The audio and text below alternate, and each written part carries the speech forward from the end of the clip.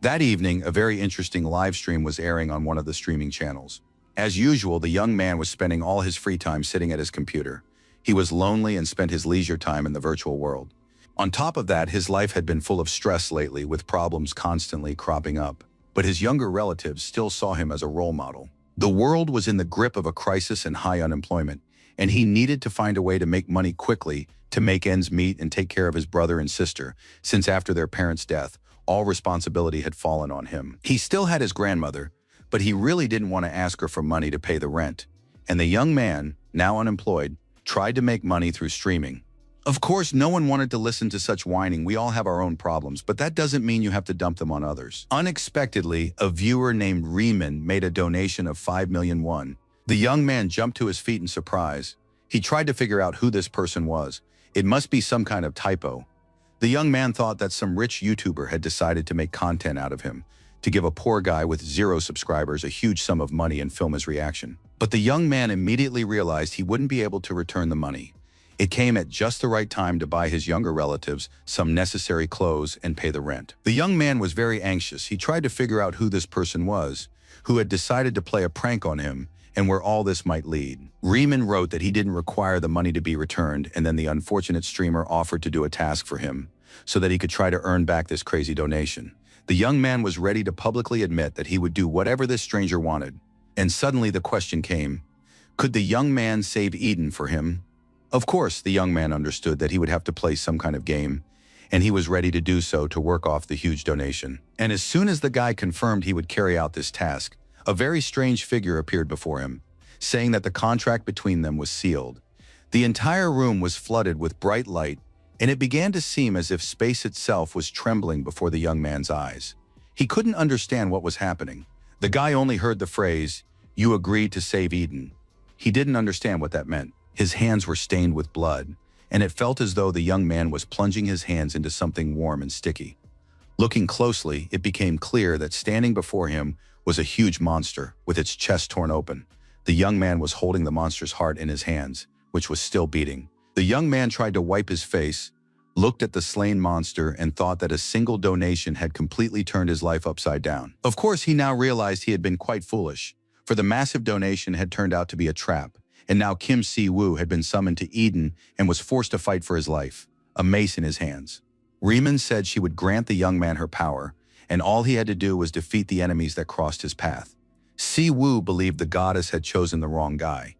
He had never been known for his strength or agility and knew practically nothing about martial arts. However, Riemann replied that Kim Si-woo was the only one who could save Eden. The goddess promised once the young man fulfilled her wish, she would definitely send him back to Earth. The young man realized there was nothing he could do to change the situation. He asked the goddess to ensure that his relatives would live in peace and prosperity. In addition, the young man wanted a promise that once he saved Eden, he would return to a normal life and have a good job. That is roughly how this strange contract came to be between an ordinary guy and a goddess from another world named Riemann. Kim Si-woo didn't think about anything. He simply killed every monster that crossed his path. The young man promised to help, doing his absolute best, and the goddess promised to keep her word. Thus, the young man was inducted into the order serving the goddess Riemann and became a priest in another world. But that wasn't all. Eden was full of demons and enemies. Kim Si-woo got rid of them all. He had to kill each of the 7 demon kings, all for the sake of saving Eden. These actions took 10 years, and it turned out to be a very long time. The more the years passed, the more doubts the young man had. He wanted to know how his relatives were doing, and often wondered if he would ever be able to live a normal life. The goddess saw that the young man, the savior of Eden, was very upset and pensive. Riemann promised that everything would be fine for him. Finally, the contract was broken. Kim Si-woo had fulfilled his promise and now had to return to the ordinary world to live and work there in peace. The goddess enjoyed strolling through Eden, which had become very beautiful after the young man had rid it of monsters and demons. Kim Si-woo waved goodbye to the goddess and told her that the next time she lured someone in, she should be more shameless and have no regrets. After that, the goddess said she was very grateful to the young man and regretted having distracted him for such a long time. Kim Si-woo was very excited. He couldn't believe his luck. He was truly returning to peaceful Earth, this beautiful blue planet filled with beauty and harmony. And so the young man finds himself in peaceful Seoul, which is teeming with all manner of monsters, wyverns, and dragons. The young man stood there, his mouth agape in astonishment, watching as soldiers used firearms to try to destroy a flock of flying lizards. Kim Si-woo had missed his native language and interacting with people terribly, but now all he could hear were the screams and shouts of terrified soldiers demanding reinforcements. Could this really be the beloved Earth, the country and city the young man had dreamed of returning to all these years? At one point, the young man even thought he was asleep or still in Eden, since dragons and monsters were completely uncharacteristic of his peaceful Earth. The young man recalled the goddess Riemann, who had tried to support him and convince him that he hadn't fallen victim to the Queen of Nightmares, since he had killed her with his own hands. The goddess fondly remembers that battle in which Kim Si-woo defeated the Queen of Nightmares, so there's no reason to doubt it. The young man was surprised to see the goddess standing beside him. Could it be that their contract hadn't ended yet? Or was he simply having some kind of vision? Riemann was even a little offended, since it was thanks to her that Kim Si-woo had survived and returned to Earth. He could show some respect for the goddess he had served for several years. But the young man believed that it was Riemann who had lured him into her world. If not for that, he wouldn't have had to fight for his return. But the goddess was certain that the young man would already be dead if he had stayed on Earth. Riemann raised her hand, and immediately a notification appeared that a god from another dimension was interfering with the principles of the Earth dimension. Riemann was unable to make significant changes. Time had been stopped for 5 minutes, most likely due to the main event. Riemann thought for a moment, then turned to the young man and offered him another contract. Kim Si-woo immediately viewed this proposal with caution, as the young man had spent many years in slavery to the goddess.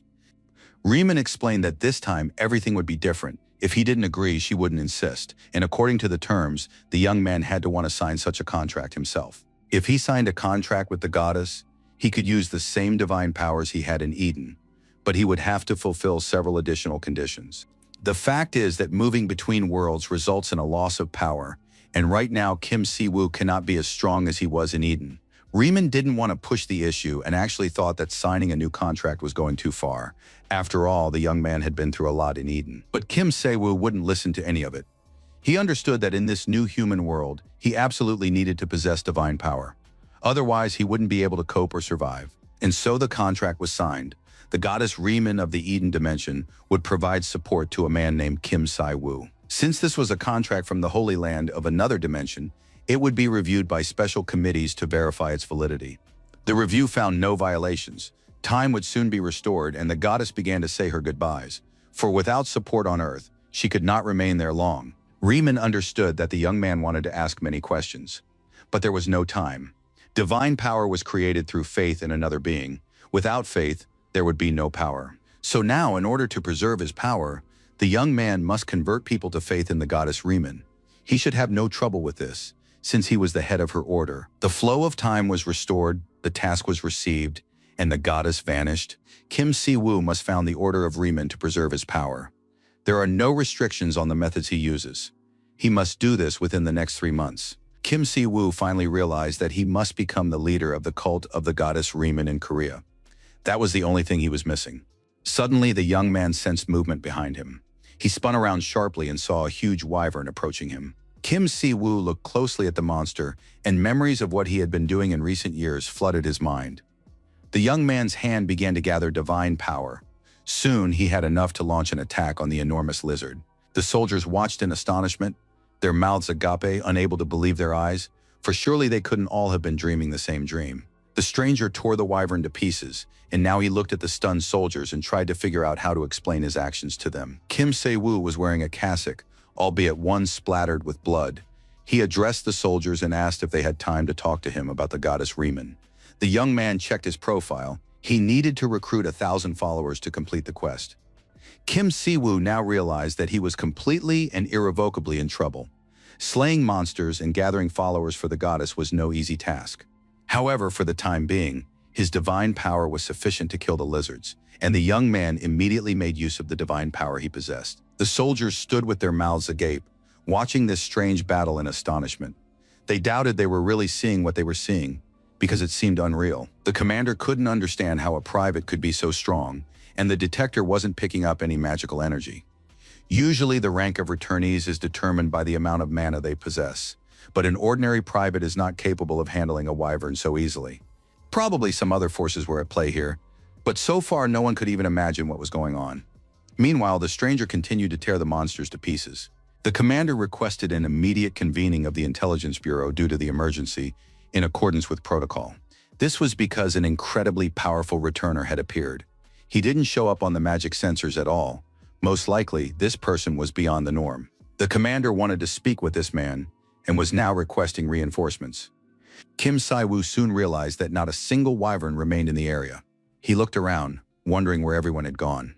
Soon, soldiers emerged from the bushes, and their commander approached the young man to speak with him. The man looked very serious, and Kim Si-woo even wondered if he wasn't supposed to catch and destroy the wyverns. Perhaps the soldiers had their own plans for them. But unexpectedly, the commander of the soldiers smiled, clasped his hands gently, and greeted Kim Si-woo, offering to help the young man settle into their town. Kim Si-woo headed to the apartment complex where he had spent many years of his previous life. Soon he was standing in front of the front door, but something held the young man back, preventing him from entering, for he didn't know what awaited him behind the door. The soldiers told him that his brother and sister were completely safe, and that only 5 years had passed on Earth during that time. The young man understood that the goddess had taken care of that. Even though everything was fine so far, Kim Si-woo was very nervous and anxious. Finally, he rang the doorbell and now waited for someone to open the door. Soon, a voice came from behind the door, asking why a preacher had come to visit them, since they were not religious at all. Si-woo tried to explain, however. The voice from behind the door said it would call the police if this believer didn't leave on his own, peacefully and without causing trouble. But then the voice from behind the door told the stranger to get lost, or else he'd be in pain right now and regret ever showing up here.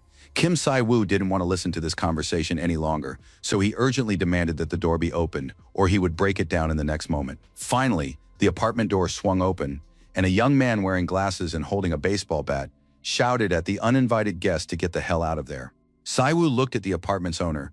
Did the guy really want to beat him with a baseball bat? The young man froze in place, his mouth agape in surprise. He couldn't believe his eyes. Could this really be his brother, whom he hadn't seen in 5 whole years? That's how the brothers were reunited, and now the younger one was cooking a delicious lunch for the older one, still remembering his preferences. It wasn't until the young man sat down at the table that he realized how much he had missed Korean food.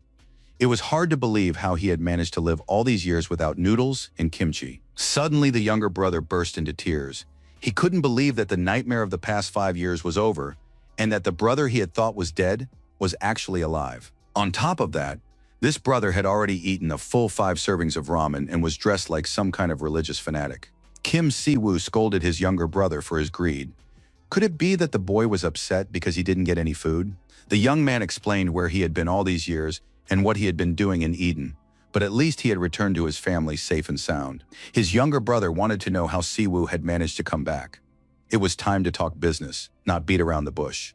Of course, this topic was worth discussing, but how could he tell his younger brother about all the monsters and horrors he had encountered in Eden? And although his younger brother was dissatisfied, having received no answers to his questions, Si-woo still didn't want to share those painful memories.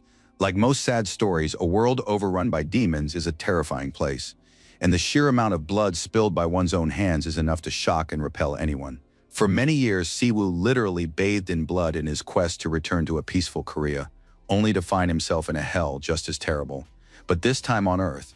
On top of that, there was also the problem of completing the mission. The young man didn't want to lose his power since he had gone through hell to reach his current level. The younger brother realized he wouldn't get an answer and declared in that case he would work, because someone had to earn money. And the young man sat down in front of the monitors. In-view explained that he worked as a video editor. Since his older brother had disappeared, this was how he made money. There was quite a lot of work. He was employed by a major YouTuber. Si-woo was impressed by his brother, who had always been interested in video editing and was now making a living from it. The videos looked very realistic. In-woo told his brother that popular people had appeared in their world. They're called players. They deal with portals, dungeons, and the monsters that crawl out of them. These players use system windows and skills. Si-woo had read many novels about this before, so now he could picture what it was all about. Every day, the number of subscribers for these players increases, which means the editor has more work to do. Suddenly, Kim Si-woo shouted, "That's it!" And this startled his younger brother. Si-woo decided he would become a YouTuber, fulfill the goddess's command, and gain subscribers and followers. As soon as these thoughts entered his mind, a notification window popped up right in front of him. But there was nothing useful in it because all the options were still locked. In-view guessed that his older brother dreamed of starting his own channel, but it wouldn't work now, so there was no point in even trying. It turned out that to create content featuring players, You needed government permission. But not everyone manages to get it. Envu promised to help his brother and explain the various intricacies, since while his older brother had been away from Earth, Envu had started making good money doing this.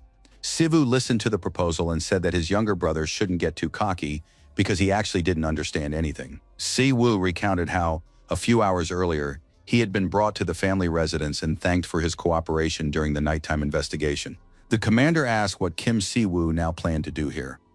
The young man looked the soldier in the eye and said he wanted to expand his order. The commander believed that Korea was a free country with freedom of religion.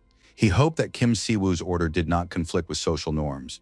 The young man began to explain that Riemann was a merciful goddess and that he could now tell those present just how good she was. After all, he wasn't just talking for the sake of it. In recent years, Kim Siwoo had been a priest at Eden. The commander listened to him, pretending to be interested. The fact was that Kim Siwoo had now become an important figure for the Department of Ability Management. If he needed anything, he would have to contact the department first. A second team will be at his disposal. And now the Ability Management Department has recognized and announced Korea's first anomaly, the returnee named Kim Siwoo. The younger brother's mouth fell open in surprise when he realized his brother was an anomaly. Siwoo looked very pleased and confident and was now looking at Inwoo with interest. Inwoo couldn't believe that this man, who had just eaten so many bowls of ramen, had actually come back from the dead. The younger brother didn't understand why Siwoo hadn't told him about the anomaly right away. But Siwoo didn't want to get his brother's hopes up prematurely. After all, if he didn't gain followers, he would lose his powers. Finally, the long conversation came to an end, and it was now clear that Siwoo was a god. He needed to gain followers, and to do so, he wanted to start a channel on YouTube. Inwoo was sure this wouldn't be easy, since his older brother's clothing was rather peculiar and no one on Earth knew about his goddess. An interesting thought suddenly occurred to Siwoo. What if he could awaken ordinary people, that is, be able to create players? Of course, every powerful nation would hunt down Kim Siwoo for such an ability, but such abilities don't exist. Although if they did, it would be worth a fortune. Kim Siwoo said that the goddess Riemann is the goddess of mercy and charity. All followers of the order would gain more experience thanks to her blessing. Inwoo couldn't believe his ears. Could he really become a player? And all he had to do was believe in this goddess. His older brother replied that it wouldn't work just yet. As soon as he gathered the required number of followers, he would gain that ability. Siwoo would be able to awaken anyone. Inwoo was more than happy to get involved in this experiment and immediately became his brother's follower. He also started thinking about advertising to attract more followers. Now Inwoo was burning with a desire to spread the good news, and the young man clearly couldn't wait to tell everyone about the miracle. Siwoo was amazed at how quickly his younger brother had become a believer, without ever having met the goddess. And now he had forgotten that he used to be an atheist. Kim Siwoo decided to hold online services via a YouTube channel, but the details still needed to be worked out. Inwoo, who had recently been editing videos, said he had some ideas, but just then the doorbell rang. Inwoo was very pleased. He told his brother that Siwoo would finally take full responsibility, and he could breathe a sigh of relief. Kim Siwoo didn't understand what he was talking about until the silhouette of a girl appeared in the hallway. Kim Si-yeon, his younger sister, was still young, but she had grown significantly since they last saw each other. Siwoo was stunned. Of course, the little girl had turned into a real beauty. Plus, she had grown up a lot and must have missed him terribly. The girl burst into tears because she thought her older brother had died. Siwoo apologized for his sudden disappearance and promised that everything would be fine now. But Si-yeon was a real little girl, and she wept and screamed, paying no attention to anything else. Her sobbing went on for a long time, and soon Siwoo was forced to call his younger brother to save the day. He didn't know where the girl's off switch for her tears was. The next morning, Siwoo walked his sister to school. They agreed to go to a cafe after class. The girl looked very happy. She waved goodbye to her brother and said she knew a nice little spot that served delicious tteokbokki. Yesterday had been very difficult. Si-yeon had been sobbing and wouldn't calm down. They'd had to apologize to the neighbors for the noise, but finally peace had returned to the family. Kim Siwoo went to the department first thing in the morning. He explained that he had spoken with his brother. To maintain activity on the channel, the Awakened One needed a certain degree of recognition. Department representatives confirmed that they would provide Kim Siwoo with everything he needed. The Minister of the Department of Ability Management apologized for finding the returned Kim Siwoo so late. The young man looked at this minister, who possessed incredible political instincts and, though not an awakened himself, tried to get close to the powerful players. Siwoo explained that the main reason for his activities was missionary work. The department minister stated that there was nothing prohibited about revealing his status as a returnee on YouTube.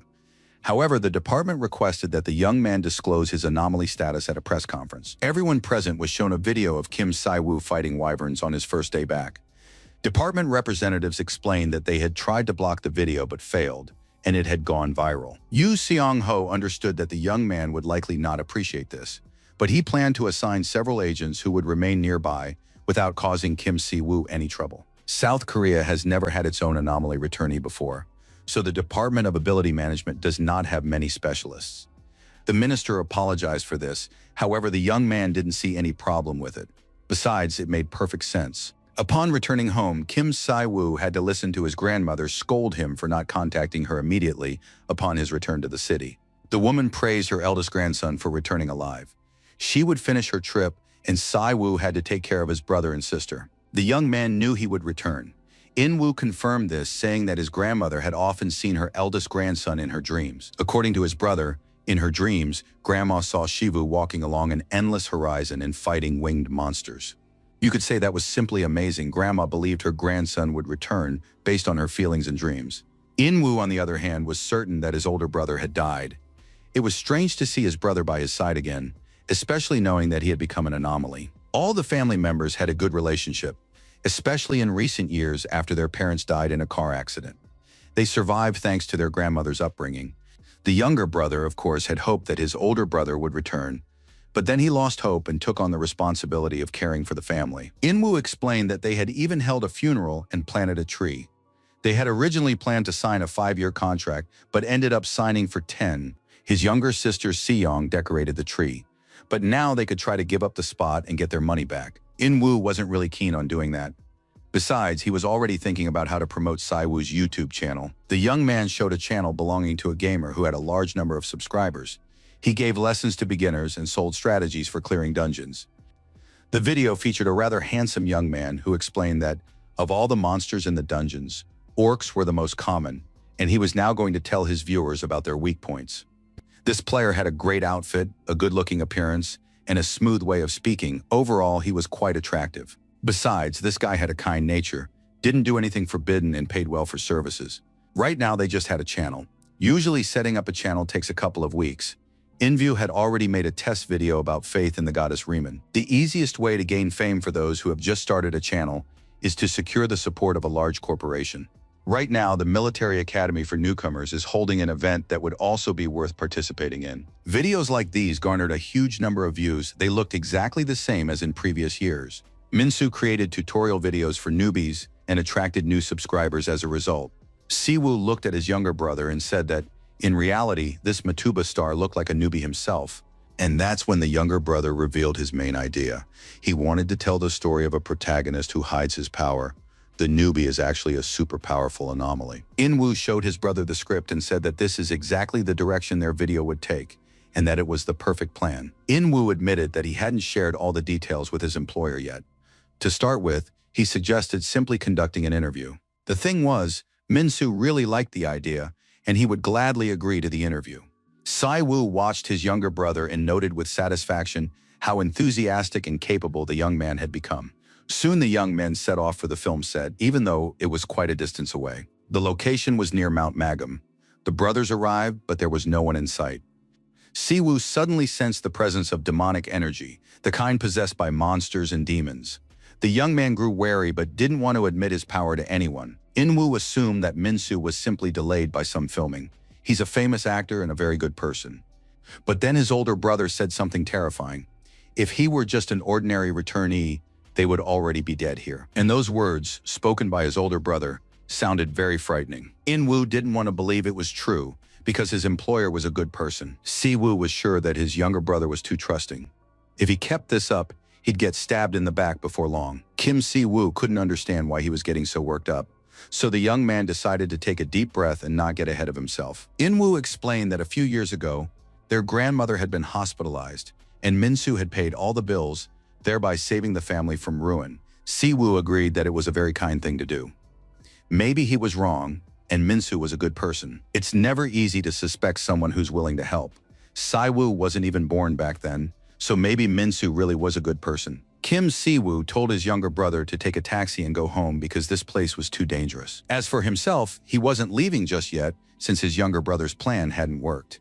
They wouldn't be getting the interview, which meant they needed to come up with a workaround.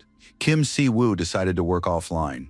He took off his cloak and activated his divine abilities, preparing to battle an unprecedented dark force. In-woo's mouth fell open in surprise.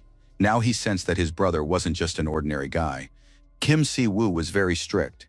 He didn't let his younger brother film a video because he thought it would be quite dangerous right now, so it would be better for In-woo to go home. Si-woo watched the departing car and thought that his brother hadn't used to be like this.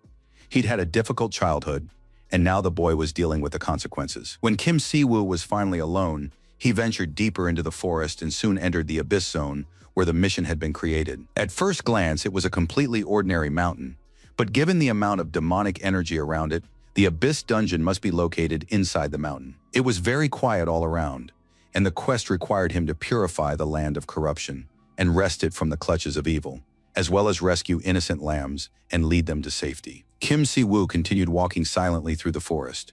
The weather was excellent, but the negative energy was growing stronger by the minute.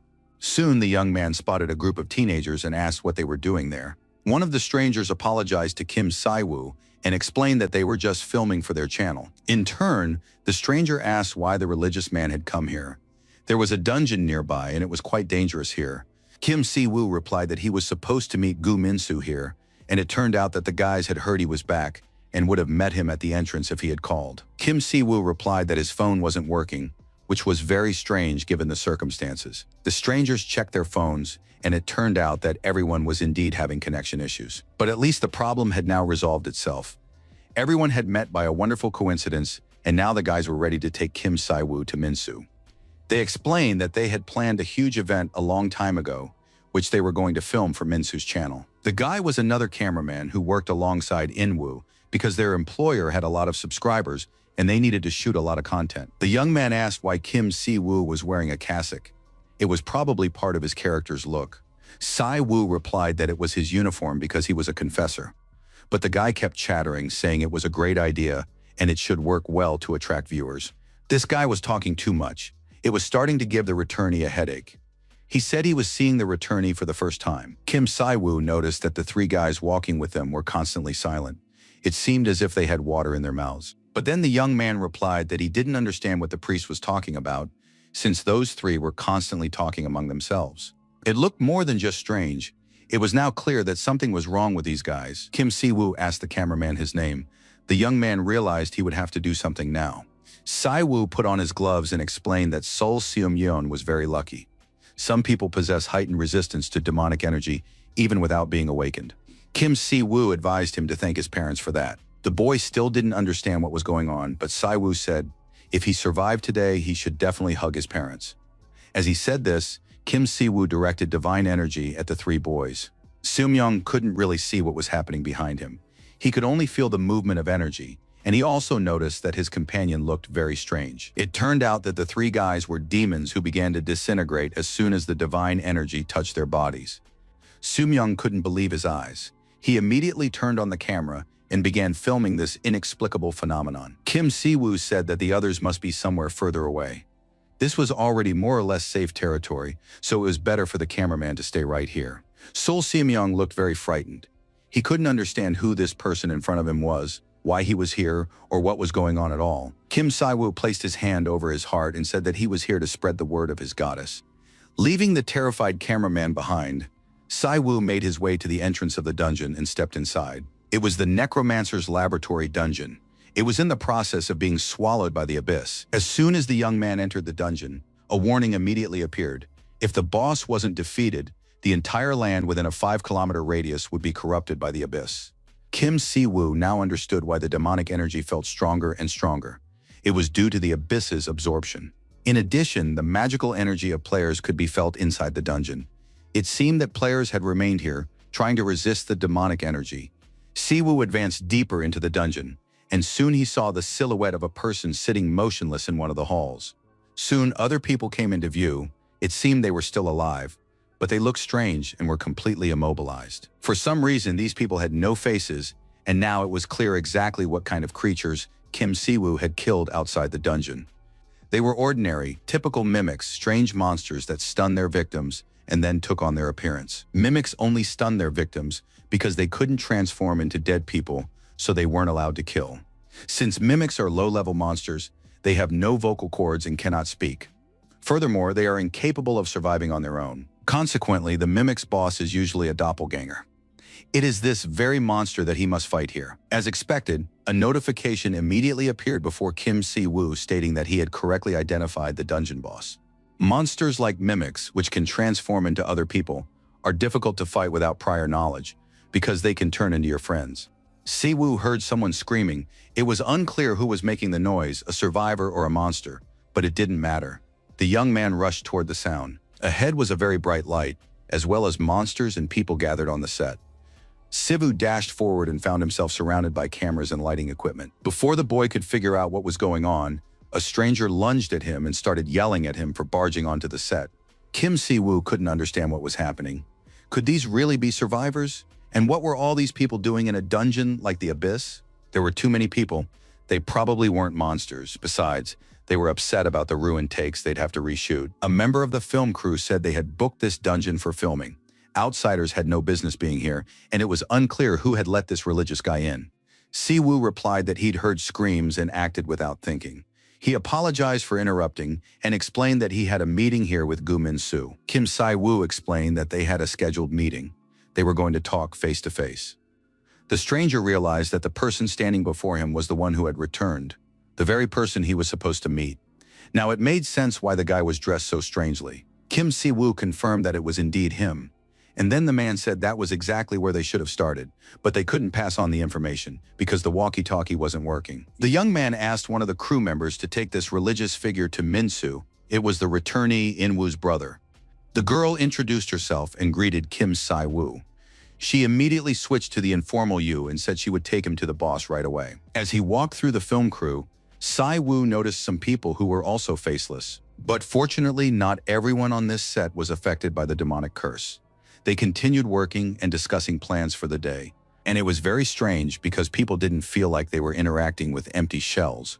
Right now, the faceless girl was talking to her companion. Si-woo realized that a group illusion was taking place, created by a doppelganger who was now controlled by the collective knowledge of everyone present and was even speaking on behalf of some of them. It was like a puppet theater, where the doppelganger played the role of the puppeteer and spoke for some of the people who had been left without souls.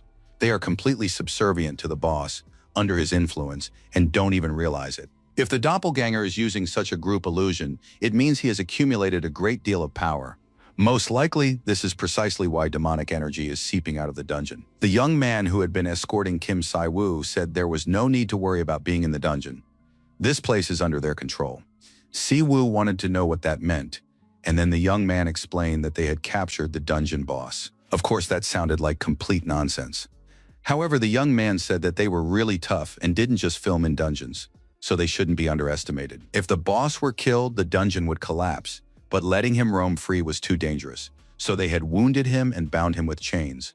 Well, filming is much easier with weakened monsters. Si-woo was very surprised and asked for clarification. It turned out that these players had beaten the boss half to death but left him alive, and they thought it was a brilliant idea. Now it became clear exactly how such cool shoots happen. Players catch the boss, wound him, and then film the content. But this time they were out of luck, because the boss was a doppelganger. Soon the young man led Kim Si-woo to a huge door and said that this was the boss's room and Min-soo must be inside. Si-woo thanked the guy and they said goodbye, hoping to see each other later.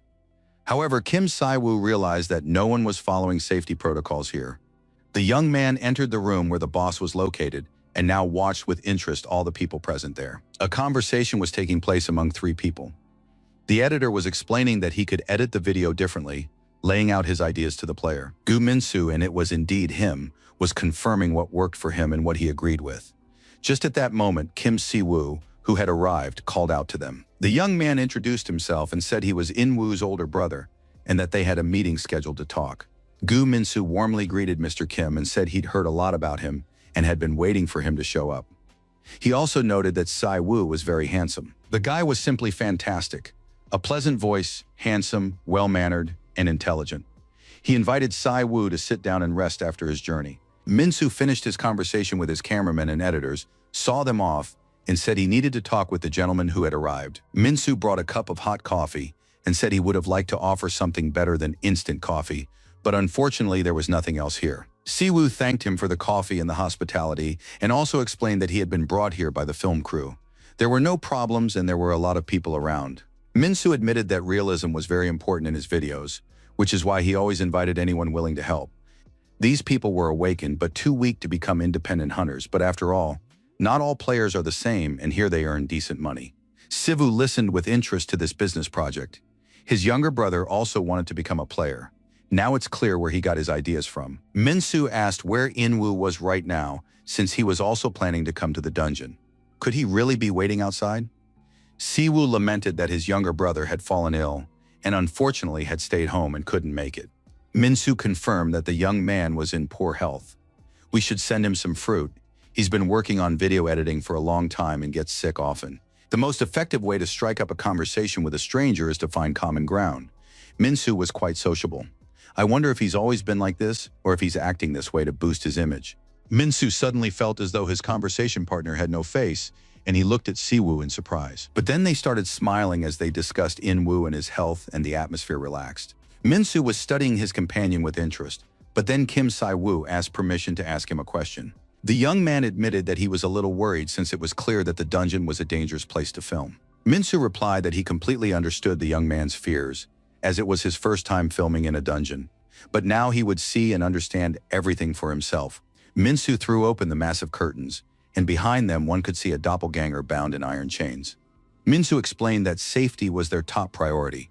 They had several dangerous scenes planned ahead, and they would definitely double-check safety measures several more times. Minsu explained that several people had indeed left the project, but they hadn't been injured on set. They had fallen ill the day before, and their condition had simply worsened here. Minsu suggested that his companion take a look around a bit before joining the project. That's perfectly normal for someone who's just returned. Kim Si-woo agreed to take a walk through the basement and look around, finished his coffee, and said goodbye to his companion for a while. But before leaving, Kim Si-woo suggested they shake hands, since they were now working together. Minsu returned the handshake and wished Mr. Kim well in their collaboration. However, the moment their hands touched, a bright, divine glow immediately appeared between them. Minsu couldn't understand what was happening and tried to pull his hand away. But Si-woo held his counterpart firmly, and the longer it went on, the more frantic Gu Minsu became. It seemed as though his body was losing its physical form. Kim Si-woo was very pleased. He believed that if only one person was deceiving the other, it wasn't as fun. There had to be an unexpected twist in the plot. Si-woo activated the passive skill Holy Fire, and now, with its help, he was burning away the demonic essence and destroying it. Soon it became impossible to hold on to the creature, which began to change its form under the influence of the Holy Fire. Kim Si-woo grabbed his companion by the shoulder, continuing to burn away his essence, and asked what the professional thought of his acting. Gu Minsu initially thought this dungeon would be a walk in the park for him, but he soon realized that the boss was a doppelganger. First, the team members ran into trouble, and then the monster overpowered the player and took on his appearance. The outcome was a foregone conclusion. Just then, the players captured the dungeon boss, who was trying to explain to his companions that he was actually Gu Minsu.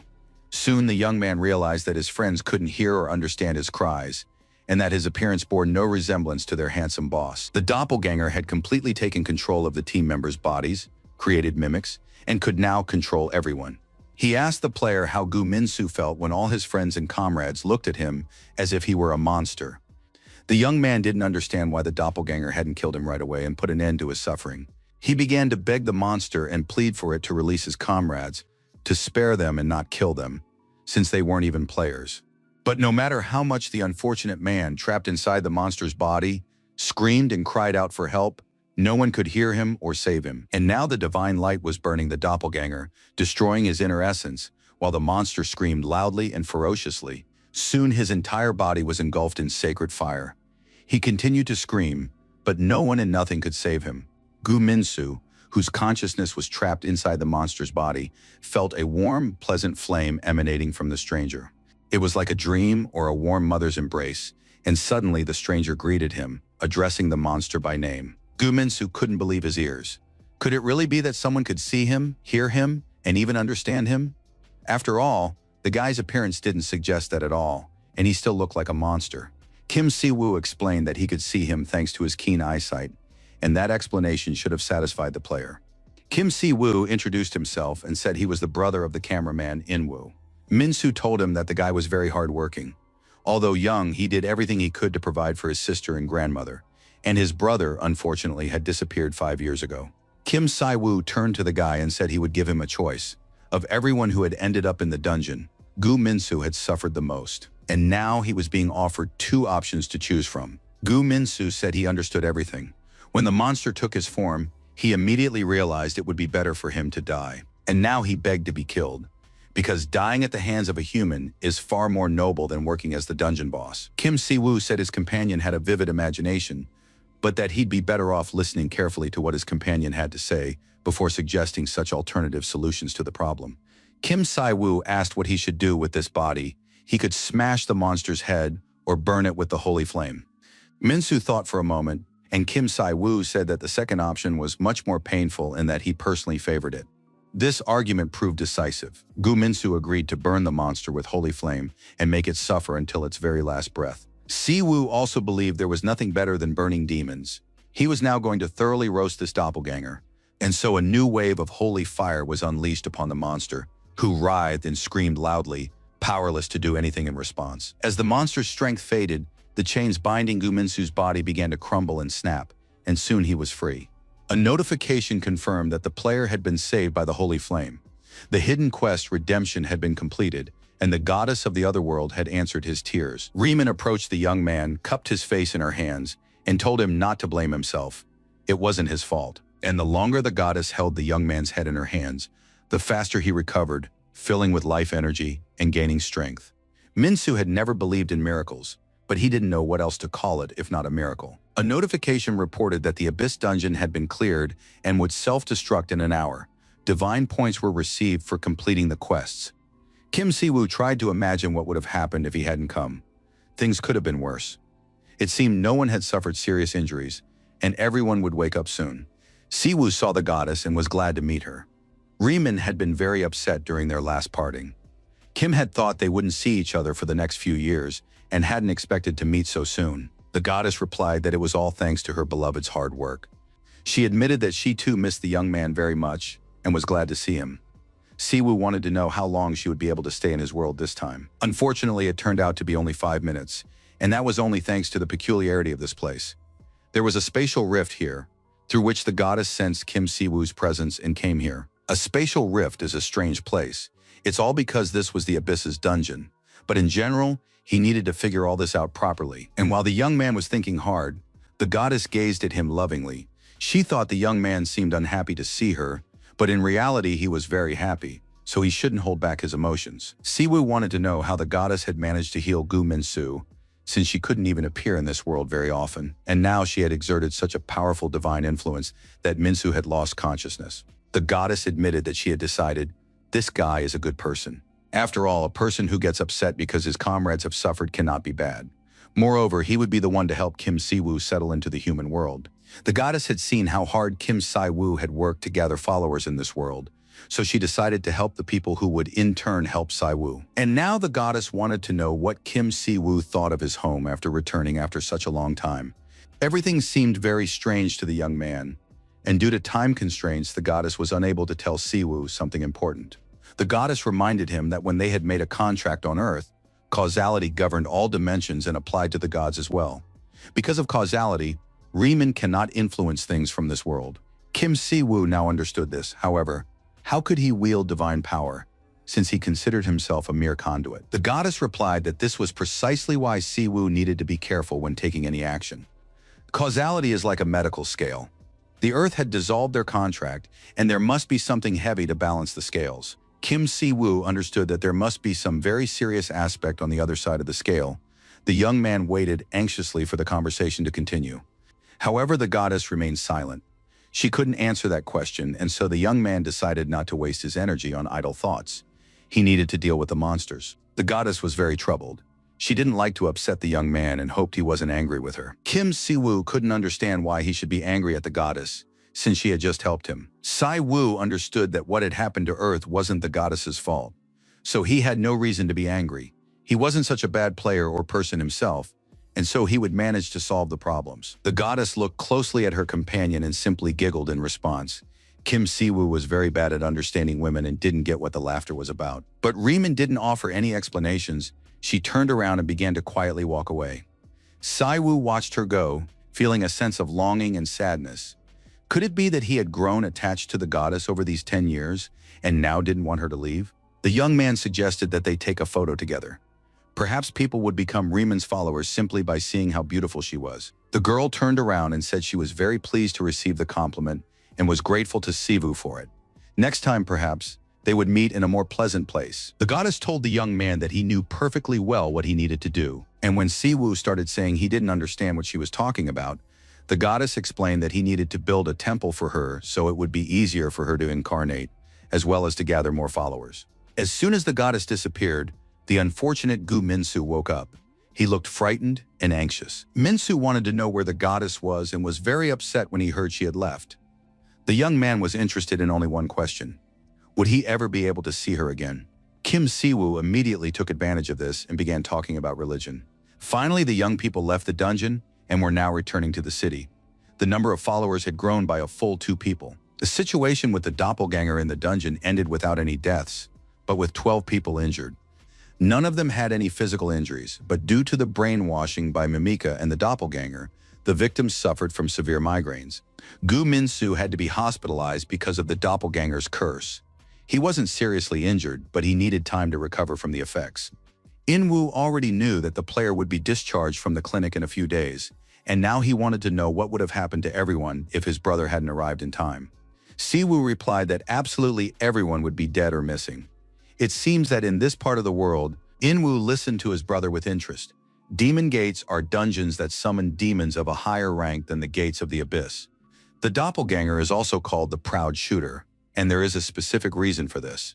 Siwoo explained that when he was in Eden, the doppelganger sacrificed an entire village and summoned a massive demonic gate. Legions of pride invaded Eden through that gate. The doppelganger that appeared in Korea most likely planned to sacrifice everyone in the dungeon to summon a high-ranking demon. They were all very lucky to have stopped the monster before it could bring about the disaster it sought. But there is something that troubles him. Why did the demonic gate appear right in front of Kim Siwoo? Could it be a mere coincidence? Siwoo thought about the causality mentioned by the goddess, and perhaps the appearance of the monsters was the price the earth was paying. If this was a matter of chance, then he needed to gather the necessary number of believers as soon as possible, and now he had to do something spectacular to attract the attention of future followers. Inwoo turned to his older brother and asked how he had managed to do all this with Minsu. It turned out that it was about joining a religion. After all, Minsu used to be a complete atheist, and now he was even urging his father and acquaintances to join the religion. Inwoo imagined how his older brother had lured Minsu in, brainwashed him, or done something similar to him, since it's very useful when your follower has millions of subscribers on Mitubi. But Kim Siwoo immediately began to protest. Did his brother really think of him as some kind of charlatan or scoundrel? Also, if you imagine that he is the leader of a cult, things wouldn't have worked out so quickly if it weren't for the appearance of the goddess Riemann, who personally impressed Minsu. Siwoo didn't want to listen to his brother's accusations and said, although his goddess is merciful, his younger brother would regularly be punished by his older brother for his wicked thoughts. Though one can understand Minsu, everyone who sees the goddess for the first time experiences a similar shock. She is so beautiful that one could faint at the mere sight of her, and the goddess Riemann radiates a holy power that demonstrates her essence without words. Riemann personally healed Minsu.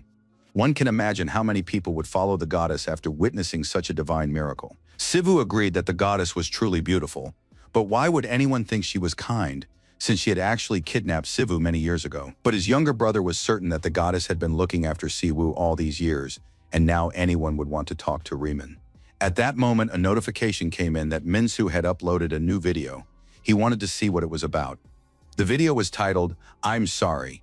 Minsu greeted the viewers and said he wanted to talk about an incident that had happened to him. First and foremost, Minsu wanted to thank the person who saved him and the entire film crew who had nearly died before filming even began. The brothers watched the video about the celebrity with their mouths agape on the way to the hospital, where they were just about to visit the player. Upon arriving at the hospital room, they saw a smiling and happy Minsu, who asked how the brothers were feeling and looked very relaxed and uplifted. Siwoo really liked that the young man hadn't fully recovered yet, but was already concerned about other people. Besides, One couldn't help but admit that even in his hospital pajamas, he looked great. But then Siwoo's thoughts were interrupted by the patient's words of gratitude to his holiness. Siwoo didn't understand where the young man had gotten such words from, and it turned out that he had studied Wikipedia. Siwoo asked to be called simply by his first name. If that seemed too familiar, he could be addressed as Mr. Siwoo. But Minsu looked very grateful and asked to be allowed to call his savior Dad. When the guys sat down to talk, Minsu wanted to know why the star Matuba had uploaded and posted a thank you video. Minsu explained that it had already garnered 1 million views and was dedicated to his encounter with the goddess Riemann.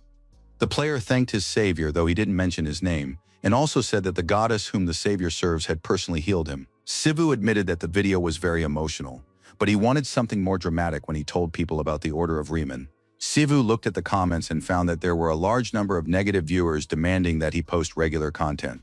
Now the young man understood what it was like to be a YouTuber. Every move you make is perceived as a performance, even if you're sincere. Minsu confirmed that he had spoken about the goddess sincerely and had by no means staged anything. The young man added that he wanted to tell the whole world about Riemann because he didn't like how strange cults operated. And now the young man was ready to give everything to glorify the goddess. To do so, he would sacrifice his resources, time, and content. Siwoo looked at this spiritual, handsome young man and wondered if he had always been this strange or if his connection with the goddess had made him this way. Be that as it may, Siwoo received a notification that the third believer, Gu Min-soo, had expressed the sincerity of his faith. Thanks to this, the special profession Inquisitor had been unlocked. But unfortunately, he didn't have enough divine points to purchase this profession, and this greatly upset Kim Siwoo and complicated his activities. However, Minsu suddenly jumped up and told the Holy Father not to be upset or worried. He had extensive experience as a Matuber, and together they were a force to be reckoned with. Minsu explained that as soon as people saw miracles, they wouldn't doubt them. And besides, the blogger already had a video featuring a guy named Sol Seomyeong. Siwoo realized that the situation was getting rather strange, and he decided to immediately voice his opinion and suggestions regarding the further promotion of the religion. Siwoo outlined his plan, and the player was very inspired.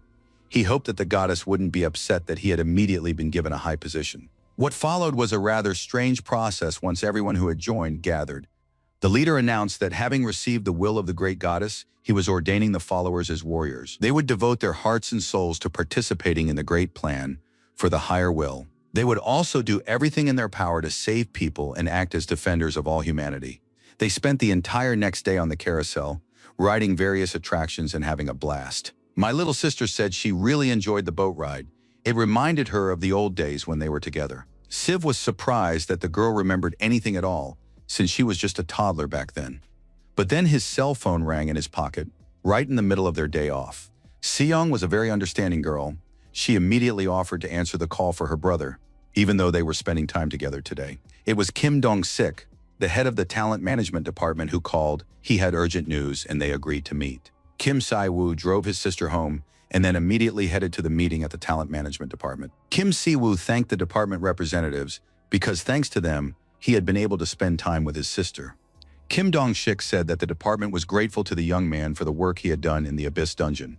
They had been on high alert the entire time. Si-woo replied that the military should have just told him about it, but it turned out that time was a luxury they couldn't afford, so he'd like to get straight to the point. A video had recently been uploaded to Mitube. It was a ritual for the initiation of new cult followers. The entire process unfolded before the viewer's eyes, along with the monsters and the warriors fighting them. Donchik wanted to know exactly what Siwoo thought about this video, and soon the men agreed that this was definitely some kind of path, and on this point their opinions converged, and one could say they had become colleagues. Siwoo didn't understand why he was shown this video. Did the head of the department really want him to stop working on creating one of these crazy projects? Donchik immediately denied this, saying that their government and country were not the kind to prohibit freedom of religion. However, in the case of the Order of the White Radiance, things are complicated. The Order of the White Radiance was the organization shown in the video. They are the ones behind all the incidents the Department of Ability Management has to deal with. If you look closely at the map, you can see red dots. They indicate the appearance of sudden portals. Sudden portals, like sudden dungeons, are not a common occurrence in Korea, but over the past couple of days, this has already happened 4 times. In most cases, regional divisions help deal with the monsters by sending in reserve troops. However, the Order of the White Radiance eliminates the monsters faster than the military can arrive. This happens with all portals, except for those that Kim Si-woo has dealt with, and now it was unclear how such a thing was even possible. The Order of the White Radiance is a new religious sect that emerged 6 months ago. They claim they can handle the dungeons before the military because their deity has granted them the ability to foresee the future. This organization is very secretive, so the Department of Ability Management has no detailed information about them. However, they have already grown significantly, and it is now impossible to ignore them. Sai-Wu listened intently to this account of the cult, which had grown rapidly over the past 6 months. But his foresight told him that something was off. Kim Si-Woo surmised that the purpose of their meeting was that the department wanted him to deal with the Order of the White Radiance. However, Dong-shik replied that they simply wanted the young man to work with them. The Order has influence over politics and the economy, and it is difficult for the department to investigate their activities. The military already had enough on their plate with all these sudden portals and dungeons. It was important for them to get outside help from someone independent, like Kim Si-Woo. The young man realized that the Order of White Radiance was actively using Metub and wanted to invade their territory, but now Sai-Wu had the government's backing. The young man agreed to cooperate with the military on matters concerning the Order of the White Radiance.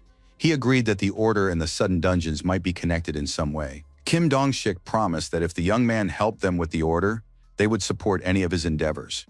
The department head understood that they did not yet know the full extent of Kim Si-Woo's power, but his appearance already offered hope for the future. After that, the man bowed his head in a gesture of respect and thanked his companion, which greatly surprised and impressed him. Kim Dong-shik, doing all this, looked somehow enlightened, joyful, and happy. It seemed very strange. Si-Woo didn't understand what was so joyful about it. However, it was clear that the situation couldn't be taken lightly. Something had happened in his country during the years he had been away. The young man was certain that this wasn't a specific skill of a stealth player. A passive ability was being used to destroy the wyvern. There were no actions indicating the use of a skill, such as incantations or a delay, and the flame in his hands was holy fire. It was effective not only against undead, but even against ordinary monsters. And of course, everyone is curious about who this mysterious man is. He will be invited to the next episode once preparations for the meeting are complete. The broadcast date will be announced at a later time. Si-Woo realized that Mituber's actions had sparked great public interest in him.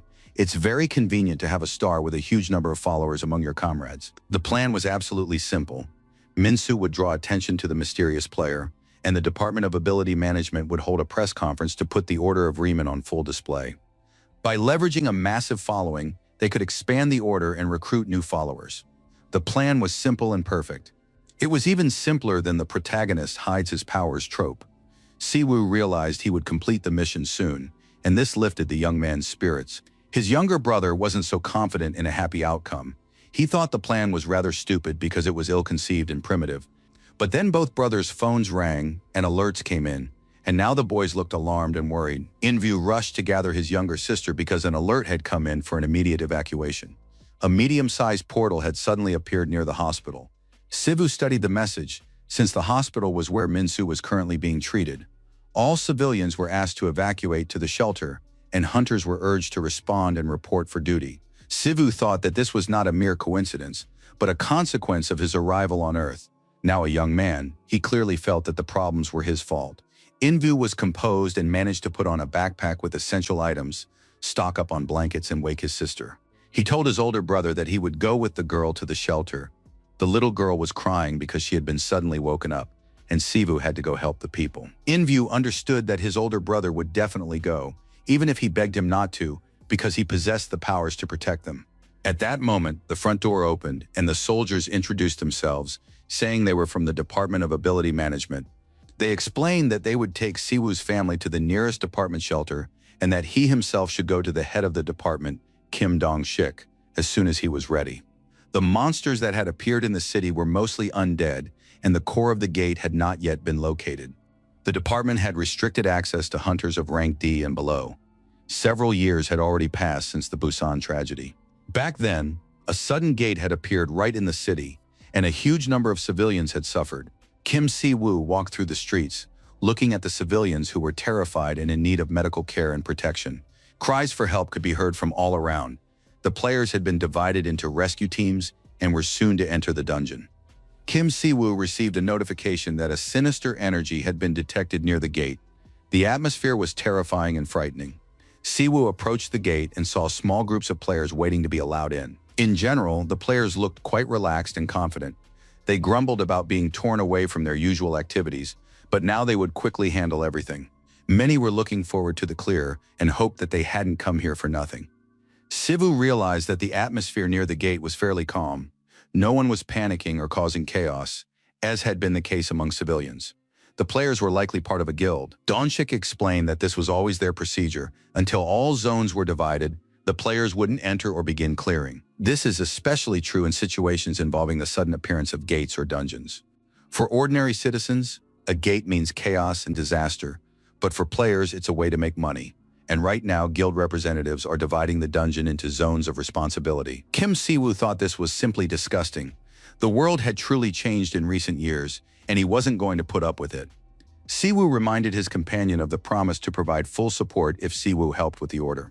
Kim Si-woo said he would handle these gates single-handedly, and that the rest should focus on searching for and rescuing survivors. He would take care of everything related to the battle himself, and Si-woo began to gradually activate his divine power, ignoring Kim Dong-shik's protests. And soon the young man looked like a true pastor, surrounded by divine power. The other players couldn't understand what was happening and didn't feel the influence of any energy emanating from the stranger. The divine power grew stronger and stronger. It illuminated everything around, and it seemed as though the sky was shimmering like the northern lights. Kim Siwoo used the active skill Illumination and restored the land to its original state. This skill affected the immediate area. On the illuminated ground, the power levels of demons and undead were reduced, and weak undead were instantly destroyed. In addition, Siwoo received a notification that the leadership of the causality dimension was watching him. The young man knelt and began to pray. He asked the goddess Riemann to bring down divine punishment upon those attempting to disturb the peace of this land. He also swore to devote his life and body to fighting those who stand in the way of his goddess. And then loud roars, wheezing and screams rang out, and a huge horde of undead surged through the clinic's corridors. Minsu, though armed with a sword, was still in his pajamas, as the young man hadn't had time to recover from his encounter with the doppelganger. Minsu wanted to know where the dungeon boss was hiding, but it turned out they hadn't managed to track him down yet. The young players had gone in search of him, but hadn't returned. Minsu believed they couldn't just sit around and wait. They needed to find the boss on their own. The situation was getting dire. If the gate's power increased any further, the players wouldn't be able to put up any resistance at all. Minsu understood this as he fled from the hordes of undead. And there was no end to the monsters. It was unclear how much longer they'd have to fight. Most likely, the guild members were still dividing up territories and hadn't even begun clearing the area. And the Department of Ability Management didn't have enough professionals, and it soon became clear that there was no one to save them from the undead. Minsu kept running through the hospital. He believed they absolutely couldn't give up. Someone was bound to save them soon. The young man didn't understand who would save them, since they themselves were players. Yet they kept running in the hope of escaping. Minsu said he knew such a person. They just had to survive for now. The guys ran out into the stairwell and decided to climb onto the roof. But when they reached the hospital roof, a very unpleasant surprise awaited them there. A huge number of undead were waiting for their victims. Among the undead was a mysterious horror, Lich Lachius, a follower of pride. He was the core of the Gate of Chaos. The Lich was the most dangerous undead in existence. Even as orang hunters, the players could do nothing against him. They could only wait for their end or pray for a miracle. Minsu fell to his knees, imploring the goddess to have mercy on him and grant him aid and protection. Kim Siwoo suddenly appeared on the roof and said he would take care of the rest. The terrified players were speechless and simply stared, mouths agape, at the miracle that was about to unfold. Siwoo appeared on the roof thanks to Minsu's prayer, and it was just in time. The Earth dimension had begun its causality compliance test, and it soon became clear that the gates of chaos formed by unknown forces were violating causality. The system determined that causality needed to be balanced. That is, all this vile undead needed to be destroyed, and now this task had been entrusted to Kim Siwoo. The Lich also sensed an irritating power emanating from the man. He didn't know where the boy was drawing his divine power from, and he was certain it wouldn't be enough to defeat him. The Lich was certain that Earth would fall victim to great pride, and that no one would stop his darkness. Kim Si-woo couldn't understand what this monster was talking about, but at that very moment, a synchronization occurred with the Earth. And now the amount of divine power was sufficient to destroy all demonic energy within a certain radius. The remaining undead began to simply dissolve in the divine light, and the Lich could not understand who this person before him was. The Lich saw that this man had easily destroyed his entire army. The man possessed immense divine power, and this was extremely infuriating. The Lich also attacked with divine power, Yet he continued to shout that he would let no one leave here alive and would turn the city into a necropolis. Soon a warning of danger arrived. The area had been warped by the Lich's curse. Sivu realized that the advanced dark spell was tainting everything around it with a curse and creating a place exclusively for the dead. The Lich looked powerful once again. He said that a weak goddess would not be able to save her follower and his people from death, and that this city would soon become a city of the dead. The notification stated that Siwu had fulfilled all the conditions for closing the gates of chaos. Besides, this Lich was extremely irritating. This place was cursed as a necropolis. It would become a land of the dead where no one could be born. But Kim Siwu already possessed a skill capable of changing the situation. Kim Siwu began gathering divine energy to unleash it upon his opponent. And although the Lich considered the man a useless servant of some incomprehensible goddess, all the divine power was unleashed, and a powerful explosion occurred. The Lich didn't understand what had happened. How could this man have acquired the power to shatter his destiny? Siwu believed that destiny was for the living, not for monsters or the undead. But then the Lich himself said that he now understood who had killed his doppelganger comrade and all the mimics in the previous dungeon. How dare this little man ruin his plans? Sivu no longer wanted to listen to this dead man's ramblings and finished him off with a powerful kick. Before disappearing forever, the Lich said that even if he were killed, his followers would continue to purge this land of humans, and soon this city would become a city of the dead. Furthermore, all human representatives would be sacrificed to the god of evil and the undead, and humans would be powerless to do anything about it. Siwu was tired of listening to all this. It was already getting on his nerves. The city would be cursed and become a land of the dead, where no one would ever be born. Lich said that this city would become a hell on earth, endlessly spawning the undead. Kim Siwu possessed a special ability that he didn't want to use because it was too conspicuous and drew too much attention. Kim Siwu saw the representatives of the Order of the White Radiance and now had no doubts about his actions. Now he would put on a show for everyone and demonstrate what he was truly capable of. Siwu activated the skill Wings of Purification. Gradually, the gates began to blur. It seemed as though they were becoming less and less distinct in space. The purification of the land, cursed by the necropolis, began, and soon enormous divine wings appeared behind the young man. Using these wings, he began to purify the land of the dark energy's influence. And gradually, the entire space around him was cleansed, and the air filled with light, peace, and grace. Kim Siwu, inspired by divine power, purified the space and destroyed the dark energy. The people who were right at the epicenter of the events, seeing what was happening, immediately became followers of the goddess Riemann. Afterward, a press conference began, where the department head explained that the awakened Kim Siwu had arrived at the crime scene and destroyed the Lich, and now the government claims that he is the very secret player who has recently been the subject of discussion on social media. The young man's abilities cannot be measured by a sensor, but during the incident, soldiers and civilians saw with their own eyes what he is capable of. Following an investigation, the Korean government concluded that Mr. Kim Si-woo is a returnee of at least the disaster rank. And now it can be officially stated that a returned irregular and anomaly has appeared in the country, and his abilities are simply unreal. Kim Si-woo greeted the journalists and said that he is the leader of the Order of Riemann. At first, he wanted to explain the essence of the religion and start from the day he arrived in Eden. The journalists listened with their mouths agape as the young man recounted how he had spent the last 10 years devoting his heart and soul to the Riemann Order, serving as its father. He spoke about his religion and emphasized that he had no intention of forcing anyone to join, but would simply attract followers. Siwu promised that he would participate in various events, and soon the Order of Riemann would launch a channel on MeTube to showcase its activities. The channel doesn't have a name yet, and he invited everyone to submit suggestions. They would be considered, and anyone could participate. The press conference soon came to an end, though it had lasted a very long time, because the first Korean anomalous awakened had attracted enormous attention. Thanks to this press conference, the Riemann Order gained more followers than required by the terms, and now the task was complete. The Order's popularity was skyrocketing. But Kim Si-woo received a causality consistency test from the system. If he failed it, the young man would be punished and unable to use his abilities. In-woo didn't understand why his brother wasn't reacting at all to the negative comments. Wasn't he upset that people didn't trust him? Si-woo replied that he had revealed the order too soon because he had been forced to rush, and if he were in people's shoes, he too would assume that all of this resembled a cult. But over time, Kim Si-woo's future actions as an anomaly would build trust, and the order would come to be seen as just another guild. And so gradually, slowly but surely, prejudice against the new religion would fade away. And even if the order is still weak, it's a start. In fact, things are going much better than Siwoo had expected. His younger brother was impressed by his older brother's optimism, but just then he received a notification about new items in the store. Siwoo checked and found that the missionary profession was available to him. This was much more important than Inquisitor, which had appeared in the previous shop update.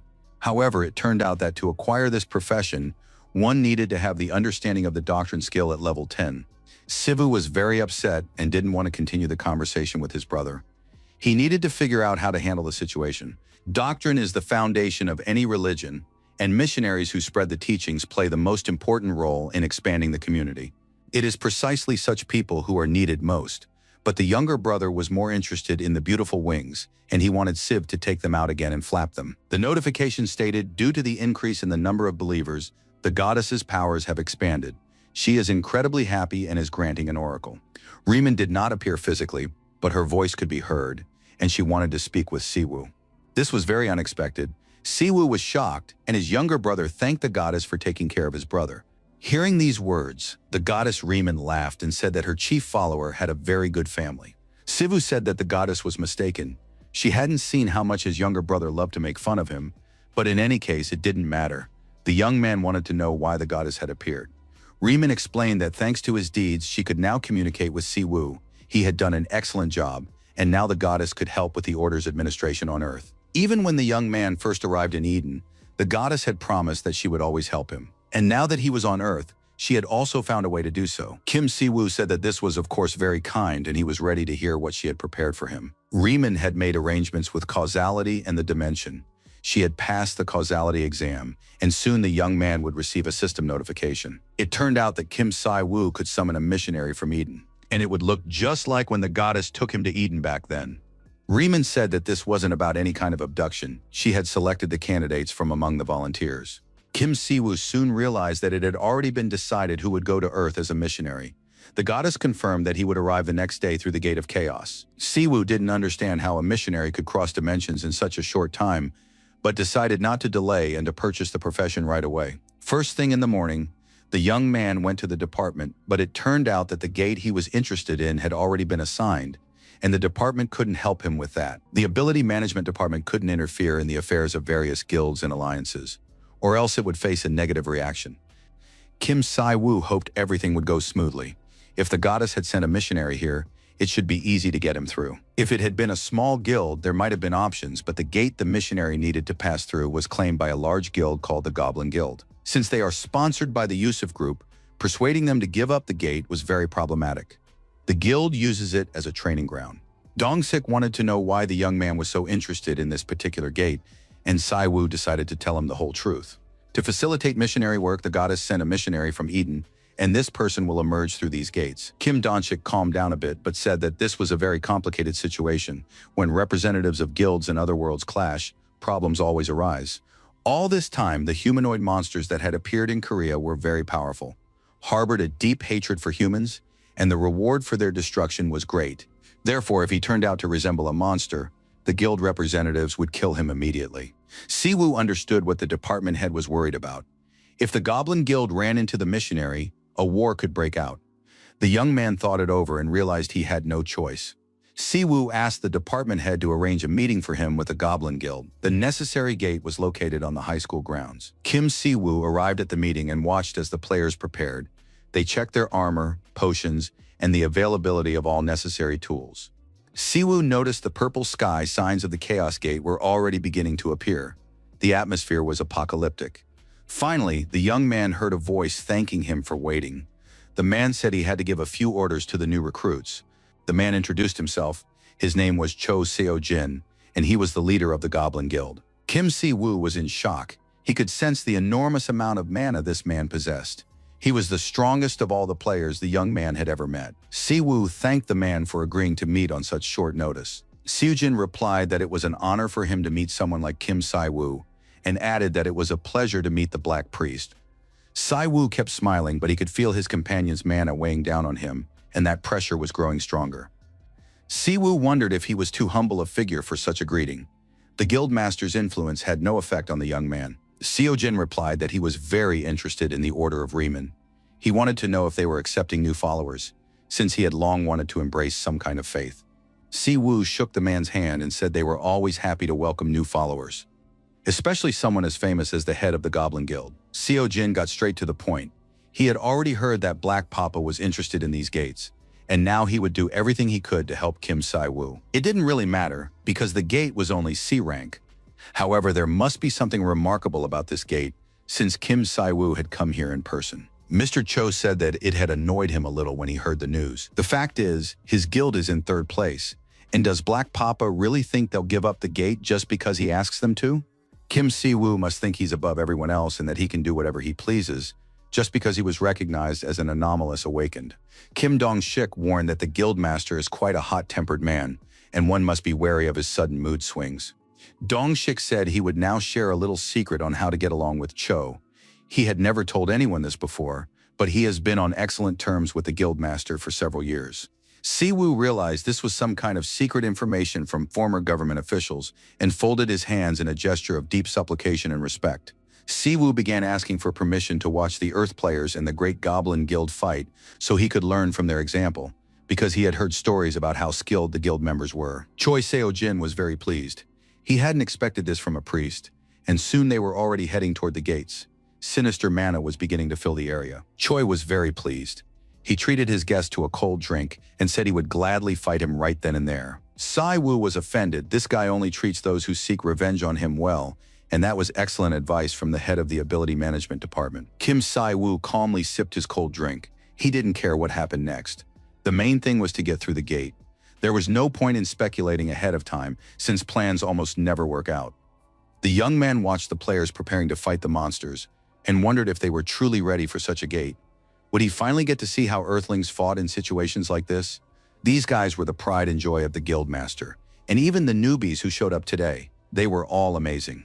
Sejin looked at the guys with pride and said he could clearly tell which ones were experienced and which weren't. The skills would come, and they'd soon get used to the gate. Siwoo noticed something odd. Did the guild really have no players responsible for healing others? It turned out that healers weren't easy to come by. Most such hunters were very expensive, and even illegal healers cost a fortune. Kim Siwoo realized that there was a shortage of healers on Earth. Perhaps this would be a good opportunity for the Order of Riemann to fill that niche. But finally, everything started moving. The gates began to open, and everyone got ready and took their positions. A notification announced that the Gates of Chaos had appeared. A new mission had begun. They had to meet the missionary and safely escort him out of the Gates of Chaos. And soon, huge trolls and goblins began crawling out of the gates, while the players watched them with interest. They saw a group of monsters before them, quite terrifying. Their gaze was frightening, and their huge fangs and powerful musculature did not inspire confidence. Experienced players offered advice to their younger comrades. They advised them to aim for the heads, stay focused, and not get distracted during the battle. Siwoo offered to help these players, but the guild leader was confident in his elite members. Choi Seo-jin said there was no need to worry about them.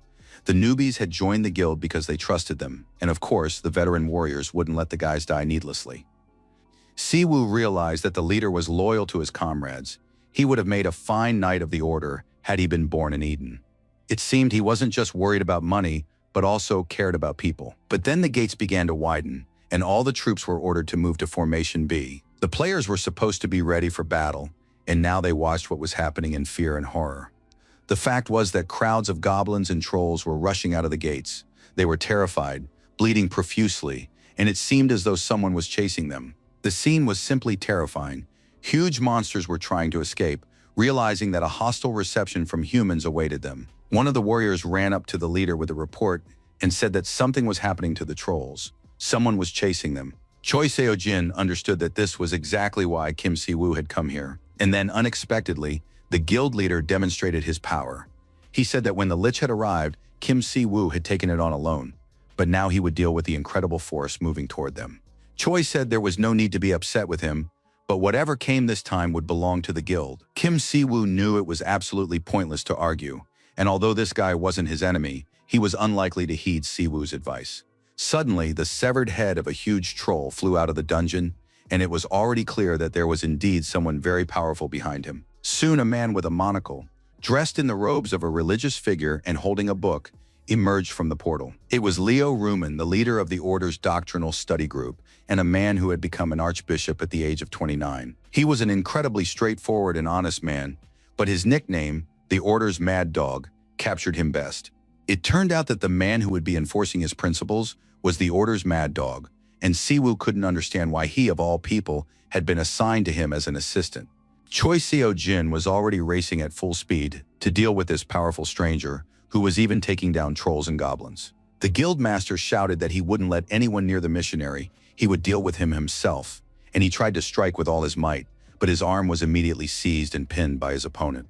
The tension between the opponents was intense, but it soon became clear that Leo Rumen would win. He easily twisted the attacker's arm and simply tossed Seo-jin aside as if he were a small puppy.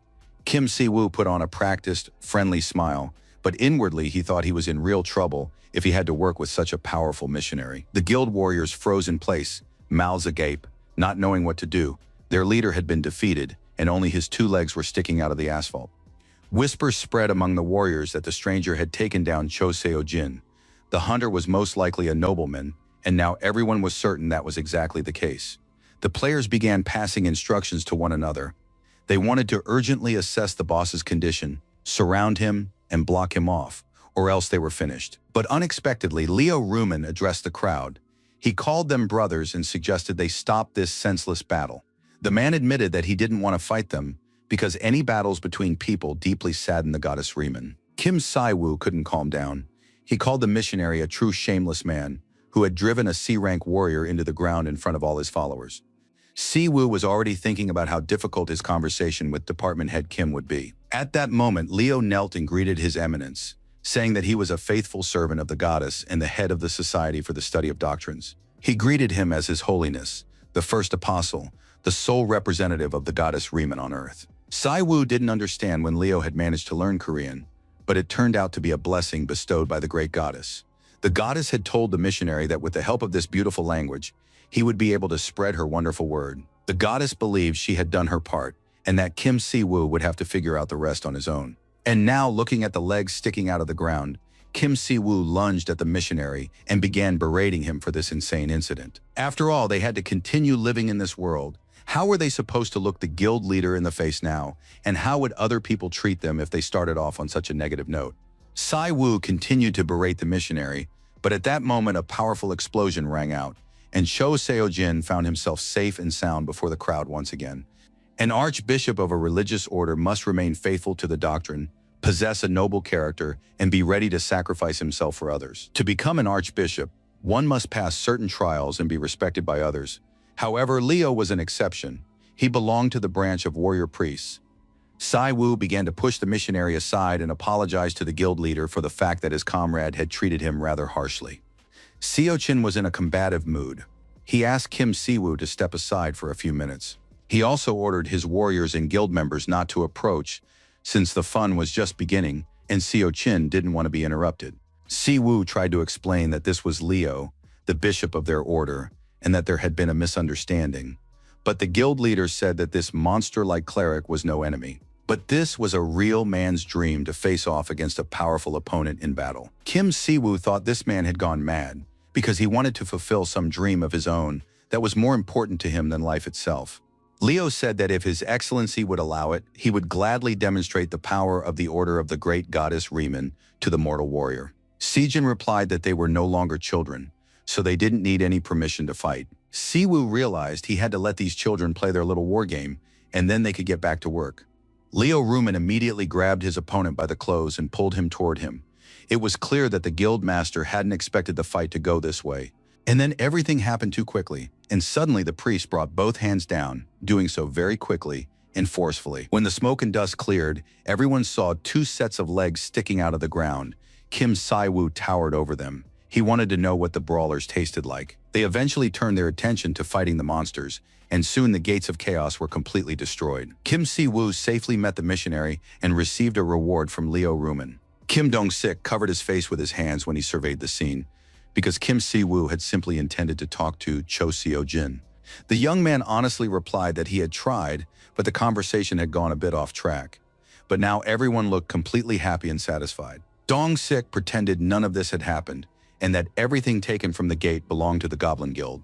The guys agreed that in principle everything was fine. There was nothing wrong with 2 men beating each other up. Choi suddenly announced that he wanted to propose something to Kim Si-woo. It concerned a treaty between the Goblin Guild and the Riemann Order, but in principle this was impossible, because the Riemann Order was a religious order, not a guild, and moreover, a religious order with 2 awakened ones capable of defeating a C-rank warrior. Cho didn't argue, but he warned Kim Si-woo that many eyes were now on him, and some of them had already begun to move. Seo-jin felt absolutely amazing. He hadn't experienced such intense emotions in a long time. If the guys needed to think over his proposal for an alliance, they could take as long as they needed. After that, the man said goodbye and, laughing cheerfully, rode off, leaving clouds of dust in his wake. Kim Dong-sik said he would register Leo Ruman as an awakened one and prepare all the necessary documents. Se-woo realized that he was constantly causing the man trouble and inconvenience, and decided to buy him something nice and useful from himself at the first opportunity. Kim Si-woo invited the missionary to his home to introduce him to his family and spend some time together. In-woo prepared a truly sumptuous and delicious home-cooked meal, and now the whole family had gathered to share the food. The sticky rice was very pleasant to the taste. The soybean stew, grandma's fish fillet, and crispy kimchi, everything was incredibly delicious. Leo thanked the hospitable family for the wonderful dinner and for inviting him. In-woo was very worried. If he had known they would be hosting a missionary, he would have just ordered chicken, since this foreigner was most likely not used to Korean food. But Leo turned out to be a great guest. He liked everything, and he also gave the cook many compliments and mentioned that his older brother admires In-woo. Si-yeon confirmed that her brother is an excellent cook and makes everything taste great. The girl wanted to know if Si-woo had said anything about her. Leo Ruman replied that Si-woo had talked about his sweet little sister many times. Si-woo watched what was happening. He liked everything. His younger brother and sister had welcomed the stranger warmly, and he too was behaving with dignity and courtesy toward them. But then Leo reached the island of sauce, and his eyes nearly popped out of his head, and his mouth opened as if he'd swallowed fire. In-woo immediately began to worry. Perhaps he really should have ordered some familiar food, but Leo, on the contrary, asked him to teach him how to cook. In-woo felt relieved and expressed his willingness to teach the missionary a few dishes. The guy was really good at preparing national cuisine. Leo just needed to say in advance exactly what he wanted, maybe salads or stews, and all of that would be explained to him and prepared. And so the evening passed in the family circle, where everyone was completely at ease and the atmosphere remained relaxed. Kim Si-woo thought about how unusual the event that had just taken place was. His family from Korea and his friends from Eden had gathered in one place, and soon Leo would be living in his grandmother's empty room. The thing is, the housing situation in Korea is quite complicated. He had to call his grandmother, and she allowed him to stay in her room. The grandmother herself is still in America. The necklace with a pistachio-colored commemorative stone is one of the sacred relics, blessed by the goddess Riemann herself. Leo brought this relic with him to Earth, and the intentions of the goddess who entrusted him with the necklace are absolutely clear and understandable. It was necessary to continue expanding the community and establish a temple. It was necessary to build a church for the order's followers. A temple is a place of faith, a home where followers come together to strengthen their faith, and now is the most opportune time for this. Sivu received a new holy relic that holds the goddess's power. A temple is critically important for strengthening the order's position. It is a place where people can pray to their deity and deepen their understanding of the teachings. This was the main task, and it showed that the order of the goddess Riemann was moving in the right direction in establishing its faith on Earth. Sivu was lost in thought when, unexpectedly, Chief Missionary Leo Ruman began pacing in front of him, a vacuum cleaner in his hands. For a moment, Kim Si-woo couldn't figure out what was going on or exactly what felt off. But then it dawned on him. Si-woo didn't know when Leo had learned how to use a vacuum cleaner, but it turned out that his younger sister had managed to teach the guest before leaving for school. On top of that, Leo had managed to do all the laundry, and that was thanks to In-woo. He'd taught the guest how to use the appliances, the dryer, and the dishwasher. Leo knew he'd come to Earth to serve His Holiness, the Pope, and this was the least he could do, so there was no need to worry. And although this Hulk is capable of taking down a C-rank monster or hunter with a single flick of his wrist, he takes housework very seriously. He could be called the perfect assistant. Sivu approached Leo and reminded him that the man had been his right-hand man in Eden, and now Leo had to finish all his chores quickly because In-woo would be back soon. He would bring clothes for the guest and they would go about their business together. Leo believed that his main mission was to perform his role flawlessly, but he was still curious about where they were going. The office building in the city center was crowded. Everyone was going about their business. Gu Min-soo apologized for the fact that he personally hated his savior, Kim Si-woo. But they all knew how busy this guy was. And although Si-woo believed he could have come on his own, Minsu still felt a little guilty for making his dad make the whole trip. Kim Si-woo replied that it was fine. He was very happy to take a walk around Seoul. Si-woo looked around the luxurious building in the city center and remembered that Minsu was a YouTuber with a huge number of subscribers. So it was no surprise that he could afford such an office. Gu Minsu explained that since they were considered a guild-approved company, they received some financial support.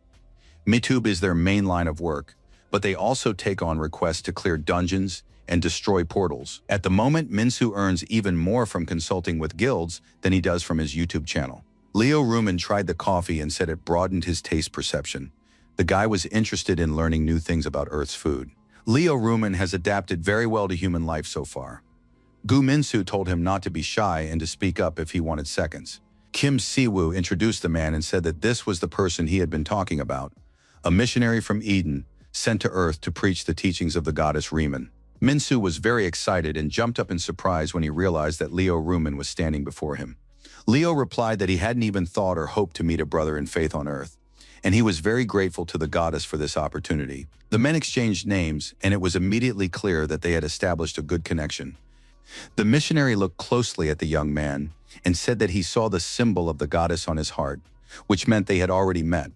Minsu confirmed that this was indeed the case. Although he had been unconscious, the goddess had healed him and blessed him with her warm light. Kim Si-woo finished pondering the future, and once the young men had introduced themselves, he suggested they finally get down to business. Si-woo took out and showed the artifact, a necklace containing a fragment of the goddess Riemann, which Leo had brought him. Minsu examined the object with interest, trying to figure out what it was and how important and valuable it was. Kim Si-woo told the young man that they were going to build a temple for the Order of Riemann. Minsu really liked this idea. He immediately said he would start raising funds from the finance department, all for the sake of building the temple. Kim Si-woo was pleased with such enthusiasm, but said that there was something even more important than money, although money, of course, was also important. Si-woo admitted that he hadn't yet chosen a suitable location and, in fact, didn't yet know how to make the first temple of the goddess Riemann accessible to the public. That was exactly why he had come. Kim Si-woo admitted that he had no ideas. He hadn't lived on Earth for a long time and now needed some guidance. Gu Minsu suggested that the guests wait a bit and have some coffee for 10 minutes while he tried to come up with something. And a few minutes later, the surprised visitors were presented with a design plan for the Riemann Order's temple. Si-woo was shocked. Had the young man really managed to prepare a presentation in a matter of minutes? But Minsu admitted that he had started working on this idea in advance. After the young man's life was saved and the goddess Riemann healed him, Gu Minsu became a completely different person. And the young man began to see the construction of a temple in the goddess's name as his duty. Kim Si-woo was amazed at how this guy had planned everything just because the goddess had healed him once. Leo jumped up and began clapping, saying that this was an excellent act of kindness and that the goddess would be happy. After that, the guys began hugging each other. One promised to pray for the other forever, while Minsu said he was just doing what he had to do. Finally, they decided to get back to the presentation. Minsu announced that he would hold a public vote for the first temple of the goddess Riemann. In his opinion, subscribers love participating in public votes, and besides, it allows them to stay connected with their idols. In addition, anyone can vote from anywhere, regardless of location, gender, faith, age, or education. The fact that the public would choose the site for the temple itself meant that the order was already ahead of all other religious denominations, and this would help create an image of a religion that works together with its followers. This sounded very positive, and now Kim Si-woo wanted to know which locations Minsu liked. The young man believed that the first temple in this world should be in a special place, and he asked them to look at the next slide. It showed Gwanghwamun's 0 point and some other blue dome that Kim Si-woo had absolutely no idea about. Many people called this place the 0 point, and its history began in recent years, while Si-woo was away from Earth. 5 years ago, a spatial rift opened right here, and monsters emerged from it for the first time. Photography inside is strictly prohibited, so only old photos are available. At the cost of incalculable losses, people managed to destroy the core of the gate, but those who were nearby could not avoid being poisoned by mana. After that, new gates began to open rapidly, and they had to ask neighboring countries for help. The current government can do nothing about this territory. Kim Si-woo was stunned as he listened to this story. It turned out that such a terrible disaster had occurred right in his hometown. Minsu explained that the dome consists of 5 layers, including a mana-absorbing layer, which is why only rank hunters can enter without risking poisoning. Such a dense concentration of mana goes against the principles of this world, and mana pollution disrupts the status quo. Naturally, destruction ensues, and the mana-contaminated land is unable to sustain life, just like a ruined city. In modern Korea, there are 2 ground zeros, and they remain a painful chapter in the nation's history. Everyone remembers the day when that terrible tragedy occurred. It was precisely in such a place that Gu Minsu proposed building a temple in honor of their goddess. He believed that if a temple were established at ground zero, the order would gain much as a result.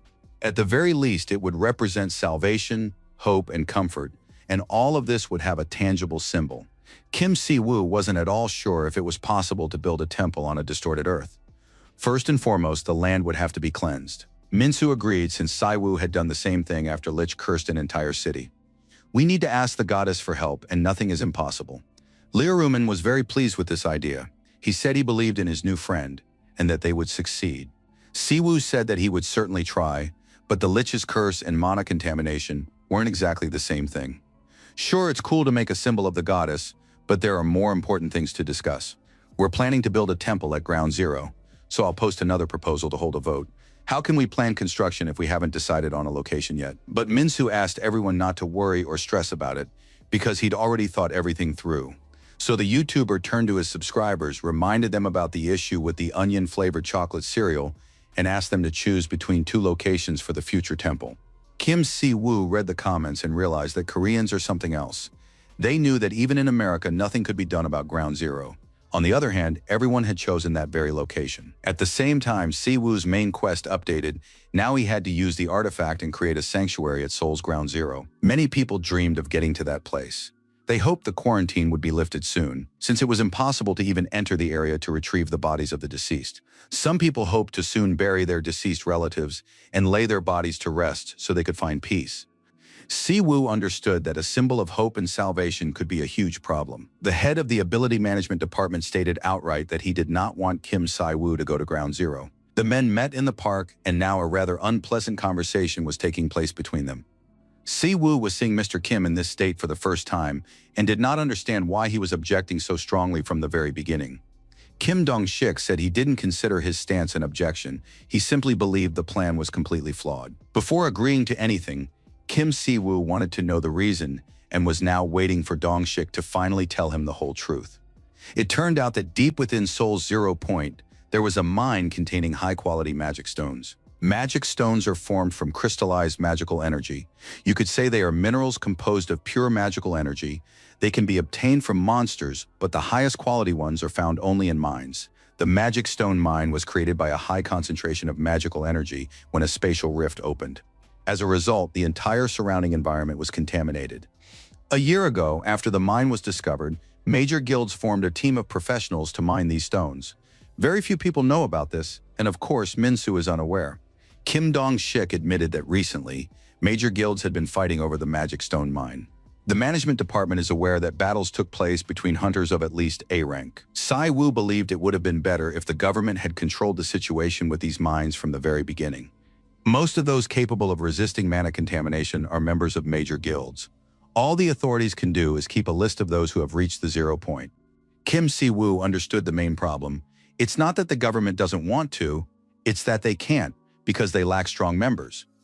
Kim Dong-shik confirmed this assumption, saying that they were powerless. Once the young man entered the 0 point, the troops would be unable to help him in any way.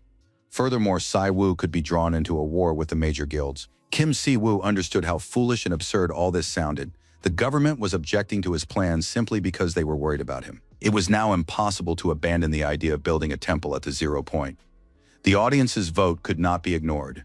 Too much attention had already been drawn to the issue. Si-woo asked his interlocutor what would happen if he took it upon himself to solve this problem. As far as the young man understood, the government was in a difficult position because of the lawlessness at ground zero. As the saying goes, when in Rome, do as the Romans do. If this is a lawless zone, then Si-woo, too, can act without regard for the law. Dong-shik, playing it safe, received written assurance from the minister, who believed that the presence of 2 strong hunters meant there was no need to worry about their safety at the 0 point. Si-woo was very pleased and didn't understand why his companion was frowning. Dong-shik realized he had no arguments against this document. Kim Dong-shik led the guys to the right spot. It was fenced off by a very high wall, which they called the Ark among themselves. It was the last bastion of civilization. The department head once again tried to dissuade the 2 men, who wanted to enter Ground Zero together, because if trouble arose and a battle began, the government would be unable to help. Kim Si-woo and Si-men wouldn't be the ones to start the fight and would try their best to avoid bloodshed. In reality, Kim Si-woo thought there was no way he'd back down if another player tried to attack him. But of course, he didn't tell Slom that. Dong-sik led the guys to the spot where the door should be, even though it wasn't visible from the outside. Dong-sik held the magnetic key up to the wall, and immediately the wall began to tremble. Gradually, the door opened. The guys went inside and immediately sensed a demonic energy. Dong-sik turned around and suddenly saw the minister standing right next to the wall. The man expressed surprise that such a high-ranking official had come here in person. Yu Seong-ho listened to all his subordinates' excuses, then asked him why the department head had objected to his decision. The minister stated bluntly that Kim Si-woo had told him everything, and now he wanted to ask his subordinate what exactly the problem was. 5 major guilds are fighting over this location. There are too many risk factors here that are impossible to calculate, and if an anomalous awakened being were to go to such a place, it could cause unnecessary problems. Kim Dong-sik believed that they were waiting for an anomaly to appear, and if for some reason he or someone in his family were to be harmed, that would be a problem. The minister admitted that the National Coalition of Awakened Ones and all the major guilds had already requested confirmation of Kim Si-woo's status as an Awakened One. The battle for him had already begun, and it was surprising that people were not satisfied with the heroic deeds Kim Si-woo had performed to save lives. Guild representatives stated that there was still a chance of deception since both of these places were under government control. The only way to stand up to the financial capitalists is through legislation and enforcement of the law. But members of the major guilds have already become too entangled with political circles. Not long ago, the National Assembly began discussing the dissolution of the Department of Ability Management. The minister has already met with the president of the National Coalition of the Awakened, who does not believe in the existence of the anomaly and is urging the department to gather its strength and surrender. The Awakened have already gathered enough evidence to prove that the government fabricated everything. Kim Dong-sik was so outraged that his mouth fell open. The minister said, that is precisely why he allowed Kim Si-woo to go to Ground Zero, and now all the representatives of the powerful guilds know about it. And they will, of course, attack the guy. Dong-sik believed that Si-woo would feel used when he found out that the government had thrown him to the guilds. But the minister said they had already struck a deal. Despite his appearance, he was a conscientious businessman, not some fool. Kim Si-woo was out for his morning jog in the park when the minister of the Department of Ability Management suddenly appeared before him. The young man stopped and asked in surprise what Mr. Yu Seong-ho was doing in this place at this time. The minister told him about the magic stones in the mine and the struggle between the major guilds, as well as the fact that the government has far less power than it appears to have from the outside. The minister added that the awakened usually obey whoever pays them best and rarely think about ordinary citizens. The minister told the young man that the Department of Administration would confirm the right to everything Si-woo obtained at the 0 point. But in return, Kim Si-woo would use his power to some extent for the government's benefit. Kim Si-woo paused for a moment to think, then said his answer would be brief and frank. Kim Si-woo promised the minister of the department to clear Ground Zero for his ministry and the government as a whole. In return, the young man demanded the right to a portion of the land at Ground Zero. The fact is, he wanted to build a temple to the goddess Riemann right there. Kim Si-woo promised to ensure the site would be open to the public, since many people have fond memories associated with it. In any case, with the construction permit, the order would strengthen its position as a timely ally of the Department of Ability Management, and the department would gain a strong ally in Kim Si-woo. The minister admitted that the government no longer controls the area. Anarchy reigns there. If something goes wrong, they won't be able to help Si-woo. But if the young man clears the land of despair, which currently amounts to nothing, no one will be able to dispute his right to a portion of the liberated land. And so the deal was struck, and the men shook hands. Kim Si-woo moved deeper into the restricted territory and sensed magical energy and hostility. Si-woo sensed that about 30 people were hiding nearby. They were all watching him. Si-woo told his companion Leo that he hadn't expected an immediate attempt on their lives, and now they needed to figure out what to do about it. The missionary suggested trying to resolve the matter through conversation first. Violence should always be a last resort. Kim Si-woo decided to heed his assistant's advice. He stepped forward and addressed those who had ambushed him with a proposal. How about we talk? After that, he waited a while for a response, and when it became clear there would be none, Kim Si-woo kicked the ground, which caused a massive explosion. The people hiding began coughing, covering their faces and eyes with their hands. Si-woo suggested they come out of hiding while he was still in a good mood, since everyone would benefit from it. It was clear that the guys hiding were very modest, which is why they were wearing masks. But they had nothing to fear. The religious leaders had come to survey the land for the construction of a temple. Kim Si-woo said that he loved his goddess very much and would be happy if everyone moved out of the way right now. The fighters and representatives of the major guilds still didn't know what to do. They clearly hadn't expected to be exposed so quickly. Kim Si-woo heard someone's loud voice ordering them to disperse and realized that his call for negotiations had worked after all. Soon a man stepped out onto the square. He said he had expected more when he was asked to get rid of the leader of some, and now he sees a boy standing before him. Kim Si-woo smiled at the remark that he was a child and said he hoped the man felt good and confident, since he was, after all, an adult and experienced. The man replied that he hoped his young interlocutor would be able to talk even with his limbs torn off, since the men had been ordered to do just that. After these words, Kim Si-woo turned to Leo. Did his friend really still think that talking was the best choice in this situation? Instead of answering, Leo Ruman looked at his companion and said that it seemed he had been wrong. The next moment, the missionary was already among those who had ambushed them. He abruptly grabbed one man in his arms. Leo hoisted the man onto his shoulders like a light child, as if he were about to carry a yoke. After that, Leo simply tore the man in two with his bare hands and threw him to the ground, not forgetting to brush off his clothes. Leo doesn't consider himself a cruel man, for he left these people with their mouths intact so they could beg him for mercy. The bandit leader was in shock when he realized his men were unprepared to face such a powerful opponent. He ordered them to attack all at once, and now the assassins were trying to put up some kind of resistance, but they looked ridiculous and completely helpless. The assassins didn't understand what kind of monster was tearing the fighters to pieces, because according to their clients, these YouTube channel owners were nothing but worthless stagehands. But now it immediately became clear that this monster who was tearing the assassins to pieces was actually a very strong fighter. Could the government have been training him in secret? The assassin thought about how this monster had bowed his head to Kim Si-woo just a few minutes ago, which meant that Kim Si-woo was even stronger.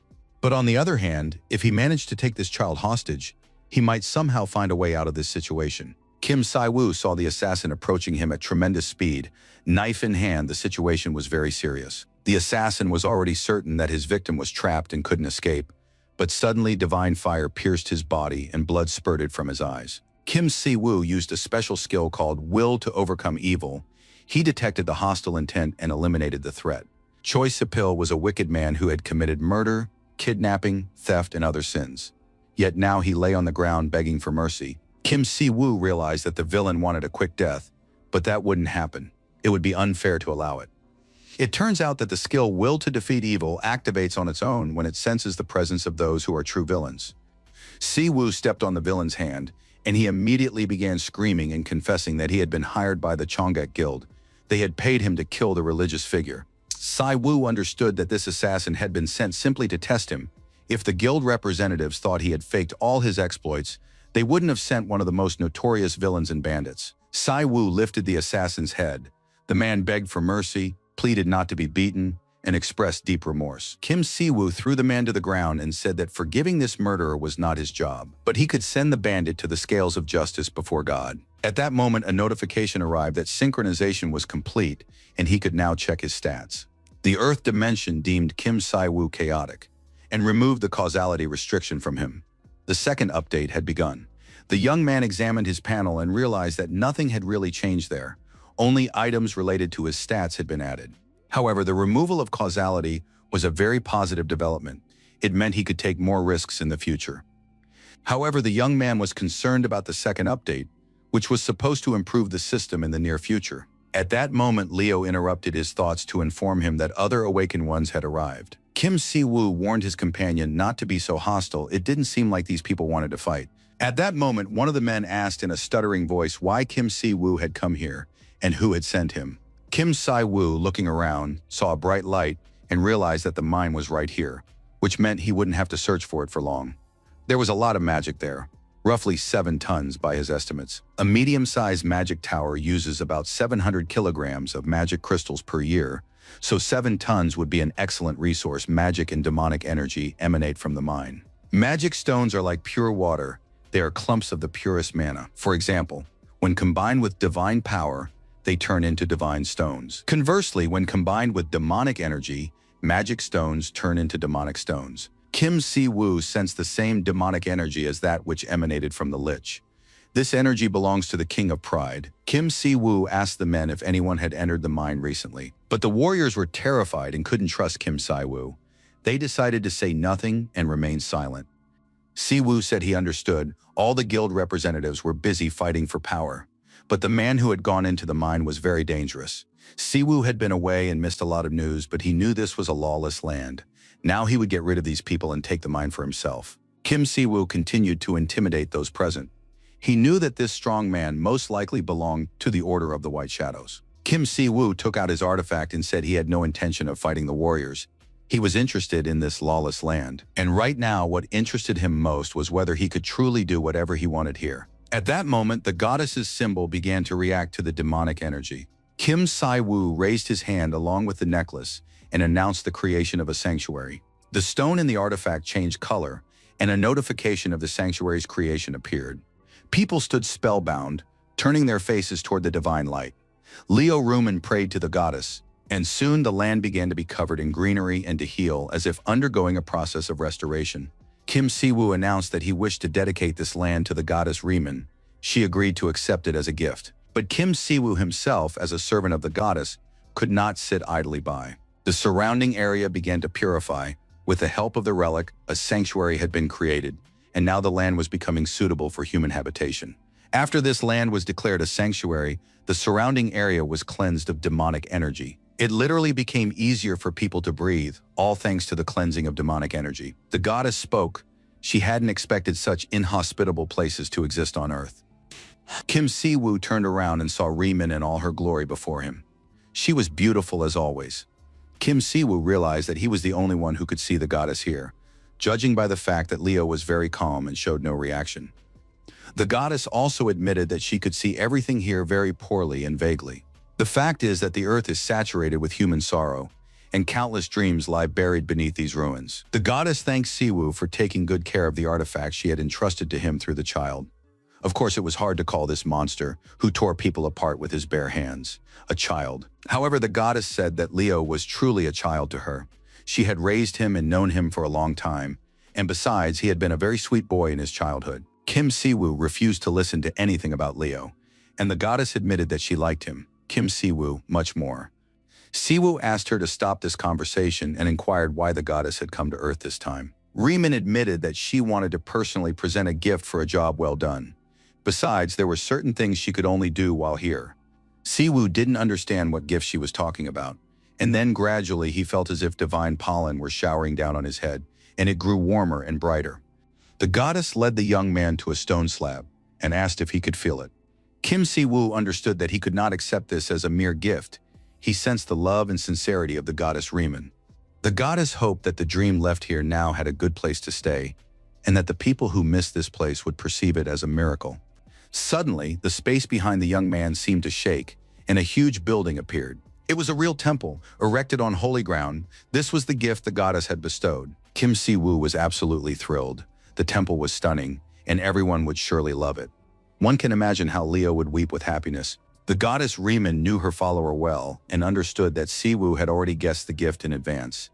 But now the goddess was ready to tell him something very important. The fact was that the last of the defeated demon kings, Lucifer, had not died. He had transported fragments of the other demon king's souls to the nearest dimension and kept them there. And the dimensions closest to Eden are none other than Earth. Most likely, the Earth system allowed contact with Kim Si-woo precisely because of Lucifer's actions. Since Earth is not under the goddess's jurisdiction, there's a great deal she cannot do here. Kim Si-woo must figure out all the details himself and take care of this world from now on. After these words, the goddess began to fade away. And, of course, Kim Si-woo must have already gotten used to the fact that she appears only for a very short time. Kim Si-woo looked at the temple. It was a wonderful surprise.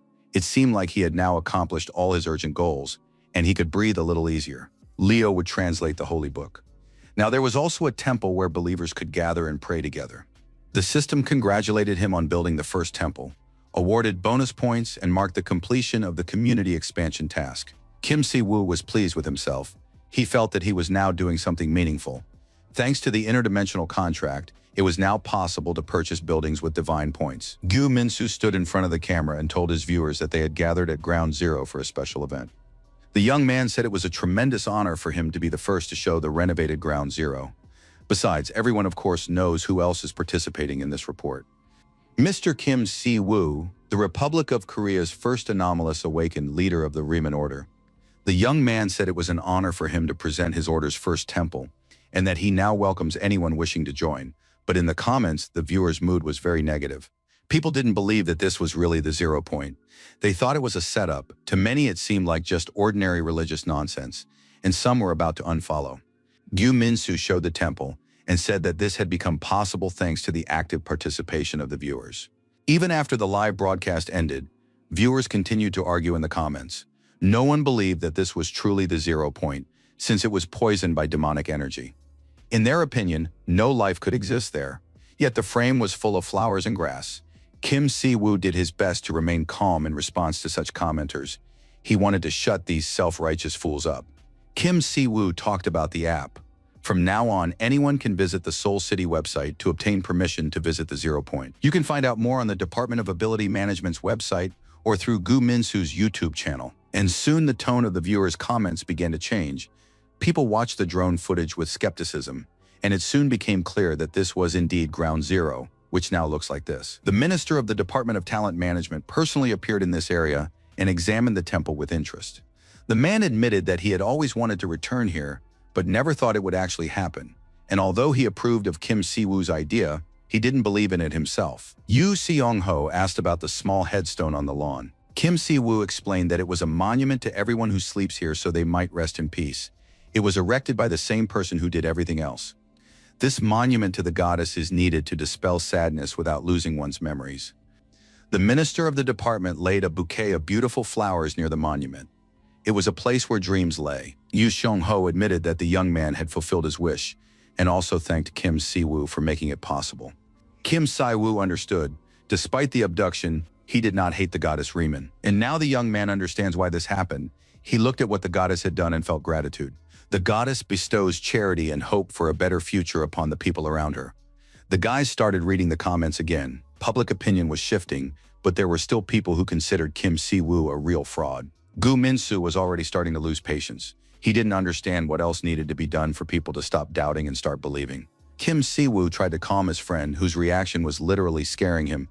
People didn't believe it even after seeing the drone footage. Min-soo had never suspected Kim Si-woo of anything, but he was ready to admit that he didn't believe it was possible to make this place so beautiful. Of course, this only shows how powerful the goddess Riemann is. And now the guys understand what the whole earth should look like. To follow the goddess's intentions, they need to open this place to the public and allow families who lost their loved ones here to come and honor their memory. Min-soo was certain that all these people were sincerely grateful to Kim Si-woo, as well as to the goddess. Si-woo considered it his duty to do everything in his power, and hoped that this would be enough for people to find comfort and peace here. As he was leaving, Si-woo remembered the Blue Collar Guild. He wanted to get some information about these people. Min-soo knew a few people and promised to talk to them, but now the young man suspected that Si-woo had something in mind. Si-woo didn't want to say anything prematurely, but he confirmed that he had a small idea on the matter. While the goddess was purifying this territory, part of her divine power spread through the mines, was absorbed by the magic stones, and they turned into holy stones. And that meant there was a mine full of holy stones in the temple's sanctuaries. But then came the next question, which caught the great YouTuber off guard. Had Gu Min-soo ever sold merchandise? Kim Si-woo had read on his profile that he could use the holy stones to create holy relics. In the future, these could be sold to provide a stable source of income. But then Leo approached His Holiness and said that some uninvited guests had arrived. The man introduced himself as Kang Byung-soo. He was the managing director of the National Coalition of the Awakened. Mr. Kang went on to say what a tremendous honor it was for him to meet the leader of the order in such a place. Kim Si-woo warned the missionary that he would step aside to speak with this man, and that there was no need to make a scene or kill anyone. Mr. Kang's bodyguards realized that this strong man could fold people like paper. They would love to see that with their own eyes. Kim Si-woo knew that representatives of the organization had sent an assassin to kill him. And now the young man wondered, perhaps he too should send a gift in return. But Mr. Kang said there was no need for that. He had no interest in the arts and crafts. The man folded his hands and said that after their conversation, he would very much like to pray to the goddess for stepping forward and cleansing the territory they had defended for so long. Si-woo immediately took issue with the phrasing "stepped forward," and once defended, the young man was very wary. Siwoo realized that Mr. Kang was denying any connection to the assassin who had been sent, but at the same time had come here to cause a scene. Furthermore, the director of the National Coalition of the Awakened was not defending the 0 point here, but rather the mine where the magic stones were located. But now those stones are gone. The magic stones have turned into holy stones, and Kim Siwoo himself didn't know this until he saw them in the temple. Finally, Mr. Kang stopped pretending and said that all of this makes the situation even simpler. He was certain that the young man had obtained information about the magic stones from the Department of Ability Management, and now everyone was convinced that Siwoo had entered the 0 point with the aim of taking those magic stones. Kim Siwoo must know that the development of the country's guilds is proof of the state's overall growth and prosperity. For a guild alliance like the one in Korea, magic stones are a key resource for growth, and now Kim Siwoo has taken them. The young man realized that Mr. Kang wanted to make it seem as though he was undermining the country's well-being, but in reality, Siwoo had been working with the Department of Ability Management. The Department of Ability Management belongs to the government, while the National Coalition of Awakened Ones is hindering the department's work, claiming that the mines are necessary for the state, yet taking all the profits for themselves. Kim Siwoo could have reached an agreement with the man if he had started with an apology, but instead he only leveled accusations of destroying this place and even hired an assassin to kill Kim Siwoo. Kang Byung-soo did not admit his guilt. He suggested putting all this behind them. After all, the man had come for negotiations. The National Coalition of the Awakened guarantees the Order of the Goddess Riemann half of the yield from the mana stone mines, as well as access to all of its mining infrastructure. In addition, it will donate a large sum to the Order's account. Kim Siwoo crumpled the contract. Does Mr. Kang really think a single piece of paper will be enough to make peace? First, he hired assassins, and then he says, "Oh, you're such a great guy, let's be friends." No, it doesn't work that way. Kim Siwoo said he didn't believe a single word that came out of Mr. Kang's mouth. As he said all this, Kim Siwoo was furious. He activated his divine power and directed it against the men. They were as if paralyzed and couldn't do a thing. Kim Siwoo grabbed Kang by the throat and squeezed hard. Kang Byung-soo, gasping for air and spitting up blood, said they had given Siwoo a chance.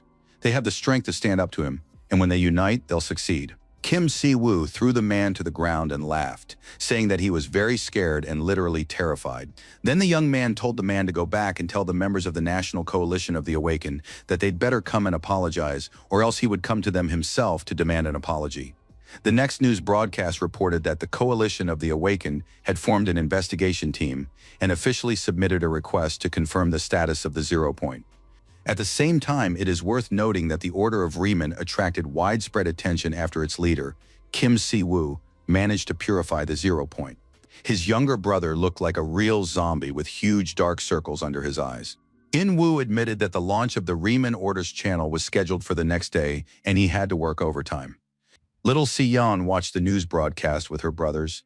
The girl wanted to know when Uncle Leo would appear again. Siwoo told his little sister that Mr. Leo was now working at a beautiful temple where she could visit him soon. That answer completely satisfied the girl, but she wanted to seem grown up and told her brothers that she knew a thing or two. Si-yeon now knew that her brother was a priest of the Riemann Order. Besides, the little girl knew that it was her older brother who had purified the 0 point. Siwoo didn't understand where the little girl had gotten that information, but In-woo knew that kids these days were great with phones. And during the years his brother had been away from Eden, he had fallen way behind the rest of humanity. For this, the younger brother received a few slaps so he wouldn't talk nonsense. And his little sister went to bed so that tomorrow would come sooner. Left alone, the brothers discussed their youngest sister. Of course, she couldn't help but grow up before her time when the family was left without parents and an older brother. Kim Siwoo now understood that it was partly his fault, and he owed a great deal to his family. His grandmother and brother who had somehow managed without him. In-woo remembered that his grandmother had called the day before. The department had provided her with a private jet, and she would be arriving in 2 weeks. The information about the private jet was very strange. His grandmother said that she was now a member of a Korean celebrity's family. Furthermore, because of her eldest grandson, his grandmother could no longer travel freely and had asked him to tell Siwoo to brace himself for pain. Siwoo really wanted to see his grandmother, but at the same time he understood that the meeting wouldn't be very pleasant. So the launch of the official channel began, but everything was very tense. The participants were scared, and it seemed like nothing would work out. And so the brothers officially launched the Order of Riemann channel, which so far contained only a single video. But an hour after the channel launched, the number of subscribers exceeded 43,000, and it was both pleasant and frightening at the same time. Enro was very excited. He saw a huge number of comments, and among them were prayers for wishes to come true. Kim Si-woo believed that prayers for wishes to come true were normal. The goddess loves such comments. Leo Rumen confirmed that their goddess cares deeply for people who desperately wish for something. Considering how many problems the guys had been able to solve lately, they would soon have even more followers once people began to understand the patterns. At that moment, the young man was given a new task. He needed to expand the community, which meant increasing the number of followers, recruiting divine-type players, and constructing a few more buildings. After some time, a very strange message was sent to all players in the Earth dimension. The gist of it was that the restriction on holy energy had been lifted from Earth. The Earth system was preparing for a class-era update, and all Earth players needed to prepare for the coming changes. Sivu understood the gravity of his special mission regarding the expansion of the community. The situation was becoming dire. He needed to find 500 divine-type players who had chosen the goddess Riemann as their patron. Sivu clutched his head in despair. He wanted to know if there were any other players using divine points. Enro honestly admitted that he had never heard of such a thing. Would they really have to recruit 500 followers, just as they had done with Leo? But then another message appeared, sent to all players in the Earth dimension. After fulfilling certain conditions, the restriction on holy energy had been lifted, and now anyone could become a divine follower.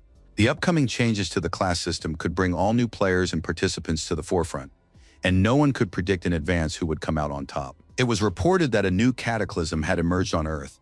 It was linked to preparations for a change in the world, and now journalists wanted to hear the opinions of famous people.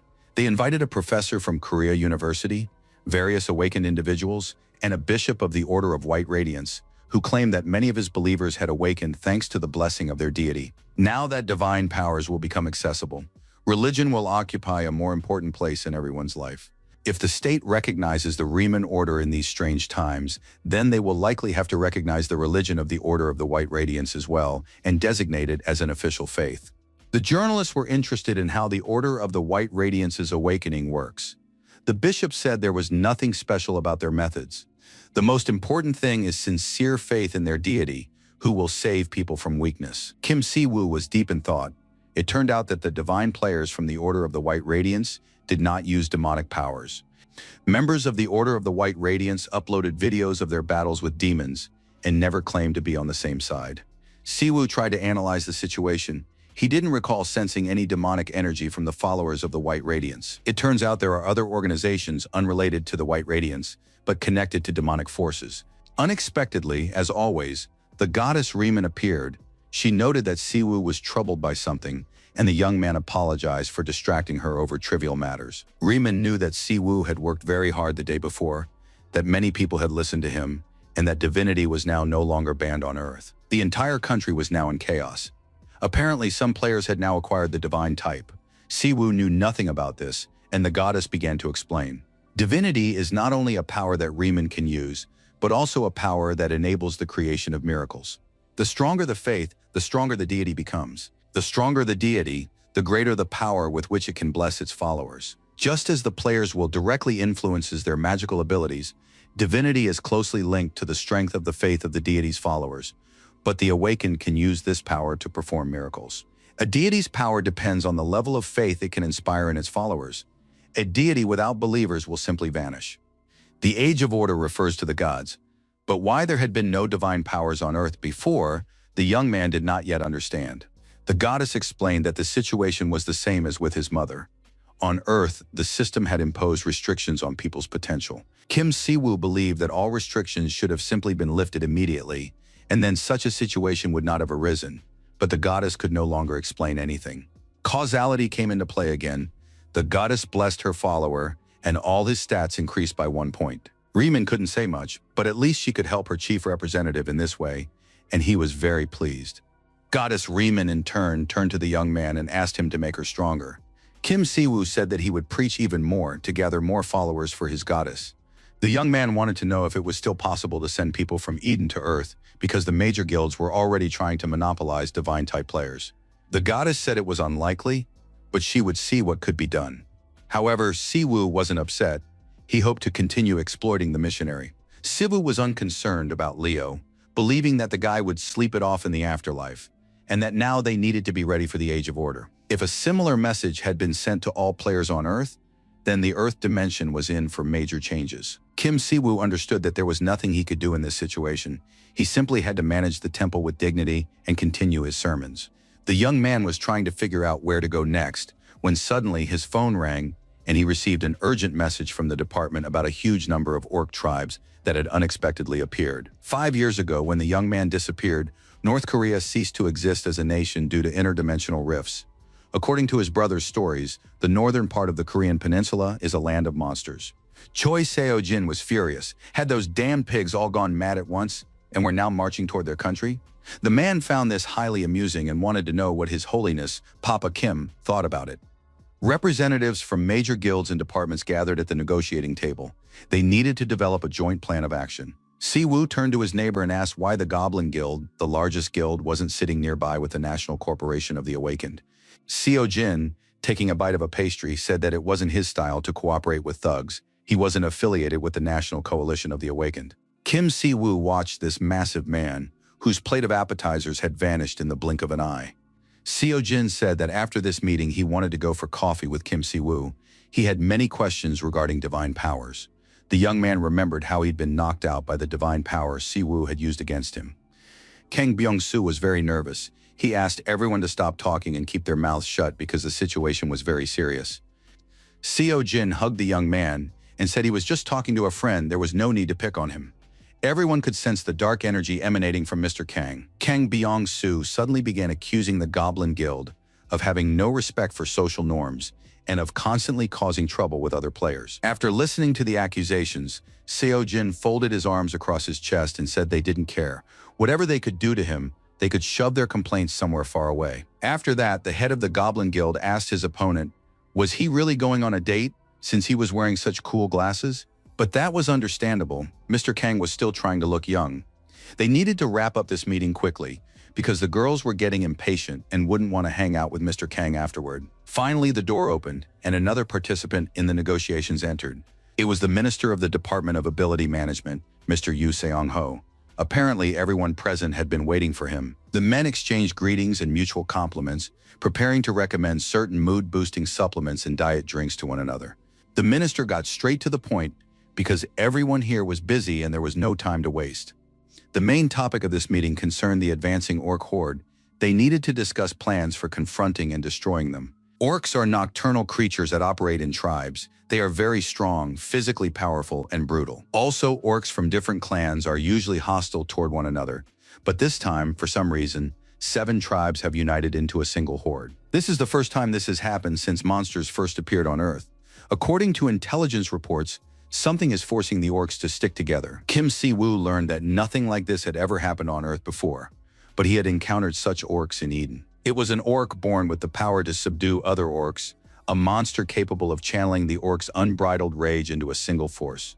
The military dubbed this monster the Lord of the Orcs, and now they have fairly accurate information about him. According to reports, the Orc Lord has gathered some 100,000 orcs under his command, and a level 1 alert has therefore been declared. Everyone present jumped to their feet in horror upon hearing that staggering number, 100,000 orcs. In addition, intelligence has also noted that the orcs are carving tribal tattoos on their arms. 7 different tribal tattoos are now visible. Kim Si-woo explained that the Lord of the Orcs significantly surpasses any other orc in all attributes. The young man said he had already fought one such orc. Upon his appearance, the orcs destroy their tribal hierarchy, and therefore all orcs from different tribes follow the Lord. As soon as a great lord appears among the orcs, the rest of the orcs instinctively swear allegiance to him. One of the guild leaders said that Kim Si-woo had only just returned and didn't understand earthly monsters. Instead of smugly declaring how to fight them, it's better to leave everything to the professionals and just sit quietly. This is an excellent option for His Holiness Kim Si-woo. Kim Si-woo was furious. He suspected that this guild leader had illegally seized the state-regulated 0 point, but there was nothing he could do about it. The Goblin Guild leader, of course, began to agree and said that this man had no right to pressure His Holiness Pope Kim. The man said that orcs were a real threat. They destroyed everything in their path, and pleading and flapping their wings wouldn't make them disappear. Kim Si-woo couldn't stand to hear it anymore. If it weren't for the minister, he would have beaten up this insolent man, who was deliberately provoking him long ago. Cho Seo-jin was absolutely thrilled. He was hoping to see Kim Si-woo beat someone up. But then Minister Yoo Seong-ho intervened in the conversation. He turned to the young man and said that since Mr. Kim Si-woo had fought the Lord before, perhaps he knew how to solve this problem. Kim Si-woo replied that it was very simple. They just needed to kill this lord. Kim Si-woo believed they would have to make great sacrifices to stop this horde. The damage to ordinary women would be incredibly great, so it was better to simply kill their lord. As soon as the leader is destroyed, the orcs will start fighting among themselves, because these tribes are actually long-standing enemies. It sounded like utter nonsense. After all, the leader is surrounded by a massive horde of 100,000. How on earth could they get to him? And even if we accept this proposal as correct and logical, how do we get close to the leader?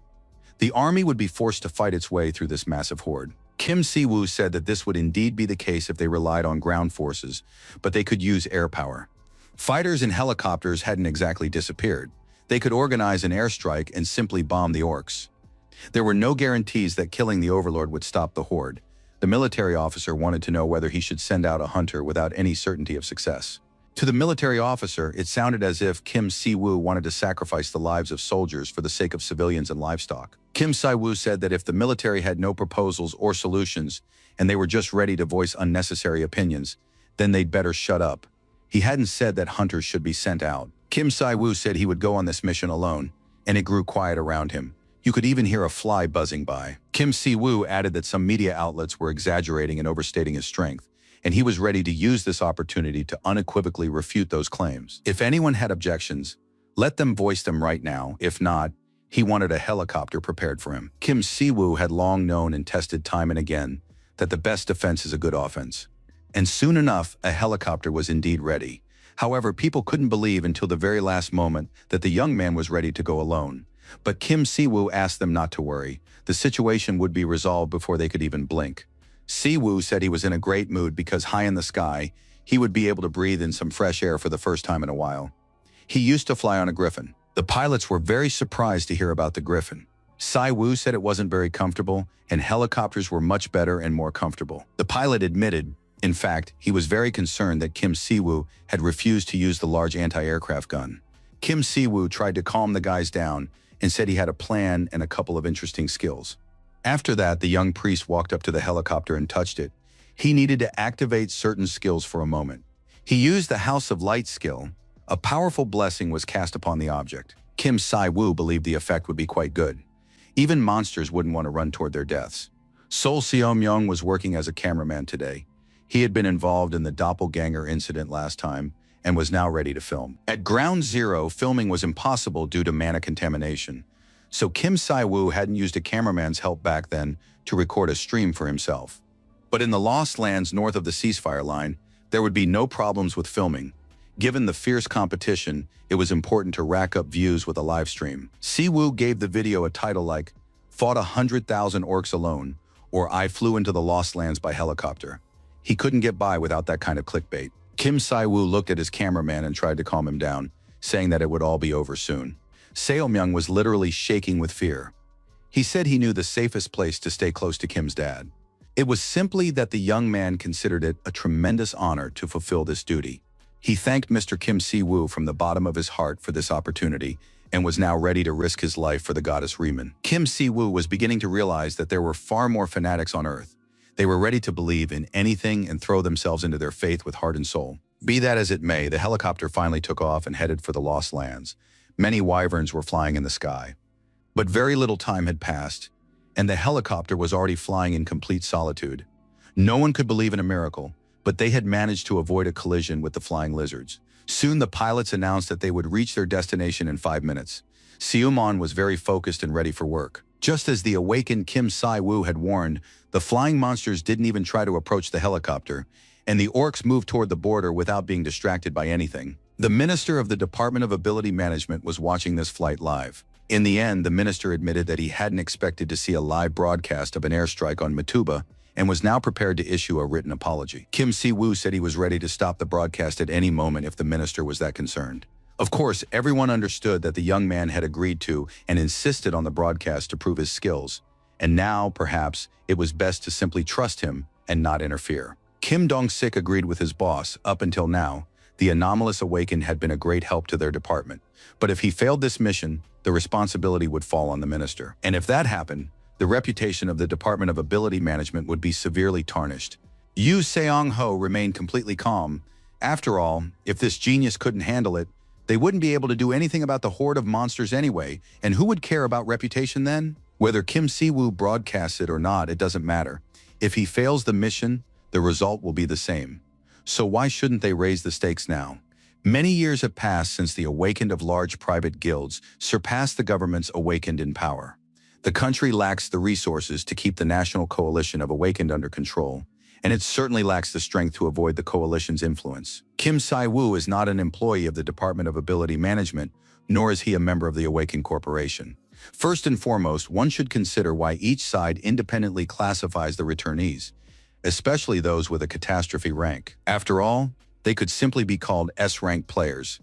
But this is not done. Catastrophe rank returnees are people who play a major role in their own worlds. Before returning to Earth, it doesn't matter whether they are good or evil, but they are all very powerful and can influence the world order. And it's understandable that they have absolutely no interest in and no desire to submit to the authorities after returning to their homeland. Of course, all people are different, and that is why potential conflicts within the country are avoided. That is precisely why such people are called catastrophes. However, even the power of the returned catastrophe class can be measured, whereas with the players known as anomalies, the situation is completely unpredictable. And so conflict is inevitable. It is the duty of government organizations to channel this conflict in accordance with national interests. Kim Dong-sik realized that the boss was suggesting using Kim Si-woo to keep the corporation of the awakened in check. But the minister didn't consider this exploitation. After all, Si-woo himself had chosen to help them rather than join forces with other players. In reality, the government is currently completely powerless, so it is forced to do whatever it can and must not give up on anything. After that, the men read viewers' comments during the live broadcast. They didn't believe it was possible to deal with the hordes of monsters and were already starting to panic. The minister understood that they had no way out.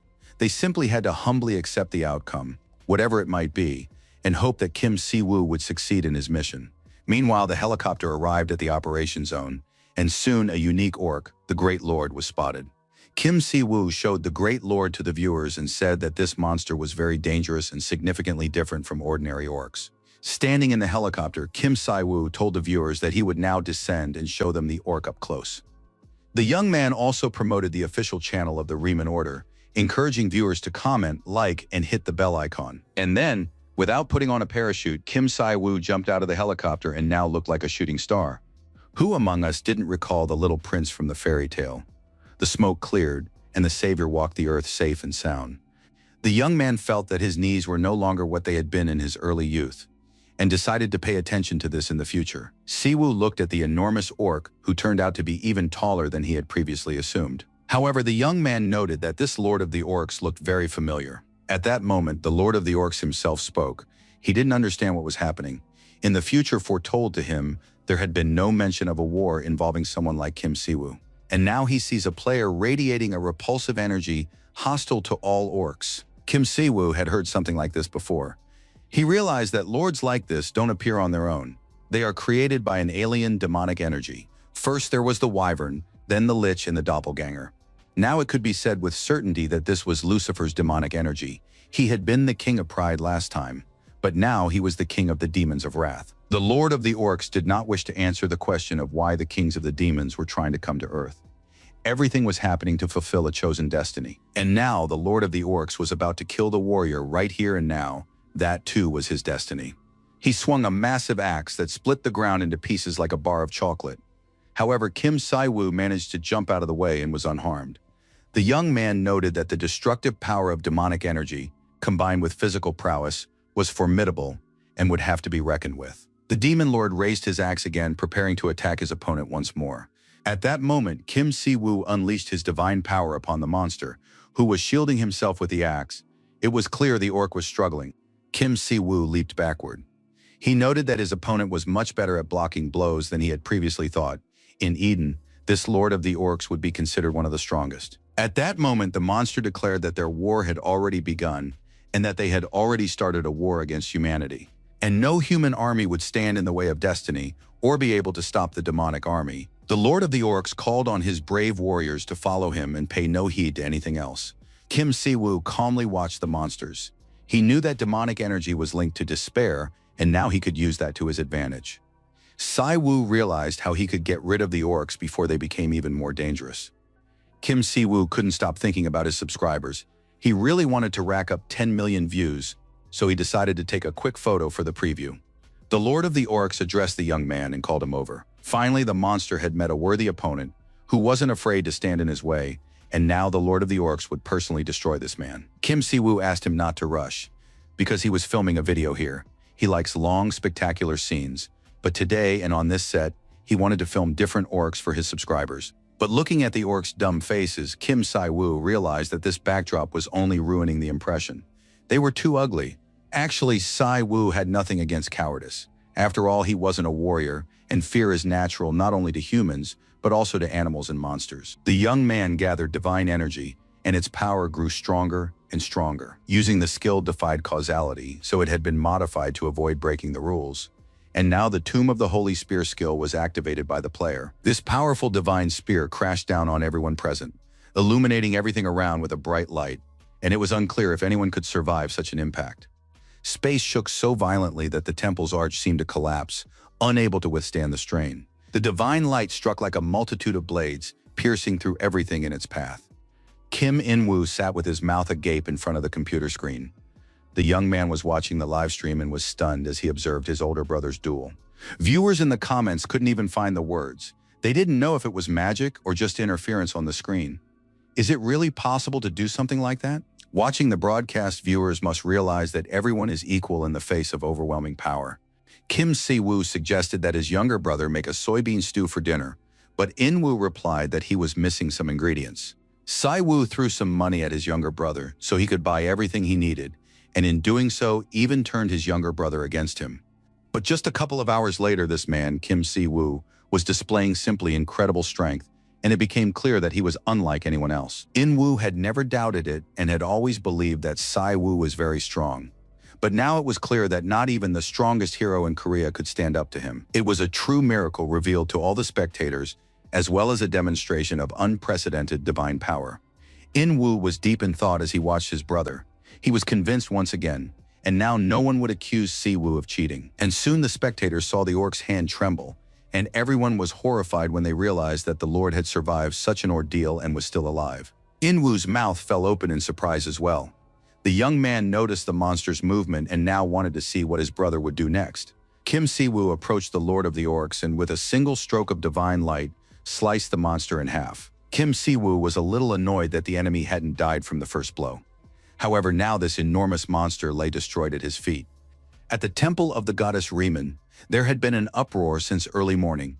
Kim Si-woo was upset that the Lord of the Orcs had survived the first strike, and the video's ending turned out to be disappointing. Si-woo was convinced it was a failure and nothing impressive.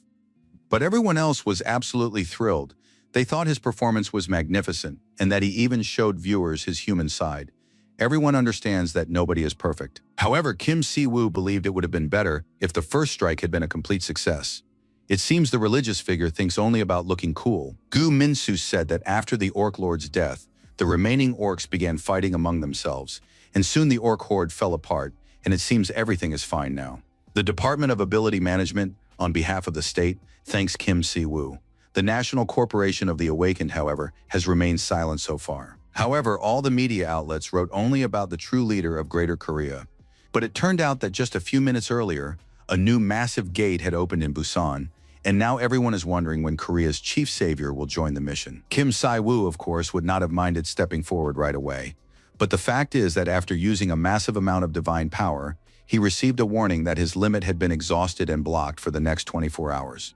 When a powerful surge of divine energy crashed down on the Lord of the Orcs, it looked terrifying even to those standing far away.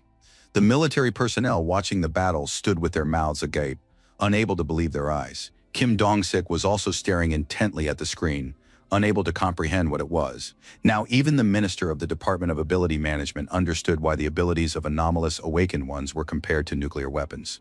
Everyone had only a very vague idea of Kim Si-woo's power, but now it was becoming clear what the guy had been aiming for by hosting this live stream.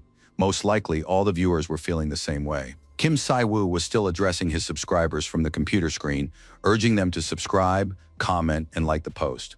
The men realized that they no longer needed a written apology and that from now on, they should take this guy's suggestions more seriously. Donshik called Awakened Siwoo and said the broadcast was simply amazing. He watched intently and didn't even blink once. Kim Siwoo was pleased that his partner liked everything and asked if he could leave the rest to the military because an unexpected situation had arisen. Donshik replied that of course they would handle it themselves. Thanks to Siwoo, they had managed to hold back the horde, and now the department head was flying to China for negotiations regarding the orcs' movements. Donshik promised to call back and summarize the negotiations. After that, the men said goodbye, satisfied with each other. As soon as Kim Siwoo ended the call, he immediately began reading the comments under his video. The news reported that a group of orcs who had lost their leader had been spotted heading north, and that all players were being mobilized. There were many provocative headlines such as, "The first anomalous awakened has stopped promoting his religion and is doing nothing in the current situation." Envu was stunned that his older brother was still falling for such provocation and was ready to prove he was right to everyone. Judging by the comments, it seemed that all of Kim Siwoo's actions had already been forgotten. Representatives of the National Corporation of the Awakened had gone there, and Siwoo could now tend to his household chores and go to the store for potatoes. Siwoo raised his fist and reminded his younger brother that only part of his power was blocked, and he could still give his younger brother a good beating. In the end, the brothers sat down to eat and decided that, given how often he was mentioned in the headlines, Kim Si-woo would live a long and happy life. All the political opportunists were now getting active. The Goblin Guild has placed its bets on the gates, which, according to rumors, have their own horde of monsters, and soon everyone will be busy fighting. They need to handle at least one horde properly. Kim Si-woo had a hearty meal and calmed down a bit, reasoning that while all the Awakened are fighting the orcs, he has important business of his own. Kim Si-woo was going to prepare the temple and headed there first. Besides, he needed to check his status after the duel with the Lord of the Orcs. The young man had completed a secret mission related to the monster horde. He had protected the allied forces while the Earth was undergoing renewal and was in danger. The young man had earned many divine power points, but there were still nearly 7 hours left until the restriction on using holy power was lifted. Kim Si-woo began studying the religious order. He felt relieved that he had managed to earn divine points before the Earth's reorganization. Of course, the final goal was still a long way off, but nevertheless, the number of followers was constantly growing, and he wanted to know how they were coming. The brothers noticed the commotion and saw the missionary Leo, who was telling people about the goddess's religion. He greeted the head of the order and said that after the monster horde, many people had appeared who wished to become official followers. Leo Ruman was very proud that they now had brothers and sisters on Earth. Kim Si-woo looked at these people who were expressing their support and admiration for him. Many of them had watched yesterday's stream on MeTube and were now enthusiastically discussing the recent battle. Others shared that their relatives had been buried at this ground zero and that they could finally visit their graves. Kim Si-woo thanked his new followers for choosing his religion and said that the goddess Riemann would be very pleased with them. Siwoo understood that it was precisely for this moment that he had brought the missionary Leo to this land. Leo was very skilled at teaching others and had become an excellent preacher. Kim Siwoo told the people that Leo was the Archbishop of the Order of Riemann. From now on, he would teach the people the goddess's commandments. The head of the order said that he had complete trust in the Archbishop, and if people had any questions related to religion, they could turn to Leo. Siwoo quietly asked his bishop if he knew how to teach. Leo confirmed that he did, but there were too many people, almost 250,000. Kim Siwoo smiled upon hearing that number, for he understood that it was still quite a small number. Siwoo decided not to scare the missionary, and not to mention that he would have to teach about 200 more groups like this. Leo could read his leader's thoughts and said that according to Korean law, the work week consists of 5 days, and the workday cannot last longer than 8 hours. Siwoo reassured Leo, saying that the goddess had promised to send more people from Eden to help with the training of new believers, so they just needed to hold on a little longer. Inwoo could sense perfectly well when his older brother was lying, and now all these words about new missionaries and reinforcements sounded like the most blatant lies. Besides, there was the financial issue. More and more people were arriving, and the religion needed money. Inwoo knew that living expenses and administration would require a lot of money, and Mituba might eventually hit a ceiling and stop generating a stable income. Kim Siwoo said he had no intention of taking money from Mituba, and his younger brother had already imagined them holding out their hands on the street to collect donations. Siwoo insisted that he would accept donations. From the very beginning, he had planned to replenish his religion's budget in this way. His younger brother looked very worried. He didn't want to dampen Siwoo's spirits, but his sister's tuition and other expenses were substantial. Siwoo understood that his brother was very concerned, and in principle his fears were logical and justified. Of course, he didn't want to reveal the secret prematurely. But Siwoo decided to share some information with his brother in order to reassure him and avoid hearing such insinuations in the future. It is unknown what Siwoo whispered in his brother's ear, but Inwoo's expression spoke volumes. He was clearly surprised by his older brother's words. Inwoo wanted to know how legal all this was, since it was already beyond the norm and a real business, not a religion. Siwoo asked his younger brother not to blaspheme, because if Leo caught them, both brothers would hardly get off with just a scare. Siwoo explained that with the help of holy stones, one could create holy relics that could be blessed in the House of Illumination, and then these items would become sacred relics. Kim Siwoo set about building the House of Illumination and spent 5,000 divine points on it. Soon, the House of Enlightenment appeared before the brothers. It belonged to the temple, and holy relics could be created there. Kim Inwoo now fully understood where his older brother would be crafting the health bracelets. The man examined the holy stones and was absolutely delighted, as he had never seen anything like them before. The head of the Craftsmen's Guild said that this was a completely new material, and they were very curious to work with the holy stones. Kim Siwoo explained that he had met a great man and was able to find holy stones that do not explode like mana stones, so they are completely safe. Siwoo wanted the craftsman to fulfill his order using these holy stones. The man said that with his skills, it would be a piece of cake. It was also a tremendous honor for the Craftsmen's Guild to work with the famous Riemann Order, and the guild master assured him that he would justify the trust placed in him with excellent results. And soon a contract for the extraction of holy stones was concluded and signed between the two partners. Siwoo was very pleased and believed that things were going perfectly, although his brother saw it as a masterful scam.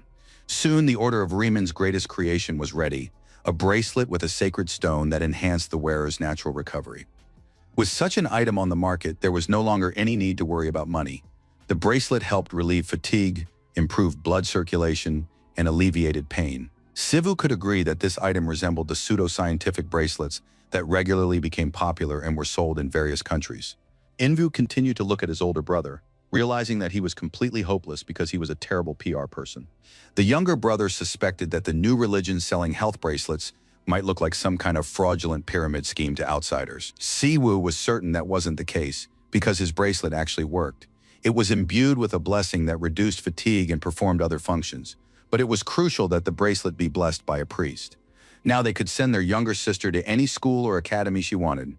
The world was descending into chaos, and the Order of Riemann was gradually becoming just another cult. Suddenly, Kim Siwoo realized that he couldn't bless these bracelets right now because his use of divine power was limited. And that's when missionary Leo came to the rescue again, able to take on this part of the business project as well. Inwoo realized that his brother was a real scapegoat who was shifting all the blame onto his assistant, but Siwoo insisted that there was nothing he could do, since Leo was their only priest.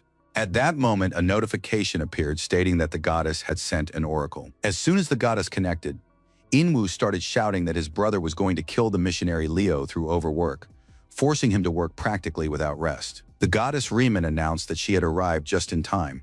Her preparations were already complete, and soon she would send one of the holy knights in the same way Leo had appeared. Siwoo had to make a purchase in the system, and the goddess would send the guest through the gate. Just at that moment, a notification appeared before the young man stating that the Paladin Commander was available for purchase. Siwoo noticed that the cost of the Paladin Commander was the same as that of a new building. If it weren't for the reward from the hidden quest, he would have faced financial difficulties. But since he couldn't let Leo die from exhaustion, he had to buy another assistant no matter what. Siwoo paid the divine points and now waited to see what would happen next. Siwoo asked the goddess to warn him in advance where and when the gate would appear, because there had been a lot of problems last time. On the other hand, thanks to those problems, Siwoo had met the head of the Goblin Guild. Luck had been on their side after all, but now they needed to prepare thoroughly in advance. The goddess was silent for a long time, then announced that the paladin was already on his way, and it was completely untimely, which showed on Siwoo's face. Riemann admitted that she was too ashamed that she hadn't been able to send help for so long, so now the goddess had dispatched the commander of the paladins immediately.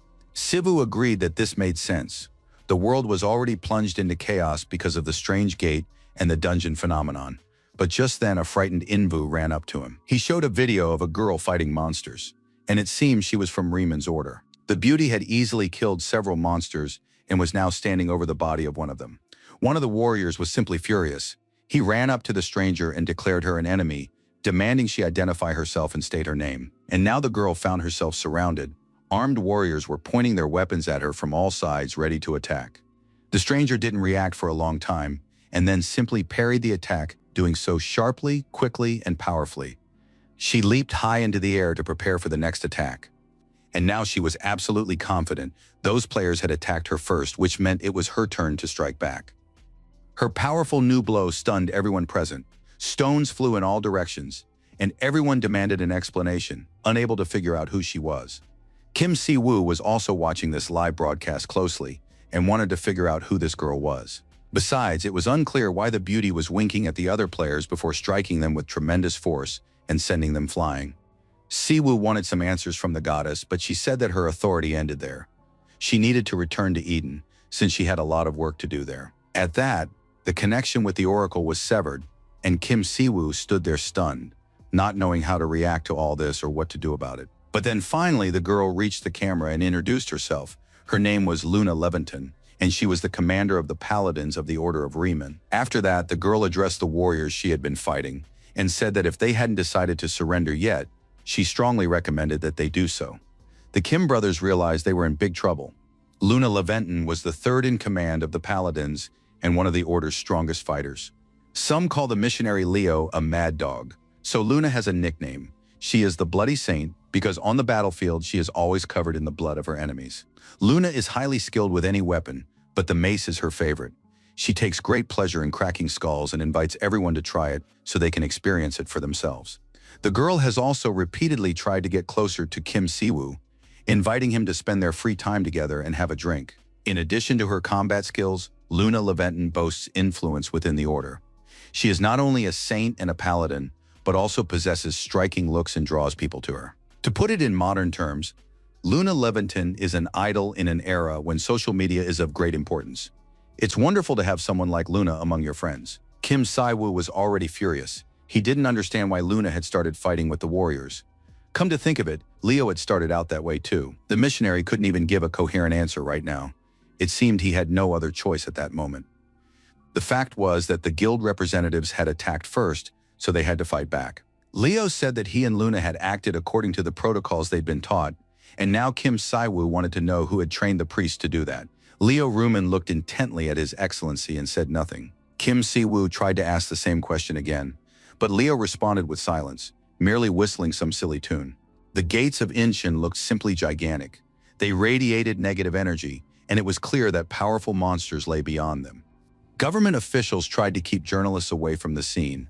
They said a military operation was underway in the area, and the press had no business being there. Journalists had already learned that the government was fighting a representative of the Riemann Order, but it was unclear why they were treating those who had saved the entire country from the horde of monsters this way. Perhaps the government was jealous and afraid to reveal its own incompetence. Si-woo drove up to the scene. He saw the journalists fighting with each other and with the government. Of course, people have a right to know the truth, but in this case, it was more a matter of sheer pride. The Daeho Guild was one of the most famous in South Korea, but they had disgraced themselves during the stream. On top of that, Luna beat them all up and announced that she was from the Riemann Order. Before stepping out, he should have considered what would happen if everyone saw Kim Si-woo there right now. Then the conspiracy theorists would simply tear him to pieces. Kim Si-woo understood that his appearance would ruin the initial good impressions. Besides, he would let down team leader Kim and Minister Yoo Seong-ho. For now, they needed to enter the barrier created by the guild to stop Luna and quietly take her away from there. But Leo was certain that Luna Leventon would never leave quietly. Besides, it wasn't clear how to get through the barrier. Si-woo replied that they would do it simply. They would walk right through it. And so the guys activated the passive skill of divine protection and walked through the magical barrier. Luna Leventon stood with her hands on her hips, looking down at a pile of bodies, beaten and slain players. And one might say that this girl was simply gorgeous, if not for the carnage she had caused. Kim Si-woo looked at his former friend. He still couldn't believe it was her. At that moment, the girl was attacked by one of the guild's players, but she raised a barrier with her weapon. And although Luna withstood the attack, this warrior turned out to be quite strong. He was knocked aside, but clearly didn't look defeated. Perhaps this hunter would be able to hold the beauty back, but the guys were sure that Luna Leventon was simply testing her opponent. Of course, it would be more accurate to say that the beauty was simply toying with the guy. It was clear that she was bored and having nothing better to do, had found herself some entertainment. The unfamiliar warrior lunged at Luna. She, in turn, also moved to meet her opponent. But then Kim Si-woo stepped between them and held the adversaries back with both hands. Si-woo said there had been a misunderstanding, and he could stop the girl if the authorities promised not to interfere. In the end, both opponents went their separate ways, and it seemed the worst was over. But then Luna rushed to embrace His Eminence Kim Si-woo. The girl said she had missed him terribly because they hadn't seen each other in a long time. Si-woo didn't think too much time had passed. Only 2 months had elapsed since his arrival on Earth. Luna Leventon knelt and said she had received a summons from the goddess Riemann and had come to Earth to help His Eminence. Kim Si-woo told the girl that he understood perfectly well. It was his fault that Luna had arrived so late, but now they had to figure everything out together. How was His Excellency supposed to fix everything the girl had already caused? Why did she have to beat up all those warriors? Life doesn't always go according to plan. However, sometimes unplanned events only improve the situation. Team leader Oh Chun-woo told his commanders that they needed to take partial responsibility for what had happened. His commanders clearly did not expect such a recommendation and demanded that he repeat himself. The young man was very indignant. They had followed a special act regarding abilities and attacked the unknown entity that had emerged from the gate. However, it was they who had attacked first, despite several warnings, and now the commander believed they should apologize to the Riemann Order, since the entity from the gate had declared its unwillingness to fight, and it had spoken in Korean. And despite its desire to negotiate, the military attacked, which was surprising, since those were exactly the arguments Kim Si-woo had intended to use. The Order's leader suggested that Luna Leventon had brainwashed this guy, and he had started taking their side. But the girl said that unfortunately she didn't possess such abilities, and if she did, she would have used them on Kim Si-woo. At that moment, the missionary Leo approached them and began explaining to the girl that she shouldn't have been so harsh with the local population. But Luna was absolutely thrilled to see Leo. Had he really not missed her at all? The girl noticed that Leo had lost weight. She touched Leo, checked his muscles, wanting to know what he was doing here. Kim Si-woo was surprised by such intimacy and couldn't understand where this tenderness in their relationship was coming from. Luna said that they were all holy servants of the same order, and that made them kin. Soon, Leo could no longer tolerate these embraces and asked His Excellency for help and protection. The subordinates couldn't understand what had happened to their team leader. Of course, Mr. O was the guild leader's right-hand man, but now his intentions were utter nonsense. Oh Chun-woo didn't claim to be right and was ready to accept any punishment if his decision turned out to be wrong.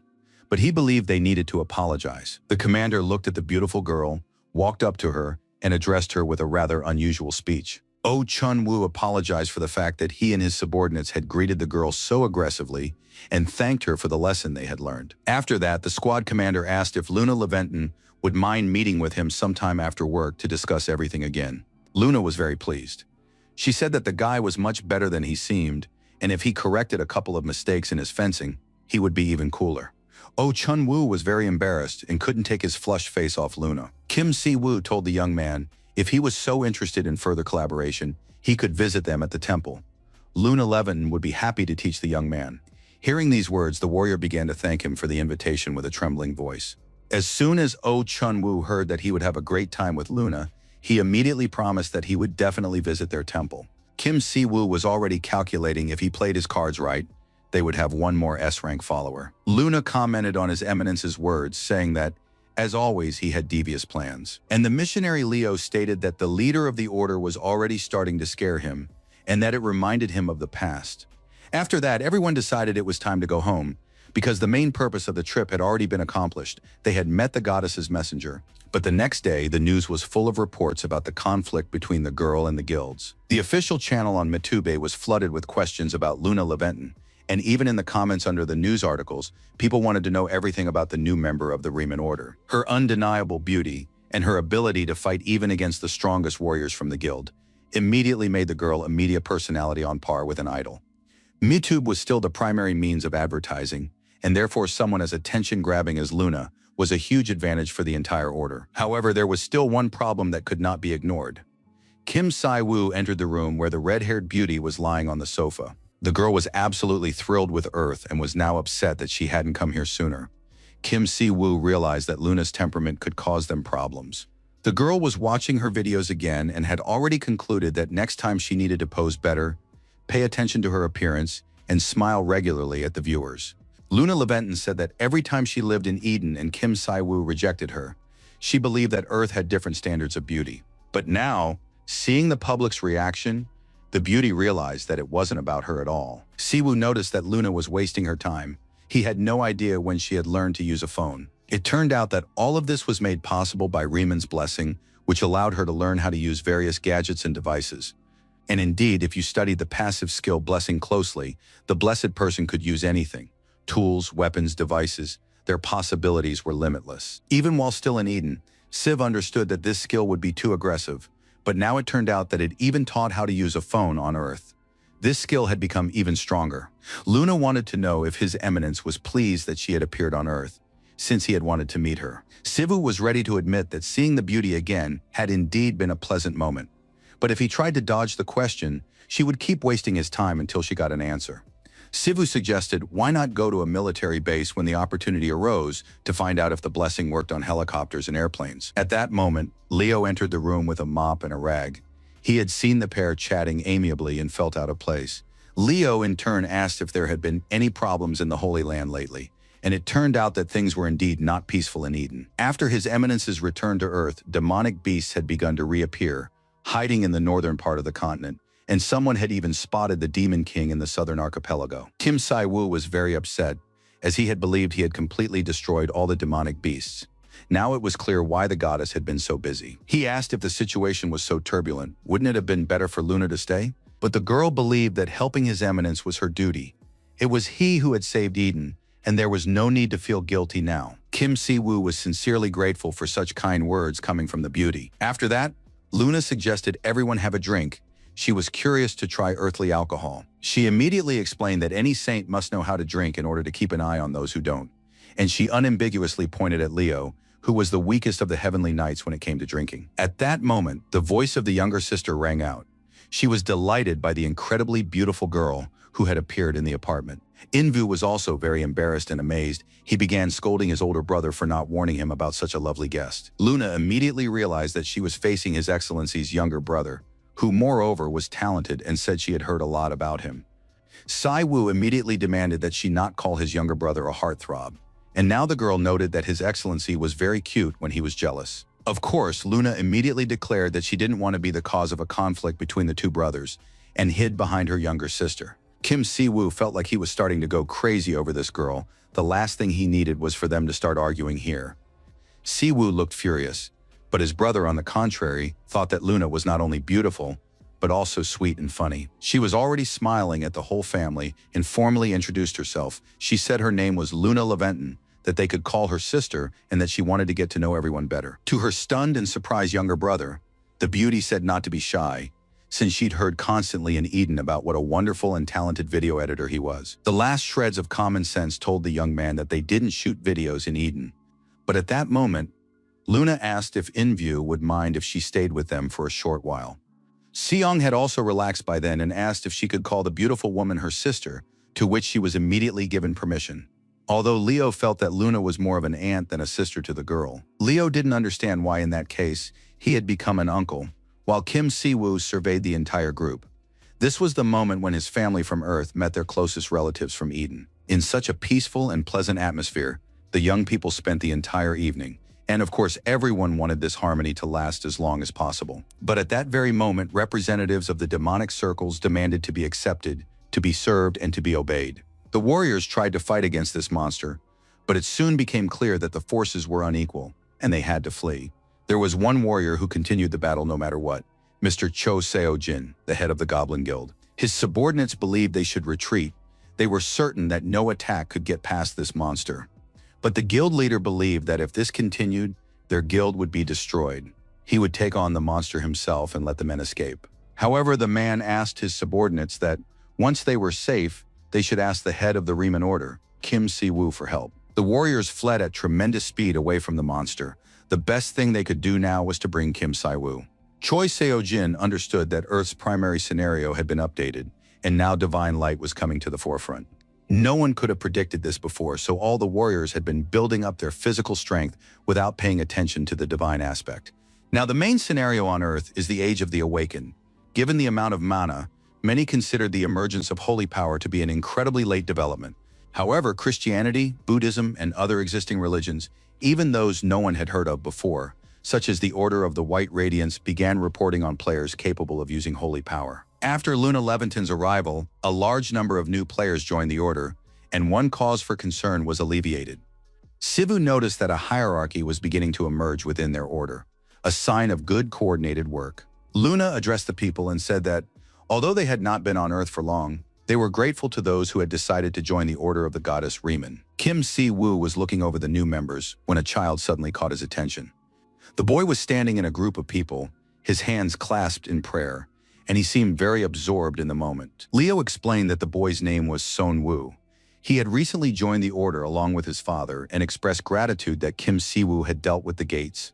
Leo believed that the head of the Order had also already noticed. This boy was destined to become a prophet. Kim Si-woo hadn't expected to see someone with such pure faith in his order so soon. The Order's history on Earth was still too short, and the boy was no older than Si-yeon. At that moment, Leo turned to the leader and asked if he would be so kind as to say a few words of encouragement, because the followers were practically begging for a meeting with Kim Si-woo. Little Seon-woo kept his eyes fixed on the Order's leader, who recounted that in the past a wise man had said, "Give a man a fish, and he will be full for a day.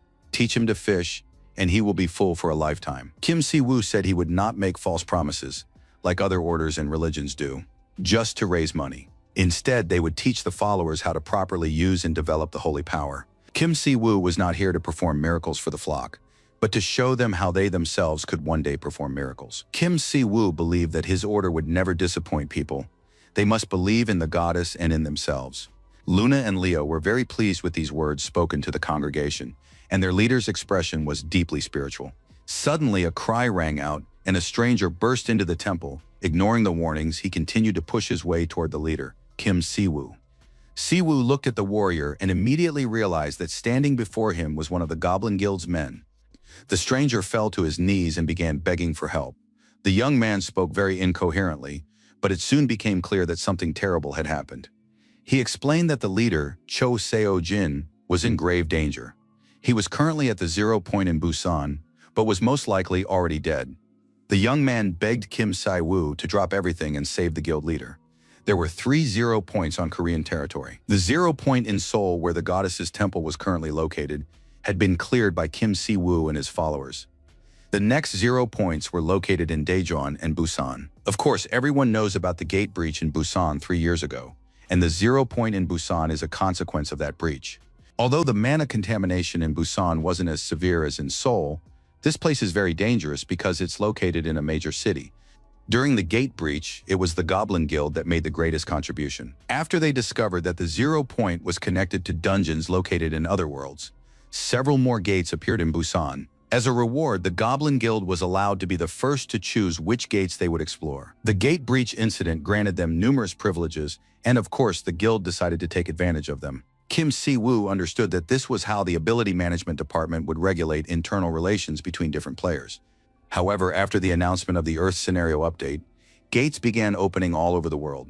They opened in Busan as well, but the players of the Goblin Guild weren't too concerned about it, as they were already used to such occurrences. But a couple of days after arriving at the 0 point in Busan, the Goblin Guild began to face problems. They received a message from Cho Seo-jin from inside the dungeon gate. The problem was so serious that even S-rank hunters couldn't handle it. Upon arriving at the scene, Luna Leventon remarked that the people of Earth rode in strange carriages instead of using magic. They spent an enormous amount of time on it. Kim Si-woo noticed that the girl had even started copying the local fashion. Si-woo knew that the beauty had spent her first allowance on clothes, and now it was hard to even imagine that Luna Leventon was a saint. The girl replied that everyone in their order was strange, and the strangest of them all was their leader. When this conversation between the leader and his assistant ended, Kim Si-woo finally asked where exactly the gates were. The warrior immediately offered to lead them directly to the right place, and soon they were all standing in front of the entrance. Kim Si-woo sensed a terrible energy. He felt a familiar sensation, yet at the same time it was new. Now it was clear why Cho Seo-jin had asked for help. Luna Leventon, looking around, also guessed what they were about to face, and Kim Si-woo confirmed her guess. Before them lay none other than the holy land of heretics. Kim Si-woo said he could already feel the unpleasant holy power emanating from this place. The notification reported that the gates of chaos, the Holy Land of the Fallen Faith had been discovered. It was an unstable dungeon, and it was now clear that a difficult night lay ahead for the warriors. Kim Si-woo confirmed the mission, which required clearing the dungeon before it became unstable. To do this, they had to destroy the dungeon's cores. Soon the young people entered the dungeon, having also accepted side quests, and found themselves in some kind of abandoned city. The surroundings turned out to be nothing like what Kim Si-woo had expected to see. It resembled neither Earth nor Eden. The place felt like a completely different world, as if they had entered another dimension. Kim Si-woo wondered what this world would be like if people had only destruction on their minds. Probably exactly like this, looted and abandoned. The young man explained that this was typical of open guild dungeons. Since it was a pseudo-space, everything here was much larger than one might expect. The young man understood that the leader of the order must sense the holy power, and now, perhaps, he senses where the main monster of this dungeon is. But Kim Si-woo replied that the only holy power he could control was the power created by faith in the true goddess Riemann. If the local holy power were based on the power of the goddess Riemann, finding the guild leader would be quite simple, but now they had to explore the area on their own. But Luna thought this didn't resemble the sex from Eden, and wanted to know if it could be some kind of deity from Earth. Kim Si-woo said that there were no active religions on Earth with temples like this. Not to mention that the holy power had only appeared on Earth a month ago, and it couldn't have been established so quickly. Not enough time had passed for people to have worshipped the god and then abandoned the place. Most likely it was the holy land of a god from another dimension, who no longer has a name. The holy power is the power of a living being's true faith in someone or something. Therefore, faith cannot exist without life, but for some reason the holy power is felt in this place. Somewhere here there is life that believes in a god from another dimension. If they find him, they will find an explanation for this power. Suddenly, a noise caught Si-woo and Luna's attention, and they looked anxiously toward the source of the sound. Soon they saw a large number of ghosts that had appeared out of nowhere. Luna looked around carefully and said that everything was happening just as she had predicted.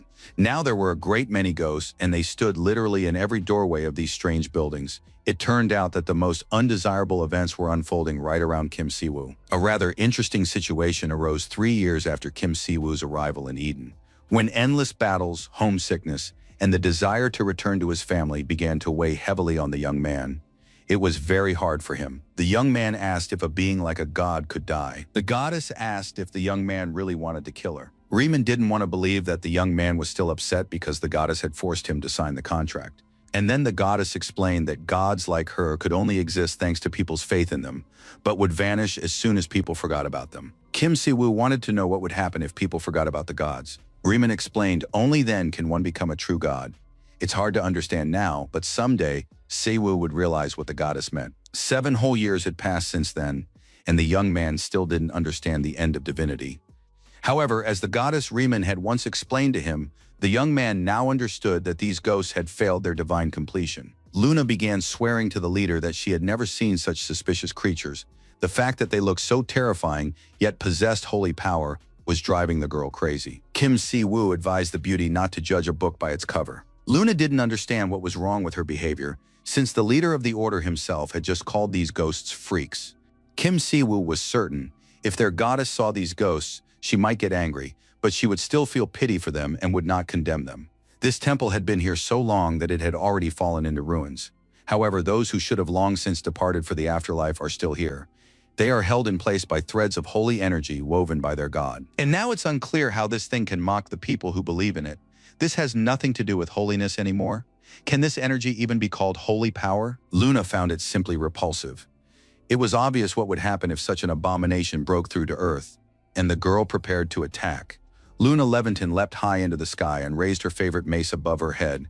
The ghosts did not move from their spots and merely watched her with their eyes. Luna finished her attack and brought the mace down, slicing through a multitude of ghosts that crumbled into fine dust. Luna realized she could easily handle these ghosts and suggested to His Eminence that he use his own method to free the dead. Kim Si-woo said he wouldn't argue with Luna and was willing to leave the ghosts to her while he went to look for the leader of the Goblin Guild. The guys wanted to stay and help the beauty, but Kim Si-woo forbade them from doing so. He ordered them to come with him because Luna hates it when outsiders interfere in her battle. The guys set off, even though they really didn't want to. Oh Chun-woo was especially upset. He wanted to spend time with Luna. Kim Si-woo realized he needed to keep the guys busy, so he suggested they search for Cho Seo-jin together, and that the best place to do that was the center of the dungeon.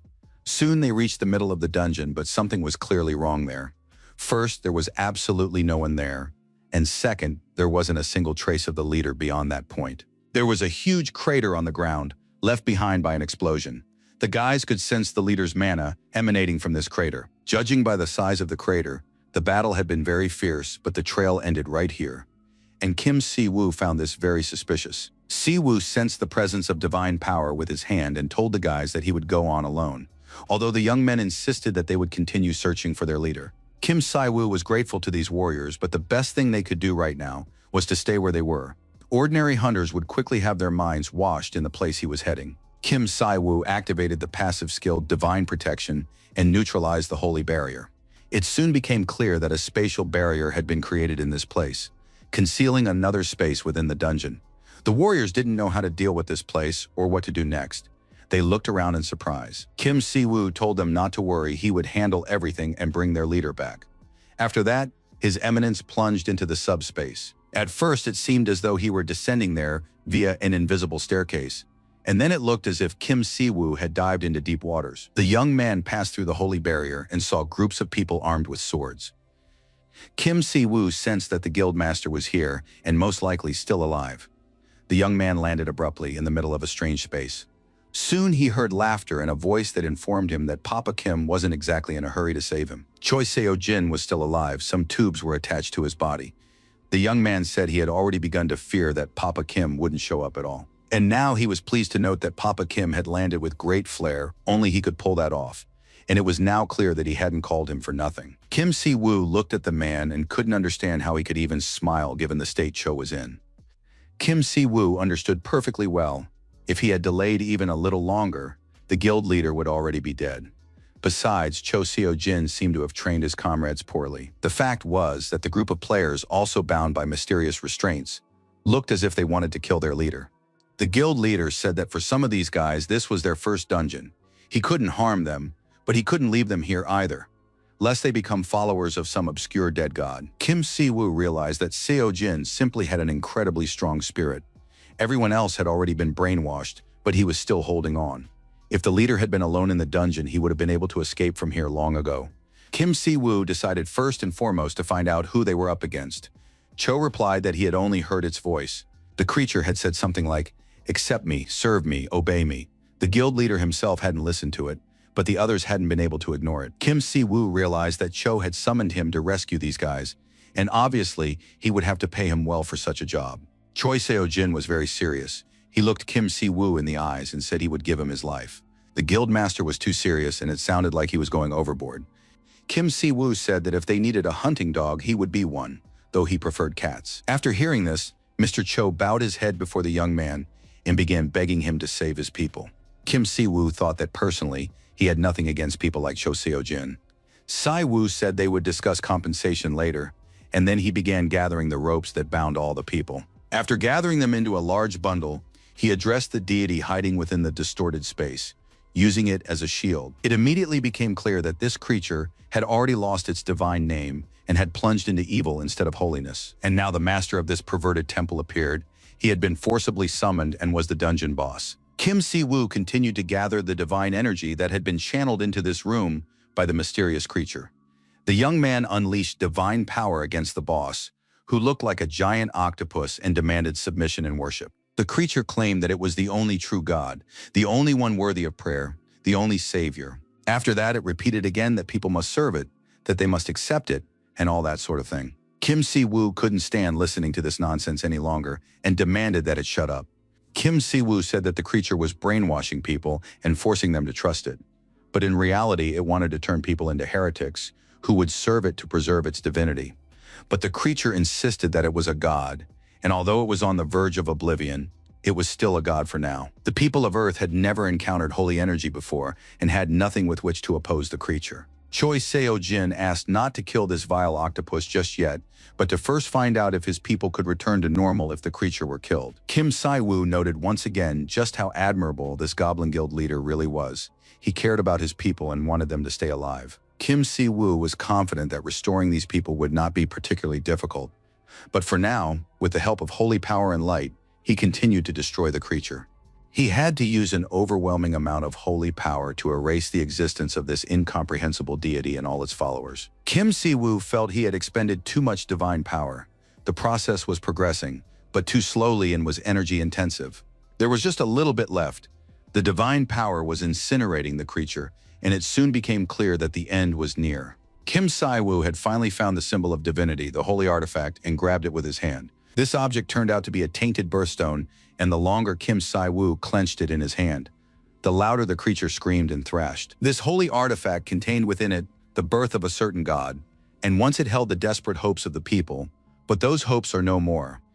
Kim Si-woo decided not to hold back or be modest, and he shattered the stone into tiny pieces. With the core destroyed, the dungeon was cleared, and the quest related to this dungeon was completed. The holy artifact was upgraded, and he gained the ability to use holy artifact points, which were earned by collecting artifacts from other dimensions. Kim Si-woo thought he had never seen such a notification before. This meant he could exchange artifacts from other dimensions for artifacts of the Riemann order. Choi Seo-jin was still trying to revive his guys. He hoped these beloved idiots would wake up soon. Kim Si-woo began looking around, and soon everything around him began to change its energetic composition. It seemed as though space was blooming. The young man saw a girl who had approached the stone pyramid. She placed another stone and addressed an unknown entity, asking to be allowed to be happy. Now it became clear where the birthstone and the myth associated with it had come from. It turns out that in the beginning there was a simple prayer from an ordinary little girl, and that turned out to be the moment of her God's creation. It's very strange to realize that sometimes such ordinary and primitive phenomena can lead to serious consequences and influence a reevaluation of values in the future. Finally, the warriors of the Goblin Guild came to their senses, and now they didn't understand what had happened to them or where they were. The men were surprised to see their leader's face covered in wounds. One of the warriors couldn't understand why he had aimed his sword at Mr. Cho. The more the fighters looked around, the more anxious and flustered they became, apologizing for having beaten their leader and failing to protect him properly. Choi Seo-jin decided to seize the opportunity. He fell to the ground and began shouting loudly that he was dying and needed to be saved. The men immediately began to fuss. They suggested examining their leader for injuries, laying him down, or better yet, lifting him up, carrying him and quickly getting him out of the dungeon. Kim Si-woo was just about to walk away, feeling reassured by these people, when suddenly a loud scream rang out. Luna rushed to hug him, but misjudged her strength slightly and knocked the guy to the ground. It turned out he was more injured by Luna than he had been fighting God. Luna was certain that Mr. Kim Si-woo had defeated that strange creature, and just at that moment, a notification arrived that the dungeon would soon disappear, so they needed to leave.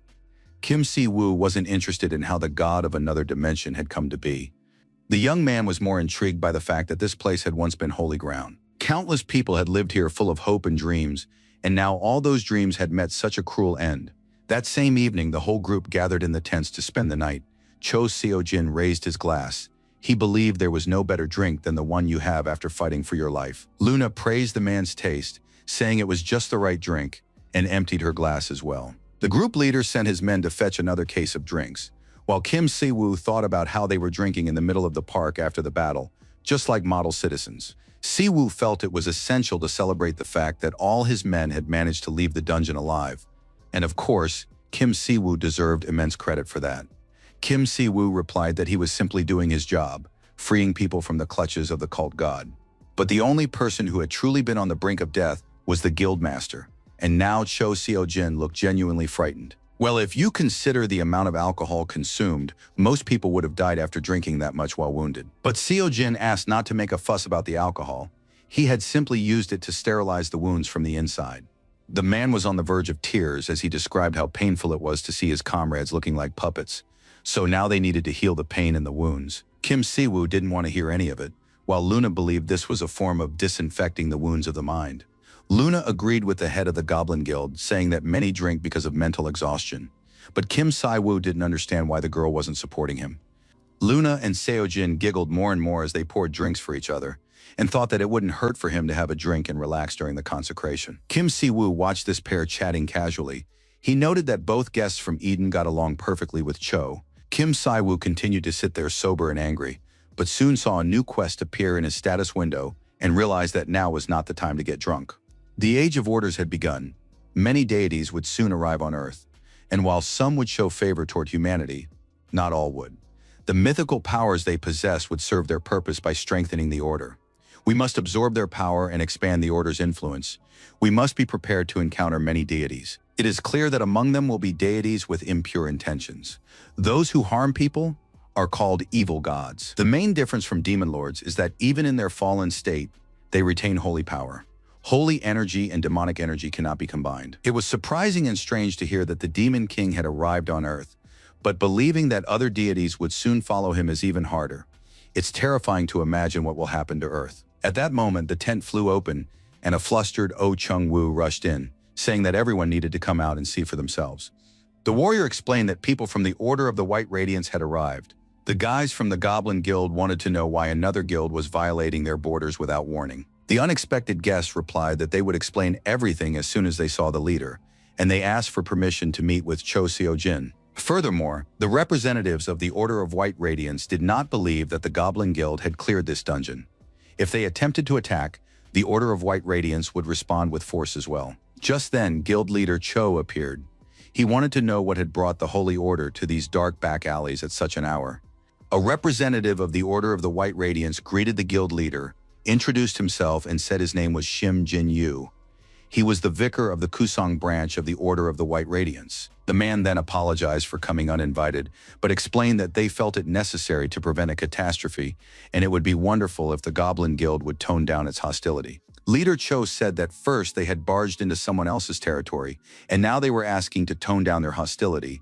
It really did sound a bit too presumptuous. After that, the guild leader turned to Kim Si-woo and asked what he thought about the matter. The vicar realized he hadn't sensed the presence of the leader of the Riemann Order.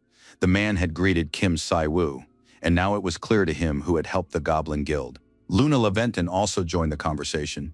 She said that since the vicar was speaking with the Pope, he shouldn't dare speak to him arrogantly and should watch his eyes.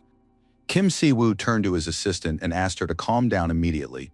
The fact was, he had sensed holy energy. All members of the Order of the White Radiance possessed impressive reserves of holy power. Given that it had appeared on Earth only recently, each of these people was a sincere believer. However, it was unclear which deity they worshipped. The vicar bowed his head and said that one of their seers had foreseen that a god of unknown origin had attempted to attack Earth.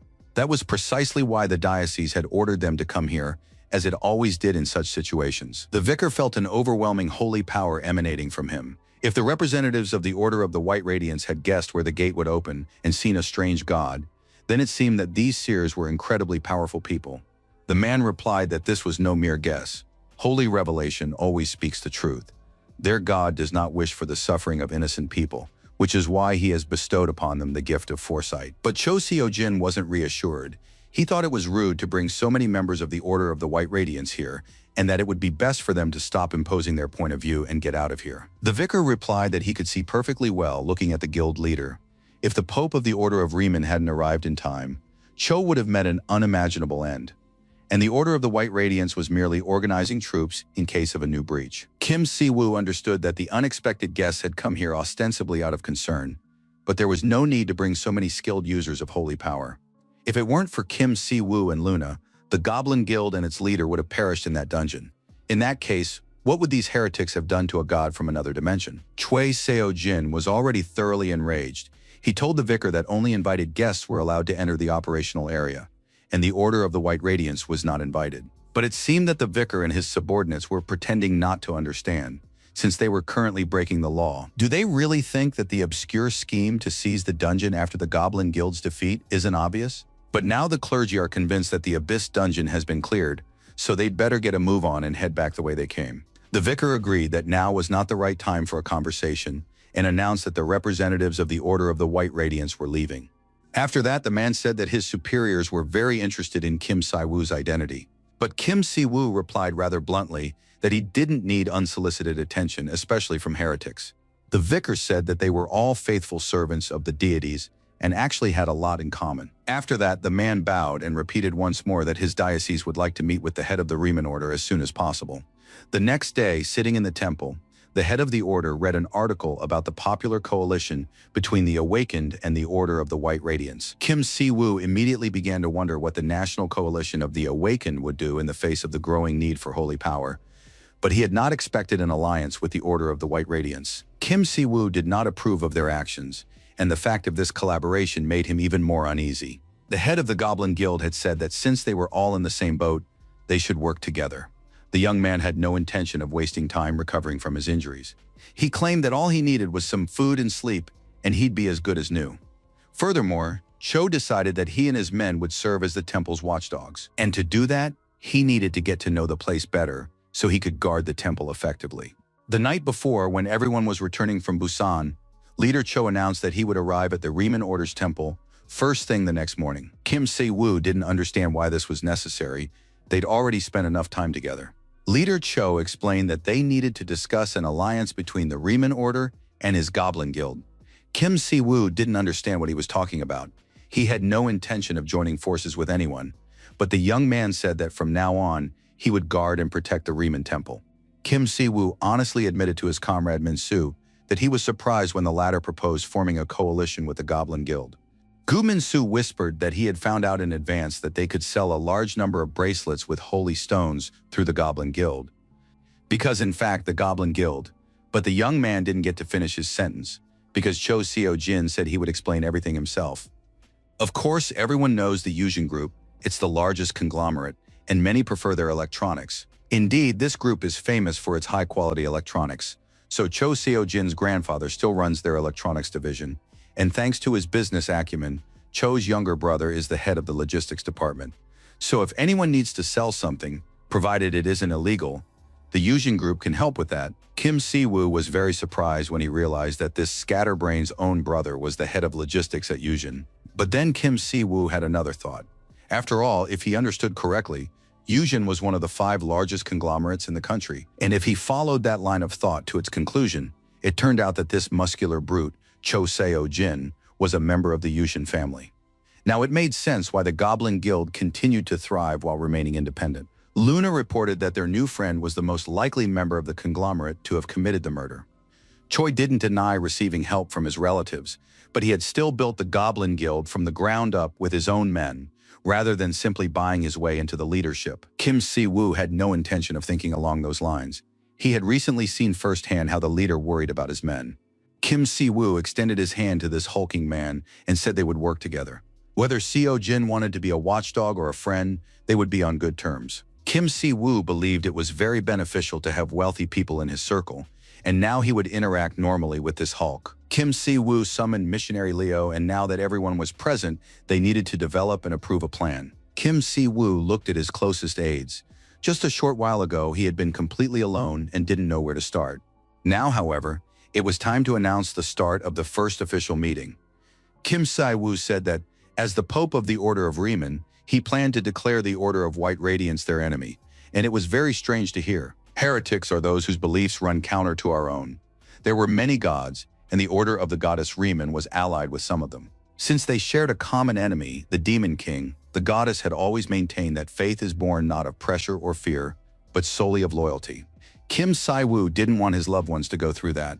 Therefore, their order must coexist with other orders, with the exception of certain aggressive heretics, and that would be better for all of them. However, heretics who harm ordinary citizens were silenced by the Inquisitors. Luna couldn't wait for the end of this story. She wanted to get the address so she and Leo could wipe the floor with these heretics. But Leo said that such aggressive behavior went against their teachings, for the goddess Riemann had said that whoever wanted to be respected must respect others. But then Luna interrupted her companion, who had spoken very gently of the heretics who had tried to kill His Eminence and Leader Cho. But then she lost her temper, and he proposed declaring a holy war against the heretics. He himself, Archbishop Leo Riemann, would spare no effort to destroy these heretics on the battlefield. Choi Seo-jin was absolutely thrilled. He was eager to join the holy war, as it was a perfect chance to wipe out those stupid religious fanatics. Passions were running high.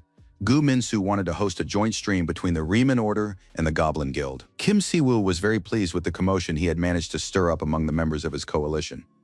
Some time passed, and to everyone's surprise, Kim Si-woo began to laugh loudly, drawing the attention of his comrades. The young man announced that as the leader of the Riemann Order, he was declaring the Order of the White Radiance an enemy of the Order. A few minutes passed, and Gu Min-soo wondered if Kim Si-woo was acting hastily, and perhaps there had simply been a misunderstanding with the Order of the White Radiance. Kim Si-woo, despite his companion's suspicions and fears, understood. The Order of White Radiance's actions were straightforward but suspicious, and there was currently no clear evidence of their wrongdoing. However, what would have happened if Kim Si-woo and Luna hadn't appeared during the gate incident in Busan? After all, it's immediately clear that the representatives of the Order of White Radiance wouldn't have simply left this territory. They would have killed the members of the Goblin Guild to achieve their goals. And of course, there is still no absolute certainty as to what kind of organization the Order of White Radiance actually is. But these suspicions arose when it became clear that they knew about gods from other dimensions. What if we assume that the god of the Order of the White Radiance is a hostile god from another dimension? Luna believed that even if they had no direct evidence, if the head of the order, Kim Si-woo, considered them a threat, then they should heed his word. Kim Si-woo was the first follower of the goddess Riemann and her sole representative on Earth. Gu Min-soo apologized to those present. He had thought that maintaining neutrality would be best for his channel, but now he felt ashamed. Luna believed he had nothing to be ashamed of, since such caution could be of great benefit. Besides, Min-soo was a real heartthrob, and that was great, and even if he knew nothing about their goddess's teachings, she would personally tell him everything. Kim Si-woo watched as the couple began to gently hold hands and decided he would no longer organize joint group meetings. The head of the order raised his hand and summed up. So the Order of the White Radiance is their enemy. They will sever all ties with them, including trade relations. The same applies to any organizations associated with the Order of the White Radiance. That's all. The main thing is not to forget what has been said. The order needs to aggressively recruit followers, and perhaps it's time to discuss selling bracelets, as well as improving the order's funding. Leo said they currently have about 500 sacred bracelets in stock. Kim Si-woo opened a beautiful velvet box containing a very beautiful sacred bracelet. The order's leader explained that this was a bracelet with a high-quality holy stone from the temple. In fact, it turned out even more beautiful than expected. This bracelet can help people with any chronic illness. In addition, it helps those suffering from hair loss.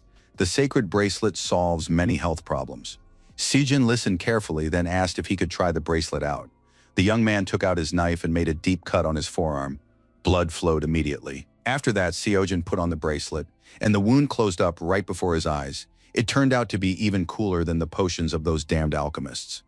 Kim Si-woo explained that the bracelet merely enhances the body's natural healing abilities, so the speed of regeneration depends on each individual. And once the holy energy runs out, the bracelet would simply be a pretty piece of jewelry. Choi Seo-jin thought for a moment and said that it would be difficult for him to help distribute these bracelets. The fact was that the young man had decided to buy up absolutely all the available bracelets for his guild. The bracelets increase players' survivability, and such healing abilities are very rare. Increasing players' survivability is a long-standing problem for all guilds.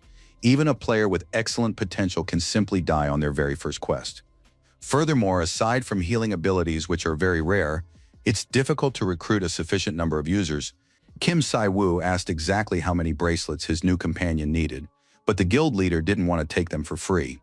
Kim Si-woo realized he hadn't actually decided on a price for the bracelets yet, and numbers began dancing in the young man's head as he tried to come up with a price. Kim Si-woo thought for a moment and said he was willing to sell them for 100 million won each.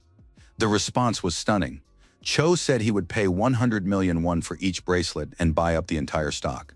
However, he demanded a promise that all bracelets produced in the future would be sold exclusively to the Goblin Guild. Kim Si-woo said he already had about 500 bracelets ready, but that didn't stop Cho Seo-jin either. He said that as soon as they signed the contract, he would immediately transfer the money to the order's account. Kim Si-woo didn't understand why the guy was buying the bracelets at an inflated price. Could it really be out of gratitude for saving his life? But Seo-jin said that, as the guild leader, he knew for certain that these bracelets were worth much more. In fact, there are many people willing to pay that amount in exchange for a chance at survival. Kim Si-woo wasn't listening to his companion anymore. He could never have imagined such a huge sum. And why hadn't he thought of selling the bracelets to the guild right away? Si-woo once again sincerely thanked the leader for cooperating with his order. The head of the order shook the man's hand and said he would very much like to cement their friendship with a calculator. Kim Si-woo told his companions that the guild leader had left because he needed to raise 50 billion won. It was simply a staggering amount. Luna realized that they had accidentally solved all their financial problems, but she didn't want making bracelets to take up most of their time. Leo believed they should have kept some of the holy stones they found under the temple for themselves. As long as gods from other dimensions existed, it would be a good idea to keep high-quality holy stones. Of course, it was a good idea, but why hadn't anyone thought of it before the sale took place? Kim Si-woo said he needed to find someone who understood financial management better than they did, because the Order of White Radiance was outpacing them in terms of expansion. The Order of White Radiance has merged with the National Corporation of the Awakened. Now there are many more of them, and they are the biggest threat. Gu Minsu needed to be told how things were going with their YouTube channel, and the guy said everything was going great there. After Luna beat up the Great Tiger Guild, the view count skyrocketed. Many are asking for a new video featuring Miss Luna. Luna's debut was simply mesmerizing. Her performance turned out to be stunning, and now this handsome couple will be promoting the order on MeTube. Kim Si-woo was confident that they would become more popular than the Order of White Radiance and would soon completely crush them online. Minsu was convinced that they needed to convert this interest into new players. Kim Si-woo agreed to host a live stream on the Order of Reman's official channel and introduce Luna and Leo during the broadcast. In addition, they could demonstrate training with the Ability Management Department, showcasing holy power and combat abilities. Minsu agreed, immediately scheduled a meeting, and within hours, a stream with the Ability Management Department was announced. But suddenly it turned out that the Ability Management Department building had been attacked by unknown assailants. It wasn't yet clear what was behind it, whether it was something magical or a terrorist act. It was unlikely that the department was planning to build a bonfire. Luna was absolutely thrilled. She knew she wouldn't be bored. Kim Si-woo couldn't believe his luck either. It was clearly a terrorist attack, and there might even still be people inside. The man stood by a huge panoramic window, admiring the city at dusk. Another man approached him and said that the situation in Busan had been resolved. It seemed everyone was already aware of the existence of a divine being from another dimension. In the second building of the Department of Ability Management, there is a subject who could become the new reincarnation of the Demon King. The man demanded that this person be brought to him, and in return, he would grant powers greater than those currently possessed by his interlocutor. And now the man in the hood, like a representative of the Order of the White Radiance, had reached a level he could not have attained on his own. And since the Order of the White Radiance has provoked Kim Si-woo, perhaps it's time for them to make their move as well, said the man in the red cloak. At that very moment, the building was ablaze, and those inside couldn't understand what was happening. Likely some unknown terrorist organization had attacked the facility. Kim Si-woo realized that, quite by accident, they had broadcast a terrorist attack live, without even starting to greet the viewers. Minsu admitted that nothing like this had ever happened before. There had never been any terrorist attacks on the Department of Ability Management. Kim Si-woo looked at his interlocutor and realized that this was a shocking situation even for an experienced MeTuber like Minsu. At that moment, the phone rang. Kim Dong-shik reported that a terrorist attack had occurred, and therefore their stream would have to be postponed until further notice. The department head said that high-ranking Magic class players were involved in the attack, and he asked Si-woo to help with the evacuation of civilians. The man didn't have time to say anything else, because at that very moment, someone grabbed him by the hair and knocked the cell phone out of his hands. Kim Si-woo heard a voice say that he never thought Kim Dong-shik would call his wife to say goodbye before dying. After that, there was another very powerful explosion, but Kim Si-woo realized that there had just been a woman standing next to the man he was talking to. Minsu knew a high-ranking awakened who used blue flame. It was Lee Si-hee from Blue Flower. This girl is a real monster. She became an S-rank player 3 years ago. Once she wiped out an entire guild during a raid, then fled to another country. Luna summed up the story. It seems she's a powerful villain who carried out a terrorist attack. But there was something else strange. The fact was that Luna could sense mana emanating from the second building of the Ability Management Department.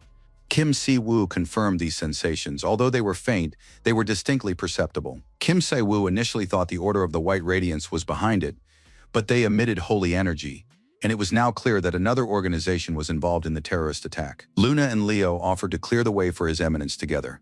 Leo was in complete agreement with the girl, and they were ready to rush into battle. It had been a long time since they'd had any interesting battles. Leo was certain that going to Earth had turned out to be a good idea. Kim Si-woo looked at the pair and recalled the early days of the Riemann Order. But before losing himself in memories, the Order's leader said he would return soon and instructed Minsu to organize the evacuation of civilians. Take care of yourselves. They'll finish the stream later. Inside the building, the situation was actually dire and tragic. Countless wounded people lay scattered right in the hallways. Some of the people were dead, and walking among them was Lee Si-hee, the villain and murderer. The girl had already managed to kill absolutely everyone. She had tied up the department staff and was now bored because she had no one to fight. The situation was too boring. If Lee Si-hee had known there were only ordinary people here, she would never have come to this place. The man in the hood and mask said there were more ordinary people in the building than awakened ones. But even among the government's awakened, there were almost none who could rival Lee Si-hee. Their goal was to retrieve the vessel from the detention room on the top floor. If anything happened or went off course, he wouldn't forgive anyone. Lee Si-hee was truly crazy.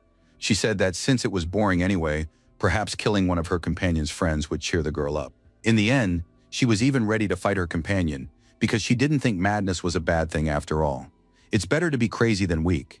Lee Si-hee crouched down next to the bound Dong-sik, took his name tag, and began to read, "Who is he?" The girl learned that Kim Dong-sik was from the Special Intelligence Division, which meant he must know this building well, since the Special Intelligence Division is the headquarters of the Department of Ability Management. The situation was turning out perfectly. They had found the man who knew where Kang Che was. Kang Che was one of the last S-rank hunters serving the government. Why on earth would these gangsters and murderers need him? Dong-sik replied that he didn't know where Kang Che was. He was just an ordinary office worker and didn't keep track of high-ranking hunters. Lee Si-hee, of course, didn't believe him and said that in that case she had no choice but to kill Dong-sik. She had heard that being burned alive was the most painful death a living creature could experience. Dong-sik confirmed once again that most officials know nothing about their own department, and he truly had no idea where Kang Che was. Lee Si-hee jumped to her feet, blue flames literally radiating from her. She said that Dong-sik was very amusing, which meant she would simply kill him now. The man was completely helpless. He sat on the floor with his hands tied, engulfed by blue flames that were already beginning to burn him. The heat grew stronger and stronger, and at one point Kim Dong-sik felt like a roasted sweet potato, but suddenly the flames around him subsided. Lee Si-hee was furious. She couldn't understand how a mere mortal could stop her flames. But the fact was that Dong-sik didn't understand it himself. The girl said she was taking the old man in for questioning. They had attacked the department building, so kidnapping a government official wouldn't change anything. The gangsters didn't want to linger here. They said they needed to pick someone up from another floor, but agreed to take the bound official with them. The bandits had received information that Kim Si-woo was nearby, so they needed to finish their business before he arrived.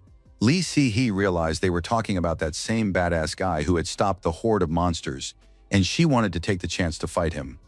But the next moment her companion crashed into the wall, nearly breaking through it with his back. Unfortunately, he dropped his burden, and now Kim Dong-sik was lying on the floor. Luna announced that Kim Si-woo had ordered the destruction of all who resisted, but they were in a great hurry to save their friend Dong-sik. So the girl asked those present to pretend that they had already begun to resist. Leo began to calm his friend down, saying that they needed to give the enemies a chance to surrender peacefully.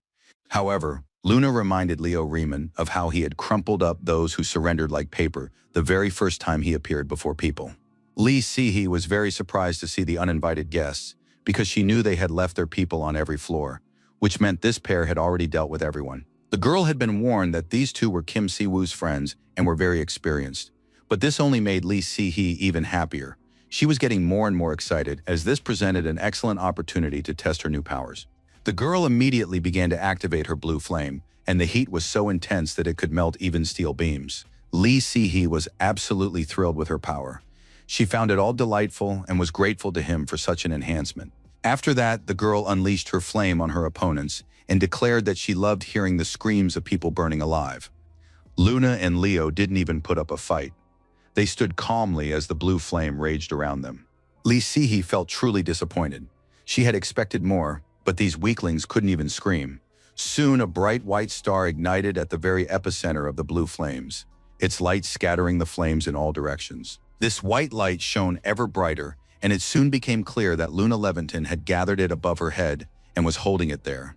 And now a confrontation had begun between the girls. Lee Si-hee was exerting a great deal of effort to keep her fire burning just as fiercely, but soon even she realized that her strength was failing her. Luna unleashed a torrent of white light upon the villainess and slammed her against the wall with all her might. Lee Si-hee had greatly disappointed Luna. Luna said that a defeated mage facing a knight in battle should, as a first and most natural action, choose to keep her distance. Luna grabbed the girl by the throat, lifted her with her outstretched arm, and continued. She didn't understand why that idiot who had given the villain mana hadn't warned her about the danger of using it alongside holy power. It was clear that Lee Si-hee hadn't heard anything about the dangerous combination of mana and holy power. Luna continued to choke the villain with one hand and said that she really liked it when people screamed, and most of all she liked it when beautiful people like Lee Si-hee screamed. Her former comrades abandoned their friend and tried to escape down the stairs. they realized things were bad. Given her blessing, Lee Si-hee should have been stronger than most hunters, but it turned out she was destroyed so easily and quickly. A man in a hood and mask tried to escape from a burly man in religious garb who kept chasing him.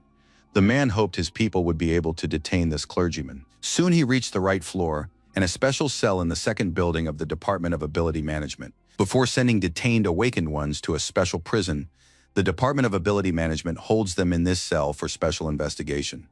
Given how badly things had turned out, the man realized he absolutely had to retrieve the subject, or the mission would be a complete failure. He drew his sword and knew that once he freed the subject, his only option would be to escape using the pre-prepared portal on the roof. The team leader appeared and was met by his comrades, who were already holding the object in their arms. It was unclear why they hadn't evacuated yet. The man apologized to the commander, saying that the emergency shutdown system had been activated. The commander checked where the subject they were supposed to steal was, and they showed him the body of an unconscious man in blood-stained pajamas.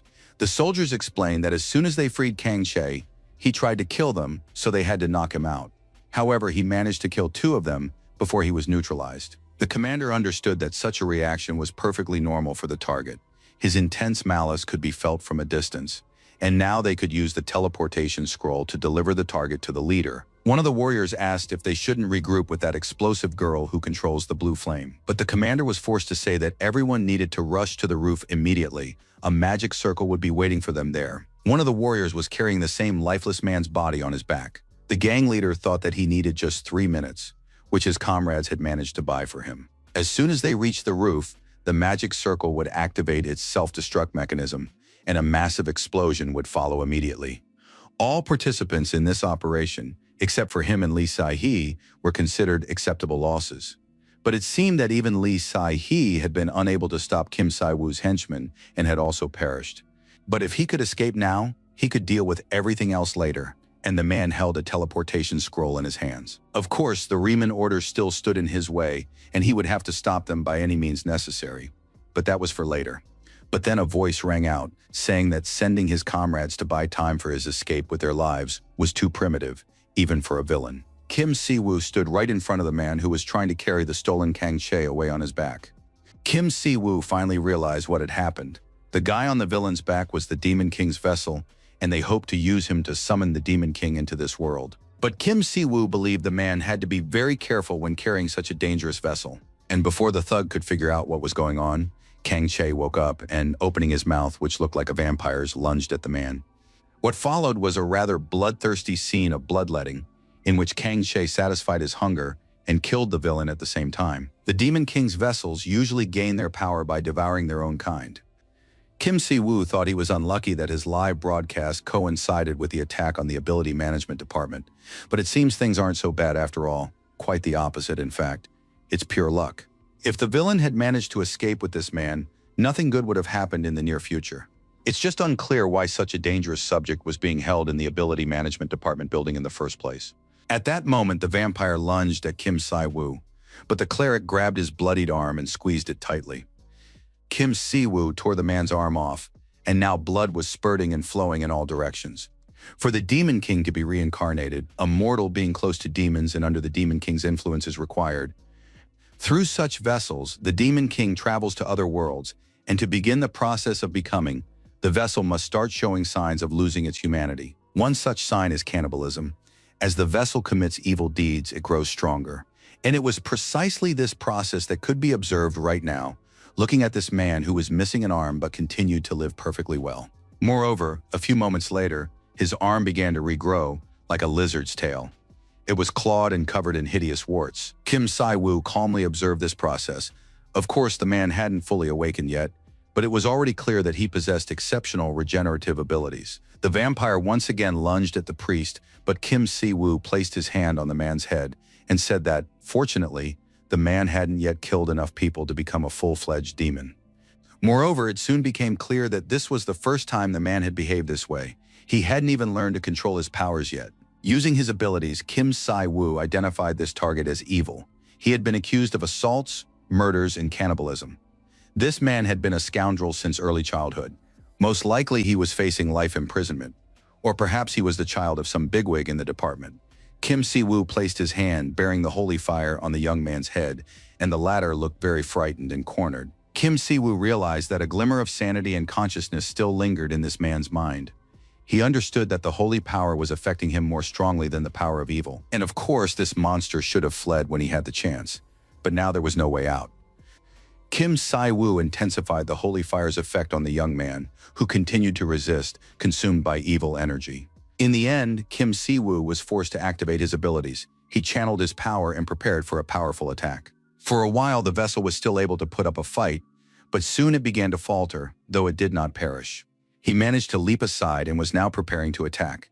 It seemed that the Demon King's vessel's condition was seriously aiding him at this moment. The young man channeled his demonic energy, readied himself, and lunged at Kim Si-woo.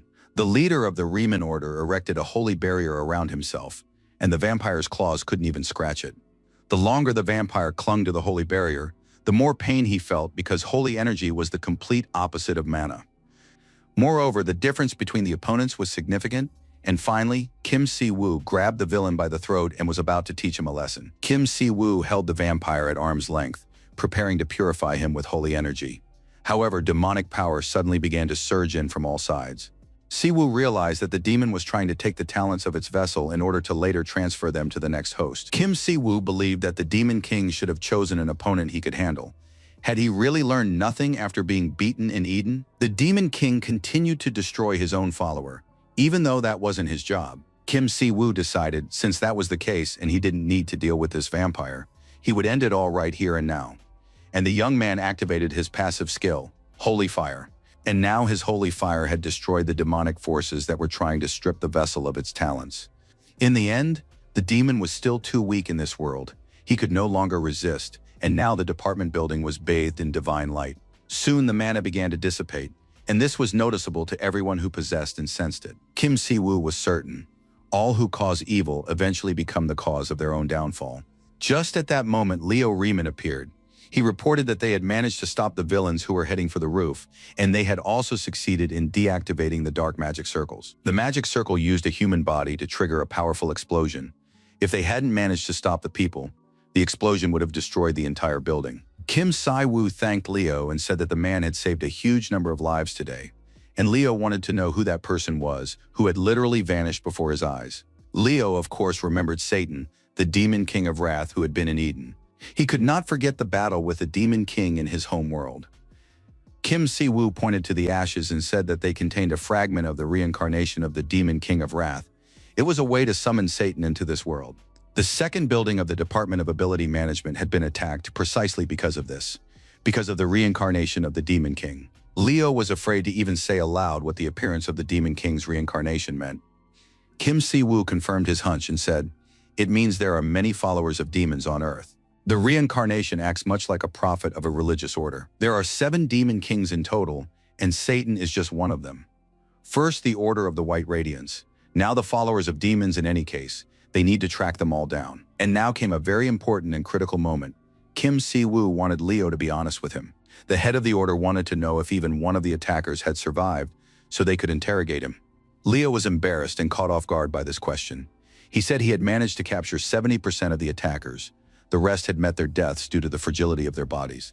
Leo asked not to be hard on him. These people had sold their souls to the demons, and even if he had torn them in half, it was a small price to pay. Kim Si-woo didn't argue with the missionary, since most of them were still alive. Kim Si-woo expressed hope that Luna had managed to take a few prisoners, and wondered where she was now and what she was doing.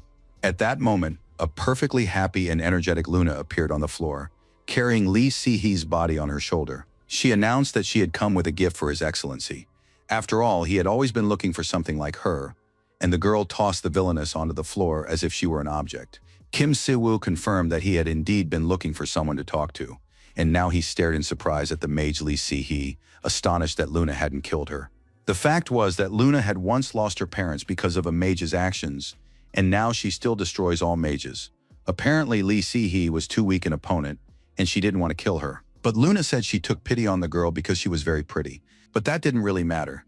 Kim Si-woo thanked the girl for a job well done and asked if she was hurt. But Luna was perfectly fine.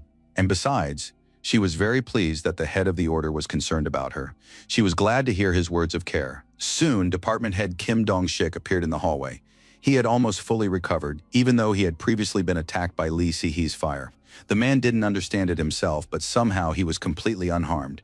Memories of feeling like a roasted sweet potato still lingered in his mind. Kim Si-woo admitted that he had blessed the man last time, and now he could say with relief that this blessing had come from the goddess Riemann, and that it was she who had saved and protected Dong-sik. The department head began to thank him, but Kim Si-woo said there was no need, for his blessing would not have had much power if not for Dong-sik's faith. Kim Si-woo was practically certain that this man's faith was much stronger than he himself realized. At that moment, Lee Si-hee spoke up. She now understood why her fire hadn't worked. It was all thanks to the holy barrier, because a weak civil servant wouldn't have been able to stop her attack. The essence of life boils down to the fact that all weaklings must die because weaklings are useless. The world must be cleansed of them. Lee Si-hee also stated that absolutely everyone understands this, but Kim Si-woo keeps stopping them and preventing them from ridding the world of weaklings. Besides, she was annoyed by this strong girl who was getting in the way and preventing her from doing her job properly. Why do religious fanatics stand in the way of the purifiers? Lee Si-hee lay on the floor and screamed loudly, not understanding why those religious fools were stopping them at all, since none of them would stand a chance when he arrived. Kim Si-woo approached the girl and said that the word purifiers was too nice a name for a group of thugs. Lee Si-hee was flung across the entire hallway again and slammed into the wall. Kim Si-woo didn't even have time to ask her anything, but Luna said she'd felt His Eminence order her to hurl the girl against the wall, and she gladly obeyed the command. Kim Si-woo didn't interfere. Let the child have her fun, but he wondered who Luna reminded him of, and soon a man's face came to mind. Cho Seo-jin. When Lee Si-hee came to, she was asked who the purifiers were and what their goal was. The girl explained that they were civilians without abilities, and players who didn't use their abilities. Their goal was to get rid of the religious fanatics. Lee Si-hee believed they had no need for a rabble incapable of using their abilities. They were simply weaklings who needed to be protected in the current world. There was no need for them, and without them, an oasis for the awakened would be created. Lee Si-hee said that since they had been chosen, they were the best. To create a better future on Earth, it must be cleansed of inferior beings, which is why they are called purifiers. For the sake of humanity's evolution, they would sacrifice those who had failed to awaken their abilities. Kim Si-woo listened to this nonsense and gradually moved closer to the girl. Eventually, he placed his foot on her arm. The priest said that none of the purifiers came close to Leo and Luna, so it was unclear what there was even to discuss. Kim Si-woo couldn't believe they were just an organization of demon fanatics with a superiority complex. The fact that they knew the Demon King's reincarnation would be held right here meant there was a spy in the ability management department. But it turned out everyone already knew about this. The prisoner's name was Park Soo-ho. He was 16 and had awakened a year ago. Around the same time, he had attacked and killed 2 other awakened students at the academy. Furthermore, it was said that this teenager was already guilty of numerous other crimes. The department had received him just 2 days ago. After it became clear that ordinary prisons wouldn't be able to hold him, that's when the information leak occurred. Kim Si-woo suspected that this criminal was supposed to receive a life sentence in the prison for the awakened, or that someone had intervened on his behalf. Kim Si-woo told the head of the department that he had to look after this guy during the battle. Kim Si-woo wanted to tell the public that the prisoner had been the victim of an attack, along with other information regarding the assault. There is no turning back for the Demon King's vessel. Kim Si-woo hoped that the head of the department would handle things on his own from here on out. Dong-sik thought it would have been better if the guy had died. He couldn't imagine how he would have handled the situation if Kim Si-woo hadn't come to his aid. Luna reported that the girl was unconscious and didn't know what to do with her. But Kim Si-woo believed there was no need to do anything to her. She would make a good hostage. The head of the order suggested taking Lee Si-hee with them, bringing her to his temple, and interrogating her there. Kim Si-woo spoke over the radio with Minister Yoo Seong-ho, who said that demons or forces influenced by demons were behind the incident. Of course, this would be hard to believe, but Kim Si-woo was certain that this was exactly the case. However, it turned out that the minister could believe this without a second thought. 5 years ago, after the opening of interdimensional rifts on Earth, anything became possible. People accepted this fact and tried to adapt, while those who couldn't were reduced to dust. The minister himself believed every word Kim Si-woo said. The order's leader was surprised at how this man without abilities had adapted so well to the era of change. He possesses a certain aura that suits his position. Thanks to such responsible officials, the terrorist superiority complex seems even more ridiculous and trivial. The order plans to interrogate Lee Si-hee, one of the terrorists who participated in the recent attack. After the interrogation, journalist Luna will write an article. But Kim Si-woo himself had a request for the minister, which he voiced right then and there. From now on, whenever the department receives information about demons or the Demon King, it must immediately share that information with the Riemann Order. This applies not only to demons within the country, but also to all demon sightings abroad. But the minister assumed that other countries might ask for some information from the order in return. In other words, if anyone has information regarding the reincarnation of the Demon King, let that person know that the Riemann Order will help them in their time of need. The minister seemed very pleased when he heard this request. He immediately agreed to fulfill it and pass it on. After that, the minister reiterated that the government was grateful for the rescue and would never forget the help provided by the Riemann Order. The minister warned that openly helping the order could cause unnecessary trouble, so they would soon decide on a way to express their gratitude. Kim Si-woo was intrigued by this other way, and after the conversation ended, decided to check in on Luna. Another scandal was brewing online. Surveillance cameras from the Department of Ability Management had broadcast footage of missionary Leo folding people in half. Kim Si-woo realized that the department had leaked the surveillance footage online, and Minister Yoo Seong-ho was most likely involved. The news report stated that the recent terrorist attack had resulted in a large number of deaths and injuries. It is now clear that it was sheer luck that the area was under constant surveillance, allowing rescuers to minimize the number of casualties. Kim Si-woo felt a strong urge to speak with the goddess and hear her opinion on what was happening. The young man went to the temple and began mentally summoning the goddess, but she did not appear. It seemed she had too much on her plate in Eden. Kim Si-woo met with his assistants and they told him they hadn't even had to do anything. Lee Si-hee had agreed to cooperate right away. Lee Si-hee knows how to use magic with imbued mana, but she couldn't say anything else useful. Standing next to her was someone wearing a black mask, the team leader, who was also the captain. Kim Si-woo said that this captain had been devoured by the reincarnation of the Demon King.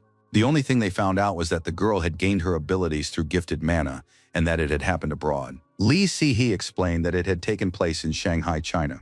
There is a group there that produced the purifiers. They have superhuman abilities, but their names are unknown. Although the girl received mana, she doesn't even know the branch head and doesn't know the location of that group. Luna suggested going to China to find out everything there, but Kim Si-woo believed that strangers wouldn't be treated well there. Si-woo explained that East Asian countries are always very wary of one another. You can't just go there not because he doesn't want to, but because it's physically impossible. Kim Si-woo explained, until they're called, there's nothing they can do. People like them are treated like nuclear weapons and aren't allowed across the border. Luna was very upset that she couldn't just raze China to the ground. Why all these complications? Leo realized that his religious soul was incapable of listening to talk of destroying entire countries. Leo reminded his comrades that they belonged to an order that loved peace and tranquility. And anyway, Lee Si-hee needs to stop pretending because everyone knows she's conscious. Kim Si-woo told the girl that from now on she would become an ordinary person, unawakened, and then be transferred to the Department of Ability Management. The young man added that he could purge her mana, but didn't want to do that to her. Kim Si-woo placed his hand on Lee Si-hee's head and activated the effect of the will to destroy evil. The girl screamed and begged him not to do this to her. Si-woo continued, divine powers would neutralize her abilities. The villain claimed that people without abilities were unnecessary on Earth. He wondered how she felt now. Leo was very serious. It seemed to him that there was even more work on Earth than there had been in Eden. First, the Order of White Radiance appeared, and now a group of purifiers as well. If the Riemann Order were to encounter similar strange organizations in the future, it would face problems, so it urgently needed to expand its influence. The Order's leader announced to his aides that they would soon have candidates for priests and knights. Luna would train the knights, and Leo would mentor the priests. To attract more people to the Order, they needed something to accelerate its growth. Kim Si-woo pondered abilities or items that might help with this. But then, fortunately, the head of the Order remembered the artifact he had received for defeating a god from another dimension. It turned out that by using the command Summon Holy Artifact, the Riemann Order was able to summon one random artifact to Earth. The prospect seemed utterly ridiculous, since he wanted to choose the holy artifact himself, not rely on chance. Because holy artifacts could be completely useless, like the Holy Goddess's broom, Saint Joseph's hair, or the dumbbells that helped the paladin Peter. Kim Si-woo doubted that he could get anything good or worthwhile through a random artifact. He wanted to hope that, as the high priest, he would get lucky. He prayed fervently because they absolutely had to win this lottery of artifact selection and summoning, and so the choice was made. And now, of course, He wanted to receive the holy shield of the first paladin. It was a very interesting, worthy item, essential for his needs. Kim Si-woo also prayed and begged to be given something useful, rather than something strange and useless. And finally, the choice was made. And in the glow of the sacred artifact, the branch of the Endeavor appeared before their friends. Everyone's mouths fell open in surprise. They didn't know what they'd asked their goddess for, but looking at this stick, they didn't know whether to laugh or cry. But they all unanimously realized they'd lost. They'd never encountered a more useless artifact. And that was even more upsetting because there were hundreds of truly useful items in the vault. What use was this stick or toothpick to them? Sivu and Luna were very upset. They certainly sensed a little divine power emanating from the stick, but they hadn't expected much. Leo's expression, however, remained unchanged. Finally, he couldn't take it anymore and began to speak. Leo was absolutely thrilled and couldn't believe his eyes. He had never in his life hoped to see such an artifact. Leo immediately fell to his knees and began to weep, thanking the goddess Riemann for her generosity and kindness. Sivu looked at the branch with interest, and Leo explained that it was the branch of beginnings, an artifact of the order that had gone missing about 500 years ago. In the distant past, when the goddess first appeared in Eden, she promised mortals peace and prosperity in exchange for their faith. Riemann blessed the people with a single great tree. Later, this tree became the sacred tree of their order. However, unfortunately, about 500 years ago, the forces of the Demon King burned the sacred tree during the Holy War. Because of the suddenness of the disaster, the people could only watch as their sacred site perished. The defenders of the sacred tree tried to put out the fire, but they couldn't. However, one brave defender broke off a still living part of the sacred tree. This is the branch of beginnings. The sacred tree purifies the holy energy of the surrounding land and makes it more concentrated, as well as increasing the regeneration of everyone nearby. It was precisely because of this effect that the branch was stolen by thieves who had sneaked into the sacred place. Kim Si-woo realized what a great object they now possessed and suggested planting it in the garden immediately. The followers welcomed this idea with enthusiasm. They immediately grabbed shovels and rushed to the garden near their goddess's temple.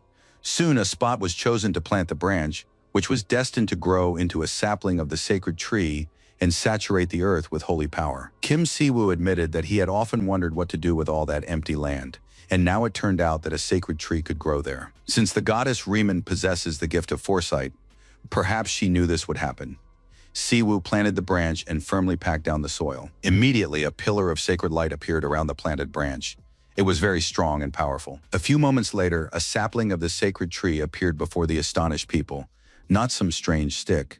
Leo admitted that he now understood why this tree was called sacred, even though it was just a sapling. But according to legend, there is supposed to be a certain sacred beast that will guard this sapling.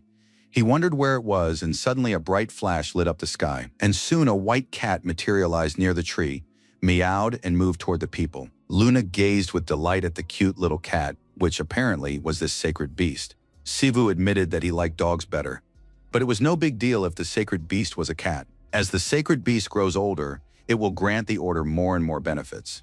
The sacred tree will grow with every good deed performed by the order's followers. In other words, the sacred tree will grow alongside the order, and that's wonderful. Sivu had already forgotten that he liked dogs better. He started petting the kitten and asked Leo if they could take the cat home with them. His younger brother and sister had always said they wanted a cat, but both kids were allergic to fur. Perhaps the sacred animal wouldn't trigger an allergic reaction. Besides, the sacred tree was located not far from their home, and they would often return to the temple grounds and bring the cat there. Luna realized that the head of the order was taking the cat home with him and asked if they could visit too, but Siwu replied with a firm no. After that, the head of the order decided to use the divine points remaining from the purchase of the holy artifact. Siwu asked his assistants to make sure the temple was in good condition. After that, Kim Siwu used the remaining divine points to purchase the Paladin Barracks building. In doing so, he unlocked the Paladin apprentice rank, and a monastery building was also purchased. Leo stood there with his mouth agape. He couldn't believe his eyes. But hadn't the head of the order said that Leo would be training the priests? Luna would be training the knights, and she wasn't opposed to it. In fact, she was quite happy about it. But did they really have to start today? Kim Si-woo, petting the kitten, announced that they had no time to rest. They had to get to work right away, and as for him personally, his workday was over. And despite Leo and Luna's protests, the head of the order went about his business, saying goodbye to his assistants. The young man hadn't gone far when he received a phone call from his younger brother, who delivered some very unexpected news. It turned out that something terrible had happened. Grandma was returning to Korea. At that very moment, a meeting was taking place in one of the skyscrapers in the city of Sejong. Due to the appearance of a disaster-class monster off the coast of Miyagi, as reported by the intelligence agencies of the United States and Japan, they needed to send their awakened one there. It was very strange that these nations were requesting assistance from another country. With the appearance of a disaster-class monster, they must have some strict conditions. The man said that America planned to send Aiden Howard, better known by the nickname Barbarian, to carry out the operation. Barbarian's favorite weapon was a two-handed axe. He was a returner who had appeared on Earth 3 years ago. They say he spent 12 years in continuous battles in another dimension. After the rank of Anomalous Awakened appeared, charlatans began popping up everywhere. Howard challenged anyone who called themselves an anomaly to a fight. If a returnee didn't live up to that title, their life ended very quickly, because Barbarian would destroy that warrior. The Americans sent the Barbarian, and Japan requested Kim Si-woo. They want to test the first Korean Anomalous Awakened. Of course, the men couldn't be pleased with this situation, but their personal opinions, of course, carried no weight. The men acknowledged that, unlike China or America, they had no way to control Kim Si-woo and therefore needed to ask him directly. If control proved impossible, then a deal had to be struck. This was a method they used all the time. The man was very pleased. He greatly loved and respected Minister Yoo Seong-ho, who was able to find a way to approach anyone. The minister said he would personally visit Kim Si-woo, using the pretext that he wanted to express his gratitude to the hero who had once again defended the people. Before the stranger left the office, he decided to ask the minister one rather personal question. If Barbarian were to fight Kim Si-woo, which of them would win, in the opinion of the Minister of the Department of Ability Management? Yoo Seong-ho gave a clear and very quick answer. He had no doubt that victory would be Kim Si-woo's, and that Barbarian wouldn't even touch him. Kim Si-woo was sitting on the couch in his pajamas and slippers. He had just woken up and decided to watch the news. The news reported that a monster of national disaster rank had suddenly appeared on the shores of Miyagi, and the Japanese government had ordered an immediate evacuation of the civilian population. Japan requested assistance from neighboring countries, and the United States government agreed to send Aiden Howard. Experts claim that this is the Americans' way of testing Kim Si-woo's abilities. The young man jumped up from the couch in surprise when he heard that Barbarian would be testing whether he was a real anomaly or just pretending. Just then, In-woo walked into the room with some sandwiches. He didn't understand what was going on either. He wanted to hope that it was all a mistake and just journalist speculation, since Department Head Kim hadn't called yet and hadn't mentioned anything like that. Kim Si-woo began enjoying the sandwiches with his younger brother, and soon a cat appeared beside him. His little sister was absolutely thrilled because there was a cat in the apartment and she didn't have an allergic reaction. It was pure joy, and the cat was immediately named Snowball. The girl carried the cat into her room and began explaining to him that he was named Snowball because he was white as snow and that he would now live in her room.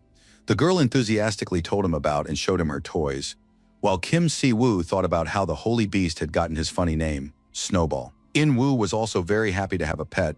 Holy beasts probably don't cause allergies, since they picked him up and didn't feel anything. Kim Si-woo told his brother that as the order grew, so would Snowball. Besides, he was already thinking about the need to assign a guardian for his younger brother and sister. In-woo was skeptical about the idea of a cat being his protector, but watching how the cat ate the sandwiches, he realized it would make a fine protector. Kim Si-woo explained to his brother that Snowball was capable of handling any awakened weaker than Kim Si-woo himself. His younger brother's jaw dropped in surprise. The brothers also discussed that it wouldn't harm the holy cat to eat delicious sandwiches, and they remembered that their grandmother was arriving soon. In-woo warned his older brother that he would be busy with work and wouldn't be able to meet Grandma. Si-woo replied that he would handle it himself. Besides, he'd noticed that their channel was growing and there was more work to do. They needed to keep up the momentum and keep making videos, because so far the view counts had been very encouraging. In-woo said goodbye to his brother, telling him to be careful, and went to edit a video for the channel. His older brother could now say with certainty that now that he had returned to Earth, In-woo had become much happier, and his eyes had come alive with joy. It must have been hard for him before, since he'd been taking care of his grandmother and sister all by himself, but when his grandmother arrived, the apartment would get cramped, and they'd have to think about moving. Si-woo told Snezhka to protect In-woo while he was away, and the cat agreed with a meow. Kim Si-woo stepped out of the house and was surprised to see a crowd of people and agents near the entrance, pretending to just be standing there. Kim Dong-shik called out to the young man and said that today was perfect weather for returning home. The department head knew that Grandma was coming back today and offered to help Kim Si-woo meet her. The young man refused, saying that was too much for him. he would just call a taxi and go to the airport. However, for some reason, Dong-sik wouldn't give up and continued to accompany the young man, which looked more and more suspicious. A huge black executive car surrounded by security guards was parked on the street near the house. Kim Si-woo probably wouldn't have been very surprised if it turned out that the president was waiting for him inside the car. But it really was the president who mentioned that he had already reduced his security detail to the bare minimum. The man introduced himself. His name was Seo Shin-woo, and he was the president of the country, and he had come personally for a conversation. Kim Si-woo was so surprised he couldn't close his mouth or say a word. He even forgot to say hello. The presidency is a position given to the person at the center of all power in the country, the highest office to which an official can be elected. Ordinary people can only dream of meeting the president. Kim Si-woo got into the car and told the president that he was planning to go to the airport to meet his grandmother. Seo Shin-woo told the young man that he also needed to go to the airport, and one could say they were lucky by chance, as they were heading in the same direction. Of course, Kim Si-woo understood that getting a ride with the president wasn't just a coincidence. Surely the president's staff shouldn't be wasting time on such nonsense. The man replied that most of the work of any organization's leader is done in secret, and official events are just a show. When Kim Si-woo was in Eden, he was a father, and he understood what this meant. It was now clear that a serious conversation was about to take place. The president was a charismatic man without a superiority complex, and he also had a wonderful sense of humor. The men discussed the news story from the morning programs about a monster that had appeared off the coast of Japan. Seo Shin-woo made sure the young man was up to speed on the situation and decided to get straight to the point. The government of the United States of America had requested that Korea include Kim Si-woo on the list of soldiers to be sent to Japan. Kim Si-woo didn't understand why the president had come in person to discuss this matter, since he could have simply issued an order. But it turned out that an anomalous awakened could only be mobilized within the territory of their country of residence, in this case South Korea. Thus, Kim Si-woo had no obligation to help Japan. But it became clear that the president of Korea wanted the young man to go there, and now Kim Si-woo wanted to know why. The United States of America has sent its own awakened, Aiden Howard, also known as the Anomaly Reader. If Kim Si-woo can defeat him in battle, it means he is truly one of the strongest anomalies in the world, and he will be an anomalous, awakened, approved by the US government, and leading his own order. People around the world will be interested in watching such an anomalous awakened. The president admitted that he isn't afraid of the monster the two strongmen are going to fight. He's worried about what will happen afterward. Seo Shin-woo addressed the young man. On my own behalf and for the good of the entire Korean people, we must destroy Barbarian. Kim Si-woo honestly admitted that it sounded as if they were striking a deal right now. The president replied, since ancient times, politics and religion have gone hand in hand, because both derive their power from the people's approval. That is precisely the kind of relationship he wants to create. The president of Korea wants them to work as partners and help one another. Unfortunately, the Korean government has little power, while the power of the Riemann order will only grow with each passing day. However, if the gap between the order and the government remains significant, they will cease to be partners because the relationship will become one-sided. And of course, as the head of the order, Kim Si-woo does not want such a future for his brainchild. By this point, the president's car had arrived at the airport. He said the young man had time to think over his decision. However, the president promised that whatever that decision might be, he would fully support it. Seo Shin-woo mentioned that he had an official visit scheduled to the temple of the goddess Riemann, where they would continue their conversation. After saying this, the Korean president got into his car and drove off to attend to his business. He seemed like quite an interesting person. But it was time to return to family matters. The weather outside was pleasant, perfect for a family reunion. After Grandpa's death, Grandma began traveling the world. When she heard about her parents' death, she immediately returned to Korea to take care of her grandchildren. Grandma always said that their family had a real knack for getting into trouble. Ever since they were children, she had been telling her grandchildren not to forget to protect themselves when the time came. In other words, Grandma was a truly unique person, and even if the whole world turned upside down, she decided that the time was right for a trip to the US. In her youth, Grandma took care of Grandpa after an accident involving her parents. She took care of her grandchildren. She was always a busy woman. And finally, Grandma and her eldest grandson were reunited after so many years apart. However, instead of hugs and kisses, Grandma patted her grandson on the back, saying that it seemed like life in another dimension had helped her eldest grandson become more serious. Kim Si-woo offered to hug his grandmother, since they hadn't seen each other in so long. But Grandma told him that she was very proud of her grandson. After that, the woman admitted that she hadn't worried about him at all, since she was sure Si-woo would be fine. After all, he has arms and legs. Sai-woo noted that his grandmother was acting as if he had simply gone away somewhere, even though traveling to another dimension could be considered a journey. His younger brother and sister reacted to Siv's return as if he had risen from the dead, but his grandmother views this return differently. She wanted to know everything about the other dimension, and her eldest grandson said that things there are completely normal and that he has found his place in religion. The young man explained that he had even managed to build a temple, and that his grandmother could visit if she wanted, or they could go there right away. The woman realized that the journey to this new place had allowed her eldest grandson to grow up. Besides, she had heard that the young man had cleared his 0 point. The grandmother looked at her eldest grandson with a loving gaze. Since their last meeting, he had become a great man. After that, the woman hugged her grandson tenderly and said that this would be considered compensation for his disappearance and all the hardships she had endured over the past 5 years. Sivu confessed to his grandmother that he had been very worried when he found out she wasn't planning to return to Korea after he showed up at home. The young man was afraid that his grandmother didn't want to see him at all. But the woman explained that her trip had been paid for in advance, and she didn't want to lose the money, so she had no intention of cutting her trip short. Moreover, thanks to her eldest grandson, the grandmother had the best flight of her life. She flew in on a private jet, and it was amazing. It turned out that Grandma hadn't returned from America alone, but with a friend. But some men in black had taken the friend aside and hadn't let her go yet. This friend really wanted to meet and get to know Sivu. She's a pretty decent old lady, so there's no need to worry. Sivu remembered how he had arrived at the airport with the president of Korea, who admitted he had personal business at the airport. Of course, it looked and sounded very strange, and coincidences like that don't happen.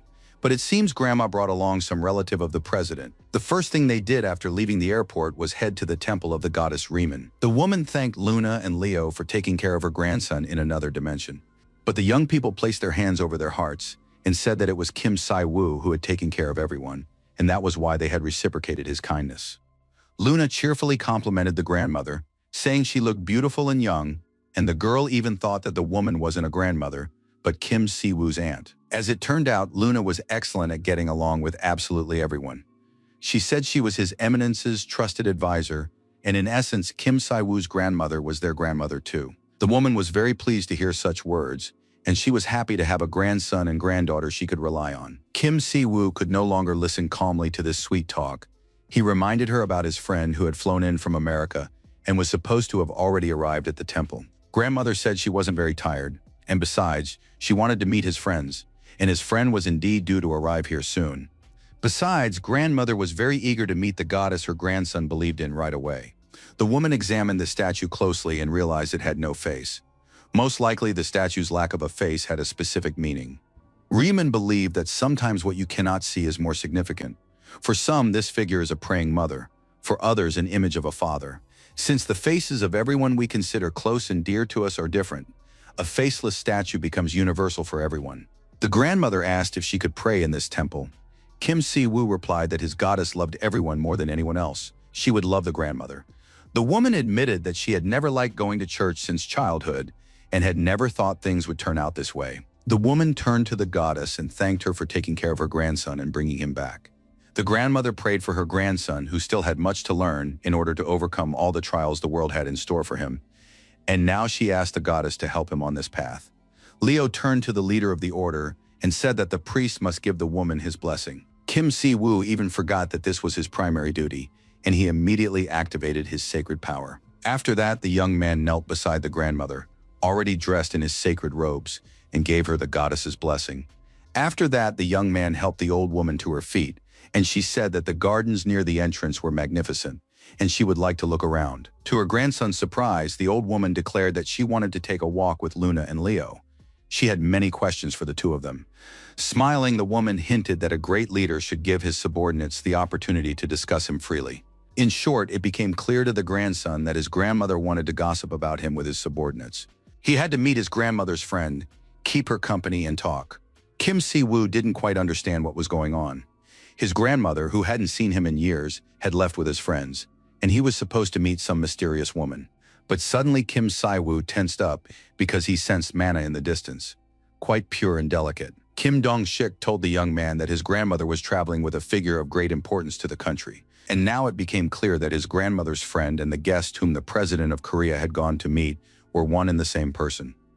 The eldest grandson had always known that his grandmother was a very extraordinary person and was hiding something, and now standing before him was an oracle, a famous prophetess who could foresee the future. At the same time, she was an important awakened being, beloved in the United States of America.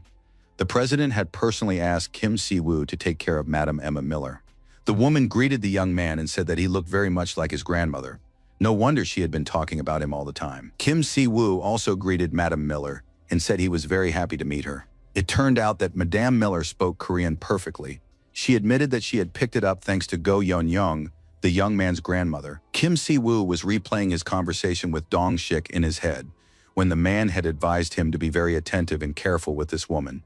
If anything happened to Madame Miller, it would be an international scandal. Madame Miller was an awakened one from the United States. Who would have thought that such a person would become his grandmother's friend? The young man was curious what it was like to be an S-rank awakened and see the future. The woman immediately told Kim Si-woo that she was here as his grandmother's friend and had no particular secrets. Even now, she wasn't reading minds. It was simply the intuition of someone who had lived many years. Kim Si-woo was still confused. He didn't understand where the women had met, how they had become friends, or what the president had to do with it. Si-woo decided not to beat around the bush and immediately said that he knew Madame Miller had wanted to meet with him. And now the young man surmised that Emma Miller had befriended his grandmother in order to get to him and arrange this meeting. The woman tried to explain sincerely so he wouldn't misunderstand her. She had befriended his grandmother by chance. Although some people would call this situation fate, and at that moment the woman's gaze became piercing. And Kim Si-woo received numerous warnings from the system about the danger. Madame Emma's ability is somewhat related to this entire system. Just as Kim Si-woo was a representative of the goddess Riemann, Emma Miller represented the system that watches over Earth. Ms. Miller's ability to foresee the future was granted to her when she was chosen as the system's representative. This ability is available only to her since those who are part of the system cannot use it. Including the awakened or those living by different standards, such as Kim Si-woo, it was now clear why the system windows remained empty. This is because those who have returned to Earth are subject to the same rules as the awakened, but the source of their power lies in a different universe. That is precisely why the woman, even after revealing her ability, has nothing to share with Kim Si-woo.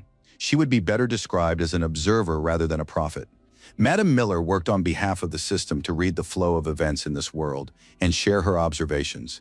In this endless stream, the goddess Riemann and the entity the woman serves are intertwined. That is precisely why Madame Miller wanted to see for herself what kind of person Kim Si-woo was. Kim Si-woo was curious to hear what the woman thought of him after their personal meeting. The woman smiled mysteriously and said that he had built a beautiful temple. And now she could say with certainty that the young man still loved this world. Kim Si-woo realized that Ms. Miller didn't view him favorably, but that didn't mean she was hostile toward him. The young man admitted that, of all the awakened he had met on Earth, Emma Miller was the most interesting to him. Had she really traveled all that way just to see him? The woman giggled and replied that it was just an old woman's little hobby. And now that she had visited this temple and met Kim Si-woo in person, she didn't plan to return to the US right away. She wanted to travel around Korea. Madame Miller named a few Korean dishes her friend had told her about, and now she wanted to try them. Madame Miller had fallen in love with Korean cuisine and might now stay in the country a little longer. The main thing was not to provoke a war between Korea and the US with her delay. After that, Mrs. Miller thanked the young man for his company and said she would be back soon. But for now, she was leaving her grandson with his grandmother, because she could be terrifying when angry. Kim Si-woo couldn't imagine how his grandmother could possibly scare the awakened one. And now he watched in surprise as Mrs. Miller walked away, having not really told him anything. But suddenly the woman stopped and said that the entities from beyond the boundaries would bring darkness with them. Kim Si-woo and his goddess had brought light with them, and one had to hope that this would be enough to dispel the deep darkness. Kim Si-woo listened carefully to these words and realized that he had accumulated enough questions that he would like to ask the goddess Riemann. Then again, he always had countless questions.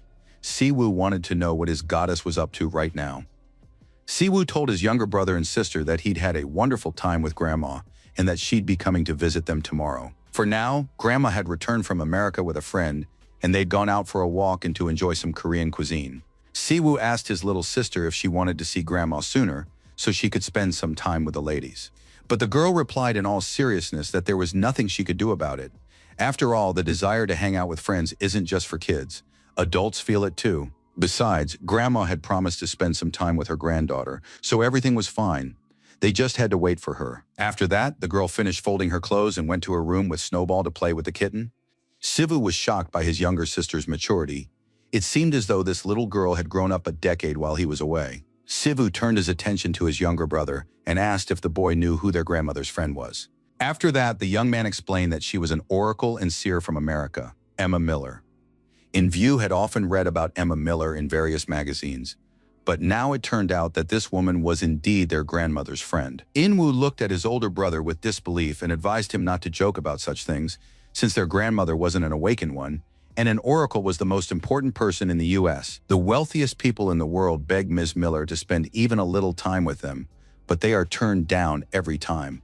Sivu tried to convince his younger brother that he was telling the truth, because the younger brother already believed that it wasn't like his older brother to lie. But Invu had absolutely no intention of believing this nonsense about Emma Miller being their grandmother's friend. Sivu decided to reveal a little more of the truth, such as the fact that the president had recently given him a ride and had personally asked him to go to Japan to help. Siwu did indeed tell his brother that he was planning to go to Japan, and now he wanted to know his opinion. But Inwoo remained adamant. He was certain that headlines would soon appear in the newspapers declaring that the head of the Riemann Order was a complete liar. His older brother gave him a few slaps, and soon the bump on his younger brother's head made him believe and take the words seriously. Since a monster threatening national security had appeared, it would be quite natural to go to Japan's aid.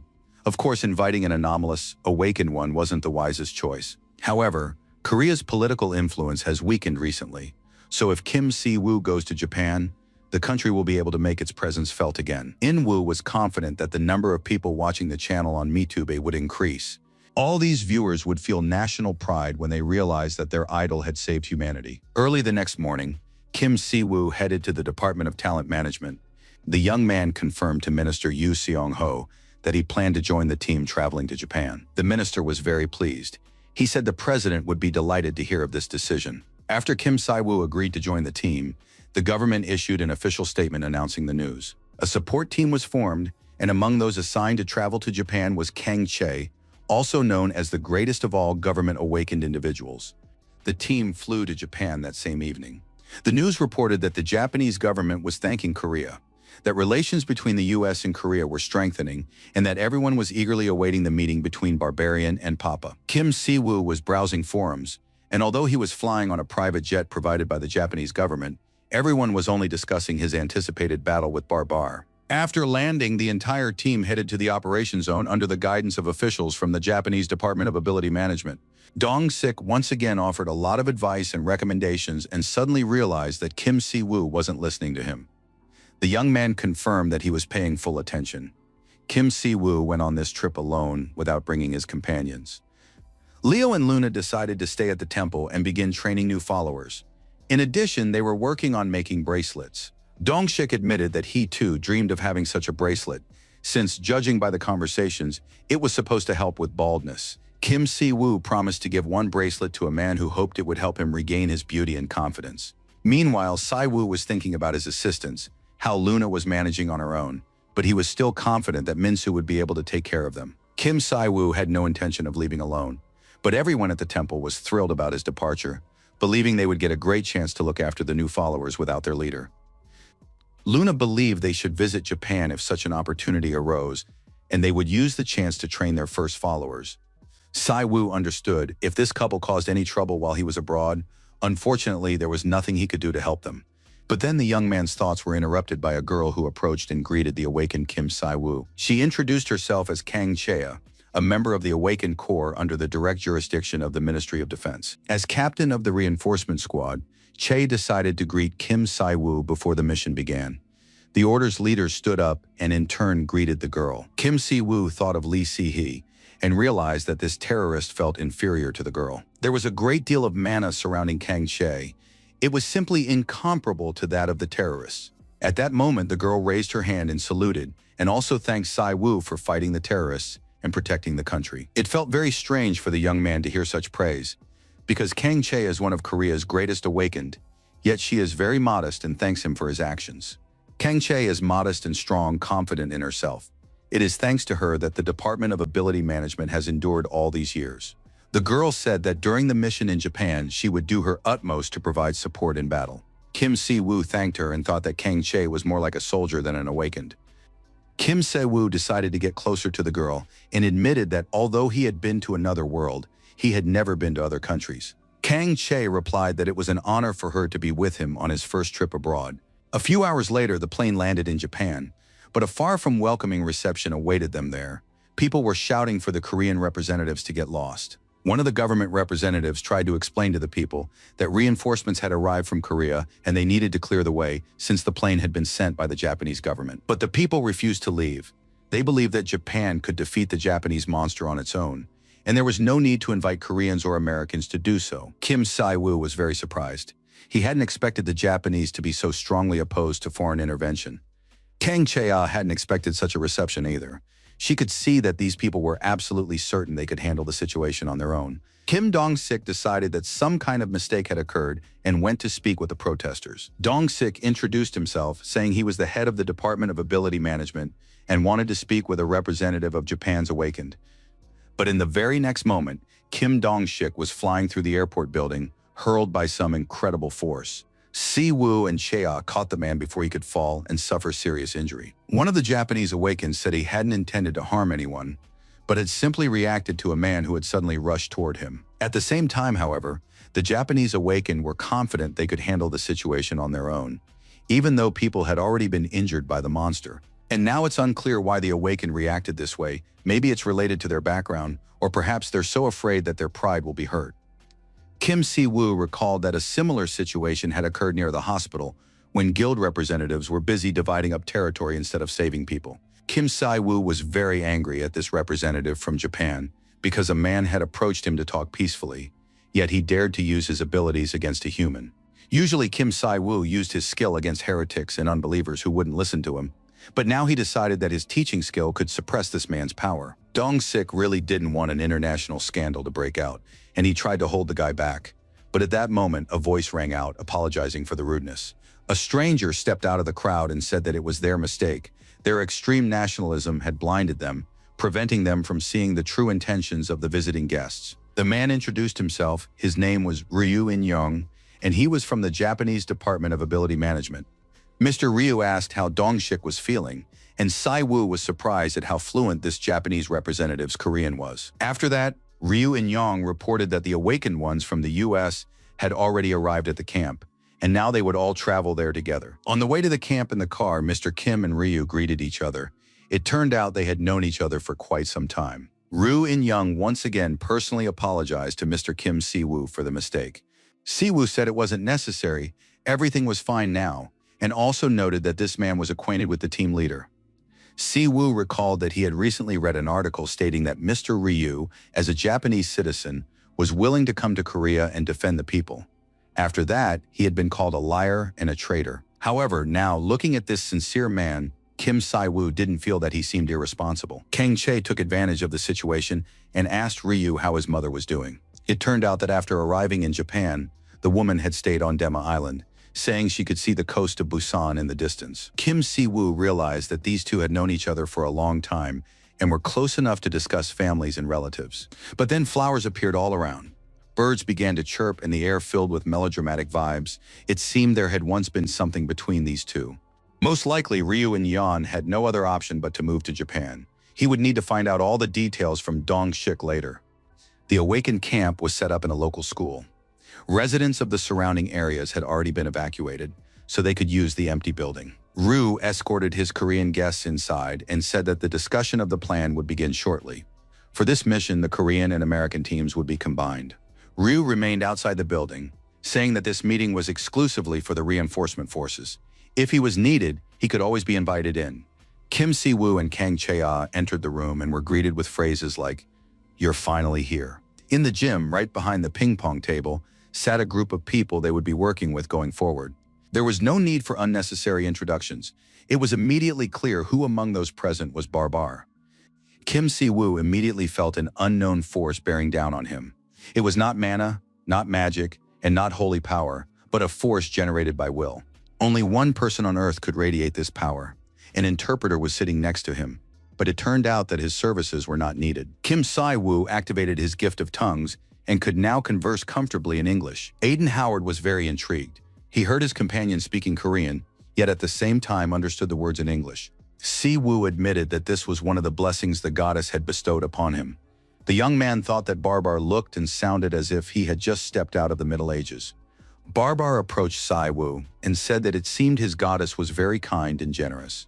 Kim Siwoo continued to feel the powerful pressure of the force upon him and said that his goddess was not always kind to those who did not know her. The barbarian said nothing, but his thoughts conveyed, "I've always believed that the gods of your world were nothing but nonsense. That's why I killed them all." At that moment, everyone present felt as if their eardrums were about to burst and their brains explode. They couldn't understand how this religious man could carry on a calm conversation while under such terrifying pressure. Siwoo looked at his interlocutor and tried to guess. Was Barbarian testing him, or did he want to knock him out of the game right away?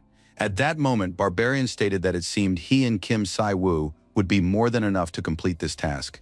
The Japanese representative said he was grateful, but still considered it natural for the awakened from every nation to contribute their efforts.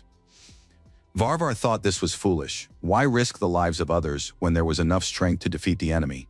Barbarian declared that he did not want to have the deaths of unnecessary Japanese awakened on his conscience. The Japanese representative said he would not insist on this plan. If everyone else agreed, they could resolve any disagreements through discussion and change the plan. Of course, they now had 2 weapons of mass destruction at their disposal, so the presence of the other awakened on the battlefield would be pointless.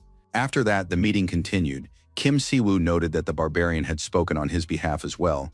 However, he agreed completely with all the arguments. Killing an entity on the verge of ascending to divinity is no easy task. This is especially true for those like Riemann entities that have reached certain levels of divinity. Mortals are practically powerless against such beings. However, just as with the god from another reality, it is possible to kill godlike beings and even gods if they are on the verge of extinction. Most likely in his own dimension, Barbarian was able to kill precisely such fallen gods. But of all the awakened ones encountered on Earth, he is clearly the strongest. Soon the night came to an end, and dawn began. Kang Che was about to give the order and prepare the helicopters. The girl wanted to offer additional information about the monster, but Kim Si-woo replied that the recent briefing was more than enough. He understood everything. This creature was named Yamato no Orochi. It first appeared in Japan and has not yet been entered into the International Monster Database. Like all monsters classified as a national security threat, it had caused enormous damage. According to descriptions, it resembled a dragon and was capable of controlling flying wyverns. A few hours ago, it stopped moving and entered hibernation. Kang She looked alarmed and worried. She asked once again if Si-woo was sure he wouldn't need backup. Kim Si-woo replied that there was no need to worry and that it would be better to focus efforts on evacuating civilians. Dong Sik was on the verge of tears, but it turned out he wasn't worried about Kim Si-woo. He was tearfully begging them not to drive Barbarian into the ground. The helicopter headed for the monster's location, but they said that flying monsters made navigation in the area very difficult. It looked like the journey wouldn't be easy. Varvar knew that this monster possessed many useful abilities. Kim Si-woo could cast a blessing on the helicopter and protect it. Varvar heard that Kim Si-woo had asked the reporters to fly alongside and film the battle. In most cases, the awakened prefer not to make their fighting style widely known. Kim Si-woo thought the reporters had the same look on their faces as Sul Seum-yong did when he asked to film the duel. And of course, Kim Si-woo didn't want to miss this chance to promote himself well in the future. Si-woo was certain only weaklings and self-obsessed idiots would be afraid to reveal their abilities. The barbarian looked as if he were even a little frightened. The man said he realized that Kim Si-woo was much more arrogant than expected. Si-woo noted that this wasn't something to discuss with a man who hid his ambitions, and that it was unclear whether there was any point in being polite to one another. After that, the men flew in absolute silence until the pilots warned them they were approaching their target. Kim Si-woo received a warning that the divine protection skill had been neutralized by the concentrated poison in the air. This creature was absorbing an enormous amount of divine power, and now it was clear why it was considered a threat to national security. Black flames and a massive amount of poison. The void poison harms not only the awakened, but also ordinary people. It will be very difficult to live here afterward, and cleansing the area with ordinary divine power will not be easy. In a land where divine abilities had long been banned, a catastrophe would have occurred had Kim Si-woo not appeared. The barbarian began to tell how, once in the past, he had fallen into a trap dug by an enemy tribe. That tribe loved to use poisons as their primary weapon. Soon the barbarian found himself up to his ears in deadly poison. That was 20 years ago. but since then no poison has affected him. The barbarian laughed and pounded his chest with his fist, saying that such poisons were like fresh air to him. Kim Si-woo realized that this ambitious brute had some kind of childhood trauma. Now he was definitely the strongest at everything, and even poison had no effect on him. As the helicopter approached the bridge, people noticed that the monster was beginning to stir and slowly rise. Soon, the enormous creature opened its jaws and let out a loud roar that echoed across the entire area. After that, various other monsters began moving toward the monster from all sides. They were clearly visible in the clouds of poison. The barbarian stood on board the helicopter and said that he used to be very upset that there were no dragons in his world. Kim Si-woo didn't want to compare the dragons from the world of Eden to this particular monster, because right now they had to deal with something entirely different. Si-woo replied, "If the lizard spreading the black mist were stronger than the demon king, then he, Kim Si-woo, would be of no use to Eden." The barbarian just laughed in response and said that they would definitely fight each other after they dealt with this creature, and drawing his axe was ready to attack. A powerful flash illuminated the helicopter, and the barbarian was already charging into the attack. The enormous lizard-like creature spat poison in the direction of the flying machine. The barbarian was already swinging his axe and declaring that he would be the first and only one to destroy the monster. The man dropped to the ground, and towering above him was the enormous creature, staring down at its future prey. Kim Si-woo was still aboard the helicopter. He watched as this restless barbarian jumped around the lizard, trying to attack it. Kim Si-woo didn't understand why the system windows weren't appearing. Perhaps it was due to the increased number of followers, but he had waited long enough now and hadn't received any restrictions or warnings. Kim Si-woo began gathering divine light and divine power, preparing to attack. He activated the Holy Spear skill. Si-woo hoped that the barbarian would manage to step aside and avoid his attack. A powerful surge of divine power, like a sharp spear, pierced the enormous lizard right through. A moment later, a massive explosion rang out, and fragments of the demonic creature flew in all directions. It was hard to tell what had happened. Military personnel flew in helicopters and recorded the data. The monster showed no signs of life. The battle lasted 1 minute and 12 seconds. The monster, classified as a national security threat, had been defeated. The military noted that there were no casualties, and thanks to the skill of the Korean awakened, Kim Si-woo, the situation had been resolved. Absolutely everyone was watching the battle unfold, and now even the Prime Minister jumped out of his chair, trying to figure out what was happening. It turned out that two anomaly-level awakened individuals had started fighting each other. More precisely, one of them was dragging the other by his long hair. The Prime Minister was furious when he saw these idiots fighting each other. Kim Si-woo didn't yet realize that he would become a star after he brought down the Holy Spear on the enormous monster. The barbarian considered it sheer cowardice on the part of the Korean awakened one, who dared to use ranged attacks. The man considered it a complete lack of martial honor and shook his fist at the departing helicopter. Kim Si-woo thought he'd heard something like this before, and now it became clear that this Hulk would fit right in with the orcs. Kim Si-woo descended to the ground. He didn't understand why the barbarian disliked ranged attacks, but if he wanted close combat, they'd give him what he wanted. Kim Si-woo began gathering divine energy again and said, "Why wait when they could already start what they'd come here to do?" But it seemed the barbarian had already backed down. He said he'd merely been trying to determine whether Kim Si-woo was the real deal or just another pretender. The barbarian admitted that he had been ordered to find the strongest person in Korea and try to befriend him, so there was no point in fighting. He had previously said that an honest battle was the best way to get to know each other.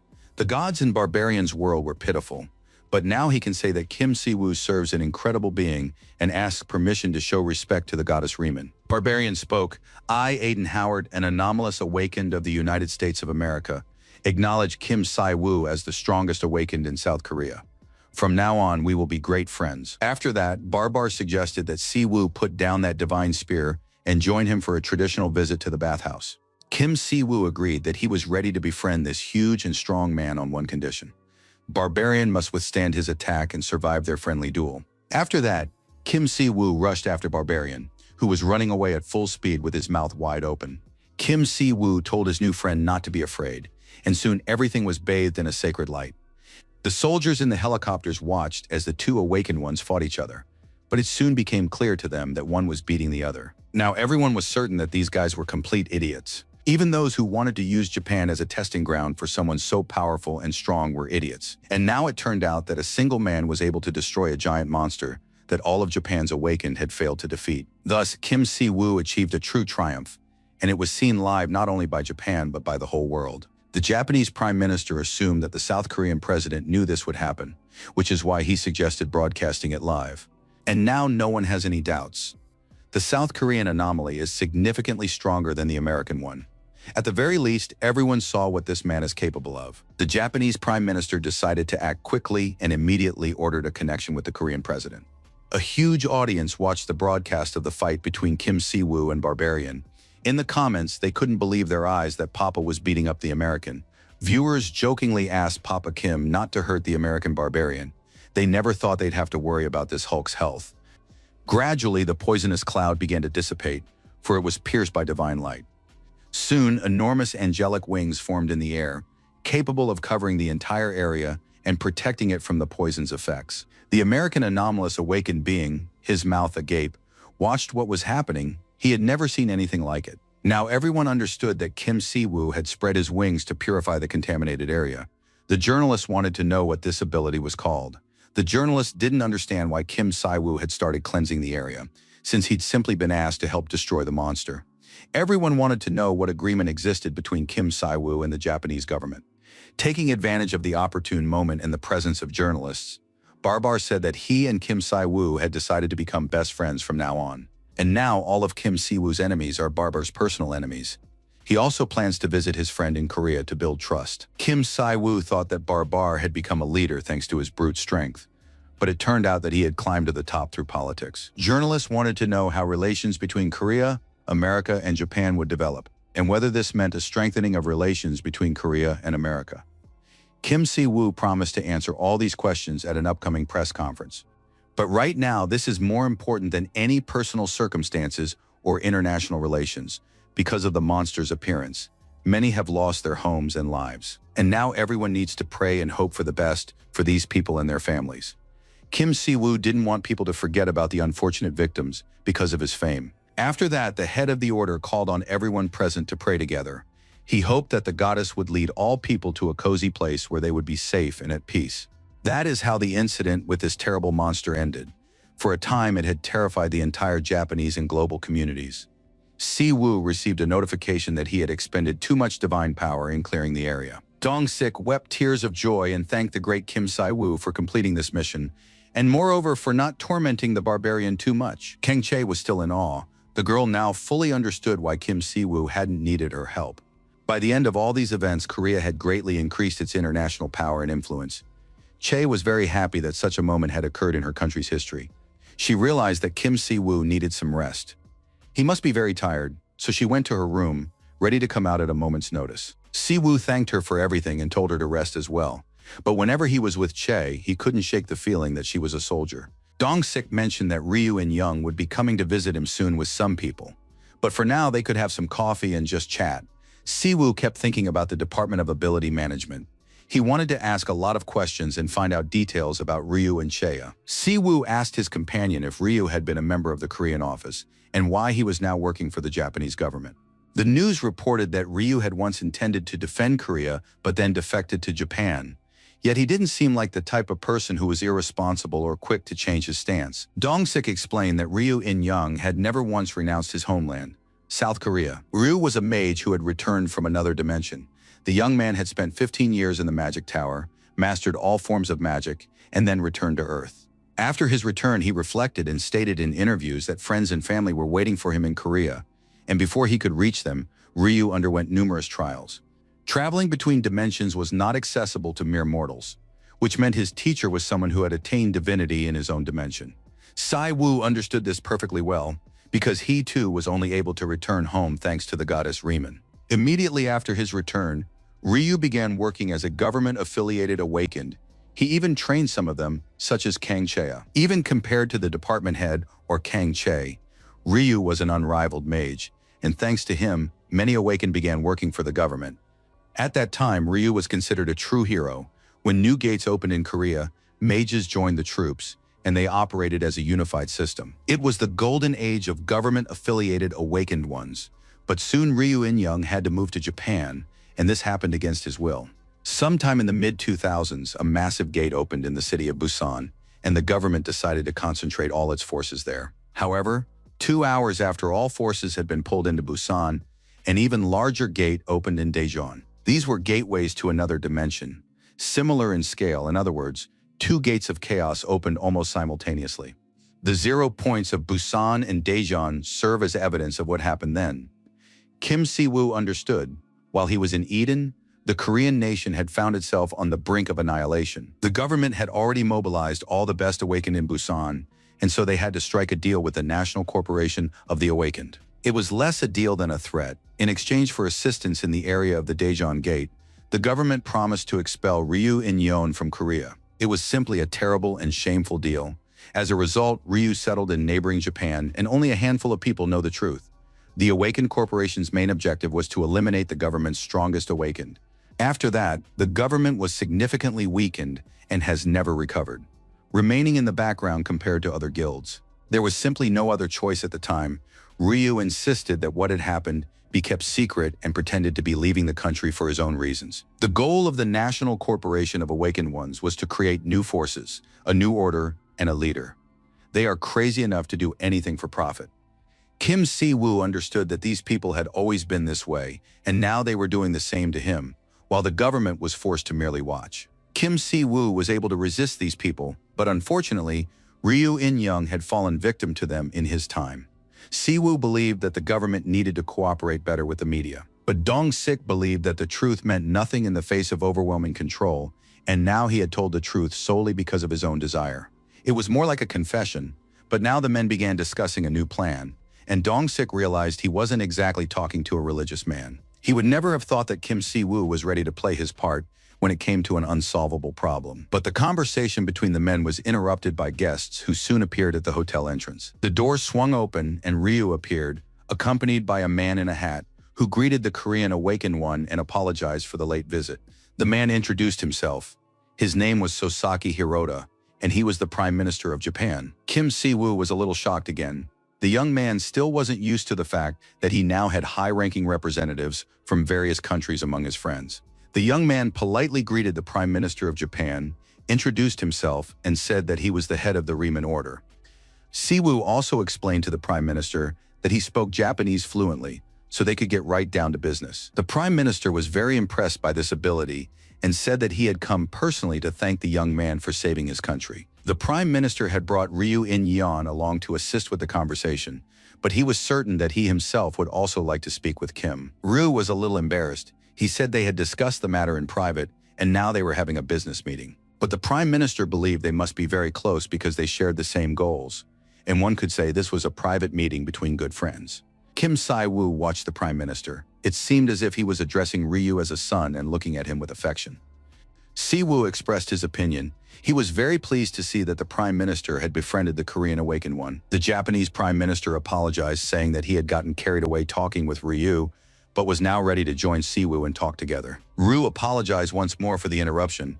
They hoped they hadn't disturbed Kim too much, though they understood that he needed to rest. After that, the Prime Minister began apologizing for interrupting and distracting him from his rest. But Si-woo said again that it was no big deal. After that, the Japanese Prime Minister bowed his head and formally addressed Kim Si-woo. On behalf of the Japanese government, he expressed gratitude for the victory over the monster, as well as for clearing the area, and asked how the Japanese people could repay him. Si-woo said he didn't need anything.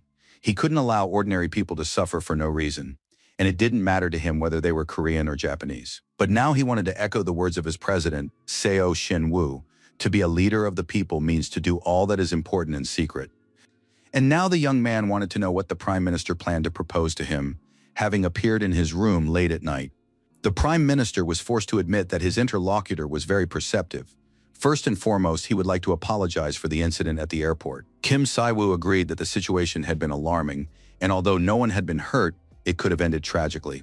Of course, it had been immediately apparent even at the airport that relations between Japan and Korea were rapidly deteriorating, and this was evident even in their attitude toward the awakened. Ryu In-yeon's move to Japan was only the beginning, and although hostile relations between countries are not exactly rare, the Prime Minister had always wanted positive relations with Korea. And now the man wanted to know what Kim Si-woo thought about building a temple to the goddess Riemann in Japan. Kim Si-woo pondered this proposal, realizing that religion is a faith that transcends borders. If the Riemann order builds a temple in Japan, the strained relations between the two countries will begin to thaw. As soon as people of the same faith begin to appear, the tendency toward mutual hatred will start to subside. Only a few hours had passed since the Japanese people learned the name of their savior, and perhaps now was the best time for such a proposal. Kim Si-woo now understood why the Prime Minister had immediately addressed him as father, even though it was their first meeting. After that, the Prime Minister took his leave and said that their official meeting would take place the next day, and that in the meantime he could talk with Ryu. Si-woo realized that the Prime Minister preferred to pretend the next day that they had just met for the first time. All politicians are sly foxes. Ryu In-young, once they were alone, immediately said that it seemed Kim Si-woo didn't trust the Prime Minister very much. Si-woo replied that of course that was exactly the case. He had no intention of hiding his opinion or pretending otherwise. Si-woo admitted that he might agree to the construction of a temple in Japan, but he wasn't sure that would be enough to improve Korean-Japanese relations. But Kim Si-woo believed that everything else was no longer his concern. For his part, he would do whatever was necessary. Ryu In-young realized that the Riemann order could be used to resolve the conflict. With the emergence of Kim Si-woo as East Asia's first Korean anomalous awakened, Japan received direct support during a national disaster. Furthermore, since the government no longer needed to rely on the strength of extremist awakened ones, it could use politics and logic to suppress any objections and begin building positive relations between the two countries. Japanese Prime Minister Sosaki is no idealist, but a born politician. He has a keen sense of the situation. And Kim Si-woo must not underestimate the influence he already wields. Si-woo was certain the same could be said of the others, including Ryu. Si-woo saw trust and responsibility in this young man's eyes. Lies from people like him are too obvious. It's better to tell him the truth right away. Kim Si-woo turned to his companion and said he wanted to speak frankly with him.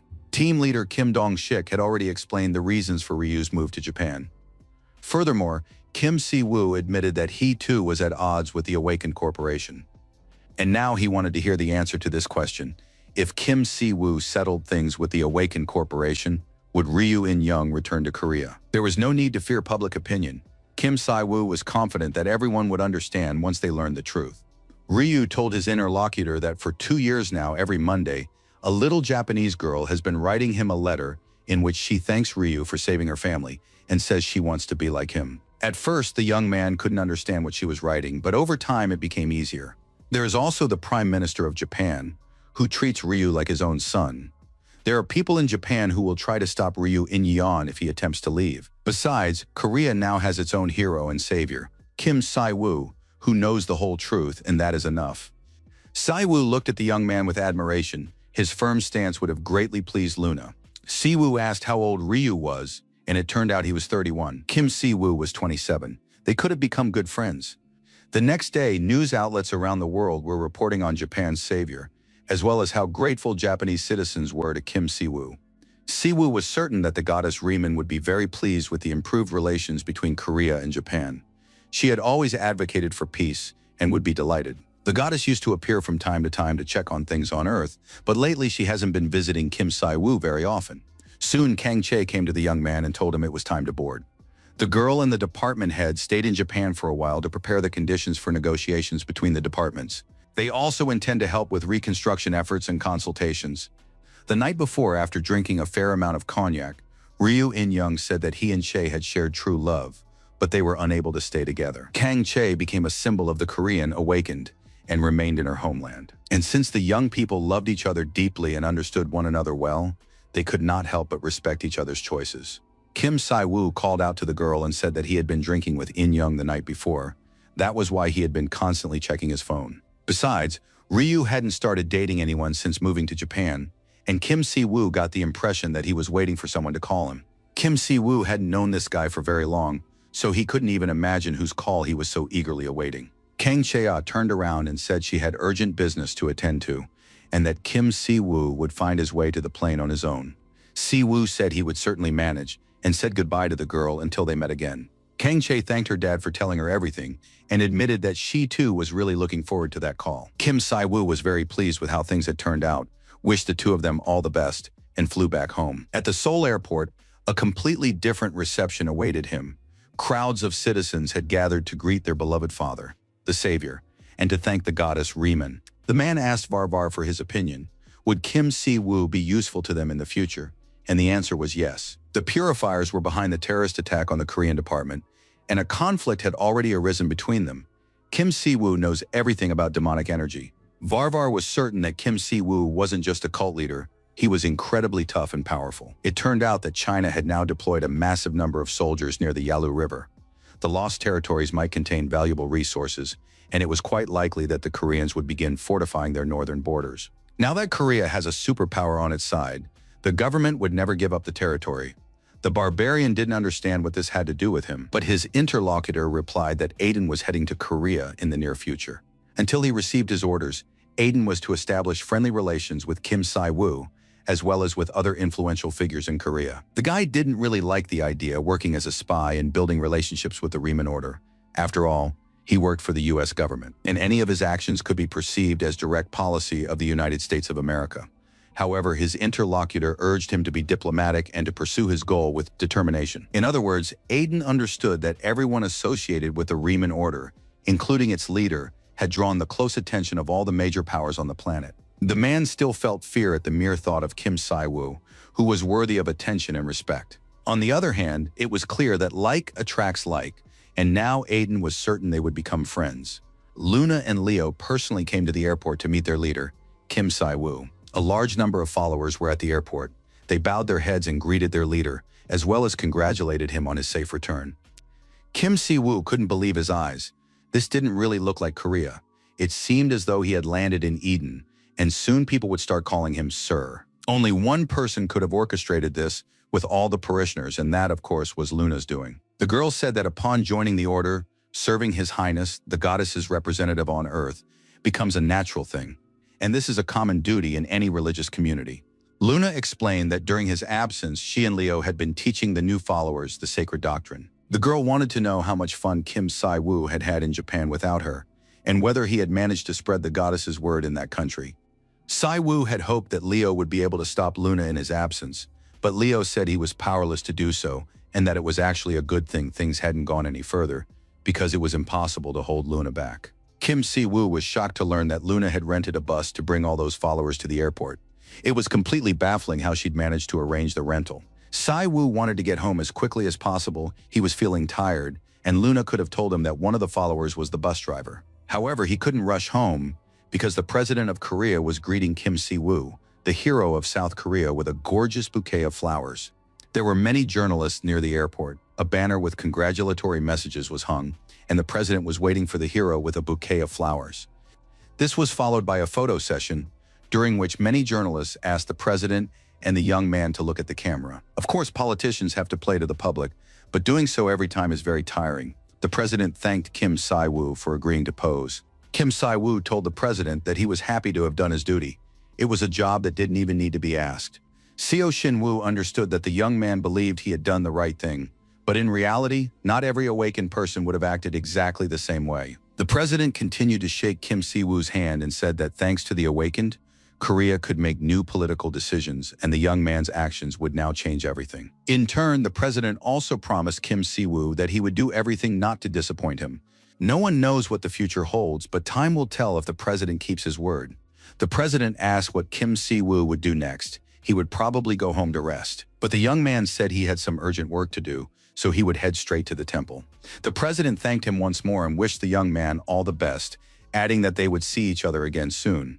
Kim Si-woo thought the president was a rather strange man, but on the other hand, he seemed honest. And at that moment, an urgent task appeared before the young man.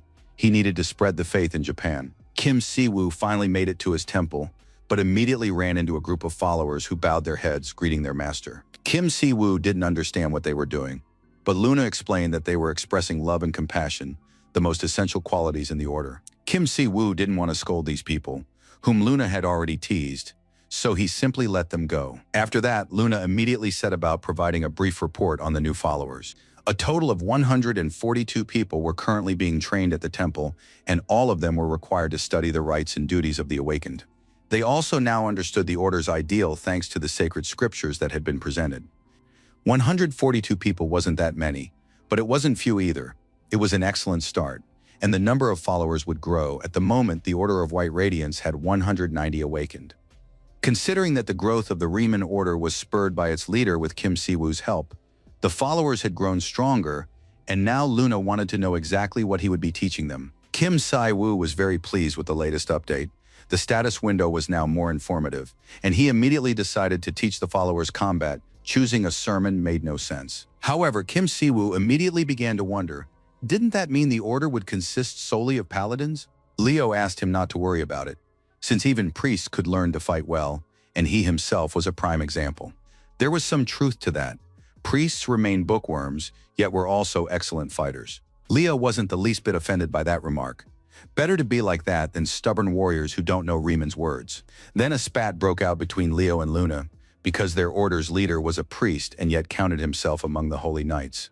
Si-woo had already forgotten that the archbishop and the commander of the paladins had always been like cats and dogs, yet they got along perfectly and complimented each other. Kim Si-woo paused to think for a moment, but he was distracted by the voices of his aides, who noticed that their leader was daydreaming.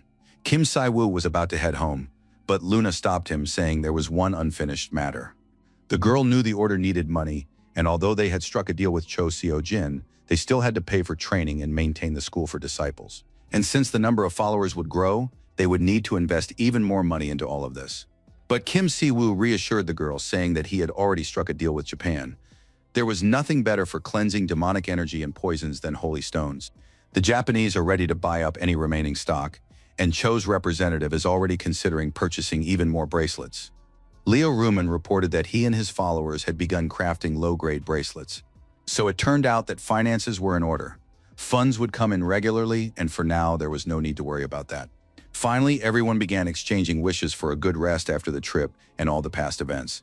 Kim Si-woo was already hoping to finally head home, but then he was told that a guest had arrived. It was a very important guest. Si-woo couldn't imagine which of his acquaintances would call themselves a very important guest. But then Varvar appeared on the temple grounds, happy, confident, and announced that he had come bearing gifts. Sivu and his closest aides stared at the man in surprise, wondering what he was doing there. Aiden also looked stunned and awestruck.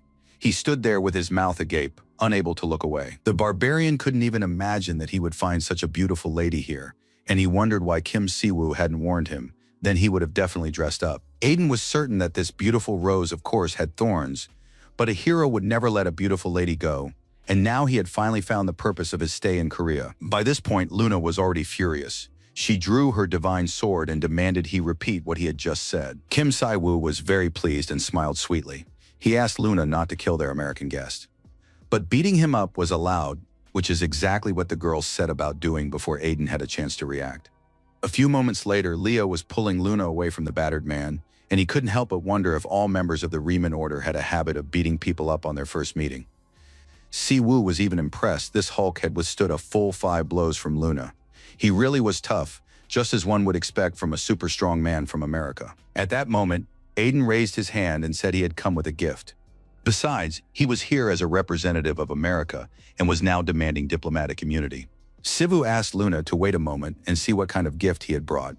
If it was nonsense, they could beat him up a little more. Kim had let his assistants go for a walk and now wanted to know the purpose of Varvar's visit right away, without any nonsense. Aiden still couldn't get to his feet.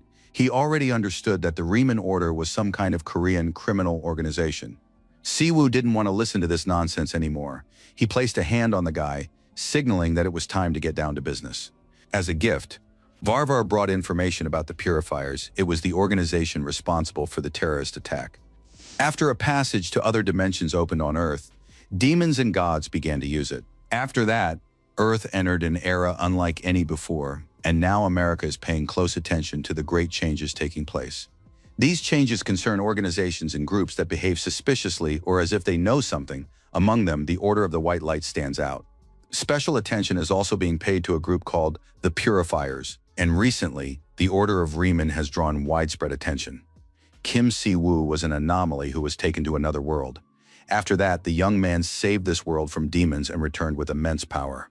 At present, Kim Si-woo is the strongest awakened in Asia, and after the holy power of the Riemann Order manifested on Earth, the Order began to rapidly spread its faith. At first, America was concerned, as the involvement of such a powerful awakened could become a problem. However, it appears that the Riemann Order is fighting suspicious organizations on its own, and Kim Si-woo is the fiercest dad imaginable.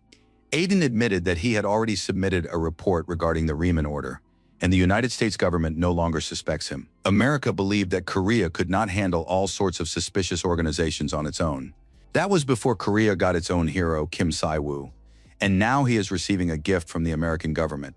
It was a folder containing information about the purifiers, and the Korean Department of Ability Management would not be able to gather such information.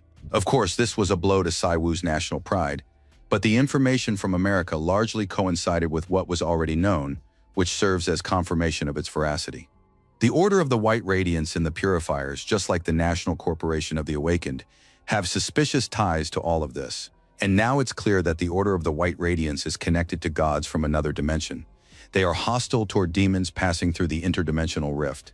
The Purifiers use vessels to summon demons or even the Demon King in order to use them to purge the world of the weak. Siwoo looked through the papers and realized that the Americans don't know all that much about these organizations.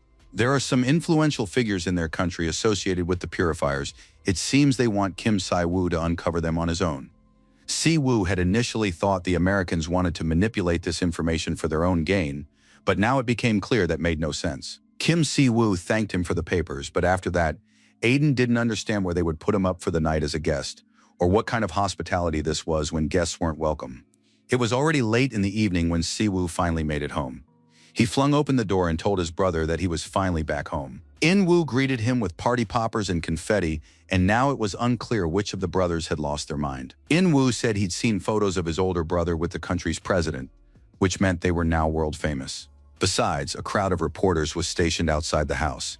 Everyone wanted to get an interview and have a chat. In-woo said they now needed security because, like other celebrities, they couldn't walk down the street normally. Siwoo himself realized that with Grandma's return, they needed more space. Besides, the noise from the reporters would disturb the neighbors, which meant they had to find a safe place for the family to live. His younger sister came out of her room. Siwoo had brought her souvenirs from Japan. Snezhok also received Japanese souvenirs, and his younger brother In-woo was no longer a child, so he needed to check his bank account. In-woo checked the balance in his account, saw 7-digit numbers there, and was very pleased. After that, he turned to his older brother and said, "What would you like for dinner tonight, sir? You can choose between earth, water, and air." Siwoo told his younger brother that this was a bonus for increasing their subscriber count, but that he would have Korean-style beef. Kim Si-woo looked at his brother and sister once more and thought how wonderful it was to see his family happy. After a delicious and hearty dinner, the whole family lay in front of the TV, watching an interesting movie. Meanwhile, the children from the Hope Orphanage were playing on the playground. The director of this orphanage had taken in children who had lost their parents during the interdimensional rift. Gradually, funding for the orphanage and government support dwindled because times were hard for many people now. The director of the orphanage wanted to continue caring for these children because he saw it as his calling, but with each passing day, it became more and more difficult. The director asked for any help anyone could provide. Si-yeon also saw the report and felt very sorry for the children. If their grandmother hadn't taken Si-yeon and In-woo in, they would have ended up in the orphanage too. Si-yeon asked her brother if they still had any benefits left. In-woo confirmed that they did. But before they could do anything, Si-woo snatched the phone from his brother's hands. Kim Si-woo said there was no need to worry about it. He would personally take responsibility and look after this orphanage. Instead of a one-time transfer of funds, it would be more helpful to provide fundamental assistance on an ongoing basis.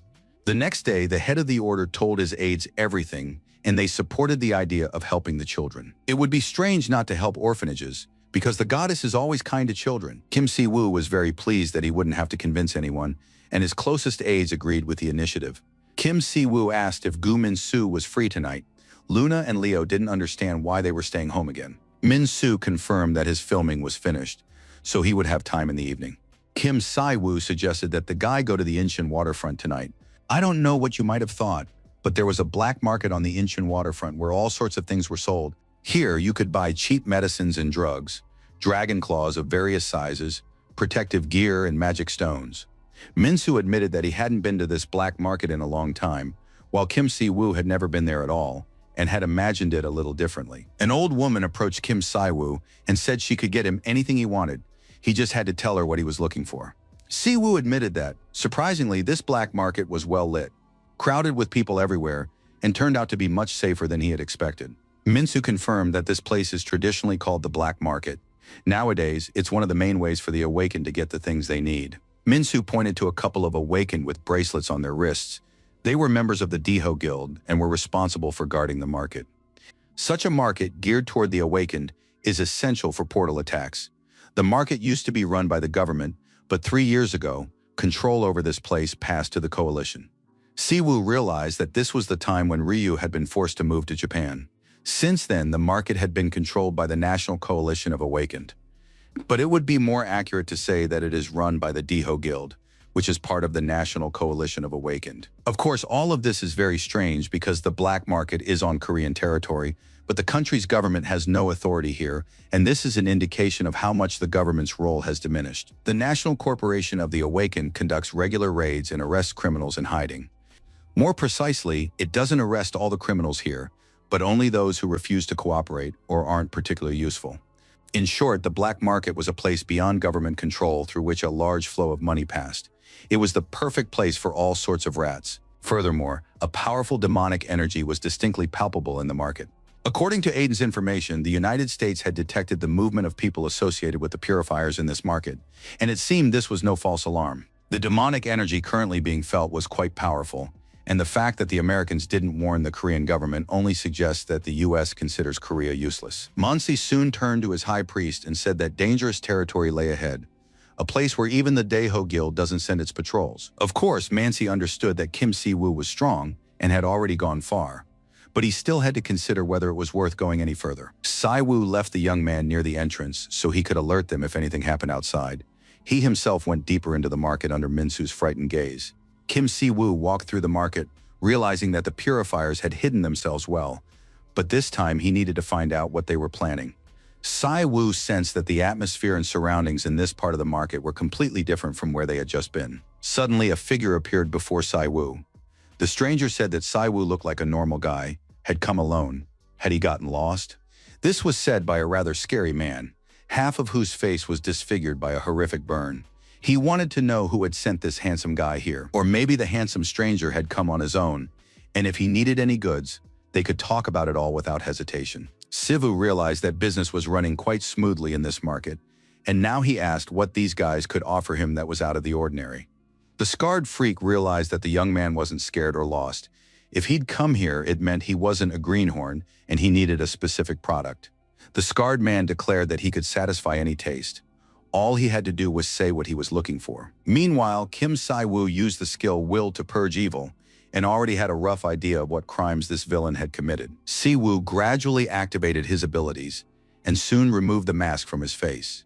Having become quite well known over the past few days, Kim Si-woo had calculated correctly, and soon the gangsters realized who was standing before them. In gang circles, they called Kim Si-woo Black Papa, and now, to their horror, Black Papa was right in front of them. Kim Si-woo realized there was no point in pretending anymore. He immediately asked which of the guys wanted to spend an unforgettable night with him. He was definitely going to teach them a lesson right now. The next moment, the scarred man hurled knives at him, shouting, "Die, Black Papa."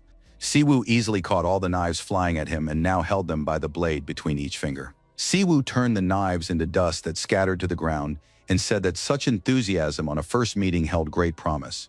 The villain tried to calm Black Papa down. He stammered and begged to be left alone, promising to do anything.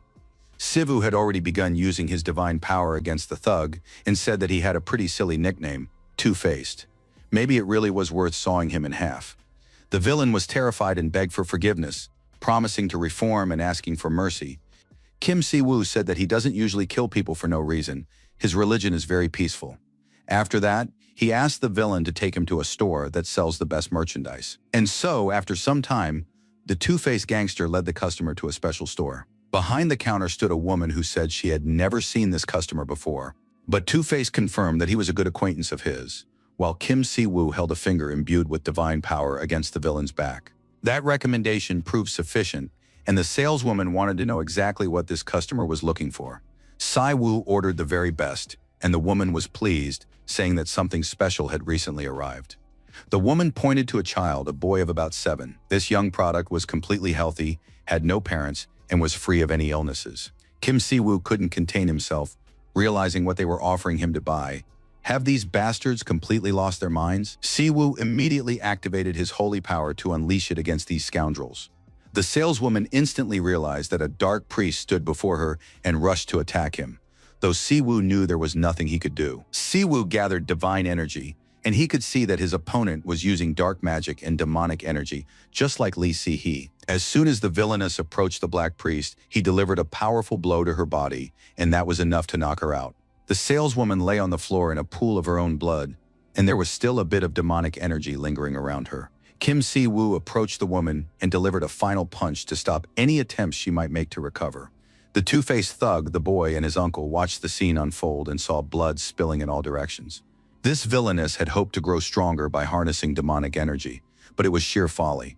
Si-woo recognized the director of the orphanage who had come to sell the boy and ordered him to stay put.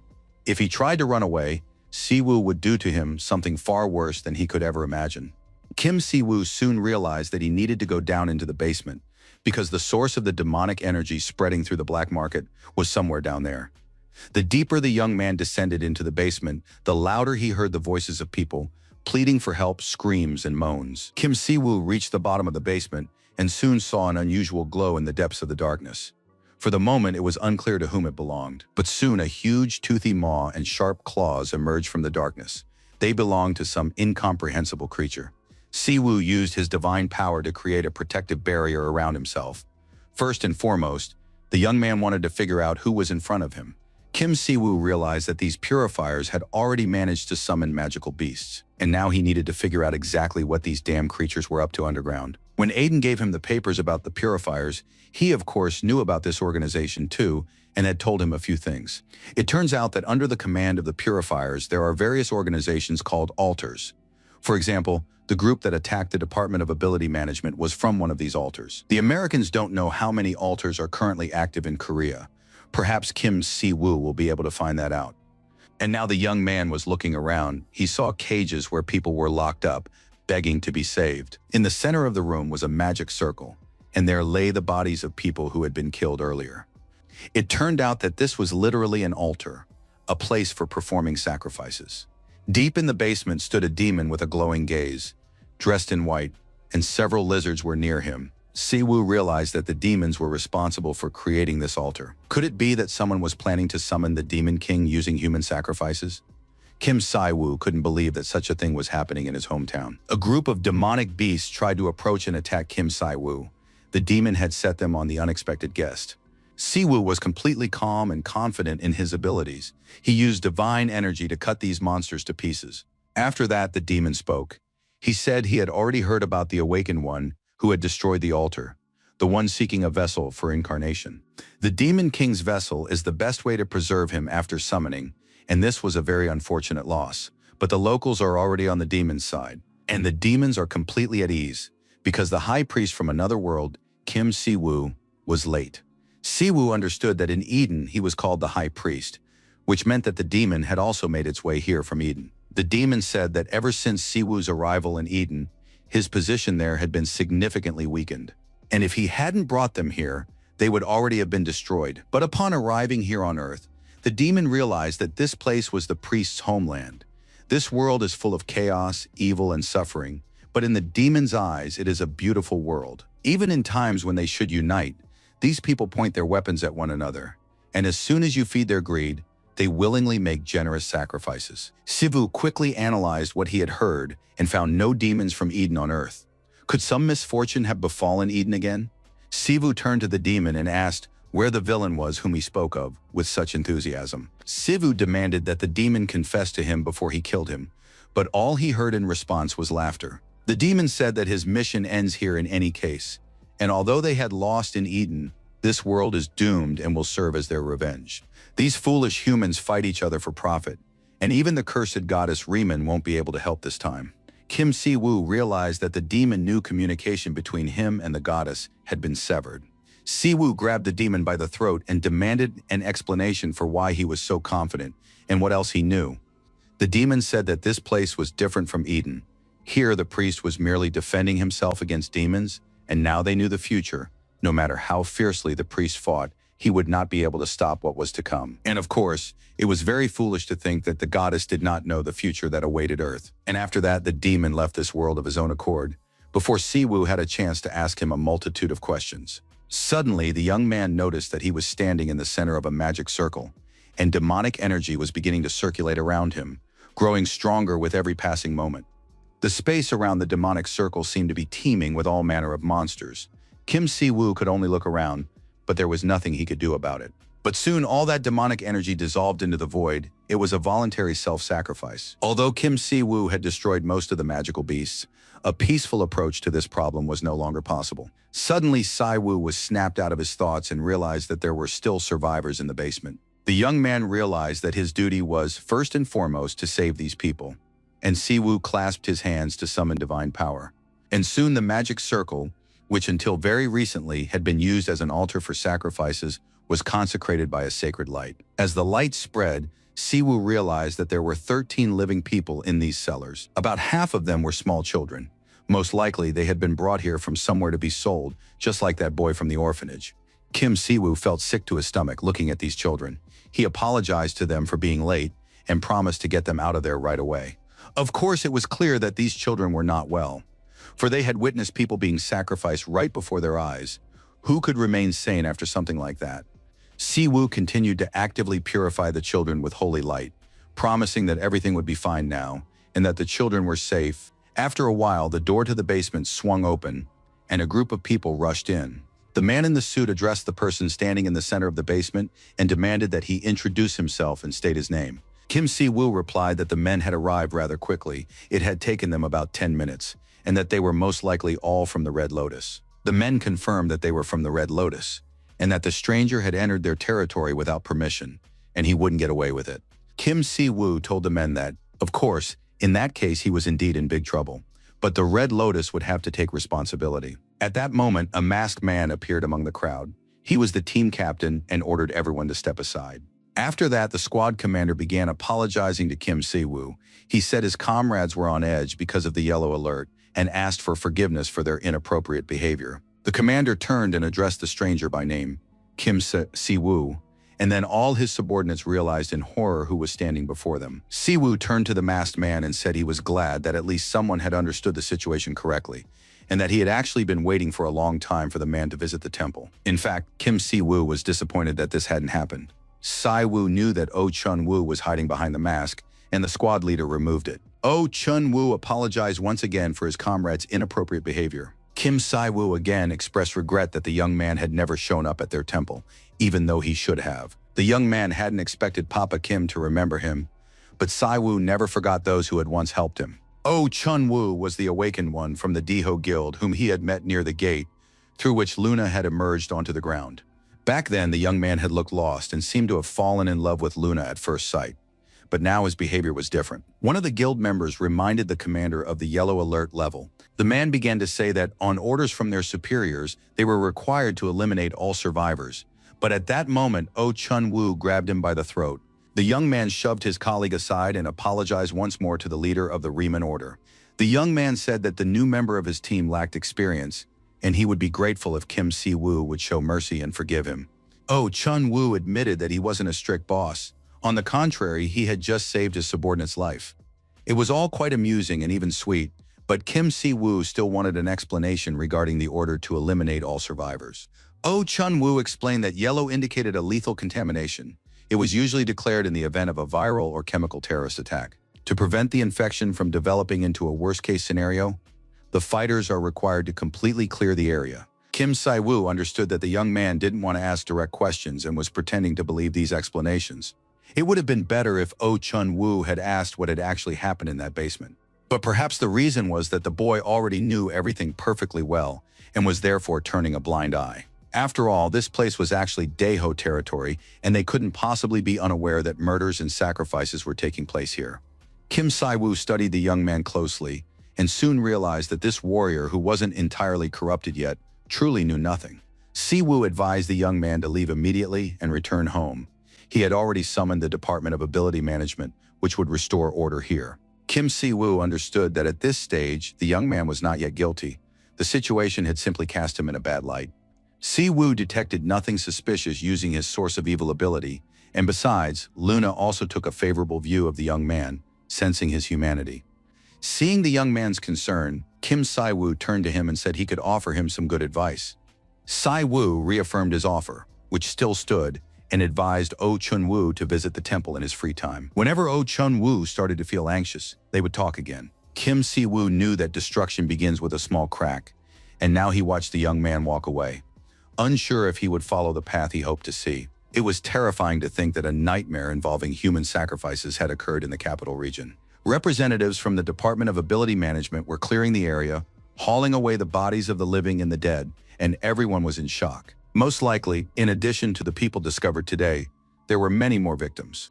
Siwoo said that the order would pray for these people. Dong-sik reported that 12 survivors had been found in the basement, and they had rescued them all. This was very strange because Kim Si-woo was certain there had been 13 people in that basement when he was there. Those in the temple listened to a broadcast stating that the people must no longer be deceived. Oh Chun-woo planned to reveal everything he knew about corruption within the Jeonggak Alliance. The young man was sincerely grateful to the person who had given him the advice and the resolve to stand before the cameras today. After that, the press conference with the newly awakened Oh Chun-woo came to a close. Si-woo, of course, expected the young man to take some kind of action, but he never imagined it would be so swift and powerful. The next report covered the director of an orphanage who had been selling children, and this situation would cause a major public outcry in the future. The minister announced plans to introduce a special law regarding anomalous awakened individuals, and this could become a serious problem. The Daeho Guild had been turning a blind eye to what was happening in the depths of the black market. The revelations Oh Chun-woo made about that guild, which was a pillar of the Jeonggak Alliance, and the fact that he was a hunter also played a role. Now it could be said that they had succeeded in knocking out one of the pillars of the Jeonggak Alliance, even if it happened unintentionally. But what worried Kim Si-woo far more was what they planned to do with the altar. And Si-woo had let one rat escape. They absolutely had to track them down. Luna asked that she and Leo handle the matter. Dong-sik explained that as a representative of the Department of Ability Management, he had come to discuss the incident. Dong-sik confirmed that the existence of the altar created by the purifiers had been officially confirmed. People were particularly shocked by the fact that the Americans knew what was happening, unlike the Korean government. It was the Americans who had warned the Riemann Order. When the minister first heard this news, he was in shock as he reviewed the information received from an American awakened nicknamed Barbarian. The documents contained the names of companies, government officials, and politicians linked to the purifiers. One can imagine the terrible feelings the minister experienced. He asked that heartfelt thanks be conveyed to America for their help. And now the Department of Ability Management was certain that they could count on Si-woo's assistance. After that, the man fell face down on the table and began to sob, because he felt his own weakness and helplessness due to his incompetence. Kim Si-woo didn't want to get upset, because the future is far more important than the past. Yesterday he let one of the purifiers slip away, and now Luna is tracking him down, but they need help.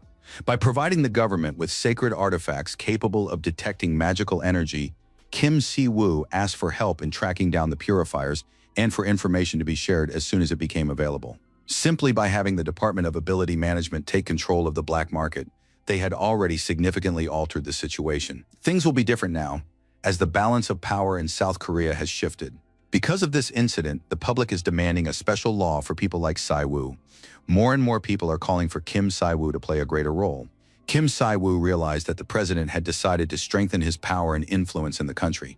If the special law is passed, the order's scope of activity will expand significantly. The order will be able to help people in many more ways, including by promoting fairness toward other religions. Si-woo wanted to be sure that the government would be prepared for the wave of change that would arise when the Riemann Order gained more power. Dong-sik explained that the president had ordered an additional budget allocation to expand the functions of the Department of Ability Management. Kim Si-woo was surprised by the additional budget, as the tax situation in Korea was far from ideal. Kim Dong-sik also agreed that there was a financial problem and that it could ruin the whole picture. But President Seo Shin-woo had come up with a solution and planned to issue new government bonds. Now, Korea was the country with the strongest awakened. Its national credit rating had risen, and an influx of investment could be expected. Dong-sik was stunned himself, realizing how the presence of power could radically change the situation. What a precarious world they now lived in. Si-woo wanted to know if the president was planning to do anything that would require a lot of money in the near future. The department head didn't know any details, but said that Kim Si-woo would soon receive some documents and a detailed report confirming that the president had a plan. The young man understood that after Ryu In-young left Korea, the state surely had problems managing the awakened. And if the department grew stronger, it would benefit the Riemann Order. The eradication of corruption would directly lead to the weakening and downfall of the national coalition of the awakened. This was merely part of the process, returning everything to its rightful place. However, there remained another important problem: the purifiers. Sai-Wu wanted to figure out the internal structure of the purifiers. He understood that this sect consisted of hundreds of people. Given that the purifiers were collaborating with the demons of Eden, they must be connected to Kim Sai-Wu in some way. The young man thought very hard along these lines. In any case, he now understood what he was looking for and where to dig. It was late in the evening, but the city streets were still full of people. Si-Wu lay in bed, dead tired, and his younger brother thought this was the first time in Korean history that an awakened one would die from overwork. Si-Wu asked his younger brother not to be sarcastic about it, but he really was very tired. There were too many suspicious and unsavory things going on around him. In-Wu admitted that the situation at the black market, as well as the sale of children from the orphanage, had truly shocked everyone. His younger sister, Sien, was also shaken, probably because she had seen orphans in the news report who were about her age or even younger. But now the girl was already asleep, because In-Wu had forbidden her from watching TV and put her to bed. Si-Wu kept thinking about how they needed to catch all the purifiers as soon as possible. He wanted to know how Luna's efforts were progressing. He had really stirred up the nest of the awakened coalition. In-Wu told him that crowds of journalists and security guards were swarming around their apartment complex. After the incident with the president, there were a lot of unhappy people. Siv saw a large number of strangers near the house and once again thought that it was time for them to move. He needed to talk to his grandmother and little sister, but, of course, the girl would be sad to leave her local friends behind. But Sion declared that the move would benefit her learning to communicate with people. If she stayed in one apartment for too long, it would be hard for her to make new friends. The brothers were shocked by their younger sister. It seemed as if she were living a second life because she was too wise and articulate for her age. Grandma and Madame Miller set off for her hometown. In-Wu didn't know if it was dangerous for the two of them to stay there alone without security. However, Si-Wu reassured his brother and showed him his cell phone. The boy watched the video closely and gasped in surprise when he realized that the man right before his eyes was none other than Varvar. It turned out that Madame Miller and Varvar had known each other for a long time, and Si-Wu had arranged for the American guest to entertain the two friends. Aiden would personally guard them until Madame Emma returned to the city, so there was no need to worry about Grandma's safety at all. The brothers had already firmly decided to say goodbye to this apartment. It would be easier for them to host guests in a new place. Leo and Luna would visit them more often, and they would have a good time after work. After all, it doesn't matter where you live, because home is where your family is. The streets of the ordinary city weren't clean and clear. It seemed as though demonic energy was present everywhere. People were constantly coughing and feeling unwell, both adults and children. Luna was amazed when she saw the land. She realized that this place was more developed than Eden, and it seemed that in such a place, no one would have to worry about how to earn a living. But it turned out that this was absolutely not the case. A world where everyone is equal and happy probably doesn't exist. And if it did exist, there would be no need for religion in such a world. Luna, looking at the homeless children, remembered her own childhood and realized she had gotten too emotional and that she needed to stop. Soon the girl reached a church, around which she sensed a demonic energy. Luna thought the building looked suspicious and knocked on the door. A rather pleasant woman opened the door. She informed her that some kind of plague was roaming their neighborhood, so it would be better not to walk the streets, but to leave the area. Luna froze in place, and the movement of the demonic energy intensified.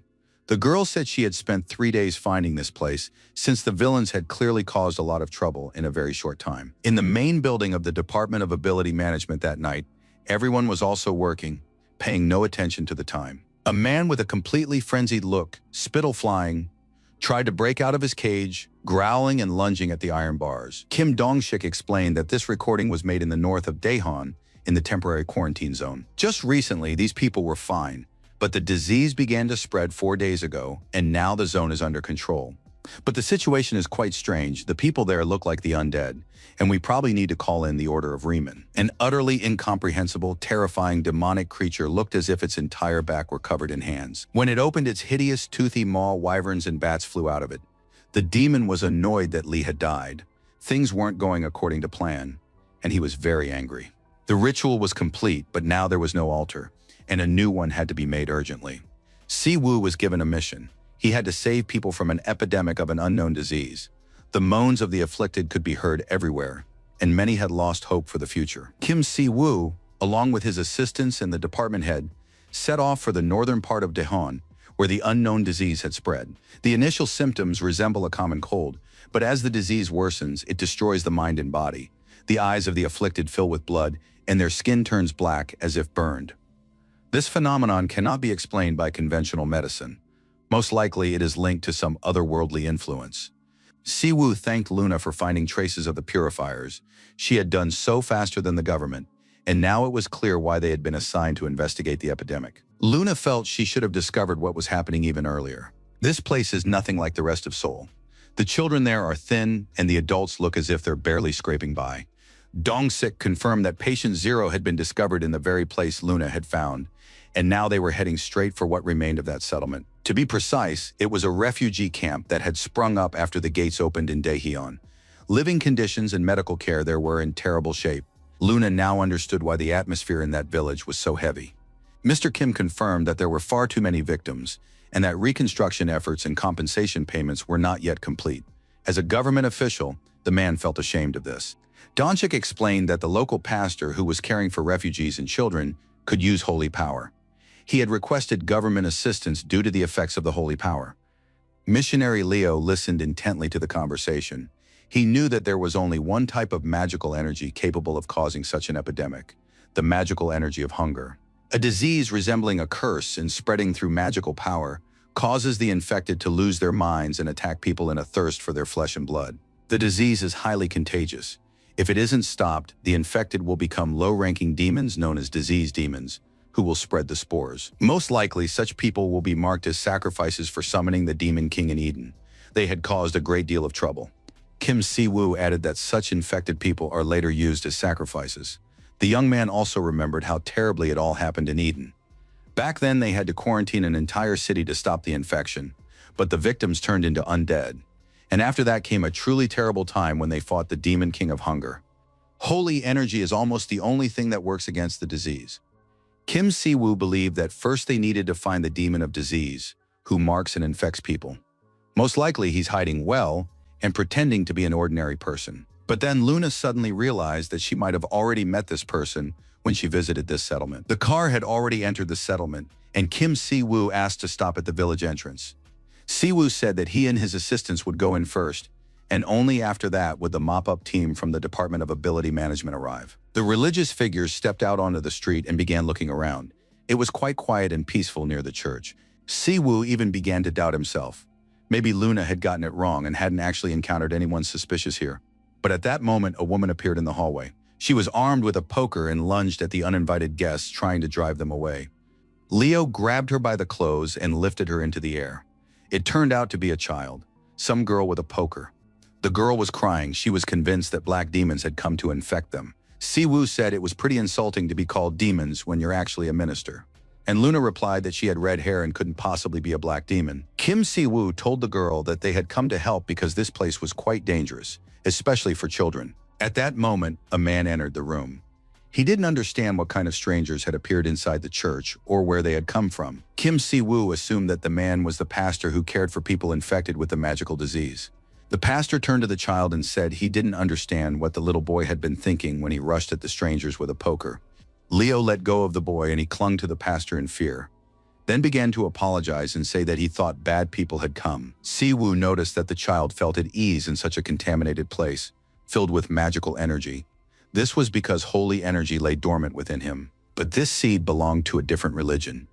Kim Si-woo introduced himself and said that they had come from the Order of Riemann to help and offer support when they heard about the epidemic. The man introduced himself. His name was Pastor So, and he had been serving at this church for 3 years. That morning, several infected people had broken into the church and nearly harmed the children. Most likely, this was the reason the boy was wary of strangers. The other children are sick, but Himing is fine, and his help is invaluable.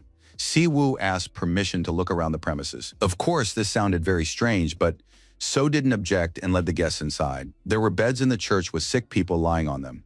These children had lost their parents due to the epidemic, but they couldn't be transferred to better hospitals because the area was under quarantine. At first glance, it was clear that the children weren't in the best condition. They ate very little and were barely conscious.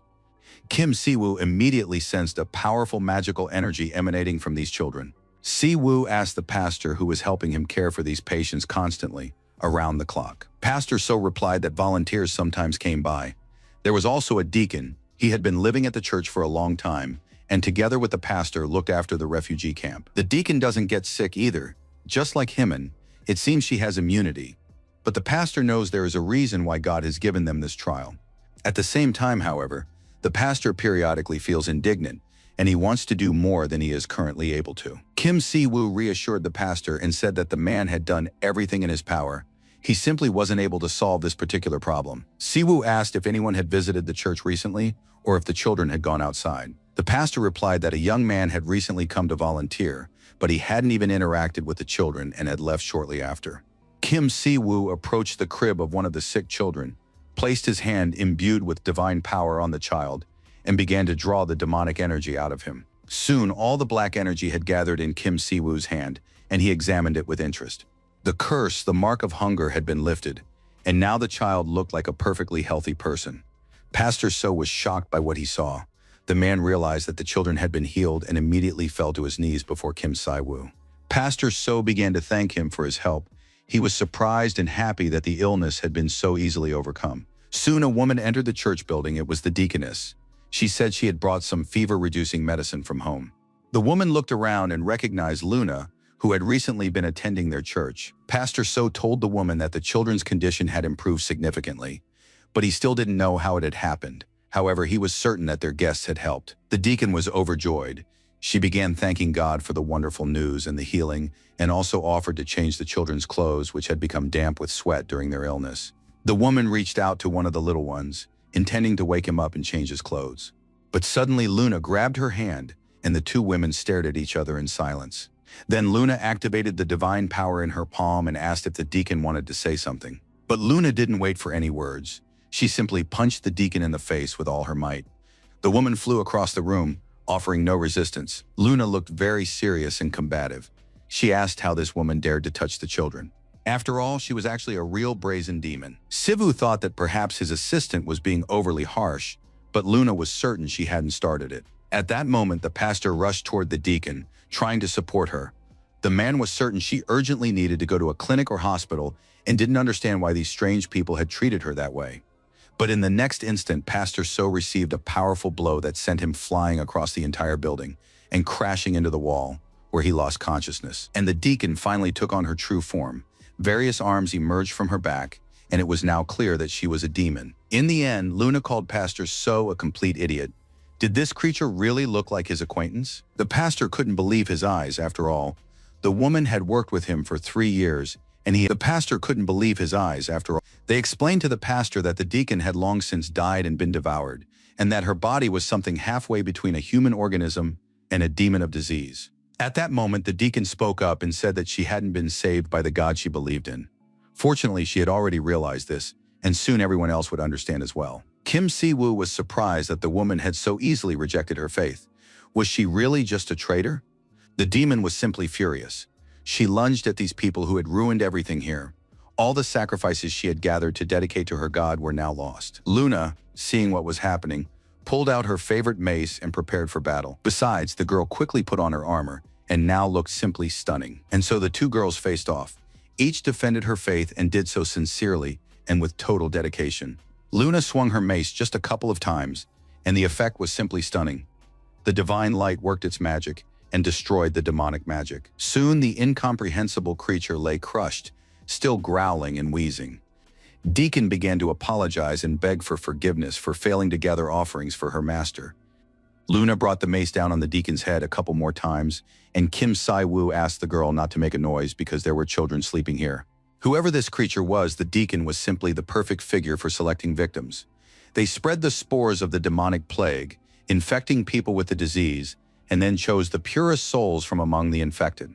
Most likely, they planned to sacrifice all these children in the future. Pastor So prayed, could this really be a trial sent to him by God?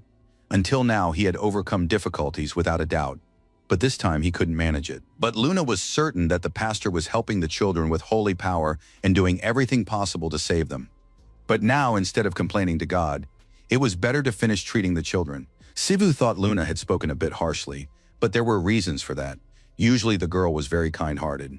After all, it was she who had found this village, and the religious leaders had been able to come because the pastor had spread the word about the effectiveness of fighting the disease with holy power. If it weren't for the pastor and his little helper, this village would have already turned into hell on earth. Pastor So couldn't hold back his tears. He said that Kim Si-woo was very kind even to people of other faiths. After that, the pastor agreed that he shouldn't slack off. He needed to have faith and do what he could. The pastor began praying again instead of treating the children. Now he was thanking God, who had always been watching over him, though unfortunately he hadn't realized it. Kim Si-woo was certain that the pastor had recognized him the moment they arrived. The man replied that of course, like any Korean who watches TV, he couldn't help but recognize the most powerful revivalist. Absolute power, yet mercy toward the weak. Such a thing is impossible to forget. Pastor So wondered only one thing. Was this really Kim Si-woo? It doesn't matter which God you believe in. The power that lies in faith works miracles. And now the source of the remaining mighty magic lay behind the church. Si-woo left the church and the children in the care of the pastor and Leo, and set out to destroy the source himself. Kim Si-woo stepped into the courtyard and soon saw a group of undead or zombies. There were more of them than he had expected. But before the young man could do anything, the zombies' heads were severed and flew off to the side. Luna, absolutely delighted and smeared with someone else's blood, chopped off a few more heads and informed Kim Si-woo that he was too late. The girl continued to destroy the zombies while Kim Si-woo watched in silence, utterly enthralled. After finally clearing the area, Luna drank the water with relish, noting that it tasted delicious. At that moment, the girl looked more like a bandit than a holy knight, and of course she didn't deny that she was thoroughly enjoying it all. Kim Si-woo tried to remind the girl that they were people of God and shouldn't kill. But then he remembered their very first meeting. The sweet and gentle follower, Luna Leventon of the Holy Order, stood before the priest, bowing her head. The girl said she would be happy to work alongside Kim Si-woo. She would do her very best to help the apostle. Before becoming the Pope, Kim Si-woo had met a red-haired girl with rosy cheeks. She was incredibly shy, gentle, and touching. And Luna had become such a fierce and beautiful Amazon after traveling through Eden with Kim Si-woo. And it turned out that her transformation really was his fault. Kim Si-woo hadn't looked at their relationship from that angle before. Luna surveyed the area once more. It seemed she had dealt with most of the disease demons before Si-woo left the church.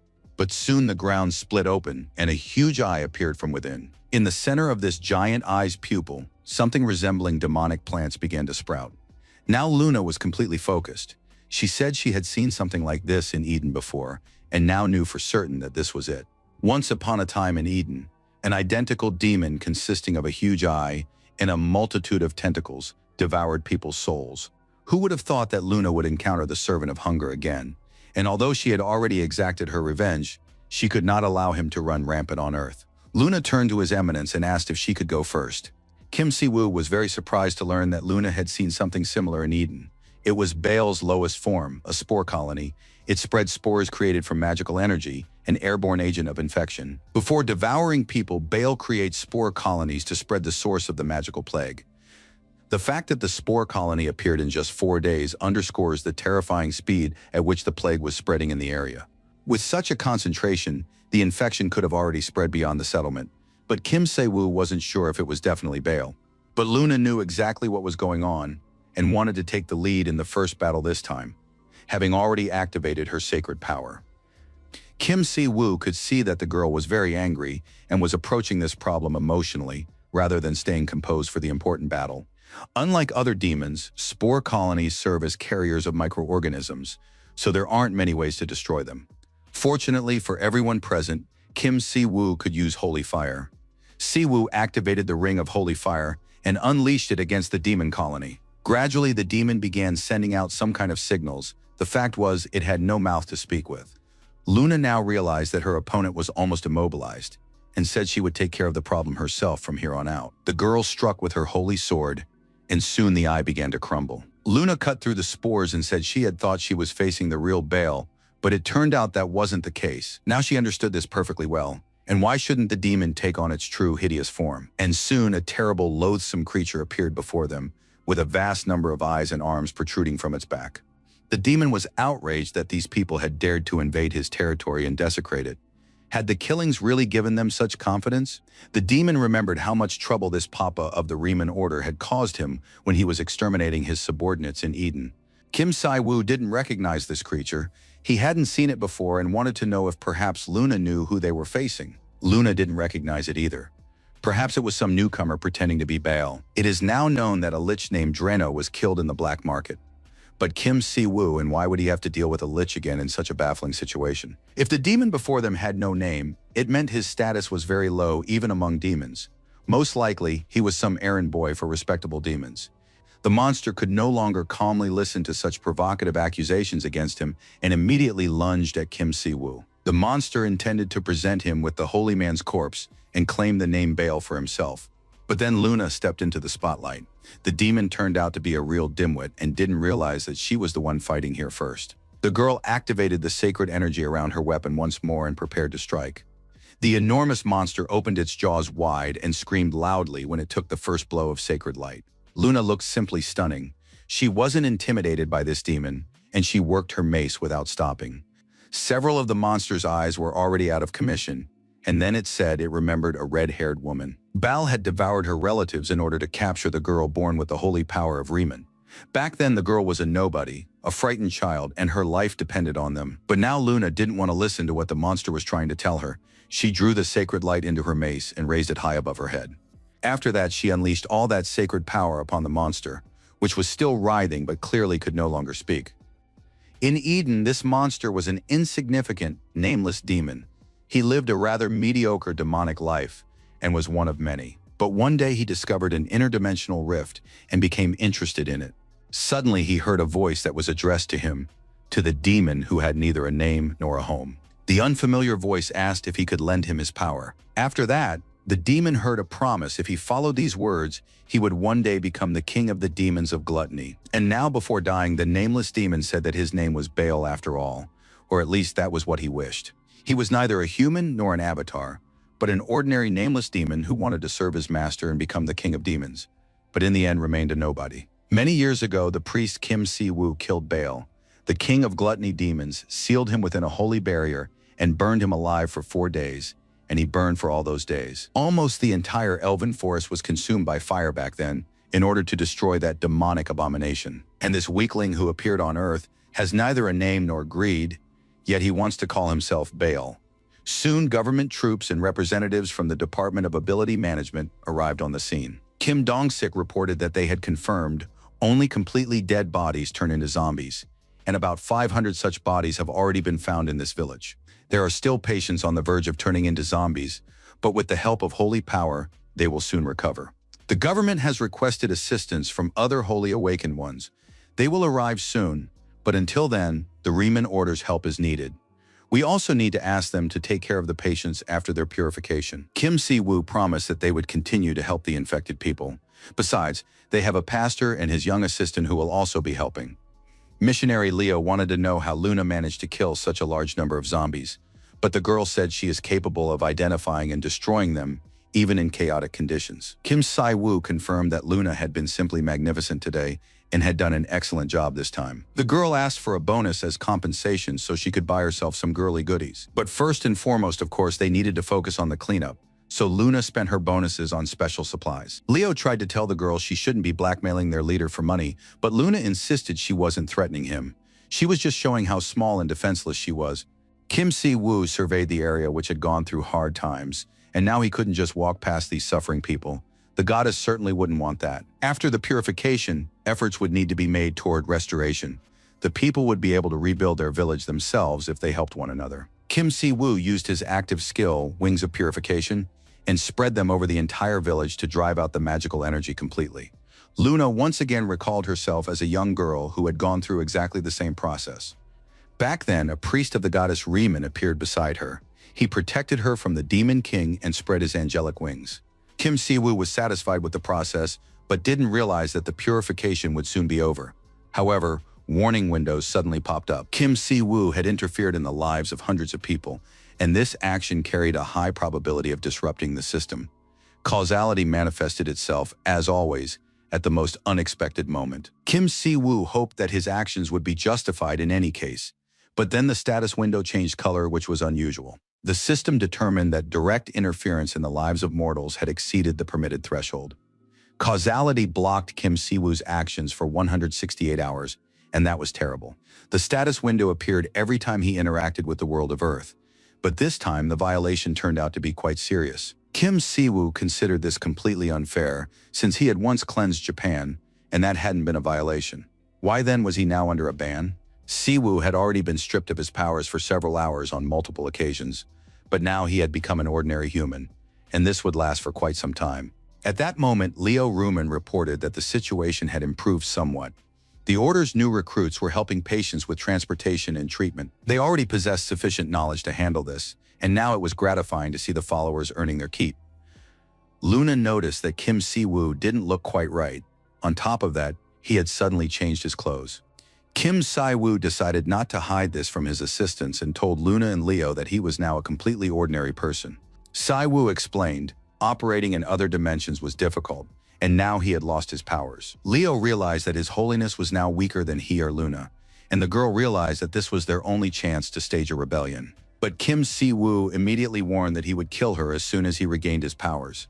But Luna continued to look at him slyly. She clearly had something in mind, and now Si-woo was beginning to fear this girl. The radio news reported the latest developments. The awakened Kim Si-woo had performed a purification ritual at Daejeon's Ground Zero. Some reporters who were at the scene witnessed the event. This situation gave hope to many residents, and they were once again grateful to Riemann. Kim Dong-sik was driving the car. He felt it was quite a major incident, and thanks Si-woo for his work. The entire village is the most contaminated place in Korea. The settlement has been completely decontaminated. The result is simply amazing. Kim Si-woo said that we shouldn't forget the people who helped the villagers. Without them, he wouldn't have been able to do everything quickly and efficiently. Kim Si-woo, in his own words, simply added the finishing touch and put an end to the situation. But Dong-sik was certain that without an awakened like him, they wouldn't have survived, and how lucky Korea is to have a man like Kim Si-woo. Dong-sik asked what Kim Si-woo planned to do in the near future, and the guy replied that he would be taking some time off alone. Besides, he needs to resolve some family matters, and there's someone in the city who can provide him with answers to those questions. Kim Si-woo was glad he didn't have to fly to America for this, and now he could calmly focus on certain aspects of his life. Kim Si-woo stood on a deserted street near a fence and looked around. It had been a long time since he'd been in this neighborhood. As a child, he often ran here with his brother and sister during times of great change. After that, he never thought he'd return. Looking around, the young man realized that this place hadn't changed at all. Kim Si-woo approached the gate where several guards were stationed. The young man thanked them for their work. Entering the courtyard through the gate, Kim Si-woo saw sticks and logs flying through the air. Aiden was entertaining himself by chopping wood. He greeted his friend with pleasure.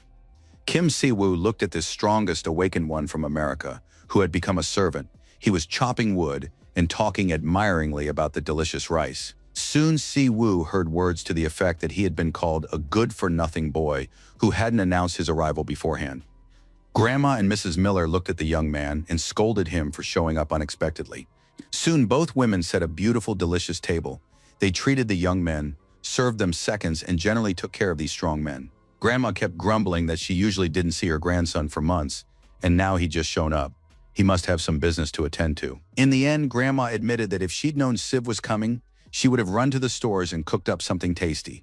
But the young man tried to reassure her, saying that she had already laid out a feast and there was no need to worry about it. Chewing on another piece of meat, Aiden mentioned that they had just eaten a wild boar he'd hunted, since a tribal chief must be a skilled hunter. Kim Si-woo ate the wild boar meat and listened to the hunting story. This was the first time he'd had such a meal, but his grandmother was always a good cook. Gradually, Kim Si-woo felt a certain anger or even resentment that his own grandmother was taking care of this American.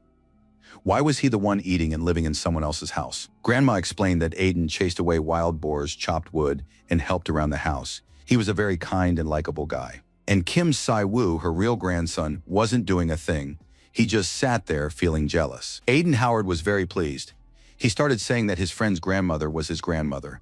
After that, the young man promised Kim Si-woo that as long as he was in Korea, he would protect his family, and there was no need to worry. The grandmother kept adding fuel to the fire. She said that Aiden was much better than her own relatives, who didn't even visit her. Si-woo suspected that the grandmother was training Aiden, exerting her influence over him, using the guy as a workhorse to be put to work. If you really thought about it, Aiden could make an excellent servant of great use to the two old ladies. Suddenly, Aiden turned serious. He'd heard about the magical plague on the news and now asked why Si-woo didn't go there. Si-woo explained that he had just returned from there, had already fixed the whole situation, and now everything was in perfect order. Kim Si-woo decided to move on to the main purpose of his visit.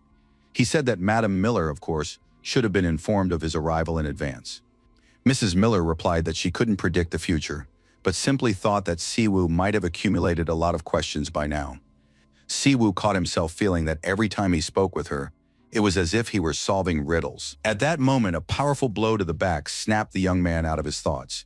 It was his grandmother who had slapped him with all her might for talking about work at the table.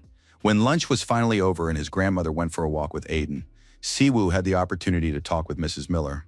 The young man was certain she understood why he had come.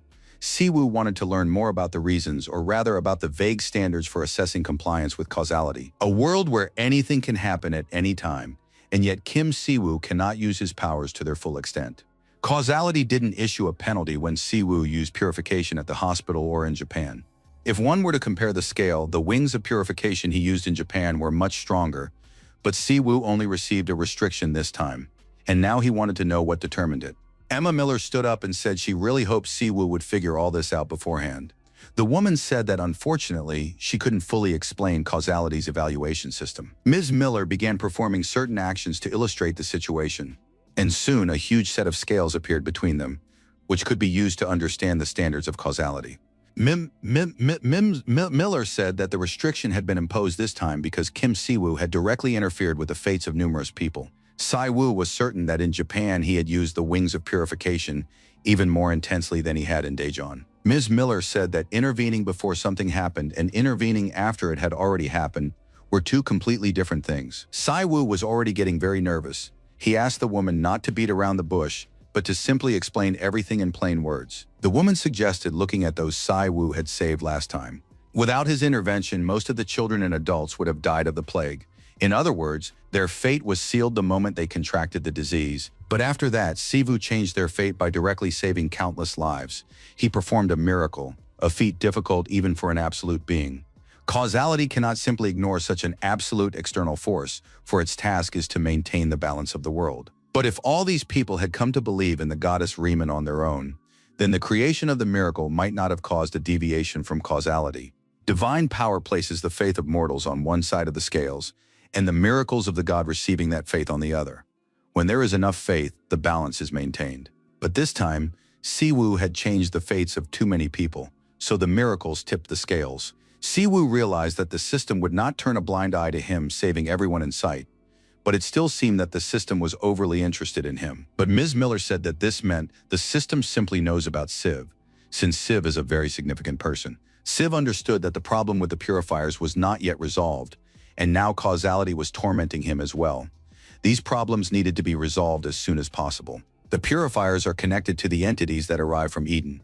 Their actions since the opening of the interdimensional rift have been highly suspicious. But the woman said sadly that she knew absolutely nothing about the purifiers, other than that this group commits evil deeds. But Madame Miller is absolutely certain that the system is not the enemy of the purifiers.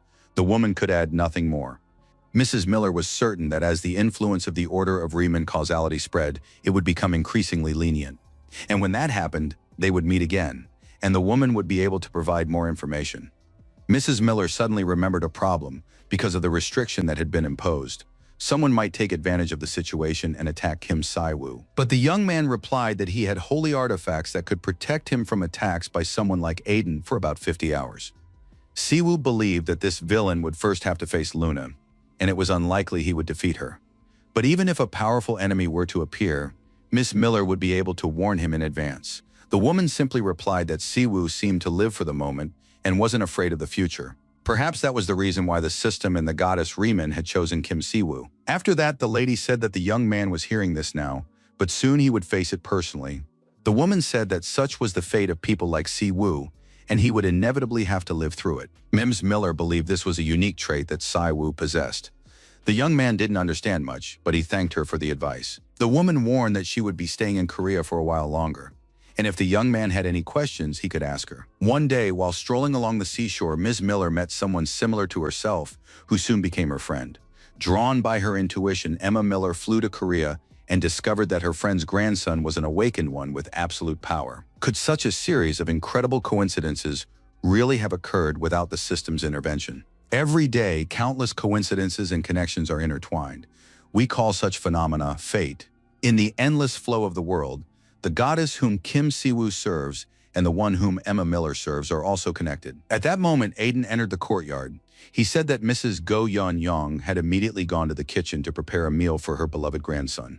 Mrs. Miller thought this family had a very warm relationship, and Aiden agreed, saying he almost envied them. Aiden Howard was a returnee under close government surveillance. He had the greatest potential to become a villain. But now Mrs. Miller noted that the young man had changed dramatically. He used to be like a ticking time bomb, but now he lives with Kim Si-woo and his family. Aiden completely agreed with the woman's opinion. He had indeed become much better and calmer. Si-woo also saw in this huge American a truly compassionate being, and for that reason alone, he couldn't help but trust him. Emma Miller was very pleased with the guys. She said that for their sake, she would have to stay here a little longer. Aiden said he didn't think the Oracle should stay in Korea for no reason. If America had agreed, it meant the woman had seen in the future what would happen right here. Emma replied that she hadn't seen the future, but rather something that wasn't the future, most likely the present and immense despair. Variables from another world, grown from seeds scattered by the system administrator, they had all converged in one place. And now the woman understood that to make sense of this situation, she needed people exactly like Kim Si-woo. As soon as the opportunity arose, everyone gathered again at the temple. Kim Si-woo had returned after speaking with the grandmother, and his assistants had finished their business in Daejeon. They reported that they had completed the treatment of all those affected by the plague, and their young priests had also been working tirelessly. The local pastor once again asked them to convey his gratitude to Kim Si-woo and wanted to know if there was any new information regarding the purifiers. Luna explained that during the treatment, she had heard something alarming from one boy who had remained conscious. Apparently, before the epidemic began, a young man had visited the church. He stopped by very briefly, and the child saw him through the window. The boy said that at first it was just an ordinary day, and then he saw a young man approach the deaconess, who was hanging up the laundry. He didn't attend their church and was a stranger to the child. After speaking with this stranger, the deaconess looked as if her gaze had clouded over. Before leaving, the stranger approached the boy, who had been watching everything intently, and asked him to pass something on to his high priest. The stranger was grateful that Kim Si-woo had banished the Demon King from Eden, for thanks to that, he had been able to easily gather power. Thanks to the grace bestowed upon him, all of this had come to pass, and now he was close to completion. The boy couldn't remember anything else because shortly after that, he fell ill. Most likely, it was because of that scoundrel that all this happened, and he is somehow directly connected to the purifiers. Kim Si-woo was upset.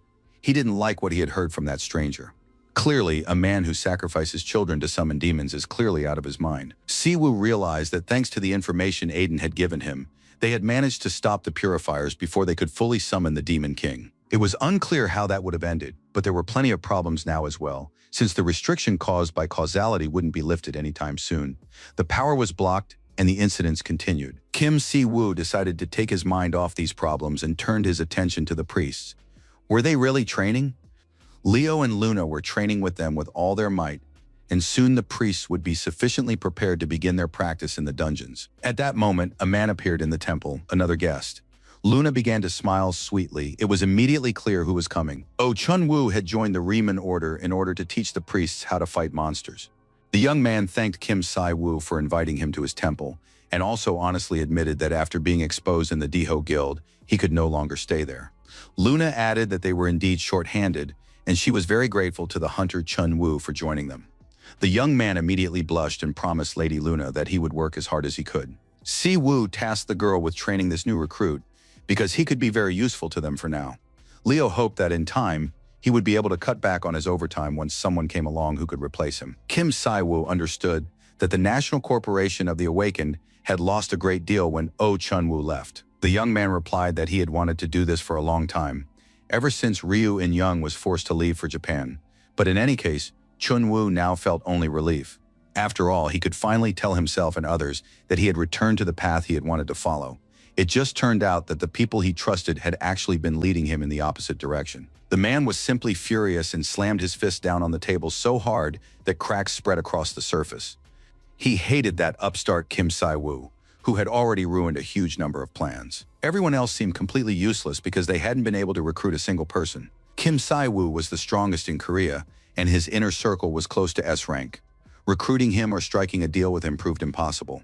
We couldn't even find a way to pressure him, as we had with Ryu Yi, and we could lose everything because of a single holy man with abnormally immense power.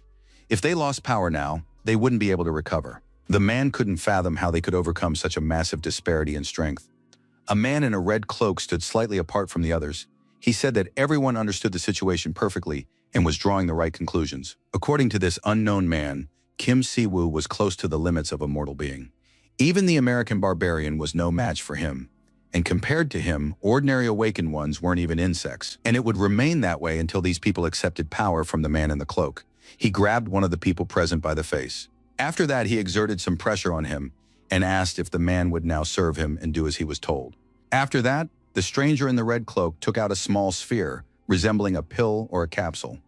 He popped it into the man's mouth and forced him to swallow it. Soon the man who had swallowed the pill felt a terrible pressure in his chest. Demonic energy appeared around him, and he fell, unable to stand on his feet. It seemed as though the man had been completely saturated with demonic energy, and his gaze no longer looked human. The man in the cloak was very pleased. He said this was the last chance he was giving. The alarm clock had been ringing non-stop for quite some time, but no one had turned it off. In-woo ran into the room and pulled the blanket off his brother. After all, they had agreed to spend time together. How could Si-woo be sleeping at a time like this? Si-woo lay completely relaxed and didn't understand why his younger brother was bothering him. He had finally gotten the chance to rest. But In-woo was in a combative mood. He told him to stop pretending and get up right away. Si-woo stepped out of the bedroom. He'd finally had a good night's sleep, and the week-long vacation had done him a world of good. Looking around, the young man didn't recognize the apartment, but his brother reminded him that they'd moved into a new place the day before. Sion was walking around nearby, carrying the cat Snezhok in her arms and wondering why her little brother had woken up so late. It was already noon. The girl was absolutely thrilled with the huge new house. It was very beautiful, and now Leo and Luna could live with them. Besides, the girl said that Snowball was happy with the house too.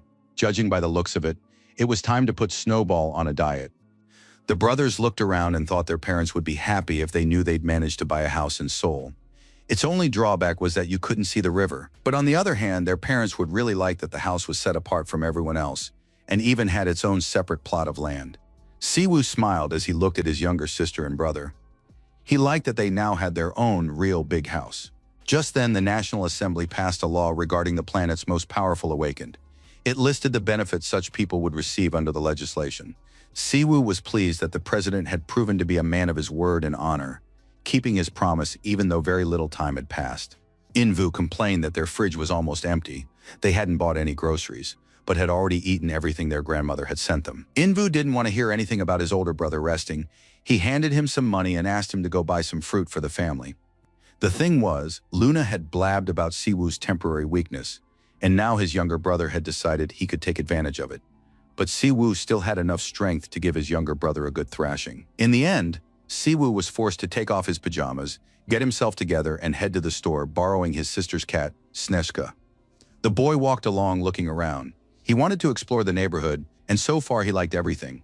The houses were neat, the streets were clean, and it was much safer than their old place. On the street, a stranger approached Kim Si-woo. She greeted him as they met, and he replied. On the street, people were constantly approaching Si-woo, thanking him for his help, and telling him how much better their lives had become after attending church. Suddenly, an unfamiliar young man wearing glasses called out to him. He apologized and asked if he had a moment as he would like to speak with him. The young man said he wanted to discuss the doctrines of the Riemann order and the church he was currently attending.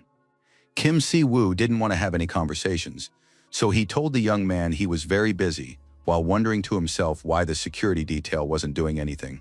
But the stranger continued to follow close behind.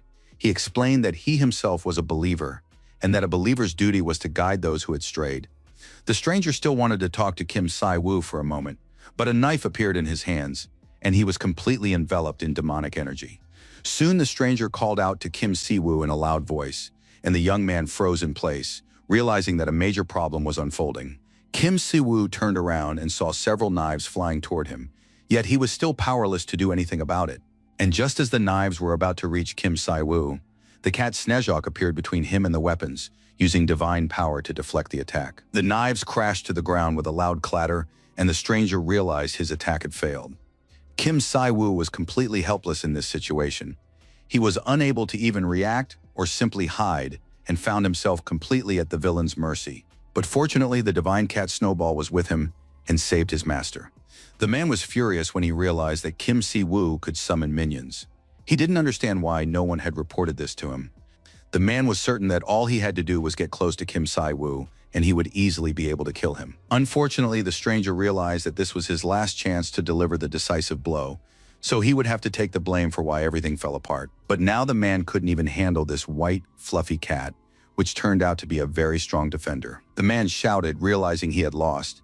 Because of Kim Si-woo, they had lost everything. As soon as he appeared on Earth, everything they had before, power, honor, and authority, all of it slipped through their fingers. This problem arose because of a suddenly appearing holy man who possessed immense divine power.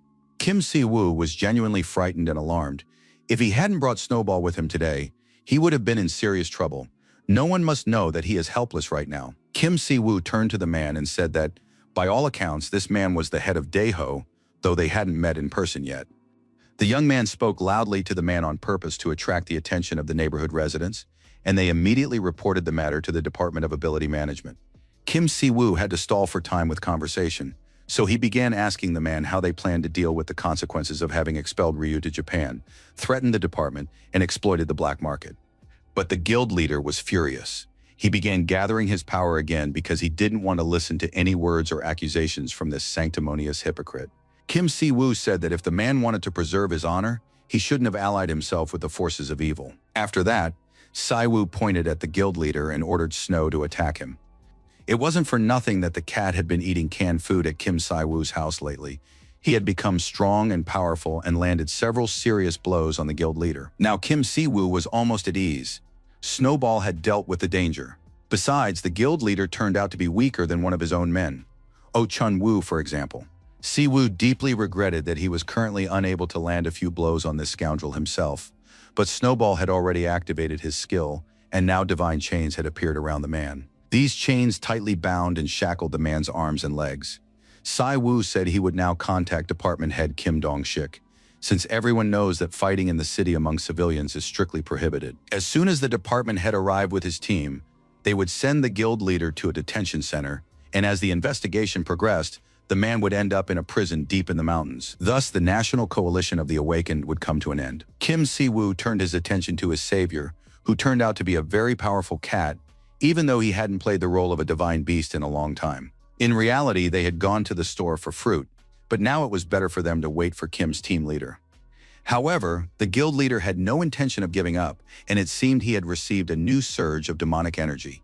The man began convulsing and soon managed to spit out a black pill or pellet that the stranger in the red cloak had shoved into his mouth. Kim Si-woo realized that this was pure demonic energy, but he hadn't sensed it until now. Snowball was now on edge as well and preparing to defend his master. The Demon King of Wrath, the Demon King of Pride, and a strange magical energy all mixed together. And these were the auras of those Kim Si-woo had dealt with in Eden. Soon he saw the silhouette of a stranger behind the captive, a figure who hadn't been there before. This man was quite handsome. He looked Si-woo in the eyes and said he was very pleased to meet his high priest. Kim Si-woo must have already received a message from this man, but Si-woo still didn't understand who he was talking to. The stranger said he was the nameless purifier from Beijing, and that it was an honor for him to speak with Papa. No one could even imagine how much effort the purifier had put into speaking with Papa Kim in private, and he had been waiting for this moment for a very long time. The exterminator had come to personally express his respect and gratitude. After all, it was thanks to Kim Si-woo that he had been able to easily gather the forces of the Demon Kings. Si-woo grabbed the man by the jacket. Could this man really be the one behind all the purifiers? If he had made a contract with the Demon Kings, then he was merely their pawn, yet he spoke as if he were above all the Demon Kings combined. The purifier replied that this would be the case if the Demon King's power remained as it was, but since their souls had been shattered earlier, the purifier had gathered those fragments and absorbed them. Si-woo understood that this man was equal to, or even far stronger than, a Demon King.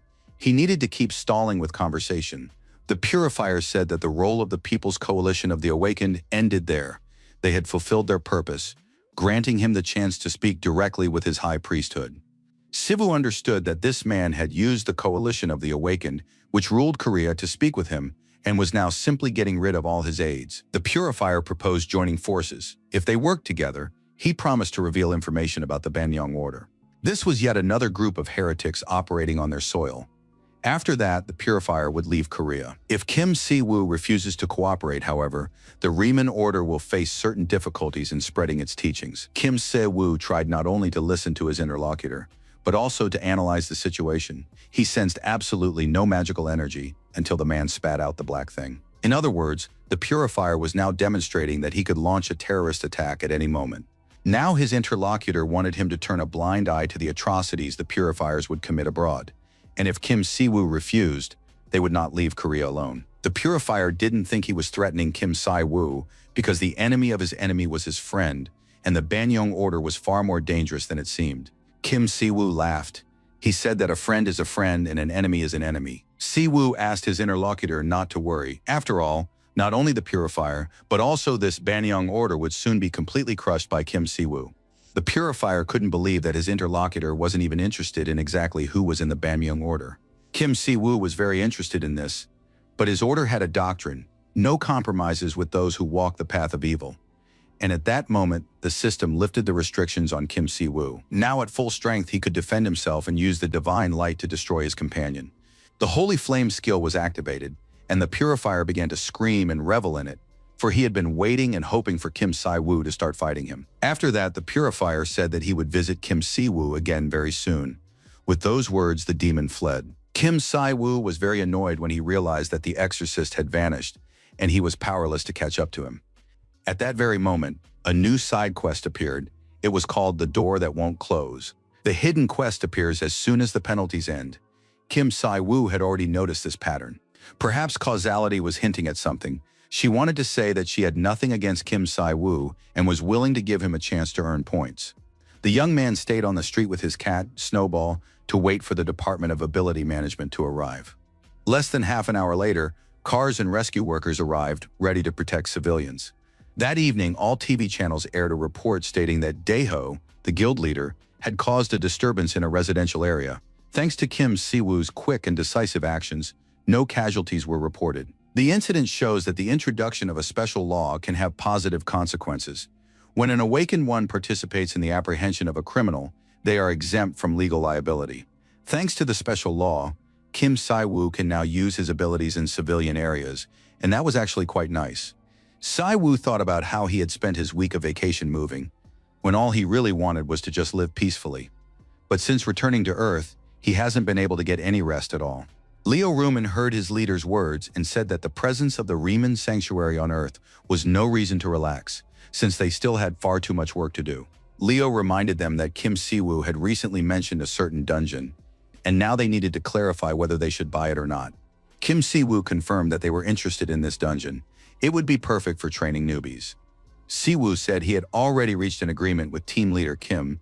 All that remained was to finalize the details. Just then, a commotion broke out in the courtyard. Kim Dong-shik, the head of the Ability Management Department, had arrived to discuss matters. The man reported that Guild Master Daeho was currently in custody. A trial awaited him. As for the dungeon Kim Si-woo had asked about, it turned out it had already been purchased. Kim Si-woo didn't show it outwardly, but he was still very upset and wanted to know if there were any options for acquiring that dungeon. Dong-sik immediately suspected that another huge problem might arise from there. If Kim Si-woo wanted that particular dungeon so badly, they could buy the premium rights to it. But the problem is that the guild currently owning this dungeon is part of the National Coalition of the Awakened. And of course, they'll throw a wrench in the works. Given the relationship between Kim Si-woo and the guilds, buying out the rights will be very problematic. Si-woo, even if you offer an inflated price, they'll quickly realize that there's something important in the dungeon, and they definitely won't want to part with it. It is impossible to take the dungeon, which was purchased legally by force. Even if a special law were passed for such awakened, it would be perceived as an abuse of power and could damage the Riemann Order's image. Si-woo understood that there was no easy way out, and Dong-shik explained the entire situation to him in more detail. The guild that owns the Solwa dungeon is a mid-tier guild that is part of the National Coalition of the Awakened. Within this guild, there is one key figure, the representative of the Solwa Guild. She is a young woman with mesmerizing looks and top-notch skills named Han Solkva. Thanks to her beauty, the girl's popularity rivals that of celebrities. Her Me2B channel has about 9 million subscribers, and most of them are members of her guild. Because her subscribers make up the guild, there are practically no notable hunters there besides the leader herself. It's more like a group of pseudo-cultists. If you read the news about them, they donate huge sums of money to children's hospitals and university hospitals, do a lot of volunteer work, and engage in charity. Their public image is quite good. They only recently joined the Awakened Coalition, Without a full investigation, it's unclear why they joined the coalition. However, their public image is too pristine, and with such an impeccable reputation, they cannot simply be declared villains and forced to allow investigators onto their territory. Be that as it may, whatever the reasons, Kim Si-woo knew for certain that this dungeon must become the Riemann dungeon. The young man knew that this wasn't even a side quest, but a hidden quest. It couldn't be ignored and had to be completed without fail. Dong-sik pondered for a while longer, then asked what Si-woo wanted to buy the dungeon or simply enter it. If the Riemann Order didn't need the rights to the dungeon, then another way to get inside could be found. There was an alternative plan for that. The department head had already sketched out several options related to purchasing the dungeon or methods for visiting it. Of course, this was just a rough draft for now. Kim Dong-sik had put it together in a hurry, so the plan still needed refinement. Kim Si-woo listened to all the ideas the department head had presented and was thoroughly impressed by them all. Kim Dong-sik had become so engrossed in fantasizing about visiting the dungeon that he was even startled when the order's leader addressed him. Kim Si-woo looked at his companion and asked why he shouldn't join the Riemann Order. Si-woo didn't understand why Dong-sik would want to remain a government official. If it was for the pension or salary, he would offer twice or 4 times as much, and one shouldn't forget about insurance and dental coverage. Dong-sik recalled the unfortunate Leo and Luna, who constantly turned to the Order's leader and begged him to send more people to help them. And now Dong-sik could think of nothing but how to escape this beautiful slavery he might find himself in. In the end, the men agreed to stick to the plan they had just devised and approved. Kim Si-woo looked very pleased. He believed his companion hadn't even had time to come up with a name for the upcoming operation yet. Dong-sik suggested calling the operation Undercover, and it was a perfect name in the style of a spy movie. Mount Gumasan was located in the city of Gumi in the northern part of the province. It was already evening, and a group of people was walking through the forest at the foot of the mountain. They were in a great hurry to make it in time for the start of the operation and the mission. Soon, one of the men noticed a teenager wearing glasses and carrying a backpack.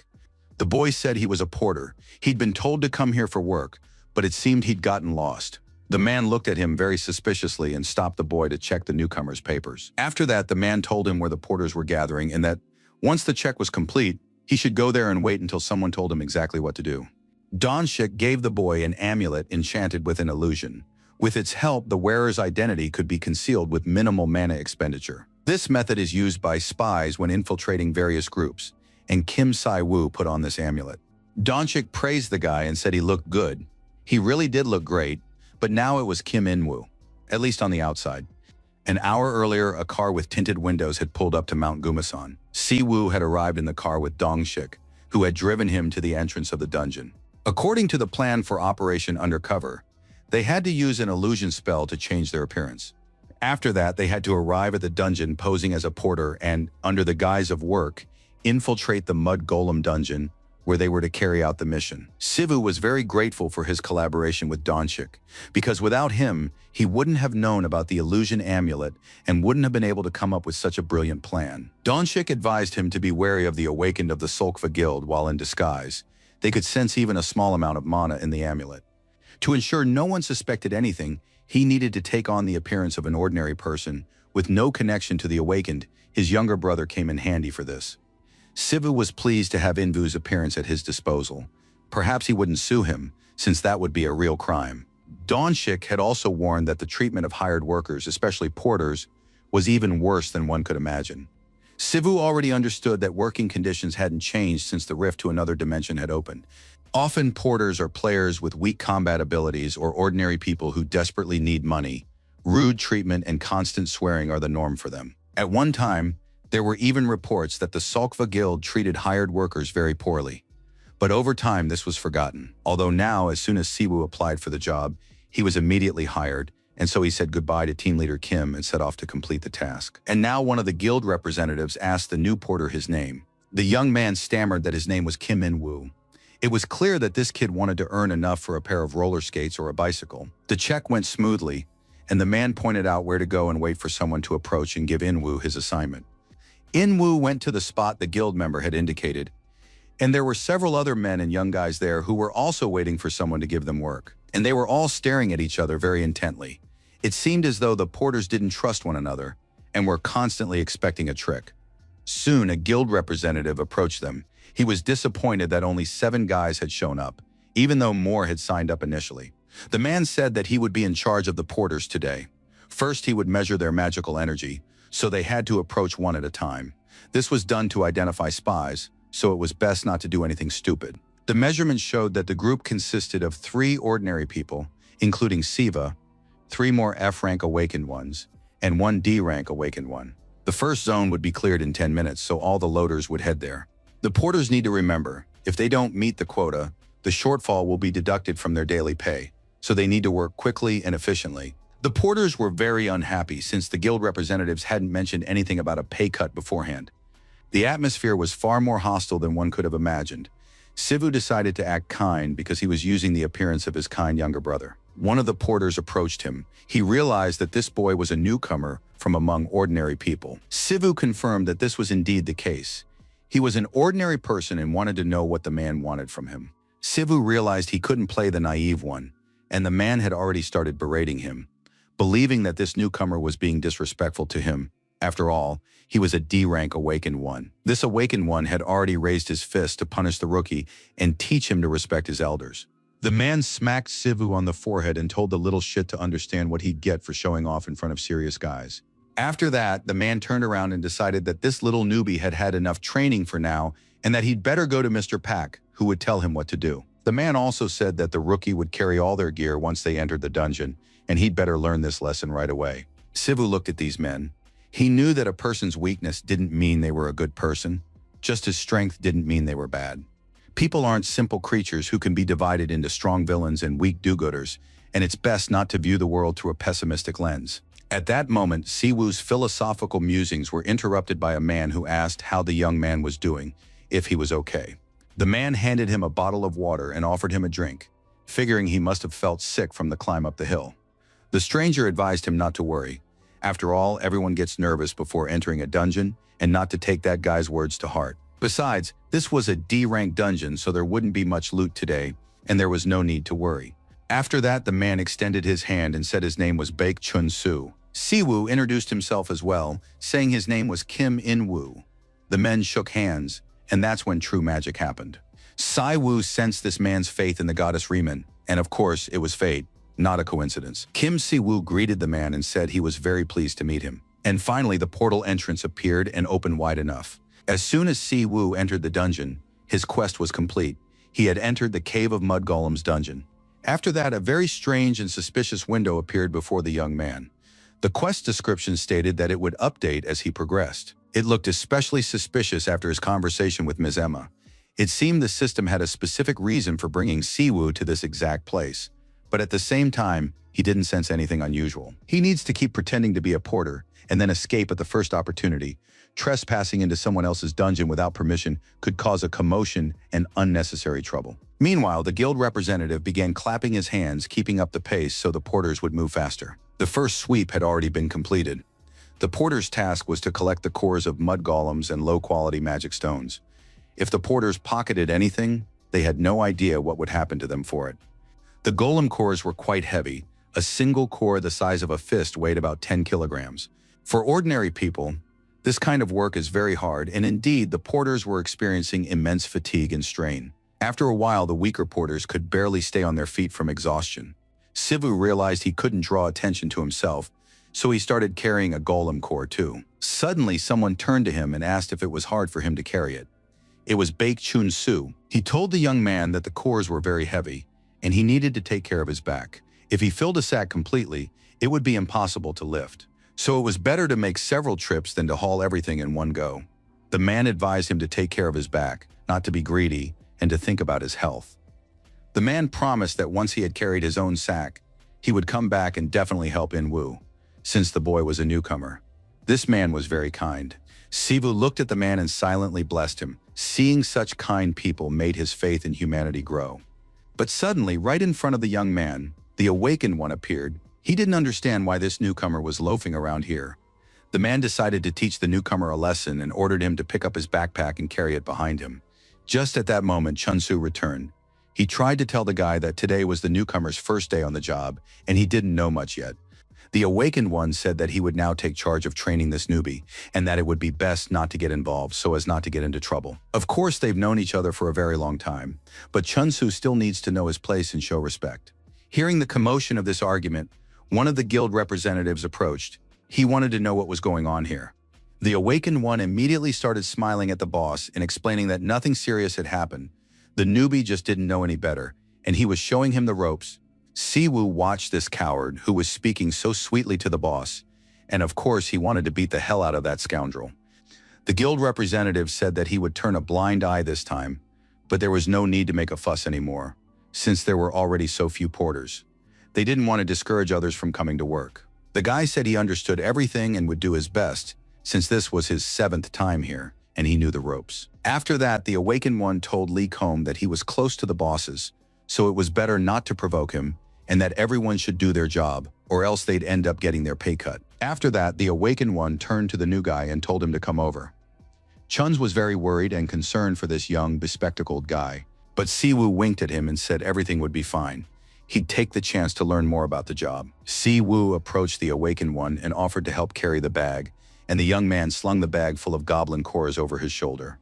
The man's mouth dropped open in surprise, for he knew the bag weighed about 100 kilograms. But be that as it may, the boy said that he trained often, so it wasn't hard for him, and he was sure that Yoon Taewon would teach him a lot. Eventually, they went to a place where no one else was around. Siwoo figured that no one would see them here. Siwoo turned to the awakened one and remarked that he'd noticed he was quite close with the boss, which was very impressive. Taewon immediately puffed up with pride. He began explaining that this was his 7th time here, and that he was now on good terms, not only with the boss but also with most of the local hunters. The man said they had moved to another area because the training would take a long time. He was pretty good and could teach the newbie a lot.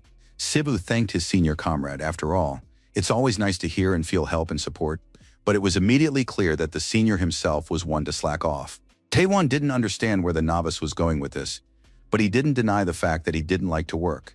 At that moment, Siwoo threw his bags on the ground and now looked at the senior defiantly. Siwoo finally assumed his usual appearance and activated his divine energy to teach this insolent man a lesson. The dungeon was quite quiet and empty. Everything looked clean and safe. Han Solwa stood in the center of the large hall. She could see streams of various energies swirling around her. The girl began checking some readings again because she sensed that something strange was happening. She had rented this ordinary dungeon to film a video for Mitubi, since there had been too many vlogs about her daily life lately, and she needed to show herself in action. But now, standing in this ordinary dungeon, Han Solwa felt a sense of unease and couldn't figure out what was causing it. It was very strange, because she was an S-rank hunter, and this dungeon was a piece of cake for her.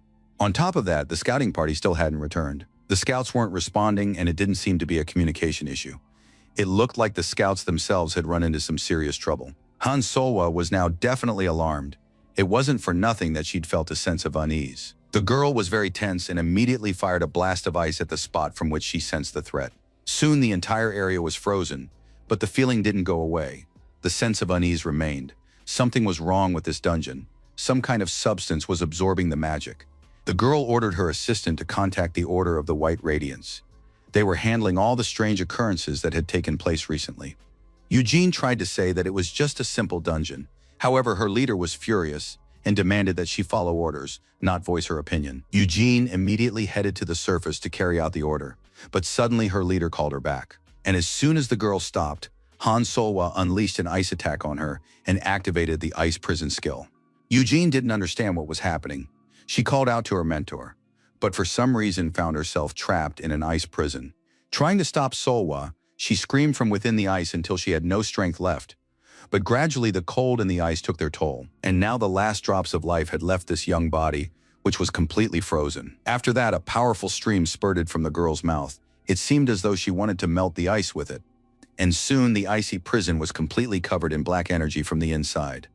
Khan Solkva watched the events unfold with interest. The next moment she received a notification. A critical error had occurred in the dungeon. An invasion from another world had taken place, and the entrance to the dungeon had been forcibly sealed. Until the danger was eliminated, it was impossible to exit the dungeon, and an unknown passage had opened somewhere inside it. The girl had never received such messages before. She was alarmed and didn't understand what was happening. At that moment, she heard a loud crack, and the icy prison shattered into tiny fragments. After that, everything was covered in smoke, and someone said that a little mistake had happened. He had only planned to crack the wall a little. Sivu began to cough, having inhaled the smoke. He said that all of this was the fault of the awakened porter. It was a rather strange scene. The awakened porter had his head stuck in the ground, and a bespectacled newbie was standing over him, saying that the previous training session had been pretty useless, so there was no need to even lift his head. Sivu spotted a girl watching them and said she shouldn't pay them any mind. They were just ordinary porters who would quietly go about their business here and then move on. Han Solwa was very frightened. She didn't understand what kind of monsters or creatures had appeared before her. Sivu yelled at the awakened one that he didn't like the guy's posture, and the awakened one promised to stand up right away, straighten his back, and not upset his young comrade anymore. Siwu just wanted to punch a hole in the wall through which he sensed magical energy, but the wall collapsed, and he stumbled upon the only person from the Solkva guild worth fearing. The girl looked very combative. She clearly wasn't in the mood for small talk, and Siv thought he had a real problem with luck. He was clearly out of luck. Sivu turned to the girl and said that she must be on good terms with her guildmates. Judging by what he'd seen, the girl liked to play ice tag with her assistants. Sivu began telling the girl that he too used to play tag with his younger sister. At that moment, she hurled an icy spear at him. Sivu, of course, dodged the spear, which froze part of the dungeon. The young man assumed that Solva wanted to play tag with him too. Han Solwa was very alarmed. She realized she was facing someone strong and serious, but didn't know who he was or what he was doing in her dungeon. Siwu said he was a mercenary porter named Kim In-woo. He had come here with the Solwa Guild, and this was the senior member demonstrating how to follow orders. The girl didn't want to listen to this nonsense and demanded that he shut up. But Siwu asked her not to worry, and instead to take care of her frozen friend, who was standing behind her. It seems someone had thawed her out. And indeed, Eugene already looked like a real zombie. Half her body had thawed and looked terrible. And Eugene began to gather her demonic energy, and at that moment, representatives of the guild burst into the dungeon. It turned out to be a reconnaissance group, and they had all turned into monsters and were now like real zombies. Han Solwa attacked them with an ice spell and created an icy prison that held the monsters back, at least for a while. But the ice magic was very weak, and the demon-possessed begged the girl to become their prophet and join them. The awakened Yoon began to sob and ran away. He didn't want to die at the hands of these ghosts and was afraid of the monsters. The ghosts called out to Han Solwa and asked her to join them in great words and deeds. The girl tried to reason with them. She shouted for these idiots to come to their senses. Had they eaten something wrong in the dungeon? But the situation was not going in her favor. Siwu kept teasing the girl. He said that at home she was playing tag, but this game was more like a game of musical chairs. And on top of that, Lady Solwa didn't stand on ceremony with her subordinates at all. The girl didn't know who was standing next to her, but she told him to shut up and stop being sarcastic, or else he'd get a good beating too. Sivu thought that in the videos on her channel, the girl said much nicer things. Besides, the contrast between her words and actions was obvious. She had absolutely no intention of saving or showing mercy to her people. Sivu took a close look at the enemy and realized that, even though he already had experience dealing with such beings, it was clear that something quite dangerous was currently in the dungeon. It was a corrupted desire, akin to magical energy, an unpleasant holy power that creates mad fanatics. Sivu tried to conceal his identity, quietly complete the mission, and slip away unnoticed, but, as expected, divine beings from other dimensions are difficult to defeat without holy power. Han Solka continued to hold back the onslaught of her crazed comrades, but she could already feel her strength running out. At that moment, the unfamiliar guy who had been trying to joke around asked if she needed help. Kim Si-woo said that later.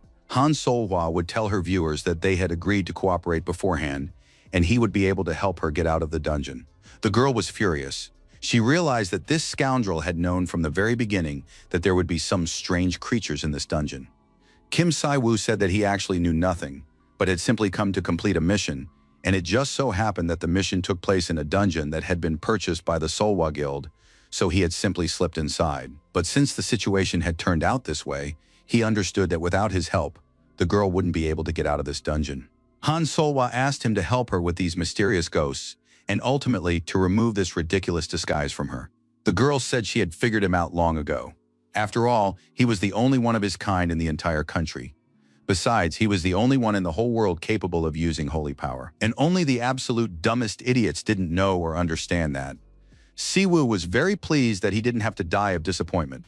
After that, the young man finally took on his usual appearance. He was very pleased that he could go hunting for cultists. The girl watched the transformation with delight and didn't understand why Kim Siwoo hadn't added a scene of his transformation to the intro on MeTube. After all, it would have been very impressive. Siwoo admitted that he would have loved to, but he was still too shy and modest to post such a blatantly clickbait video. The subordinates continued to reach out toward their leader, and soon ropes shot out from them, binding the girl's body. Kim Siwoo gathered these ropes in his hand and addressed everyone present. Had they really fallen into these nets so easily? Did these people really believe their eyes were open? It was just some pathetic little god who had blinded and deafened them. Kim Siwoo said he wasn't a god. He was merely a priest. After that, the young man pulled all the ropes loose and began tearing them apart. Then he directed the holy light at everyone who was in the dungeon at that moment. They continued to scream and writhe in agony from the holy light. Han Solwa herself sat there, bewildered and lost. Kim Siwoo promised that her companions would wake up soon and that they would talk outside later, once all this was over. The girl saw Siwoo heading deeper into the dungeon and asked him to take her with him, because she wanted to see the face of the creature that had done this to her people. Siwoo was surprised. After all, there were rumors that the guild exploited the laborers, but things turned out not to be so bad. Soka had no intention of justifying herself to anyone. She said that people only wrote nasty things online all the time, so the young man could think whatever he wanted. Kim Siwoo was surprised as he looked at the beauty. She was very calm and hadn't activated her will to destroy evil, which meant that his consciousness didn't sense any evil in her. Siwoo understood that even within the National Corporation of the Awakened, there were all kinds of people. Not everyone was a scoundrel or a villain. But the young man didn't have time to think about anything else, because Solwa called out to him and said they needed to hurry or else they might be late. Passing through the next corridors, they encountered a new group of people who were in a brainwashed state. They were urging their leader to join them. Siwoo noticed that even some of the porters had already become fanatics of some incomprehensible deity. They really did need to hurry. Khan Solkva said that the strange occurrences had begun at the spot where the reconnaissance team had disappeared and suggested they go there first. Soon they reached a certain spot, and it seemed as though the cracks were emanating directly from the wall. The young people approached closer, and it was obvious that this was the boss's room. The walls and doors appeared to be flooded with some kind of black streams, and a strong negative energy could be felt everywhere. Han Solwa checked and confirmed that magic wouldn't work here. She didn't understand how they could possibly enter that door. Kim Siwoo received an update to the quest, The Door That Won't Close. It led to another world, and corrupted holy power was seeping through it, trying to penetrate this world. They had to close this door to thwart the entity's plans and prevent it from escaping. Since magic wasn't working, there was only one way left. Kim Siwoo gathered all his strength into his fist and slammed it into the wall. For some reason, the wall crumbled instantly, and it looked very strange. Why was this task so easy to accomplish? The girl couldn't believe they had broken down the door in such a barbaric way. And now the young people had entered the last room of the dungeon. An unknown energy filled the space, and somewhere in here was the boss. And indeed, deep within this room was some kind of entity that was feeding on body parts. The girl said that it was Mr. Galmid lying there, torn to pieces. Kim Siwoo had seen a huge number of monsters in his career, but this was the first time he had encountered one like this. This creature looked terrifying.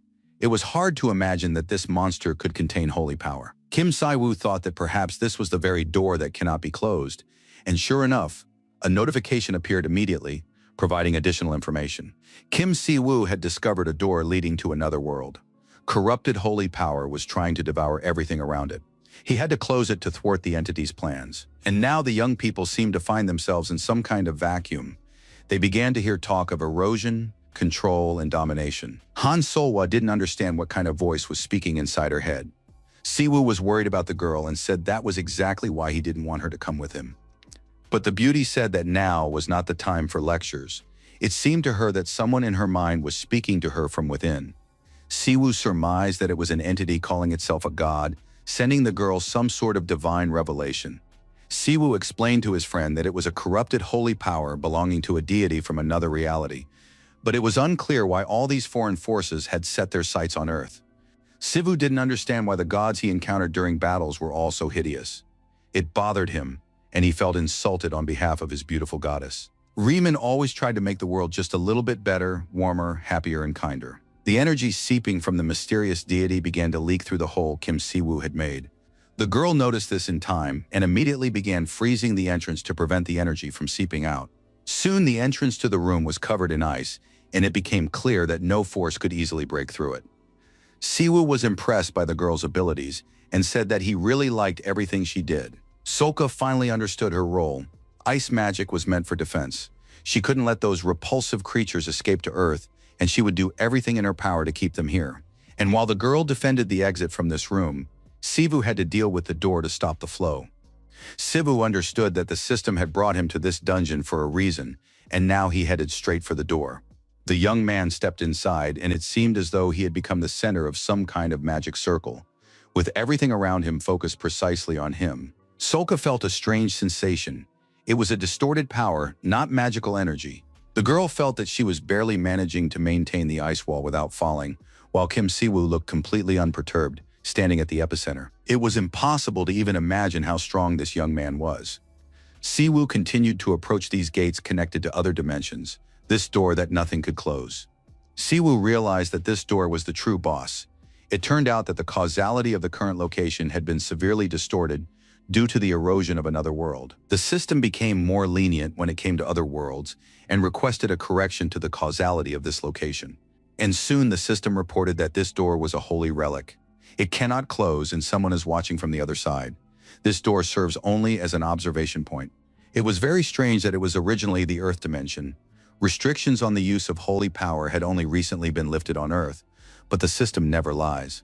So this repulsive door is a holy relic of Earth.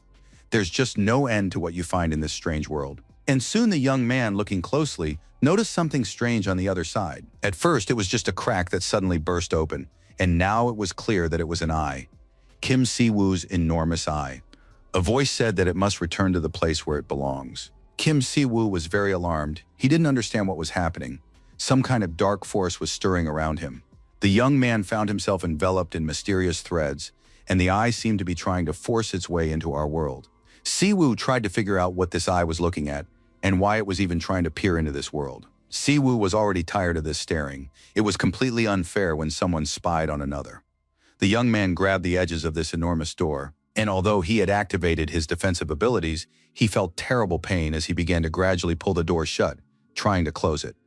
Si-woo continued to pull the door shut and told the unknown entity that he was the first apostle of the Riemann order and must maintain his purity for the sake of his goddess. And even if you couldn't tell by looking at him, deep down Kim Si-woo knew that he was a true romantic and a man of one love. Kim Si-woo would never betray his goddess and would not allow other deities to rule this earth.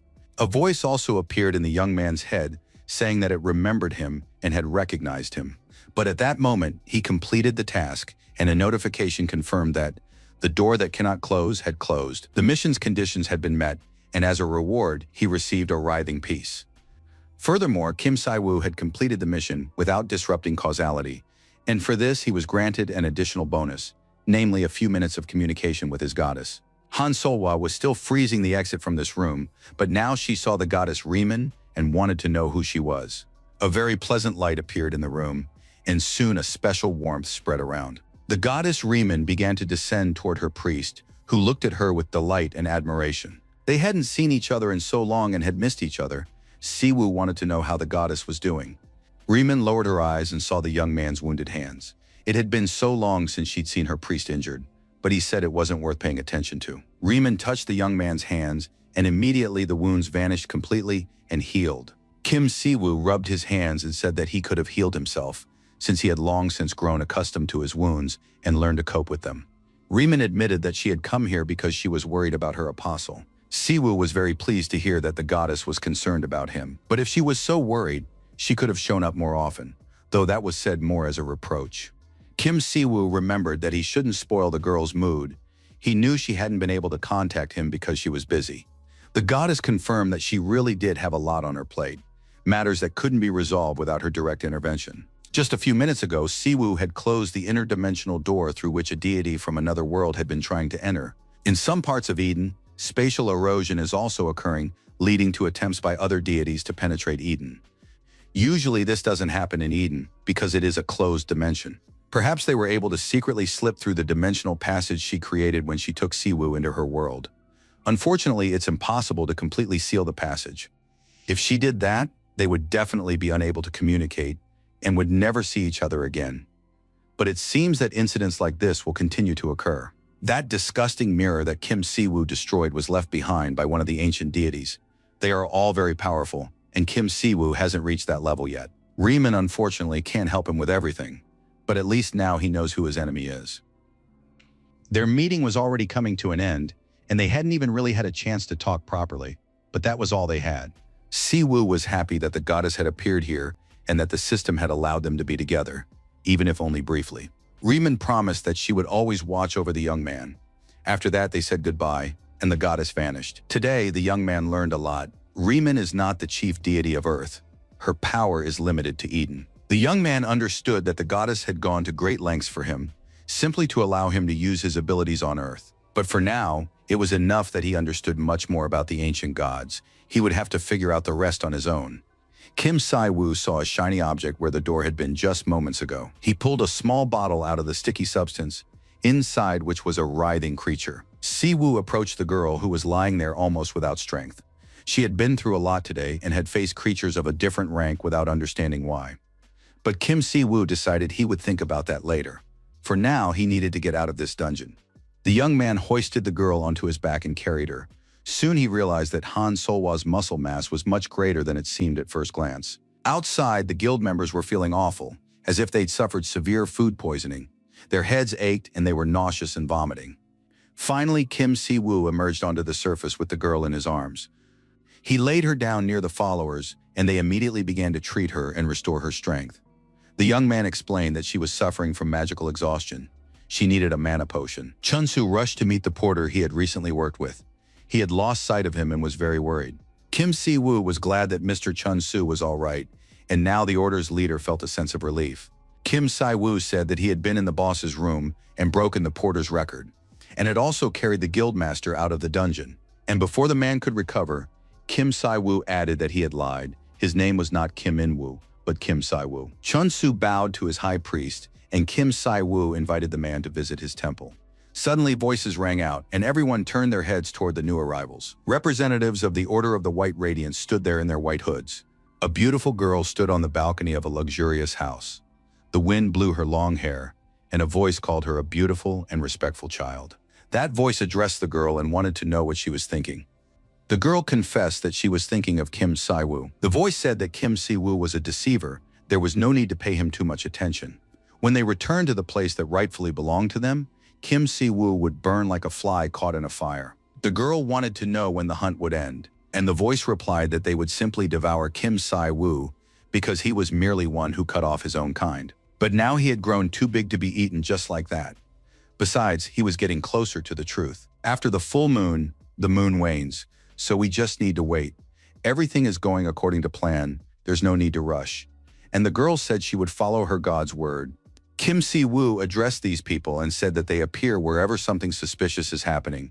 It's all because they're from the Baeomayang order. The man said they had come at Solwa's request and that there was nothing suspicious about it. But the representative of the Order of White Radiance didn't understand what Kim Si-woo's father was doing in this place. As far as anyone knows, Solwa's guild owns this dungeon. The man said that the item found in the dungeon was of great importance to their order, so they would be very grateful if Kim Si-woo returned it to them. Kim Si-woo thought for a moment, then smiled and said he didn't want to do that. At that moment, Han Solwa approached the group. The girl had already regained her composure.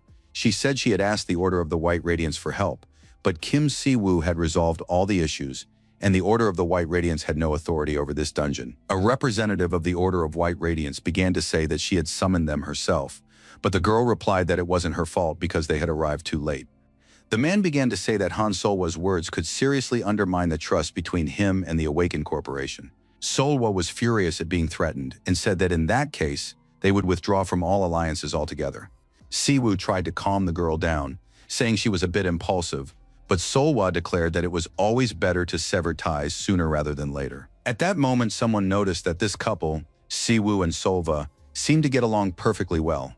The girl removed her hood, and now a bright divine glow emanated from her. She bowed her head and said she was pleased to meet the head of the Riemann order, though the time and place were not the most suitable. Kim Si-woo sensed an immense holy power. As expected, it resembled the waves of holy power of the ancient gods. It was simply colossal, living holy power. This girl was the head of the Baeomayang order, and it was clear she was not to be trifled with. The head of the order began to release black energy and played with it as if it were some kind of rubber object. The girl noted sadly that almost everything had been destroyed and this was all she had left.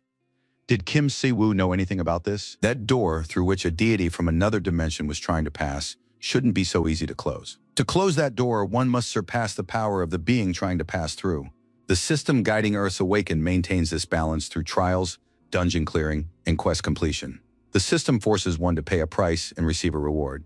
The fact that Kim Si-woo's father destroyed the door means he is a being who has surpassed a certain limit. Kim Si-woo is an outlier among outliers, though it seems he doesn't really realize this himself. Kim Si-woo truly didn't understand where she was going with this, so he asked her to just stop talking nonsense. The head of the order asked if Kim Si-woo wanted to cooperate with her order. The fact is, their god wishes to have Kim Si-woo as one of his followers. Kim Si-woo just laughed in response because the holy power seemed suspicious, and how could he trust these people? The leader of the Riemann order was surprised when he realized that Faith had a preference, and he decided to ask a direct question, hoping to get a direct answer. Kim Si-woo wanted to know exactly what the god of the Order of the White Radiance and all its members wanted. The priestess replied that their goal was to return beings to where they originally belonged. Such was their will, and it was natural. Small beings are merely carried along by the great current, and humans too are merely small beings following the will of the gods. Kim Si-woo realized he was about to be subjected to yet another flood of information he didn't need, and he stated categorically that the conversation was over. They would never see eye to eye, because the goddess Riemann loved and pitied the small creatures, while the rest were supposed to stay in their rooms and keep a low profile. The girl said that if Kim Si-woo wanted information about the purifiers, she was always ready to tell him. Si-woo believed that the Radiants did not want to cooperate with the purifiers because the latter sought endless chaos. In short, it was already turning into a full-scale conflict of everyone against everyone. Han Solwa came to the temple and asked to be accepted into the order because the warm light she had felt in the dungeon was the goddess's power, and now the girl wanted to be part of the order. Sivu was ready to believe her, but Luna still thought the order's leader was overly trusting, especially when faced with a beautiful and emotional young woman. Luna was willing to admit that Solwa was smart and beautiful, but were they really going to accept a new member into the order right away? Siwu sent his assistant to have a calming drink, while he himself wanted to continue the conversation with the newly recruited member of the order. Han Solwa said that her guild had nowhere else to go. The guild had decided to join the side aligned with the Order of Riemann, and the guild leader wanted to become a member of the order. Kim Si-woo explained that their order had no so-called factions, so there was no need to admit anyone. The girl was certain that Si-woo wasn't actually that naive if he thought everything was held together solely by a contract. The Riemann Order, Cho Seo-jin and his Goblin Guild, the Daeho Guild, the Ability Management Division, the Oracle, and even the Barbarian, all these groups gathered around Kim Si-woo are in fact a faction. As the guild leader, Han Solwa wants to abandon the sinking ship as soon as possible and is making the best choice. This is her personal decision. It was made the moment she accepted Si-woo's help. And so Kim Si-woo shouldn't think that this is about him or that she's repaying him for saving her life. He shouldn't be mistaken. Si-woo initially thought that Solwa's behavior toward the members of her faction was harsh and cruel, but later he saw how she risked her own life to prevent the destruction of the dungeon, and how her subordinates genuinely worried for their leader. And now Luna was charmed by Han Solwa, and both of them believed that the girl was shy and modest, and not at all insolent and treacherous. On top of that, she was a true beauty and an intellectual, and she no longer hesitated to speak openly about it. At that very moment, the man in the red cloak was high in the sky. He was flying away aboard a private jet. The staff informed him that the head of the Baeonmyeong Order had contacted the head of the Riemann Order. The man was surprised, as this wasn't part of their plan. Most likely, for both leaders of the orders, this was an unexpected meeting that they hadn't planned. Now the Purifier understood that Papa Kim must have learned more facts, but that was for the best, because matters in Korea were already settled, and unfortunately, they would meet again soon. The plane flew against the backdrop of the starry night sky, which contained several portals to other dimensions.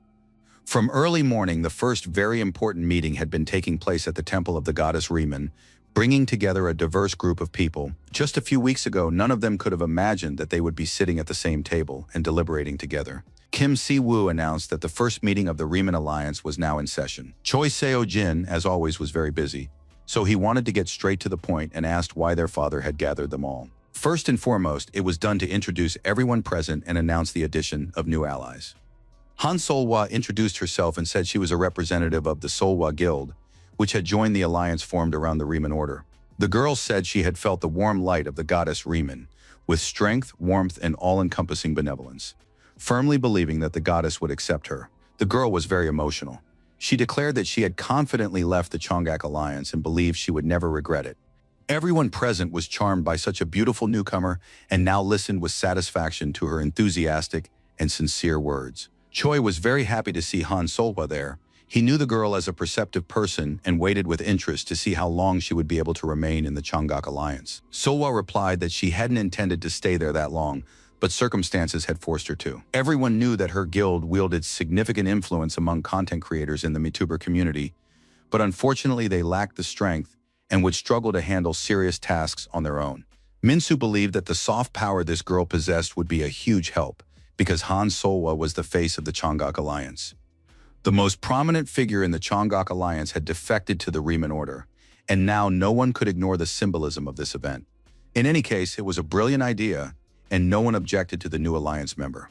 Han Solwa soon stopped feeling nervous and began explaining that she already had 9 million followers. Kim Si-woo immediately calculated how many millions he would bring into his religion, and now it seemed simply perfect. Solwa immediately reminded Kim Si-woo to add a transformation scene to the Riemann Order's intro. The editor needed to be properly trained, and now she wanted to know who was working as the editor for the Order's channel, because it was time to introduce a lot of new types of content there. Kim Si-woo began counting the number of subscribers for the Solwa Guild, the Goblin Guild, and the Riemann Order, and soon the number turned out to be simply staggering. According to preliminary estimates, it was around 19 million people, which meant In-woo would have a lot of work. So, the first item on the Alliance meeting's agenda was closed.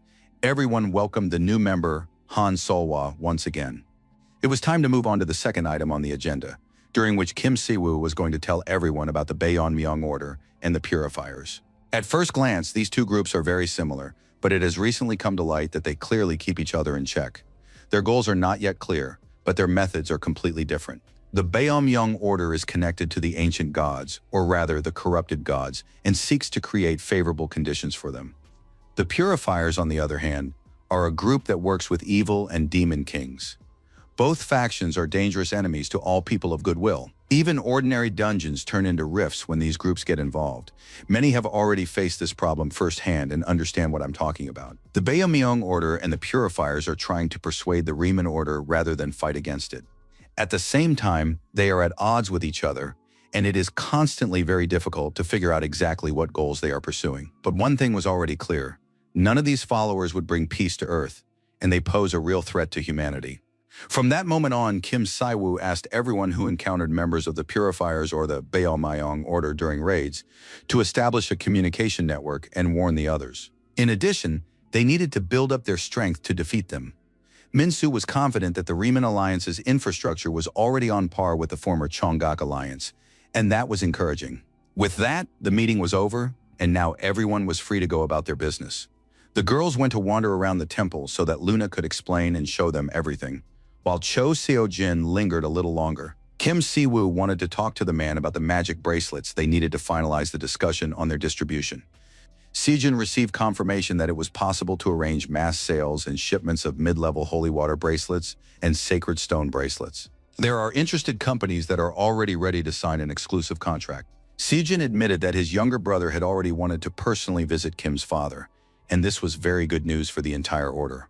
Sejin explained that the details of this deal had reached the board of directors of the Yusin Group, and now the group's head had personally expressed his interest. Recently, the Yusin Group has been reviewing projects for investment in research and infrastructure related to the Riemann Order. Kim Si-woo couldn't believe his ears. He realized that the chairman of the Yusin Group, ranked 5th in the business rankings, was Seo-jin's father. Seo-jin himself pleased his father by landing such a big fish, thereby fulfilling his duty. And since his father had given direct instructions, investments on a completely different scale were expected. And in the near future, representatives of the financial group would contact leader Kim Si-woo. Securing investment from the conglomerate chairman was an excellent idea. But still, as clergy, they should have remained more modest and not rejoiced so much over the earnings. But now Luna was managing the business side of the alliance, and the order is growing very quickly, so they need to bring someone else on board, because soon the girl won't be able to handle it alone. If the goddess Riemann were here, she would surely say, "Kim Si-woo, you're too busy tracking down enemies. You can't run a growing religious order, since you haven't even received any training in administration or management. And now the young man understood even more clearly that they needed new people and real experts. After some thought, Dad turned to Cho Seo-jin with a confidential request. He was ready to explain it, but immediately warned her. This would make even him drool, and he would really like it. After finishing his current business and meetings, Kim Si-woo went to the garden and saw that the sacred tree had grown significantly. After all, just recently, it had been a small sprout. It was very fitting that this tree visually reflected the expansion of the order's influence. In any case, it was wonderful. And although the reason for the religion's expansion was to prepare people for existing threats, the main thing was that they were joining the order. But now it was time to take the next step. Kim Si-woo took out the bottle containing the writhing fragment. To progress further in the quest, he needed to fully grow this fragment. This thing is somehow connected to the ancient gods. There is no further information or other tasks, nor are there any hints related to the writhing fragment. According to the conditions, growing this fragment was now the most important action the system expected, but the main problem lay in the unknown growing conditions. Kim Si-woo reread the mission conditions several more times, but still didn't understand anything until he had absolutely no idea how to grow the fragment. Unexpectedly, Kim Si-woo decided to use the active skill Holy Chant and directed it at this strange object. Soon, a bright beam of divine light was directed from somewhere in the sky. Everyone watched in fear. Could their leader really be trying to destroy the temple? Kim Si-woo reassured his companions, saying that his holy power couldn't harm the temple. But judging by the intensity and atmosphere, something unusual was happening. Kim Si-woo said nothing, but in reality, he was testing something, hoping it would cause the writhing fragment to grow, though so far the attempt had failed. Be that as it may, the fragment of the ancient god was an item, and this item was tied to the system, which meant the growth rate was also determined by the system. Kim Si-woo noticed that he already had a huge number of holy points, and he decided to spend them in the shop just as the system had advised. Kim Si-woo decided to purchase a consecration workshop. It would allow him to create holy artifacts from sacred stones. They would have to make many items in the near future, so now they could gather consecration priests. Luna thought this was a very good idea, but there was a small problem. There were no people in the order who could teach novices consecration. Luna didn't want to admit it, but she missed one person very much, someone who could easily solve this problem. But Kim Si-woo promised the girl that everything would work out soon. He knew it would, and he had everything prepared. After that, the leader bought the consecration workshop. It facilitated the creation of holy artifacts, and under certain conditions, a miracle could occur. To operate it, a priest or a holy knight from the order was needed. Although Kim Si-woo was the pope, he loved money very much, and now, looking at this workshop, he imagined the corporate capital they would soon be amassing. Kim Si-woo asked not to be made the chief money lover, since Looney also needed in-game currency, and waiting for donations and relying on them wasn't always convenient. At that moment, the writhing fragment in the jar grew by 3%, and that was wonderful. As soon as it grew, the quest would continue. Kim Si-woo didn't make it to the bedroom that night either and fell asleep right on the couch. The young man felt constantly exhausted. Lately, he'd been living like a workaholic, and it was unclear when that would change. First, there was a difficult mission in Japan. Then secret forays into the dungeon disguised as a porter, followed by a showdown with a suspicious god. When Si-woo was in Eden, he also worked harder than anyone else, but he had hoped to rest when he returned to Earth, and here he was back at work again. Inview was very surprised to see his brother at home. Was he really not going to work today? Siv said he was staying, and immediately asked for some snacks. Soon, the cat Snezhok appeared in the living room. He had already learned how to use the TV remote control. His younger sister was talking about her impressions of her new school. She missed her older brother, and so regularly watched the news with Snezhok, since Si-woo appeared on it more often than he did at home. The news reported that the National Corporation of the Awakened, which had previously been suspected of attempting to absorb all the Awakened, had grown to enormous proportions, but rumors of its collapse had recently begun to circulate. The head of the Taeho Guild was implicated in an attack on Papa Kim Si-woo of the Riemann Order. Rumors also surfaced that the Solwa Guild had joined the Riemann Order.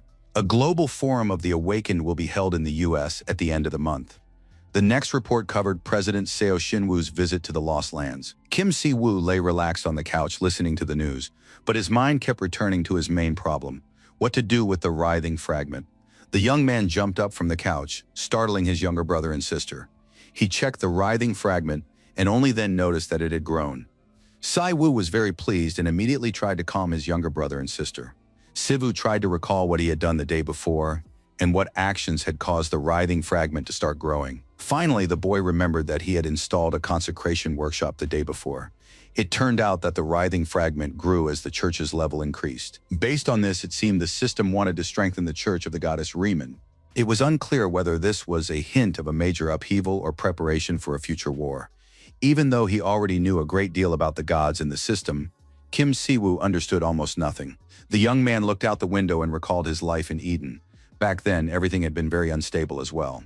Kim Siwoo reassured himself that at least now he had power, whereas in Eden he had nothing.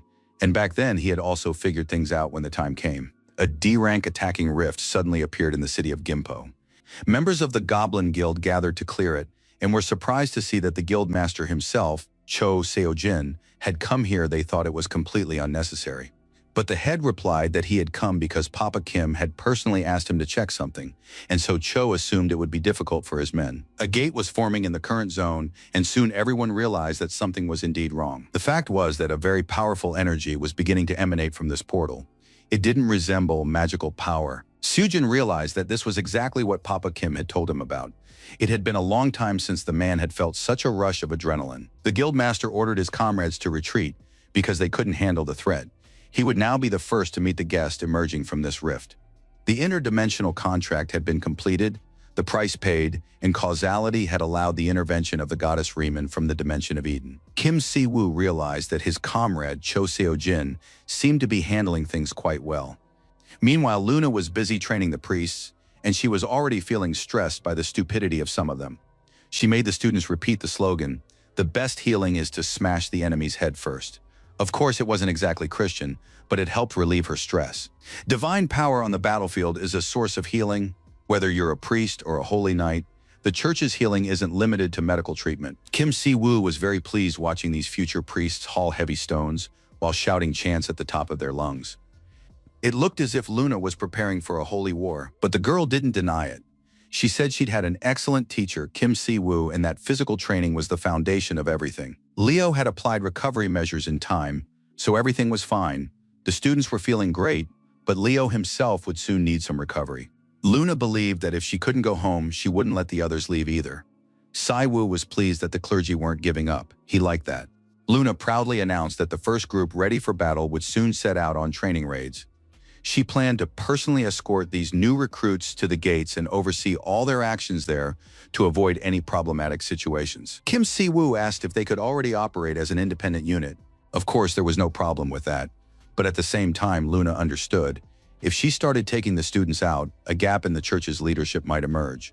At that moment, Cho Seo-jin, covered in mud and dust, appeared on the temple grounds. He greeted the Pope and said they had finally brought that man. The Goblin Chief said he hadn't faced such a powerful opponent in a long time. Si-woo was pleased that the fastest gate belonged to the Goblin Guild, while Luna, looking at the stranger, could not believe her eyes.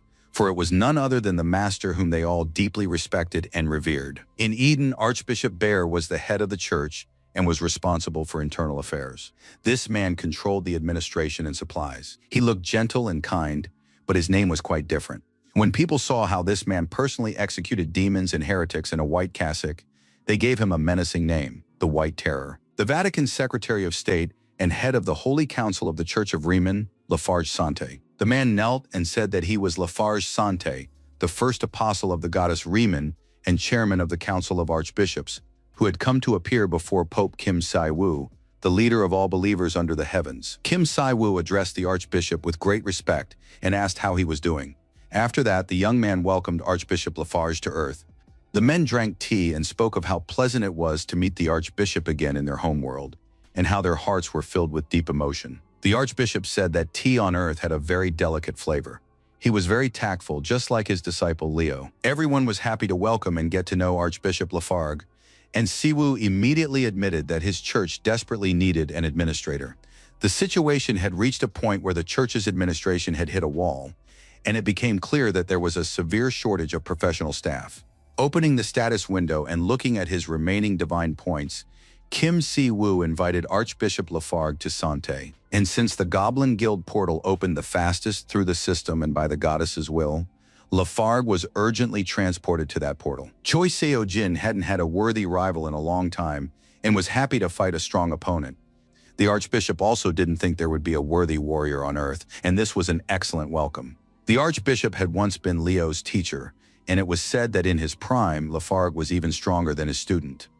Upon hearing these words, Leo turned pale, but he didn't want to explain what had happened to him. Apparently, it was PTSD from prolonged interaction with a formidable teacher. Luna was also glad to greet the Archbishop. Lafarge Sante conveyed greetings from the priests of Eden to everyone and said that they missed their loved ones very much there. But now there was a close-knit group on Earth. Leo, Luna, and the Archbishop. Now they would lead the order together. The man said that the goddess had conveyed several prophecies, and although there were some suspicious movements, there were no serious problems in Eden. The continent was actively recovering from the war, so it was a bit noisy around there, but nothing more than that.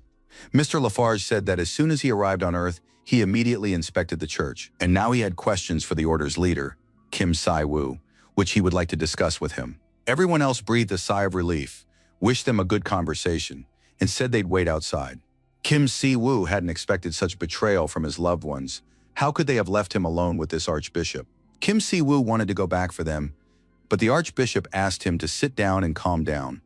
The young man felt like a schoolboy who had done something wrong and realized that he wasn't about to hear any kind words. Lafarge Sante placed his hand on the stack of papers and said that there were more problems than he had expected, and they needed to start with the most urgent ones. It was immediately clear that no one would be sleeping tonight, and Kim's father was ready to shed bitter tears. All of this turned out to be no joke, and now the night was drawing to a close. Kim Si-woo was ready to fall asleep right on top of the papers. Lafarge couldn't understand how one could simply gather resources and leave them unchecked. Leo and Luna were barely managing to train the new recruits. The church had grown to enormous proportions, but it was poorly managed. The man had found countless problems. For even back in Eden, he had told Kim Si-woo to study hard, because it would come in handy. Si-woo could barely stand on his feet, but Lafarge looked as fresh as a daisy. On top of that, he had already managed to learn how to use a laptop. The most urgent task was to reorganize everything, because His Holiness couldn't manage everything on his own. A support system was needed. It was already clear that the difference in civilization levels between Eden and Earth was enormous, so the structure had to be different. Kim Si-woo had already regretted a million times that he'd volunteered to help this boor, but out loud the young man said he was grateful for all the advice. The old man laughed. He sensed that Kim Si-woo had become more honest upon returning to his home world, and now he would gladly serve Kim Si-woo in this world. From the very beginning, Kim Si-woo's mission had been to learn and develop the church. Perhaps that was why the goddess Riemann had bestowed upon him the blessing of learning. Lafarge believed that the human world was incredibly advanced technologically, and the opportunity to learn new things filled his heart with joy even in the twilight of his life. He was sincerely grateful to the goddess for sending him to Earth. Lafarge told Sante that when he entered and saw the enormous wall behind the temple, he immediately thought that Earth had endured trials comparable to those of Eden. This wall remained after the 0 point. Kim Si-woo said that they planned to dismantle the wall and that the material from which it was made was a valuable resource. Lafarge said that Earth was very lucky, just like Eden, because Kim Si-woo was here. And Si-woo explained that they needed to tear down the old walls and create a new power. In the end, the men agreed on their upcoming plans. The Archbishop said that this was his final mission to support Kim Si-woo here on Earth. Left alone, the young man immediately took out the bottle to check on the writhing fragment. And indeed, it had begun to grow and was already at 8%. Its growth was linked to the church's development. His hunch had been confirmed. But now new questions arose in his mind. What would happen when the writhing fragment had fully grown? At that moment, the phone on the table showed signs of life, and a message arrived. It stated that an invitation had been sent to the Third International Forum of the Awakened. When the first snow fell, the ark fell, and the last ark of the Riemann Church was dismantled. And now the top news stories were reporting on the temple of the goddess Riemann, open to all who wished to visit. Pope Kim Si-woo delivered a speech at the event, marking the opening of the 0 point zone. For the general public, the time had come to leave the ark and embrace a new world. The merciful goddess is ready to welcome everyone. The temple's doors are open to all who suffer. Many journalists came to the event to speak with Korea's most extraordinary awakened one. Questions poured in from representatives of various media outlets. Everyone was interested in Papa Kim himself, as well as the goddess Riemann. Newspapers published photos of the beautiful temple, which was no longer surrounded by a huge, intimidating wall. More than a month has passed since then, and on one winter day, Aiden Howard appeared on the temple grounds. He greeted Si-woo and asked if Papa had prepared everything necessary. At one of the research centers monitoring Kim Si-woo's activities, They were watching him very closely and noticed that a dimensional resonance had occurred. A man in glasses watched the awakened one, Kim Si-woo, with a smile and said that they would meet soon. Aiden came to talk about the World Forum of the Awakened, for which he had sent out invitations in advance. Si-woo initially said he hadn't received anything, but soon realized that the letter he had thrown away without reading was the invitation to the forum. Aiden, of course, had heard that Kim Si-woo was very busy, but it was starting to get on his nerves because not just anyone could get into a forum like this. Si-woo received dozens of invitations from various organizations, but Aiden still believed this event could not be ignored. It would take place in a month in Los Angeles, and the first anomalous awakened one, who had revived South Korea's golden age, as well as the top-tier holy-type player, Kim Si-woo, had been invited to the event. Kim Si-woo didn't understand. Did Americans really have nothing better to do, given that there were so many portals in the world that needed to be cleared? But according to Aiden, this was a very important event. Many awakened from around the world agreed to attend once they learned that Kim Si-woo would be present. There's one crazy guy in America who really wants to meet Kim Si-woo in person, and he'll definitely be a huge help to the order and to Dad personally. Si-woo didn't understand who had decided all this in the first place and why they hadn't asked his opinion. He said he wouldn't go and had no intention of spending his rare vacation time on a trip to America. Aiden believed that Dad should think about the president of Korea and the heads of the ability management departments who are working hard in their positions. They are making efforts to raise their country's standing, yet Kim Si-woo cannot support them by attending the forum. Si-woo knew these people were trying their best. They were busy with their work projects and surely didn't want Kim Si-woo to draw any more attention. They already had their hands full. Si-woo firmly stated once again that he wouldn't go, and now he needed to get back to work so they could say goodbye. Aiden was very upset. Kim Si-woo understood that everything would be difficult, but right now he could say one thing for sure. Kim Si-woo, whether he liked it or not, would definitely go to America. Barbar advised his Korean friend not to underestimate America's intelligence capabilities, after which he firmly and confidently declared that Kim Si-woo would definitely go. Si-young's younger sister ran into the room early in the morning and said that the school had sent an official letter. And that meant, according to the girl, she could go to America with her older brother. Si-woo nearly choked on his tea, while the girl went on to say that Grandma Emma had told her how beautiful the sights in Los Angeles were. If the girl goes to America, she really wants to visit Disneyland, and of course the Grand Canyon, since she has never been abroad in her life. In-woo's younger brother explained that the girl had been invited to the World Forum of the Awakened. It turns out there were spots for unawakened participants, and they say Kim Si-yeon is the youngest among the invitees. The official letter came through the school because the academic semester is still in session. In-woo added that if their sister attends the forum, she'll have an advantage when applying to American universities. And now the younger brother and sister were absolutely thrilled about the family trip, the letter of recommendation, and their future journey together. Kim Si-woo was ready to tear everything apart in a fit of rage, but he realized that, most likely, he had lost this time. Si-woo hadn't felt such a sense of defeat in a long time, and now it was overwhelming him. Si-yeon saw how upset her older brother was. The girl agreed to cancel the trip because it was too childish to go just because she wanted to. Of course, she couldn't react any other way but to agree, and now happiness and a smile never left Kim Si-yeon's face. Leo went on the trip too, and the girl was happy. Leo himself felt the tension, but this time he got lucky and won at rock, paper, scissors. Life was full of surprises. In-woo was thrilled with the private jet on which they were all now flying to Los Angeles.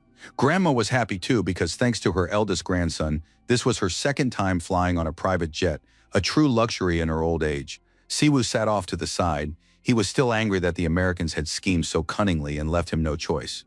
Si-woo was furious and now didn't want to think about first class or the private jet. He just kept seething. Aiden wanted to lighten the mood and squeezed in nearby, saying he didn't want to sit next to the women. He'd already spent quite a long time with them. Although Si-woo was angry, he understood that 3 anomalous awakened were flying on this plane, and the promises of the highest level of security and honor were not empty words. Immediately upon arrival at the airport, they were met by a group of people in black suits. These security guards greeted Papa Kim Si-woo. The man introduced himself. He was the leader of the team responsible for security during their stay in America. His name was Peter, and now they all headed to the hotel. Peter explained that his task was to make their stay as safe as possible. The forum itself would last about 4 days. On the first day, there would be a banquet for the awakened, followed by official meetings. On the last day of the forum, non-awakened guests would be invited, and there would be a final dinner and farewell.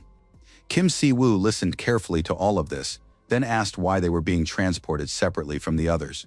Siwoo wanted to know the true purpose of this forum and asked Aiden not to pretend he didn't know the truth. Aiden also wanted to discuss the matter right away. He was already tired of beating around the bush. When the world's most powerful nations gather in one place, it becomes an unofficial summit and a platform for the redistribution of influence. From the outside, it looks like a social event, but in reality, it's strategic intelligence gathering between countries. Not only America, but other nations as well are showcasing their strategic assets. Everyone wants to see and meet Kim Si-woo in person, as well as determine whether he is a partner useful to their national strategy or a potential threat. Every country wants to observe Kim Si-woo directly. America considers him a potential ally, but for other countries, Si-woo is still a dark horse. Si-woo understood that this attitude could change. There is always a risk. What's more, these people don't yet know what a terrible temper the Korean anomalous awakened one has. But after this forum, everyone will understand what Kim Si-woo is really like. After the forum, it will become clear to everyone that Kim Si-woo is the very definition of an irregular, a variable outside the norm. Aiden reminded Si-woo once again that one of the awakened really wants to meet him. This person will also be at the forum. His nickname is the Mad Scientist, and that's exactly what he is. He's also a returned irregular and uses something called psychic energy in his practices. In simpler terms, he modifies his own body. The problem is that lately this awakened one has become obsessed with Kim Si-woo, so he needs to be very careful. Even though Kim Si-woo was a father, he was only human, and he didn't understand why only men were interested in him. It was already driving him crazy. Stepping out of the elevator into the hallway, Kim Si-woo heard a familiar laugh and saw that even the door had been left wide open. Si-woo announced that he was back, that they would be going to the Grand Canyon tomorrow, and asked how everyone was doing. His little sister had a magical bracelet. It was for his princess. If you pressed it, stars would rise up and shine inside. For his beloved grandmother, he had prepared a special massager. You put it on your wrist, and as soon as you thought of a sore spot, it immediately began massaging it. In-woo also received a portable supercomputer. With it, he would be able to do everything 10 times faster. Si-woo looked around the room, saw his happy relatives, and some stranger. He didn't understand what was going on at all. The stranger said he was very pleased to welcome the Korean anomalous awakened one, Si-woo, and to meet him in person. The man said he was an irregular from America. His name is Michael.